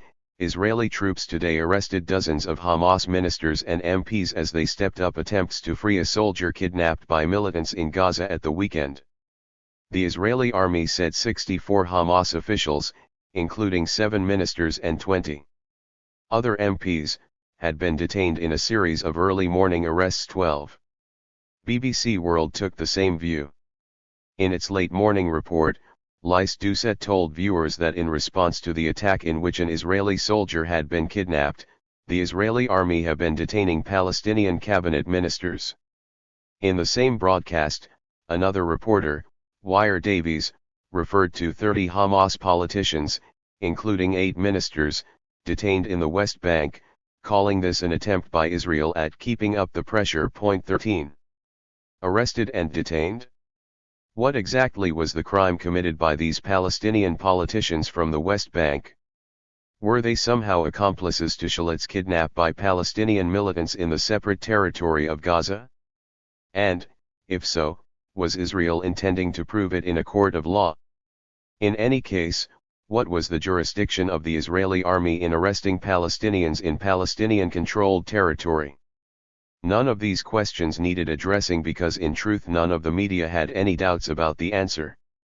It was clear to all the reporters that the purpose of seizing the Palestinian politicians was to hold them as bargaining chips for the return for Shalit. In The Guardian, Conal Urquhart wrote, Israeli forces today arrested more than 217 Hamas politicians in the West Bank and bomb targets in the Gaza Strip. The moves were designed to increase pressure on Palestinian militants to release an Israeli soldier held captive since Sunday 14. The BBC's Lyse Doucet in Jerusalem referred to the arrests as keeping up the pressure on the Palestinians on all fronts, and Middle East editor Jeremy Bowen argued that the detention of the Hamas MPs and ministers sends out a very strong message about who's boss around here. The message is, if Israel wants you, it can get you 15. So why have the British media adopted such differing terminology for the two sides, language in which the Palestinians are consistently portrayed as criminals while the Israelis are seen as law enforcers? Interestingly, the language used by the British media mirrors almost exactly that used by the Israeli media. The words retaliation, escalation, pressure, kidnap and hostage are all drawn from the lexicon of the Israeli press when talking about the Palestinians. The only Israeli term avoided in British coverage is the label terrorists for the Palestinian militants who attacked the army post near Gaza on 25 June. In other words, the British media have adopted the terminology of the Israeli media, even though the latter proudly declare their role as cheerleading for their army against the Palestinian enemy. The replication by British reporters of Israeli language in covering the conflict is mostly unconscious. It happens because of several factors in the way foreign correspondents operate in conflict zones, factors that almost always favor the stronger side over the weaker, independently of other important contexts, such as international law and common sense. The causes of this bias can be divided into 4 pressures on foreign correspondents: identification with, and assimilation into, the stronger side's culture, over-reliance on the stronger side's sources of information, peer pressure and competition, and, most importantly, the pressure to satisfy the expectations of editors back home in the media organization. The first pressure derives from the fact that British correspondents, as well as the news agencies they frequently rely on, are almost exclusively based in Israeli locations, such as West Jerusalem and Tel Aviv, where they share the daily rituals of the host population. Correspond to 18. Ants have Israeli neighbors, not Palestinian ones. They drink and eat in Israeli, not Palestinian, bars and restaurants. They watch Israeli, not Palestinian, television, and they fear Palestinian suicide attacks, not Israeli army incursions. Another aspect of this assimilation, this one unmentionable in newsrooms, is the long-standing tendency, though admittedly one now finally waning, by British media organizations to prefer Jewish reporters for the Jerusalem beat. 16 The media justify this to themselves on several grounds. Often a senior Jewish reporter on the staff wants to be based in Jerusalem, in some cases as a prelude to receiving Israeli citizenship. He or she may already speak some Hebrew, and, as a Jew living in a self-declared Jewish state, he or she is likely to find it easier to gain access to officials. The obvious danger that Jewish reporters who already feel an affinity with Israel before their posting may quickly start to identify with Israel and its goals is not considered an acceptable line of inquiry. Anyone raising it is certain to be dismissed as an anti-Semite. The second pressure involves the wide range of sources of information foreign correspondents come to rely on in their daily reporting, from the Israeli media to the Israeli army and government press offices. Most of the big Israeli newspapers now have daily editions in English that arrive at reporters' doors before breakfast and update all day on the internet. 17 The Palestinians do not have the resources to produce competing information. 18 Israeli officials, again unlike their Palestinian counterparts, are usually fluent in English and ready with a statement on any subject. This asymmetry between Israeli and Palestinian sources of information is compounded by the fact that foreign correspondents usually consider Israeli spokespeople to be more useful. It is, after all, Israeli decision-makers who are shaping and determining the course of events. The army's spokesperson can speak with authority about the timing of the next Gaza invasion, and the government press office knows by heart the themes of the Prime Minister's latest unilateral plans. Palestinian spokespeople, by contrast, are far less effective. They usually know nothing more about Israeli decisions than what they have read in the Israeli papers. They are rarely at the scene of Israeli military 219 retaliations, and are often unreliable in the ensuing confusion, and internal political disputes, and a lack of clear hierarchies, often leave spokespeople unsure of what the official Palestinian line is. Given these differences, the Israeli version is usually the first one to hit the headlines, both in the Israeli media and on the international television channels. Which brings us to the third pressure. News is not an independent category of information journalists search for, it is the information that journalists collectively decide is worth seeking out. So correspondents look to each other to determine what is the big story. This is why reporters tend to hunt in packs. The problem for British journalists is that they are playing second fiddle to the largest contingent of English-language correspondents, those from America. What makes the headlines in the US papers is the main story, and as a result British journalists tend to follow the same leads, trying to beat the American majors to the best lines of inquiry. The effect is not hard to predict. British coverage largely mirrors American coverage. And given the close identification of us politicians, business, and media with Israel, American coverage is skewed very keenly towards a pro-Israel agenda. That has direct repercussions for British reporting. Closely related to the sympathy of coverage between the British and American media is the fourth pressure. No reporter who cares about his or her career is entirely immune from the cumulative pressure of expectations from the news desk in London. The editors back home read the American dailies closely, they imbibe as authoritative the views of the major American columnists, like Thomas Friedman, who promote Israel's and Washington's agenda while sitting thousands of miles away from the events they analyze, and they watch the wire services, which are equally slanted towards the American and Israeli 220 interpretation of events. The reporter who rings the news desk each day to offer the best pitch quickly learns which angles and subjects fly and which don't. Professional journalists of the type that get high-profile jobs like Jerusalem correspondent have learned long ago the predilections of the desk editors. If our correspondent really believes in a story, he or she will fight the desk vigorously to have it included. But there are only so many battles correspondents who value their jobs are prepared to engage in. With this model for understanding the work of British correspondents, we can explain the confused sense of events that informs the recent reporting of The Independent's Donald McIntyre. He points out an obvious fact that seems to have eluded many of his colleagues: Israel's re-invasion of Gaza, its bombing of the only electricity station, and disruption to the water supply, its bombing of the main bridges linking North and South Gaza, and its terrifying sonic bombs over Gaza City are all forms of collective punishment of the civilian Palestinian population that are illegal under international law.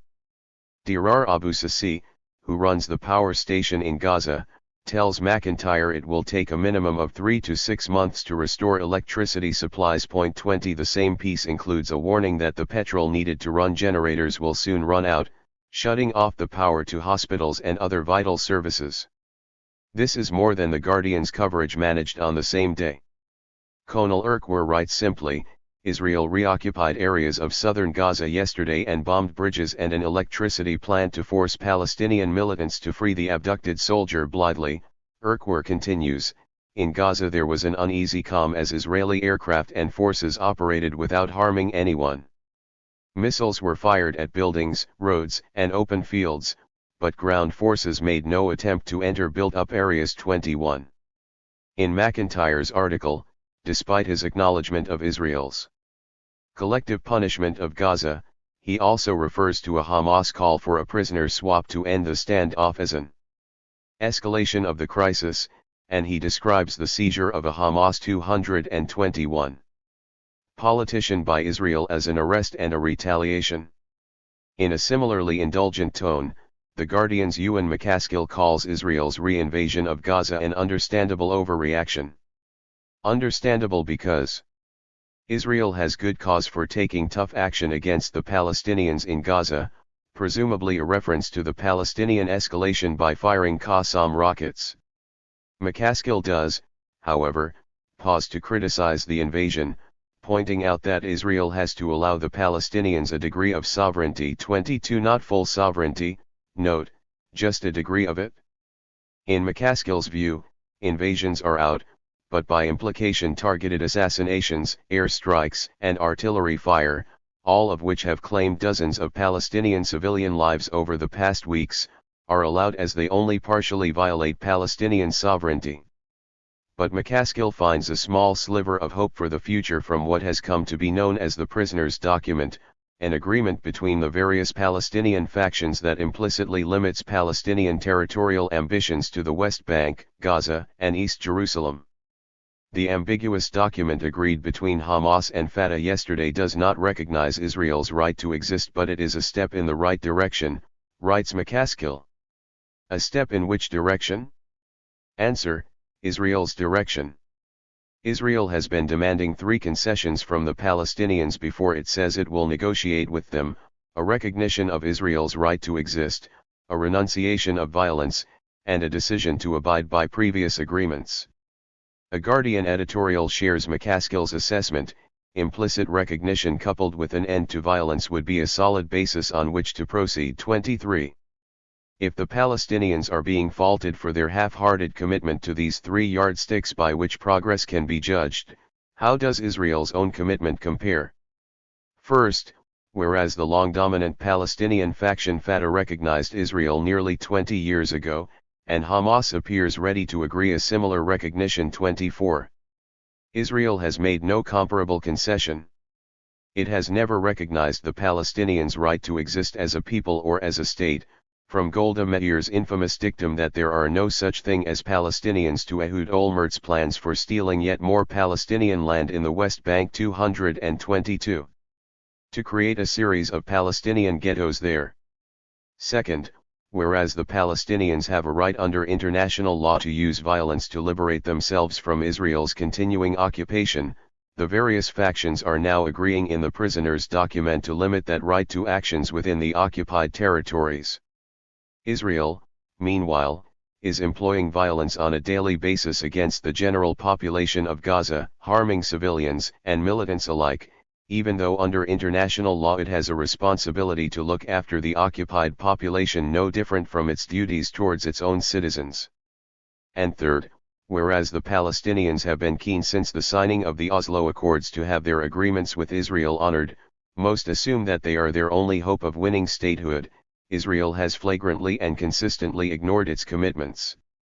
During Oslo it missed all its deadlines for withdrawing from Palestinian territory, and during the Oslo and current roadmap peace negotiations it has continued to build and extend its illegal settlements on Palestinian land.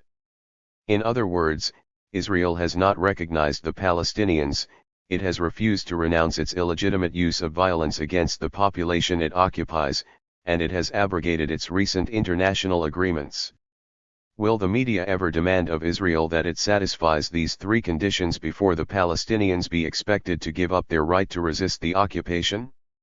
Covering up Gaza. One early and easy victory for Israel in Gaza has been in its battle to manage the news. Israel's invasion is a very private war against Gaza's population, to which only invited guests, the representatives of our major media outlets, are being given access. Just as in the Iraq War, where America required Western reporters to embed with its forces before they were let near the battlefield, Israel is adopting 223 similar measures to control the flow of bad news out of Gaza. The restrictions on who can report and what they can tell explain in part why, more than a fortnight after an Israeli soldier was captured, almost every Western reporter is still referring to him as kidnapped, why the destruction of vital civilian infrastructure such as Gaza's only power plant is described as pressure rather than what it is. Collective punishment, a violation of international law and a war crime. 25 And why the deaths of large numbers of Palestinians, civilians, and militants, in the current Operation Summer Rain are receiving far less coverage than the killing of 2 soldiers and the capture of a third who were enforcing the occupation. 26. Gaza, a giant open-air prison, could not be a more ideal environment for an occupier wanting to manage the news. Israel controls the borders and can decide who is allowed in and who is refused access. Freedom of the press is meaningless on such terms. Israel has been working on its own embedding strategy for some time. During the early stages of the Second Intifada, the head of Israel's government press office, Daniel Seaman, developed a strategy of intimidating journalists and their employers as a way to get the coverage he wanted. Famously, he boycotted 3 senior journalists over what he considered to be their partisan coverage: ABC's reporter Gillian Findlay, The Guardian's Suzanne Goldenberg, and The Washington Post's bureau chief Lee Hochstadter. Later he boasted to the Israeli media that he had ousted all 3 from their jobs, though The Guardian did at least seek to deny his claims, arguing that Goldenberg had simply been promoted. 27 But Israel began tightening its controls during the disengagement from Gaza last year and has not looked back since. 28 Only journalists from the big news organizations were allowed into the Strip, on special army buses that drove straight to the settlements. Those without accreditation from the main media organizations, and those who had upset Israel with their previous reports, had little hope of gaining entry. Journalists in disfavor were doubtless supposed to take note for next time, and change the tone of their coverage. The big media organizations have no interest in pointing out why they have special access to Gaza and at what price. 224. Such privileges were bought. An admission from them would hint at some of the subtle pressures already influencing their reporting and might expose the cozy arrangement that offers them a monopoly on the flow of information at a time when they are already feeling the heat from the rise of an internet journalism not subject to the agendas of wealthy owners and corporate advertisers. Israel's system of embedding, like that operated by the US in Iraq, operates at 2 levels. It ensures that many potential journalists are not in a position to report firsthand from the war zone, and then it imposes a range of pressures on those journalists who are there. When Israel withdrew its settlers and soldiers from Gaza last August, the windfall was that it gained absolute control over who was allowed in and out of the tiny sliver of land on the Mediterranean coast. The result, just as Palestinians find it all but impossible to get out of Gaza, foreigners find it nearly as difficult to get in. The hermetic sealing off of Gaza follows a series of steps taken by Israel in the past few years to discourage foreigners from venturing into places where its soldiers prefer to go about their business unobserved. In late 2002 and early 2003, the Israeli army killed 2 peace activists with the International Solidarity Movement, Tom Herndahl and Rachel Corrie. 29 It was a very effective warning to other activists, as well as freelance journalists who might be mistaken for activists, not to consider living in the occupied territories. Foreigners stopped embedding themselves in Palestinian areas, and in consequence there was a rapid loss of the internet diaries of life under occupation and eyewitness accounts that were creating a fledgling but useful alternative journalism. Point 30 Since then Israel has been on the lookout for anyone at its borders whom it suspects of belonging to peace groups or being recruited to work in Palestinian organizations. Non-Israelis are held for lengthy questioning and usually deported if Israel suspects them of planning to enter the occupied territories, whether their purposes are legitimate or not. 31 As a consequence, the West Bank and Gaza are now sorely deprived of the young idealists and hopeful journalists who once traveled around the occupied territories. 225. Israel has claimed that such measures are designed to protect these individuals and its own soldiers from unnecessary and dangerous confrontations. But in practice, Israel has ensured that independent witnesses, including those who were once able to describe at first hand and in their many native tongues the horrors being inflicted on the Palestinians, are now largely absent from the occupied territories. Instead, professional reporters, based in Israel, venture into these areas only to report after the event, when the best they can hope to achieve is to present two conflicting narratives, the Israeli official version against Palestinian eyewitness accounts. In practice, since the disengagement, the only voices being heard are those of big-hitting journalists who have the sensitivities of their news desks back home and their careers to worry about. With an electronic fence surrounding Gaza on 3 sides, and the sea on the 4th, the only way into the Strip is through one of several crossing points controlled by the army. Where once journalists could freely roam around the occupied territories, reporting things as they saw them, they are now required to jump through several hoops before they are allowed to cross into Gaza. So how does Israel's version of embedding work? First, to get into Gaza, a journalist must be in possession of a press card issued by the Israeli government press office. All other journalist cards, even international ones, are worthless in the eyes of the Israeli government. To be eligible for a GPO card, applicants must have accreditation with a recognized media organization. Freelance reporters and photographers are considered to be imposters unless they can prove that they have an assignment from just such an accredited organization. On the other hand, assignments on behalf of any alternative media that have been critical of Israel in the past are invariably not going to qualify a journalist for a GPO card. 32 As a result, Israel makes it impossible for freelancers to do in Gaza what they would do in any other conflict zone, head off with an open mind to see what is happening on the ground. Now, the freelance journalist must have a specific assignment in mind, and have an agreement in advance with a large media organization to cover that assignment. In 226. Its name. These conditions severely limit the freedom of freelance reporters and photographers to find stories that the main media organizations have overlooked. In practice, if a freelance journalist can get such an assignment, it is likely to be for one of the stories the news desk thousands of miles away considers to be important, that is, the same stories the rest of the media pack are already pursuing. Innovation and difference of perspective are excluded from the outset. Those journalists who do manage to gain a GPO card then have to jump through a second hoop. They must sign a waiver form, exonerating Israel of all responsibility if they are injured while in the Gaza Strip, including from the actions of the Israeli army. The effect of the waiver is to impose a large financial burden on freelance journalists. While media organizations provide their staff with war insurance, an armored car, and a flak jacket and helmet, they do not feel the same obligation towards freelancers, even those on assignment for them. This leaves freelance reporters and photographers in Gaza in an unenviable position. Either they protect themselves in the Strip at a huge personal cost they are unlikely ever to recoup from their reporting, or they risk injury for which no one can be held accountable and made to pay.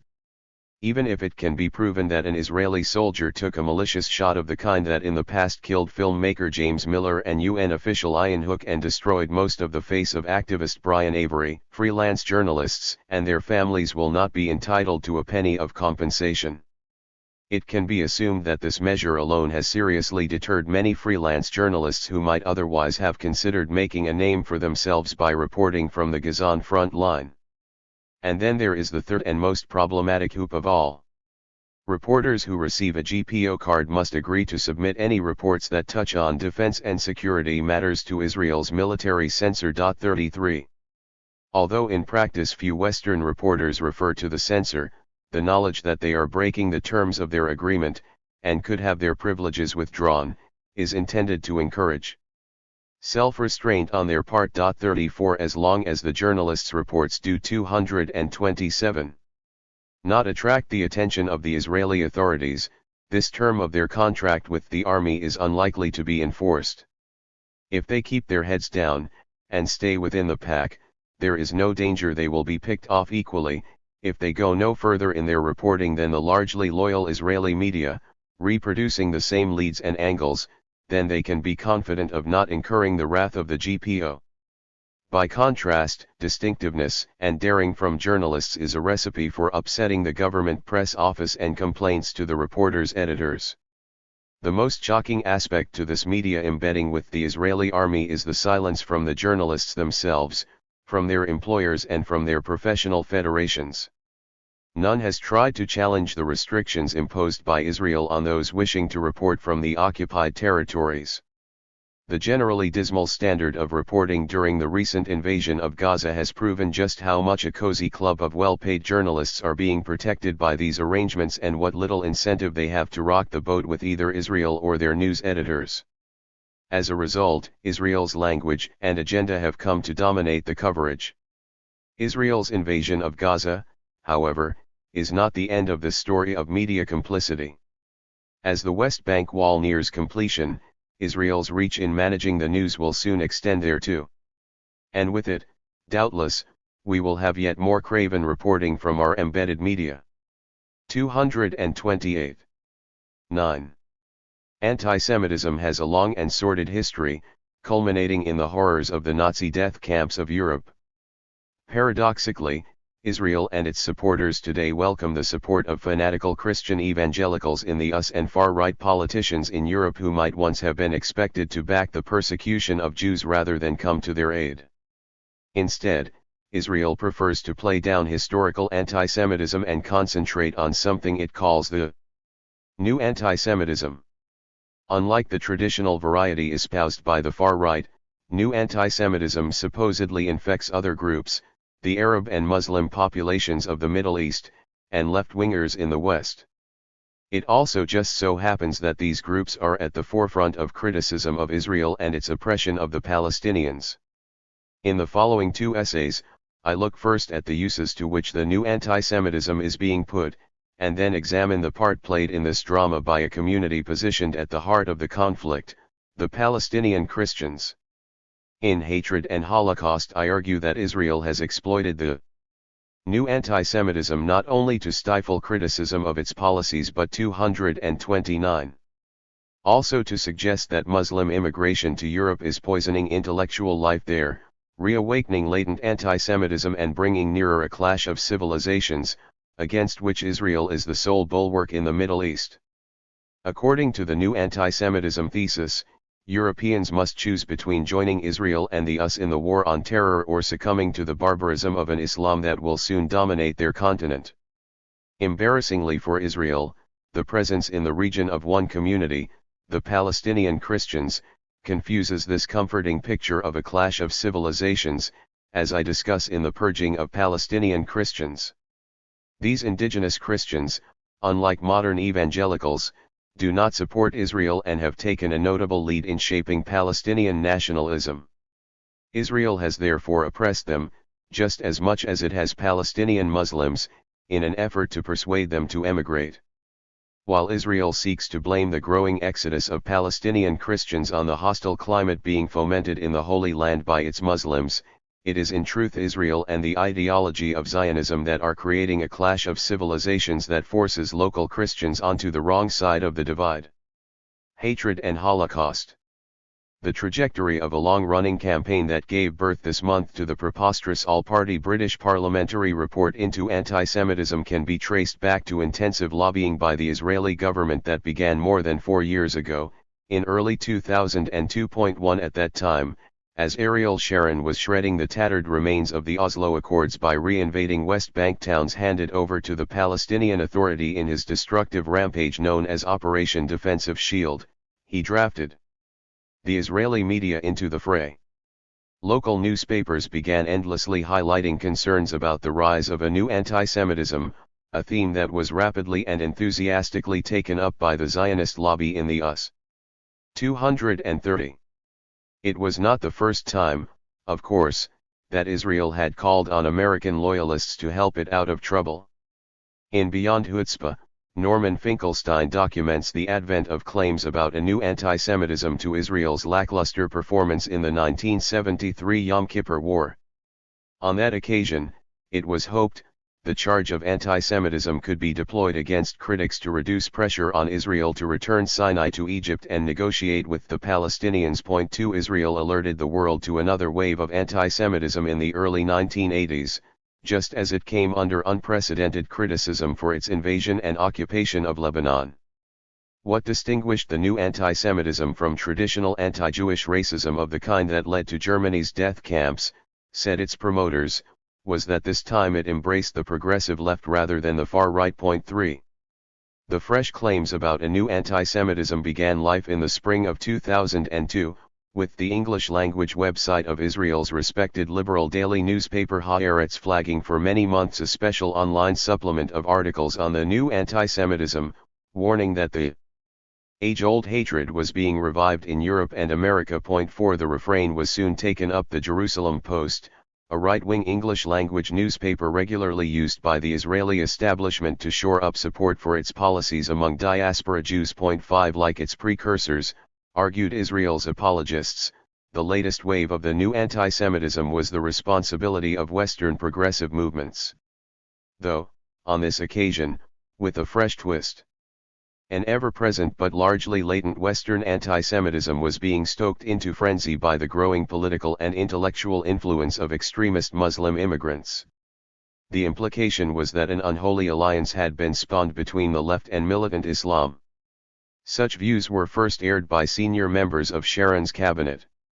In an interview in the Jerusalem Post in November 2002, for example, Benjamin Netanyahu warned that latent anti-Semitism was again becoming active. In my view, there are many in Europe who oppose anti-Semitism, and many governments and leaders who oppose anti-Semitism, but the strain exists there. It is ignoring reality to say that it is not present. It has now been wedded to and stimulated by the more potent and more 231 overt force of anti-Semitism, which is Islamic anti-Semitism coming from some of the Islamic minorities in European countries. This is often disguised as anti-Zionism. 6. Netanyahu proposed lancing the boil by beginning an aggressive public relations campaign of self-defense. A month later Israel's president, Moshe Katsav, picked on the softest target of all, warning during a state visit that the fight against anti-Semitism must begin in Germany, where voices of anti-Semitism can be heard. 7 But, as ever, the main target of the new anti-Semitism campaign were audiences in the US, Israel's generous patron. There, members of the Israel lobby turned into a chorus of doom, resulting in surveys that showed American Jews, like Israeli Jews, put the threat of anti-Semitism among their top fears. 8. In the early stages of the campaign, the lobby's true motivation was not concealed.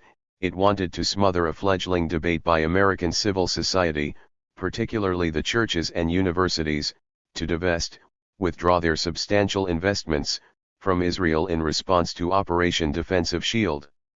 In October 2002, after Israel had effectively reoccupied the West Bank, the ever-reliable Abraham Foxman, director of the Anti-Defamation League, lumped in critics who were calling for divestment from Israel with the new anti-Semites. He urged a new body established by the Israeli government called the Coordination Forum for Countering Anti-Semitism to articulate clearly what we know in our hearts and guts. When that line is crossed. 9 Foxman quickly got into his stride, warning that Jews were more vulnerable than at any time since the Second World War. I did not believe in my lifetime that I or we would be preoccupied on the level that we are, or the intensity of anti-Semitism that we are experiencing, he told the Jerusalem Post. 10.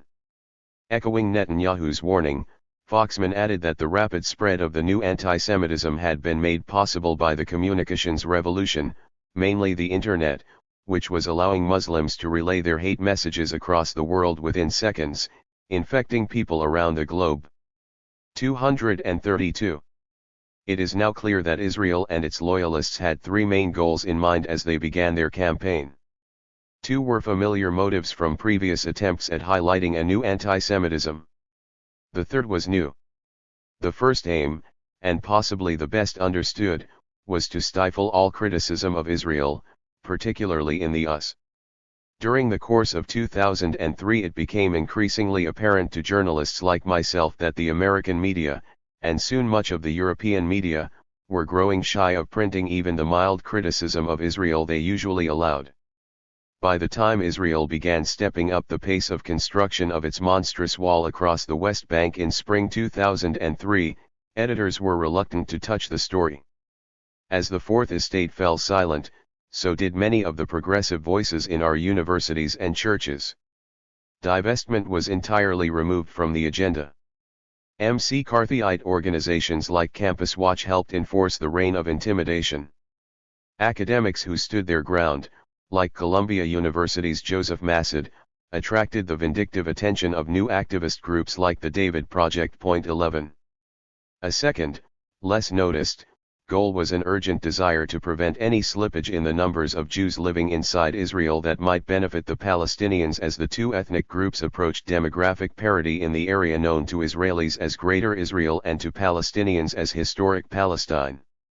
Demography had been a long-standing obsession of the Zionist movement. During the 1948 war, the Israeli army terrorized away or forcibly removed some 80% of the Palestinians living inside the borders of what became Israel to guarantee its new status as a Jewish state. But by the turn of the millennium, following Israel's occupation of the West Bank and Gaza in 1967, and the rapid growth of the oppressed Palestinian populations both in the occupied territories and inside Israel, demography had been pushed to the top of Israel's policy agenda again. 12. During the Second Intifada, as the Palestinians fought back against the Israeli war machine with a wave of suicide bombs on buses in major Israeli cities, Sharon's government feared that well-off Israeli Jews might start to regard Europe and America as a safer bet than 233. Jerusalem or Tel Aviv. The danger was that the demographic battle might be lost as Israeli Jews emigrated. By suggesting that Europe in particular had become a hotbed of Islamic fundamentalism, it was hoped that Israeli Jews, many of whom have more than one passport, would be afraid to leave. A survey by the Jewish Agency taken as early as May 2002 showed, for example, that 84% of Israelis believed anti-Semitism had again become a serious threat to world Jewry. 13. At the same time, Israeli politicians concentrated their attention on the two European countries with the largest Jewish populations, Britain and France, both of which also have significant numbers of immigrant Muslims. A supposed rise in anti-Semitism in these two countries was highlighted in the hope of attracting their Jewish populations to Israel. 14. In France, for example, peculiar anti-Semitic attacks were given plenty of media coverage, from a senior rabbi who was stabbed to a young woman attacked on a train by anti-Semitic thugs. 15. Sharon took advantage of the manufactured climate of fear in July 2004 to claim that France was in the grip of the wildest anti-Semitism, urging French Jews to come to Israel. 16. The third goal, however, had not been seen before. It tied the rise of a new anti-Semitism to the increase of Islamic fundamentalism in the West, implying that Muslim extremists were asserting an ideological control over Western thinking. It chimed well with the post-9/11 atmosphere. In this spirit, American Jewish academics like Daniel J. Goldhagen characterized anti-Semitism as constantly evolving. In a piece entitled The Globalization of Antisemitism published in the American Jewish Weekly Forward in May 2003, Goldhagen argued that Europe had exported its classical racist antisemitism to the Arab world, which in turn was reinfecting the West. Essentially, Europe has exported its classical racist and Nazi anti-Semitism to Arab countries, which they then applied to Israel and Jews in general. Then the Arab countries re-exported the new hybrid demonology back to Europe and, using the United Nations and other international institutions, to other countries around the world. In 234, Germany, France, Great Britain, and elsewhere, today's intensive anti-Semitic expression and agitation uses old tropes once applied to local Jews, charges of sowing disorder, wanting to subjugate others, with new content overwhelmingly directed at Jews outside their countries. 17. His theory of a free-floating contagion of hatred towards Jews, being spread by Arabs and their sympathizers through the internet, media, and international bodies, found many admirers. The British neoconservative journalist Melanie Phillips claimed popularly, if ludicrously, that British identity was being subverted and pushed out by an Islamic identity that was turning her country into the capital of terror, Londonistan. 18. This final goal of the proponents of the new anti-Semitism was so successful because it could be easily conflated with other ideas associated with America's war on terror, such as the clash of civilizations. If it was us versus them, then the new anti-Semitism posited from the outset that the Jews were on the side of the angels. It fell to the Christian West to decide whether to make a pact with good or evil. We are far from reaching the end of this treacherous road, both because the White House is bankrupt of policy initiatives apart from its war on terror, and because Israel's place is for the moment assured at the heart of the US administration's neoconservative agenda. That was made clear last week when Netanyahu, currently the most popular politician in Israel, added yet another layer of lethal mischief to the neoconservative spin machine as it gears up to confront Iran over its nuclear ambitions.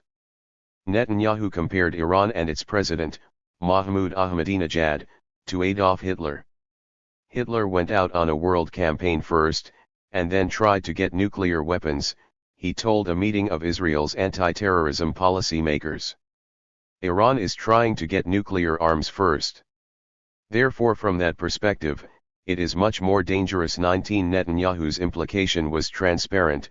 Iran is looking for another final solution, this one targeting Israel as well as world Jewry.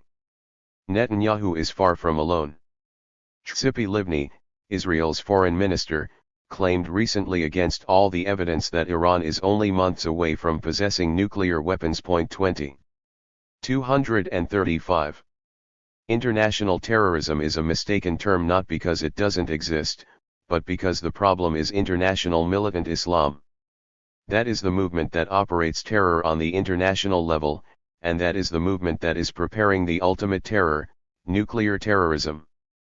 Faced with the evil designs of the Islamic fascists, such as supposedly those in Iran, Israel's nuclear arsenal, and the nuclear holocaust Israel can and appears prepared to unleash, may yet be presented as the civilized world's salvation. The purging of Palestinian Christians. There is an absurd though revealing scene in Palestinian writer Suad Amiri's recent book Sharon and My Mother-in-Law about Israeli Jews. Attitude to the two other monotheistic religions.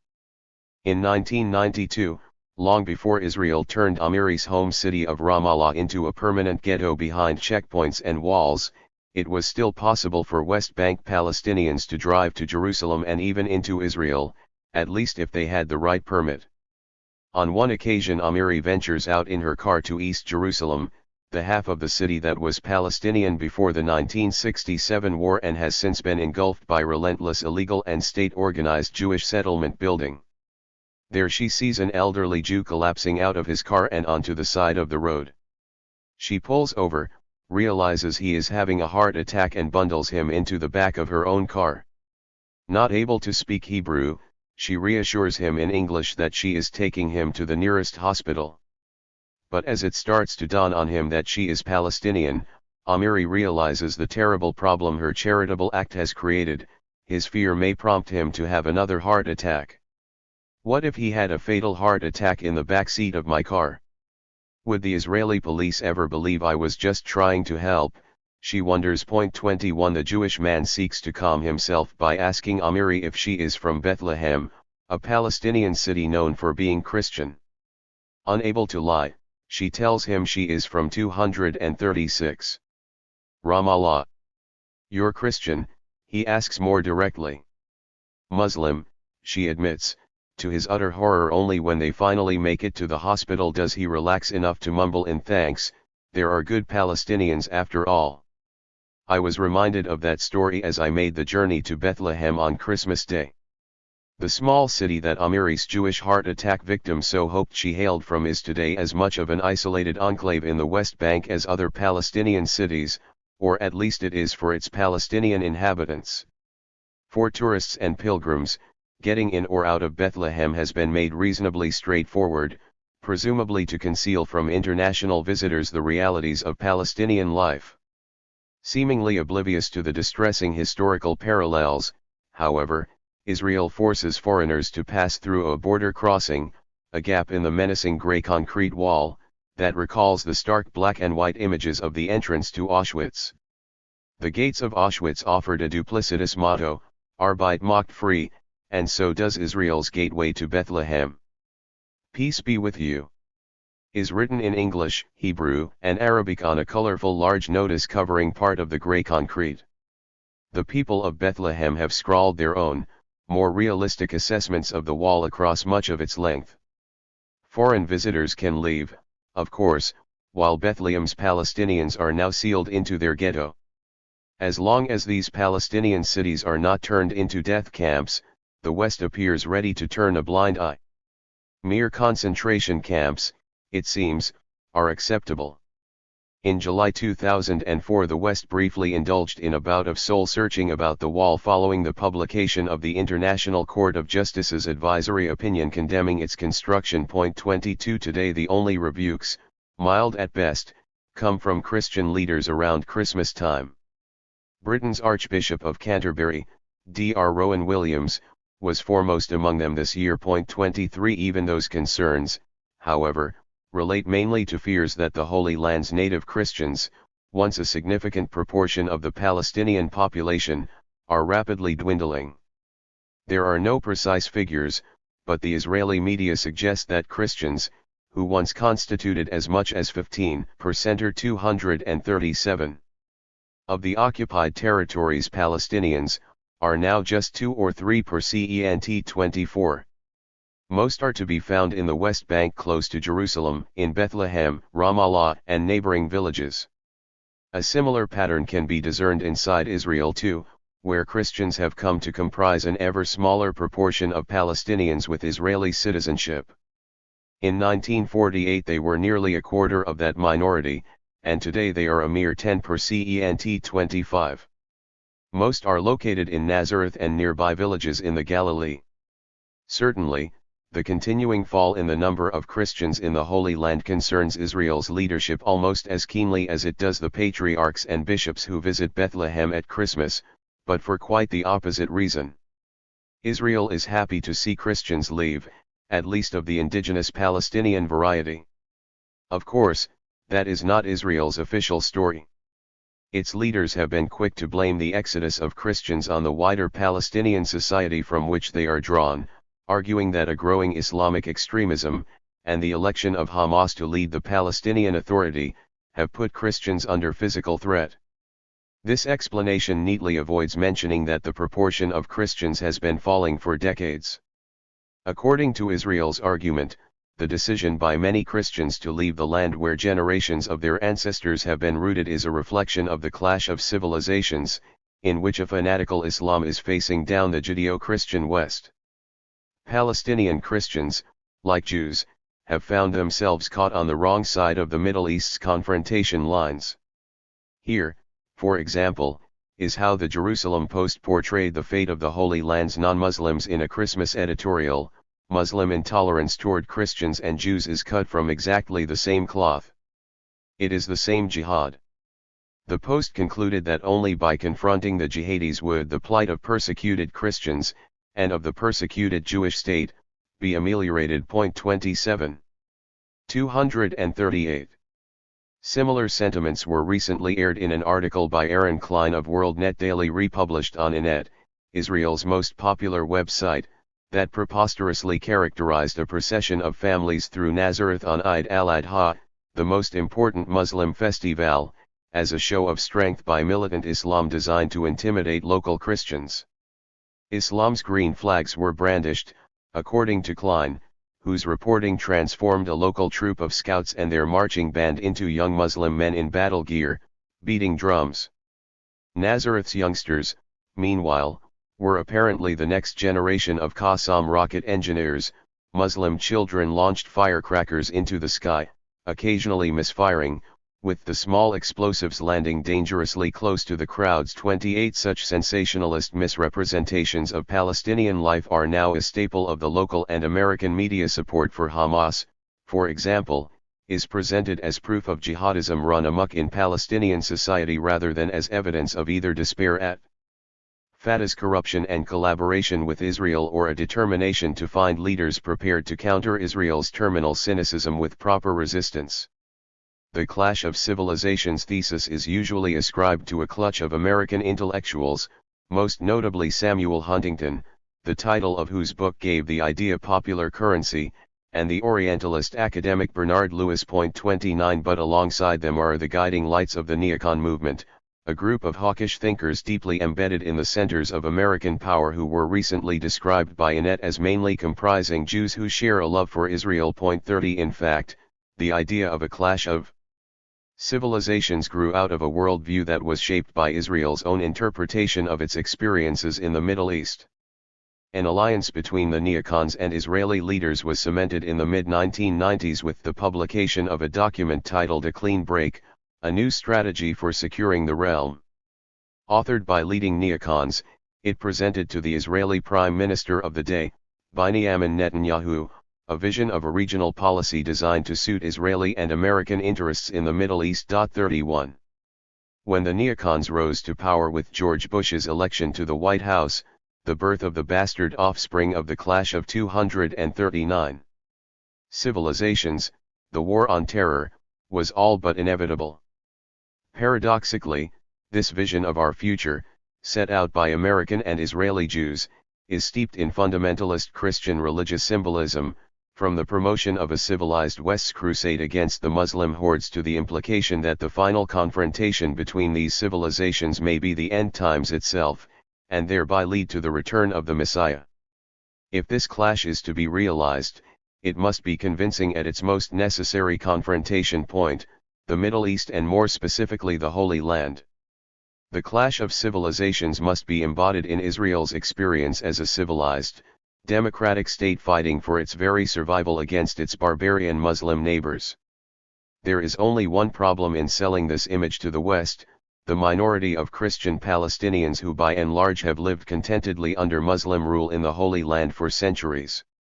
Today, in a way quite infuriating to Israel, these Christians confuse the picture by continuing to take a leading role in defining Palestinian nationalism and resistance to Israel's occupation. They prefer to side with the Muslim fanatics than with Israel, the Middle East's only supposed outpost of Judeo-Christian civilization. The presence of Palestinian Christians reminds us that the supposed clash of civilizations in the Holy Land is not really a war of religions but a clash of nationalisms, between the natives and European colonial settlers. Inside Israel, for example, Christians have been the backbone of the Communist Party, the only non-Zionist party Israel allowed for several decades. 32 Many of the Palestinian artists and intellectuals who are most critical of Israel are Christians, including the late novelist Emil Habibi, the writer Anton Shamas and filmmakers Elia Suleiman and Hani Abu Assad, and the journalist Antoine Chilhat. 33 The most notorious Palestinian nationalist politician inside Israel is Azmi Bishara, yet another Christian, who has been relentlessly hounded by the domestic security services. 34 Similarly, Christians have been at the core of the wider secular Palestinian national movement, helping 240 to define its struggle. They range from exiled professors such as the late Edward Said to human rights activists in the occupied territories such as Rajesh Heyday. 35 The founders of the most militant wings of the national movement, the Democratic and Popular Fronts for the Liberation of Palestine, were Naif Hawatmeh and George Habash, both Christians. This intimate involvement of Palestinian Christians in the Palestinian national struggle is one of the reasons why Israel has been so keen to find ways to encourage their departure, and then blame it on intimidation by, and violence from, Muslims. In truth, however, the fall in the number of Christians can be explained by two factors, neither of which is related to a clash of civilizations. Mundanely, the first is a lower rate of growth among the Christian population. According to the latest figures from Israel's Bureau of Census Statistics, the average Christian household in Israel contains 3.5 people compared to 5.2 in a Muslim household. Looked at another way, in 2005, 33% of Christians were under the age of 19, compared to 55% of Muslims. 36 In other words, the proportion of Christians in the Holy Land has been eroded over time by higher Muslim birth rates. But a second factor is equally, if not more, important. Israel has established an oppressive rule for Palestinians both inside Israel and in the occupied territories that has been designed to encourage the most privileged Palestinians, which has meant disproportionately Christians, to leave. This policy has been implemented with stealth for decades, but has been greatly accelerated in recent years with the erection of the wall and numerous checkpoints. The purpose has been to encourage the Palestinian elite and middle class to seek a better life in the West, turning their backs on the Holy Land. Palestinian Christians have had the means to escape for two reasons. First, they have traditionally enjoyed a higher standard of living, as city-based shopkeepers and business owners, rather than poor subsistence farmers in the countryside. And second, their connection to the global churches has made it simpler for them to find sanctuary abroad, often beginning as trips for their children to study overseas. Israel has turned Christian parents' financial ability and 241. Their children's increased opportunities to its own advantage, by making access to higher education difficult for Palestinians both inside Israel and in the occupied territories. Inside Israel, for example, Palestinian citizens still find it much harder to attend university than Jewish citizens, and even more so to win places on the most coveted courses, such as medicine and engineering. 37 Instead, for many decades Israel's Christians and Muslims became members of the Communist Party in the hope of receiving scholarships to attend universities in Eastern Europe. Christians were also able to exploit their ties to the churches to help them head off to the West. Many of these overseas graduates, of course, never returned, especially knowing that they would be faced with an Israeli economy much of which is closed to non-Jews. Something similar occurred in the occupied territories, where Palestinian universities have struggled under the occupation to offer a proper standard of education, particularly faced with severe restrictions on the movement of staff and students. Still today, it is not possible to study for a Ph.D. in either the West Bank or Gaza, and Israel has blocked Palestinian students from attending its own universities. 38 The only recourse for most who can afford it has been to head abroad. Again, many have chosen never to return. But in the case of the Palestinians of Gaza and the West Bank, Israel found it even easier to close the door behind them. It established rules, in violation of international law, that stripped these Palestinians of their right to residency in the occupied territories during their absence. When they tried to return to their towns and villages, many found that they were allowed to stay only on temporary visas, including tourist visas, that they had to renew with the Israeli authorities every few months. Nearly a year ago, Israel quietly took a decision to begin kicking these Palestinians out by refusing to issue new visas. 39 Many of them are academics and business people who have been trying to rebuild Palestinian society after decades of damage inflicted by the occupying regime. A recent report by the most respected Palestinian university, Birzeit, near Ramallah, revealed that one department had lost 70% of its staff because of Israel's refusal to renew visas. 242. Although there are no figures available, it can probably be safely assumed that a disproportionate number of Palestinians losing their residency rights are Christian. Certainly the effect of further damaging the education system in the occupied territories will be to increase the exodus of Palestine's next generation of leaders, including its Christians. In addition, the economic strangulation of the Palestinians by the wall, the restrictions on movement and the international economic blockade of the Palestinian Authority are damaging the lives of all Palestinians with increasing severity. Privileged Palestinians, and that doubtless includes many Christians, are being encouraged to seek a rapid exit from the territories. From Israel's point of view, the loss of Palestinian Christians is all to the good.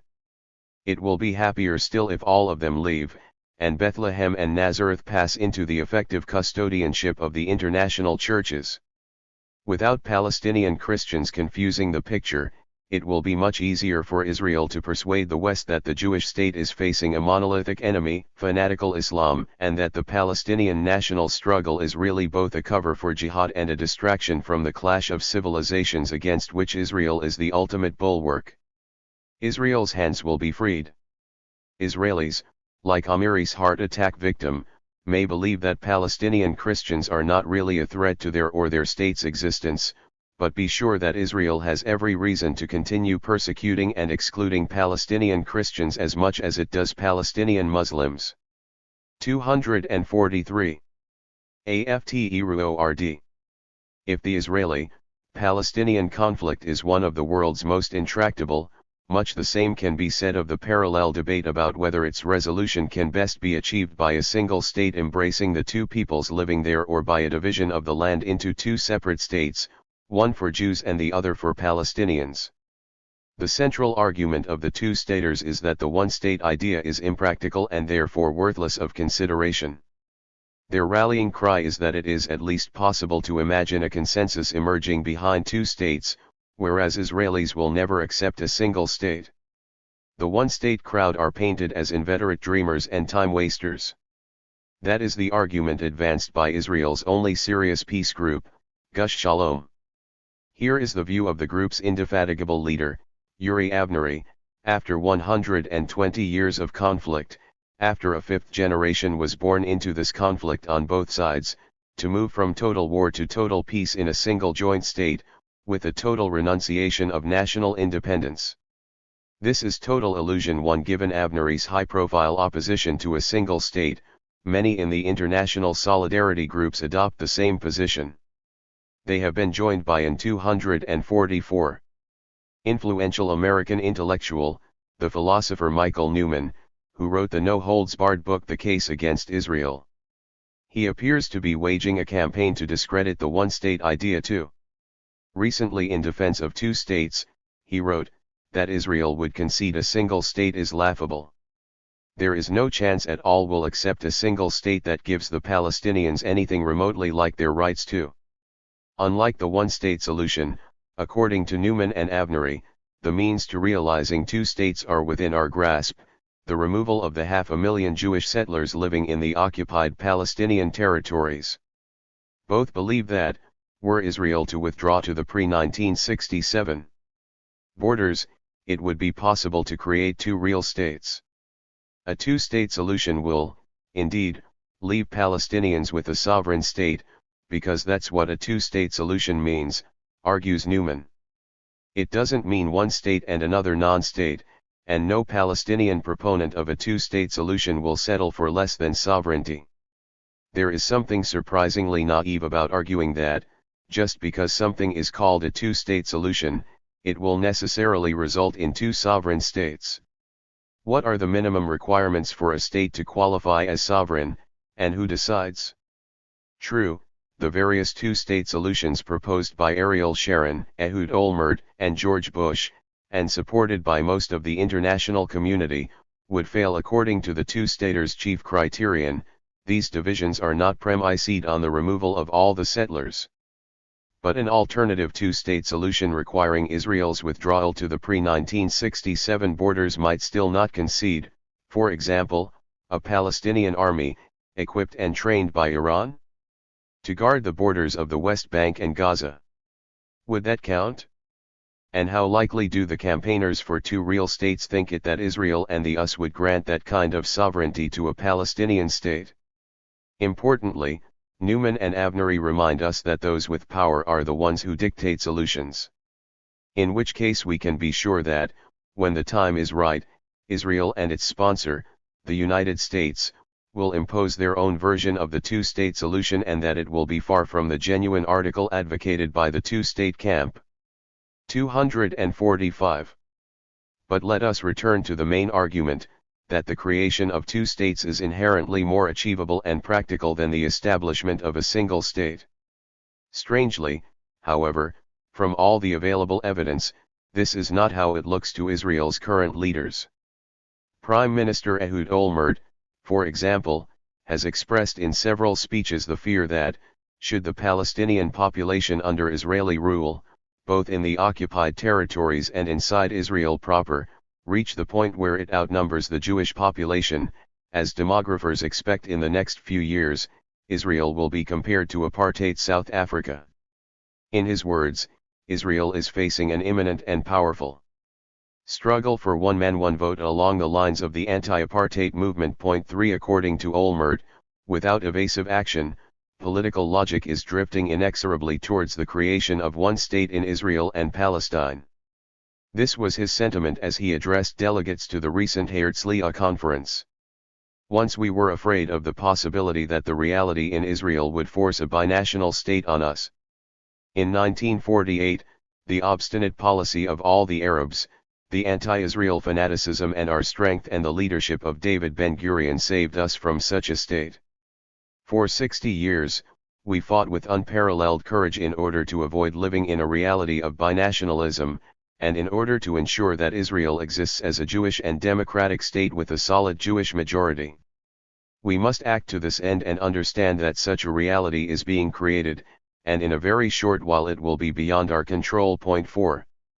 Olmert's energies are, therefore, consumed with finding an alternative political program that can be sold to the rest of the world. That is the reason he, and Sharon before him, began talking about a Palestinian state. Strangely, however, neither took up the offer of the ideal two-state solution, the kind Avnery and Newman want. Made in 2002. Then Saudi Arabia and the rest of the Arab world promised Israel peace in return for its withdrawal to the pre-1967 borders. They repeated their offer last year. Israel has steadfastly ignored them. Point 5. Instead, an alternative version of two states, the bogus two-state solution, has become the default position of Israeli 246 politics. It requires only that Israel and the Palestinians appear to divide the land, while in truth the occupation continues and Jewish sovereignty over all of historic Palestine is not only maintained but rubber-stamped by the international community. In other words, the Gazification of the West Bank. When Olmert warns that without two states Israel is finished. 6. He is thinking primarily about how to stop the emergence of a single state. So, if the real two-state camp is to be believed, Olmert is a dreamer too, because he fears that a one-state solution is not only achievable but dangerously close at hand. Sharon, it seems, suffered from the same delusion, given that demography was the main impulse for his disengaging from Gaza. Or maybe both of them understood rather better than Newman and Avnery what is meant by a Jewish state, and what political conditions are incompatible with it. In fact, the division of the land demanded by the real two-staters, however equitable, would be the very moment when the struggle for Israel to remain a Jewish state would enter its most critical and difficult phase. Which is precisely why Israel has blocked any meaningful division of the land so far and will continue to do so. In the unimaginable event that Israel were to divide the land, a Jewish state would not be able to live with the consequences of such a division for long. Eventually, the maintenance of an ethnic Israeli state would prove unsustainable, environmentally, demographically, and ultimately physically. Division of the land simply fast-forwards the self-destructiveness inherent in a Jewish state. Let us examine just a few of the consequences for the Jewish state of a genuine two-state solution. First, Israel inside its recognized, shrunken borders would face an immediate and very serious water shortage.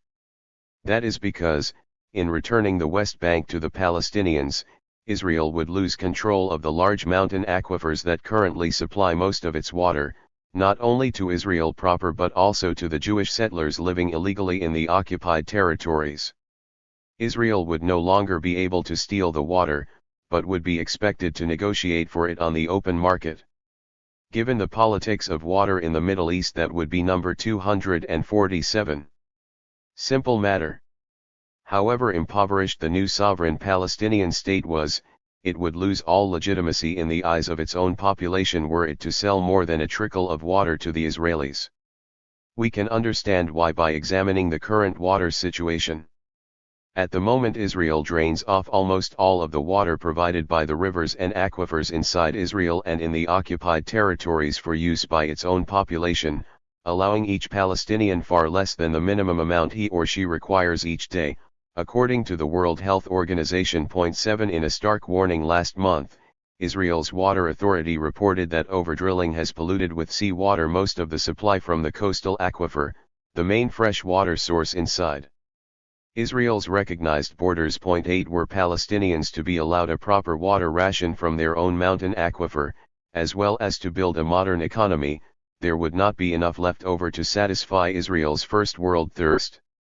And that is before we consider the extra demand on water resources from all those Palestinians who choose to realize their right to return, not to their homes in Israel, but to the new sovereign Palestinian state. In addition, for reasons that we will come to, the sovereign Jewish state would have every reason to continue its Judaization policies, trying to attract as many Jews from the rest of the world as possible, thereby further straining the region's water resources. The environmental unsustainability of both states seeking to absorb large populations would inevitably result in a regional water crisis. In addition, should Israeli Jews, sensing water shortages, start to leave in significant numbers, Israel would have an even more pressing reason to locate water, by fair means or foul. It can be expected that in a short time Israel, with the fourth most powerful army in the world, would seek to manufacture reasons for war against its weaker neighbors, particularly the Palestinians but possibly also Lebanon, in a bid to steal their water. Water shortages would, of course, be a problem facing a single state too. But, at least in one state there would be mechanisms in place to reduce such tensions, to manage population growth and economic development, and to divide water resources equitably.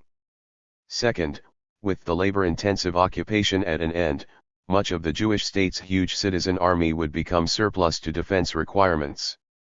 In addition to the massive social and economic disruptions, the dismantling of the country's military complex would fundamentally change Israel's role in the region, damage its relationship with the only global superpower and sever its financial ties to diaspora Jews.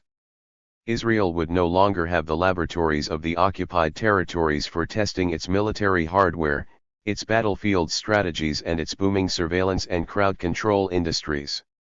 If Israel chose to fight the Palestinians, it would have to do so in a proper war, even if one between very unequal sides. Doubtless the Palestinians, like Hezbollah, would quickly find regional sponsors to arm and train their army or militias. The experience and the reputation Israel has acquired, at least among the US military, in running an occupation and devising new and supposedly sophisticated ways to control the Arab mind would rapidly be lost, and with it Israel's usefulness to the US in managing its own long-term occupation of Iraq and assisting the booming homeland security industry. Also, Israel's vital strategic alliance with the US in dividing the Arab world, over the issue of the occupation and by signing peace treaties with some states and living in a state of permanent war with others, would start to unravel. With the waning of Israel's special relationship with Washington and the influence of its lobby groups, as well as the loss of billions of dollars in annual subsidies, the Jewish diaspora would begin to lose interest in Israel. Its money and power ebbing away, Israel might eventually slip into Middle Eastern anonymity, another Jordan. In such circumstances it would rapidly see a large exodus of privileged Ashkenazi Jews, many of whom hold second passports. Third, the Jewish state would not be as Jewish as some might think. Currently 1 in 5 Israelis is not Jewish but Palestinian. Although in order to realize a real two-state vision all the Jewish settlers would probably need to leave the occupied territories and return to Israel, what would be done with the Palestinians with Israeli citizenship? These Palestinians have been citizens for 6 decades 249, and live legally on land that has belonged to their families for many generations. They are also growing in number at a rate faster than the Jewish population, the reason they are popularly referred to in Israel as a demographic time bomb. 9 Were these 1.3 million citizens to be removed from Israel by force under a two-state arrangement, it would be a violation of international law by a democratic state on a scale unprecedented in the modern era, and an act of ethnic cleansing even larger than the 1948 war that established Israel. The question would be, why even bother advocating two states if it has to be achieved on such appalling terms? Assuming instead that the new Jewish state is supposed to maintain, as Israel currently does, the pretense of being a liberal democracy, these citizens would be entitled to continue living on their land and exercising their rights. Inside a Jewish state that had officially ended its conflict with the Palestinians, demands would grow from Palestinian citizens for equal rights and an end to their second-class status. Most significantly, they would insist on two rights that challenge the very basis of a Jewish state. They would expect the right, backed by international law, to be able to marry Palestinians from outside Israel and bring them to live with them, and they would want a right of return for their exiled relatives on a similar basis to the law of return for Jews. Israel's Jewishness would be at stake, even more so than it is today from its Palestinian minority. It can be assumed that Israel's leaders would react with great ferocity to protect the state's Jewishness. Eventually Israel's democratic pretensions would have to be jettisoned and the full-scale ethnic cleansing of Palestinian citizens implemented. Still, do these arguments against the genuine two-state arrangement win the day for the one-state solution? Would Israel's leaders not put up an equally vicious fight to protect their ethnic privileges by preventing, as they are doing now, the emergence of a single state? Yes, they would and they will. But that misses my larger point. As long as Israel is an ethnic state, it will be forced to deepen the occupation and intensify its ethnic cleansing policies to prevent the emergence of genuine Palestinian political influence, for the reasons 250 I cite above and for many others I don't. In truth, both a one-state and a genuine two-state arrangement are impossible given Israel's determination to remain a Jewish state. The obstacle to a solution, then, is not the division of the land but Zionism itself, the ideology of ethnic supremacism that is the current orthodoxy in Israel. As long as Israel is a Zionist state, its leaders will allow neither one state nor two real states. There can be no hope of a solution until the question of how to defeat Zionism is addressed. It just so happens that the best way this can be achieved is by confronting the illusions of the two-state dreamers and explaining why Israel is in permanent bad faith about seeking peace. In other words, if we stop distracting ourselves with the holy grail of the two-state solution, we might channel our energies into something more useful, discrediting Israel as a Jewish state, and the ideology of Zionism that upholds it. Eventually the respectable facade of Zionism might crumble. And without Zionism, the obstacle to creating either one or two states will finally be removed. If that is the case, then why not also campaign for the solution that will best bring justice to both Israelis and Palestinians?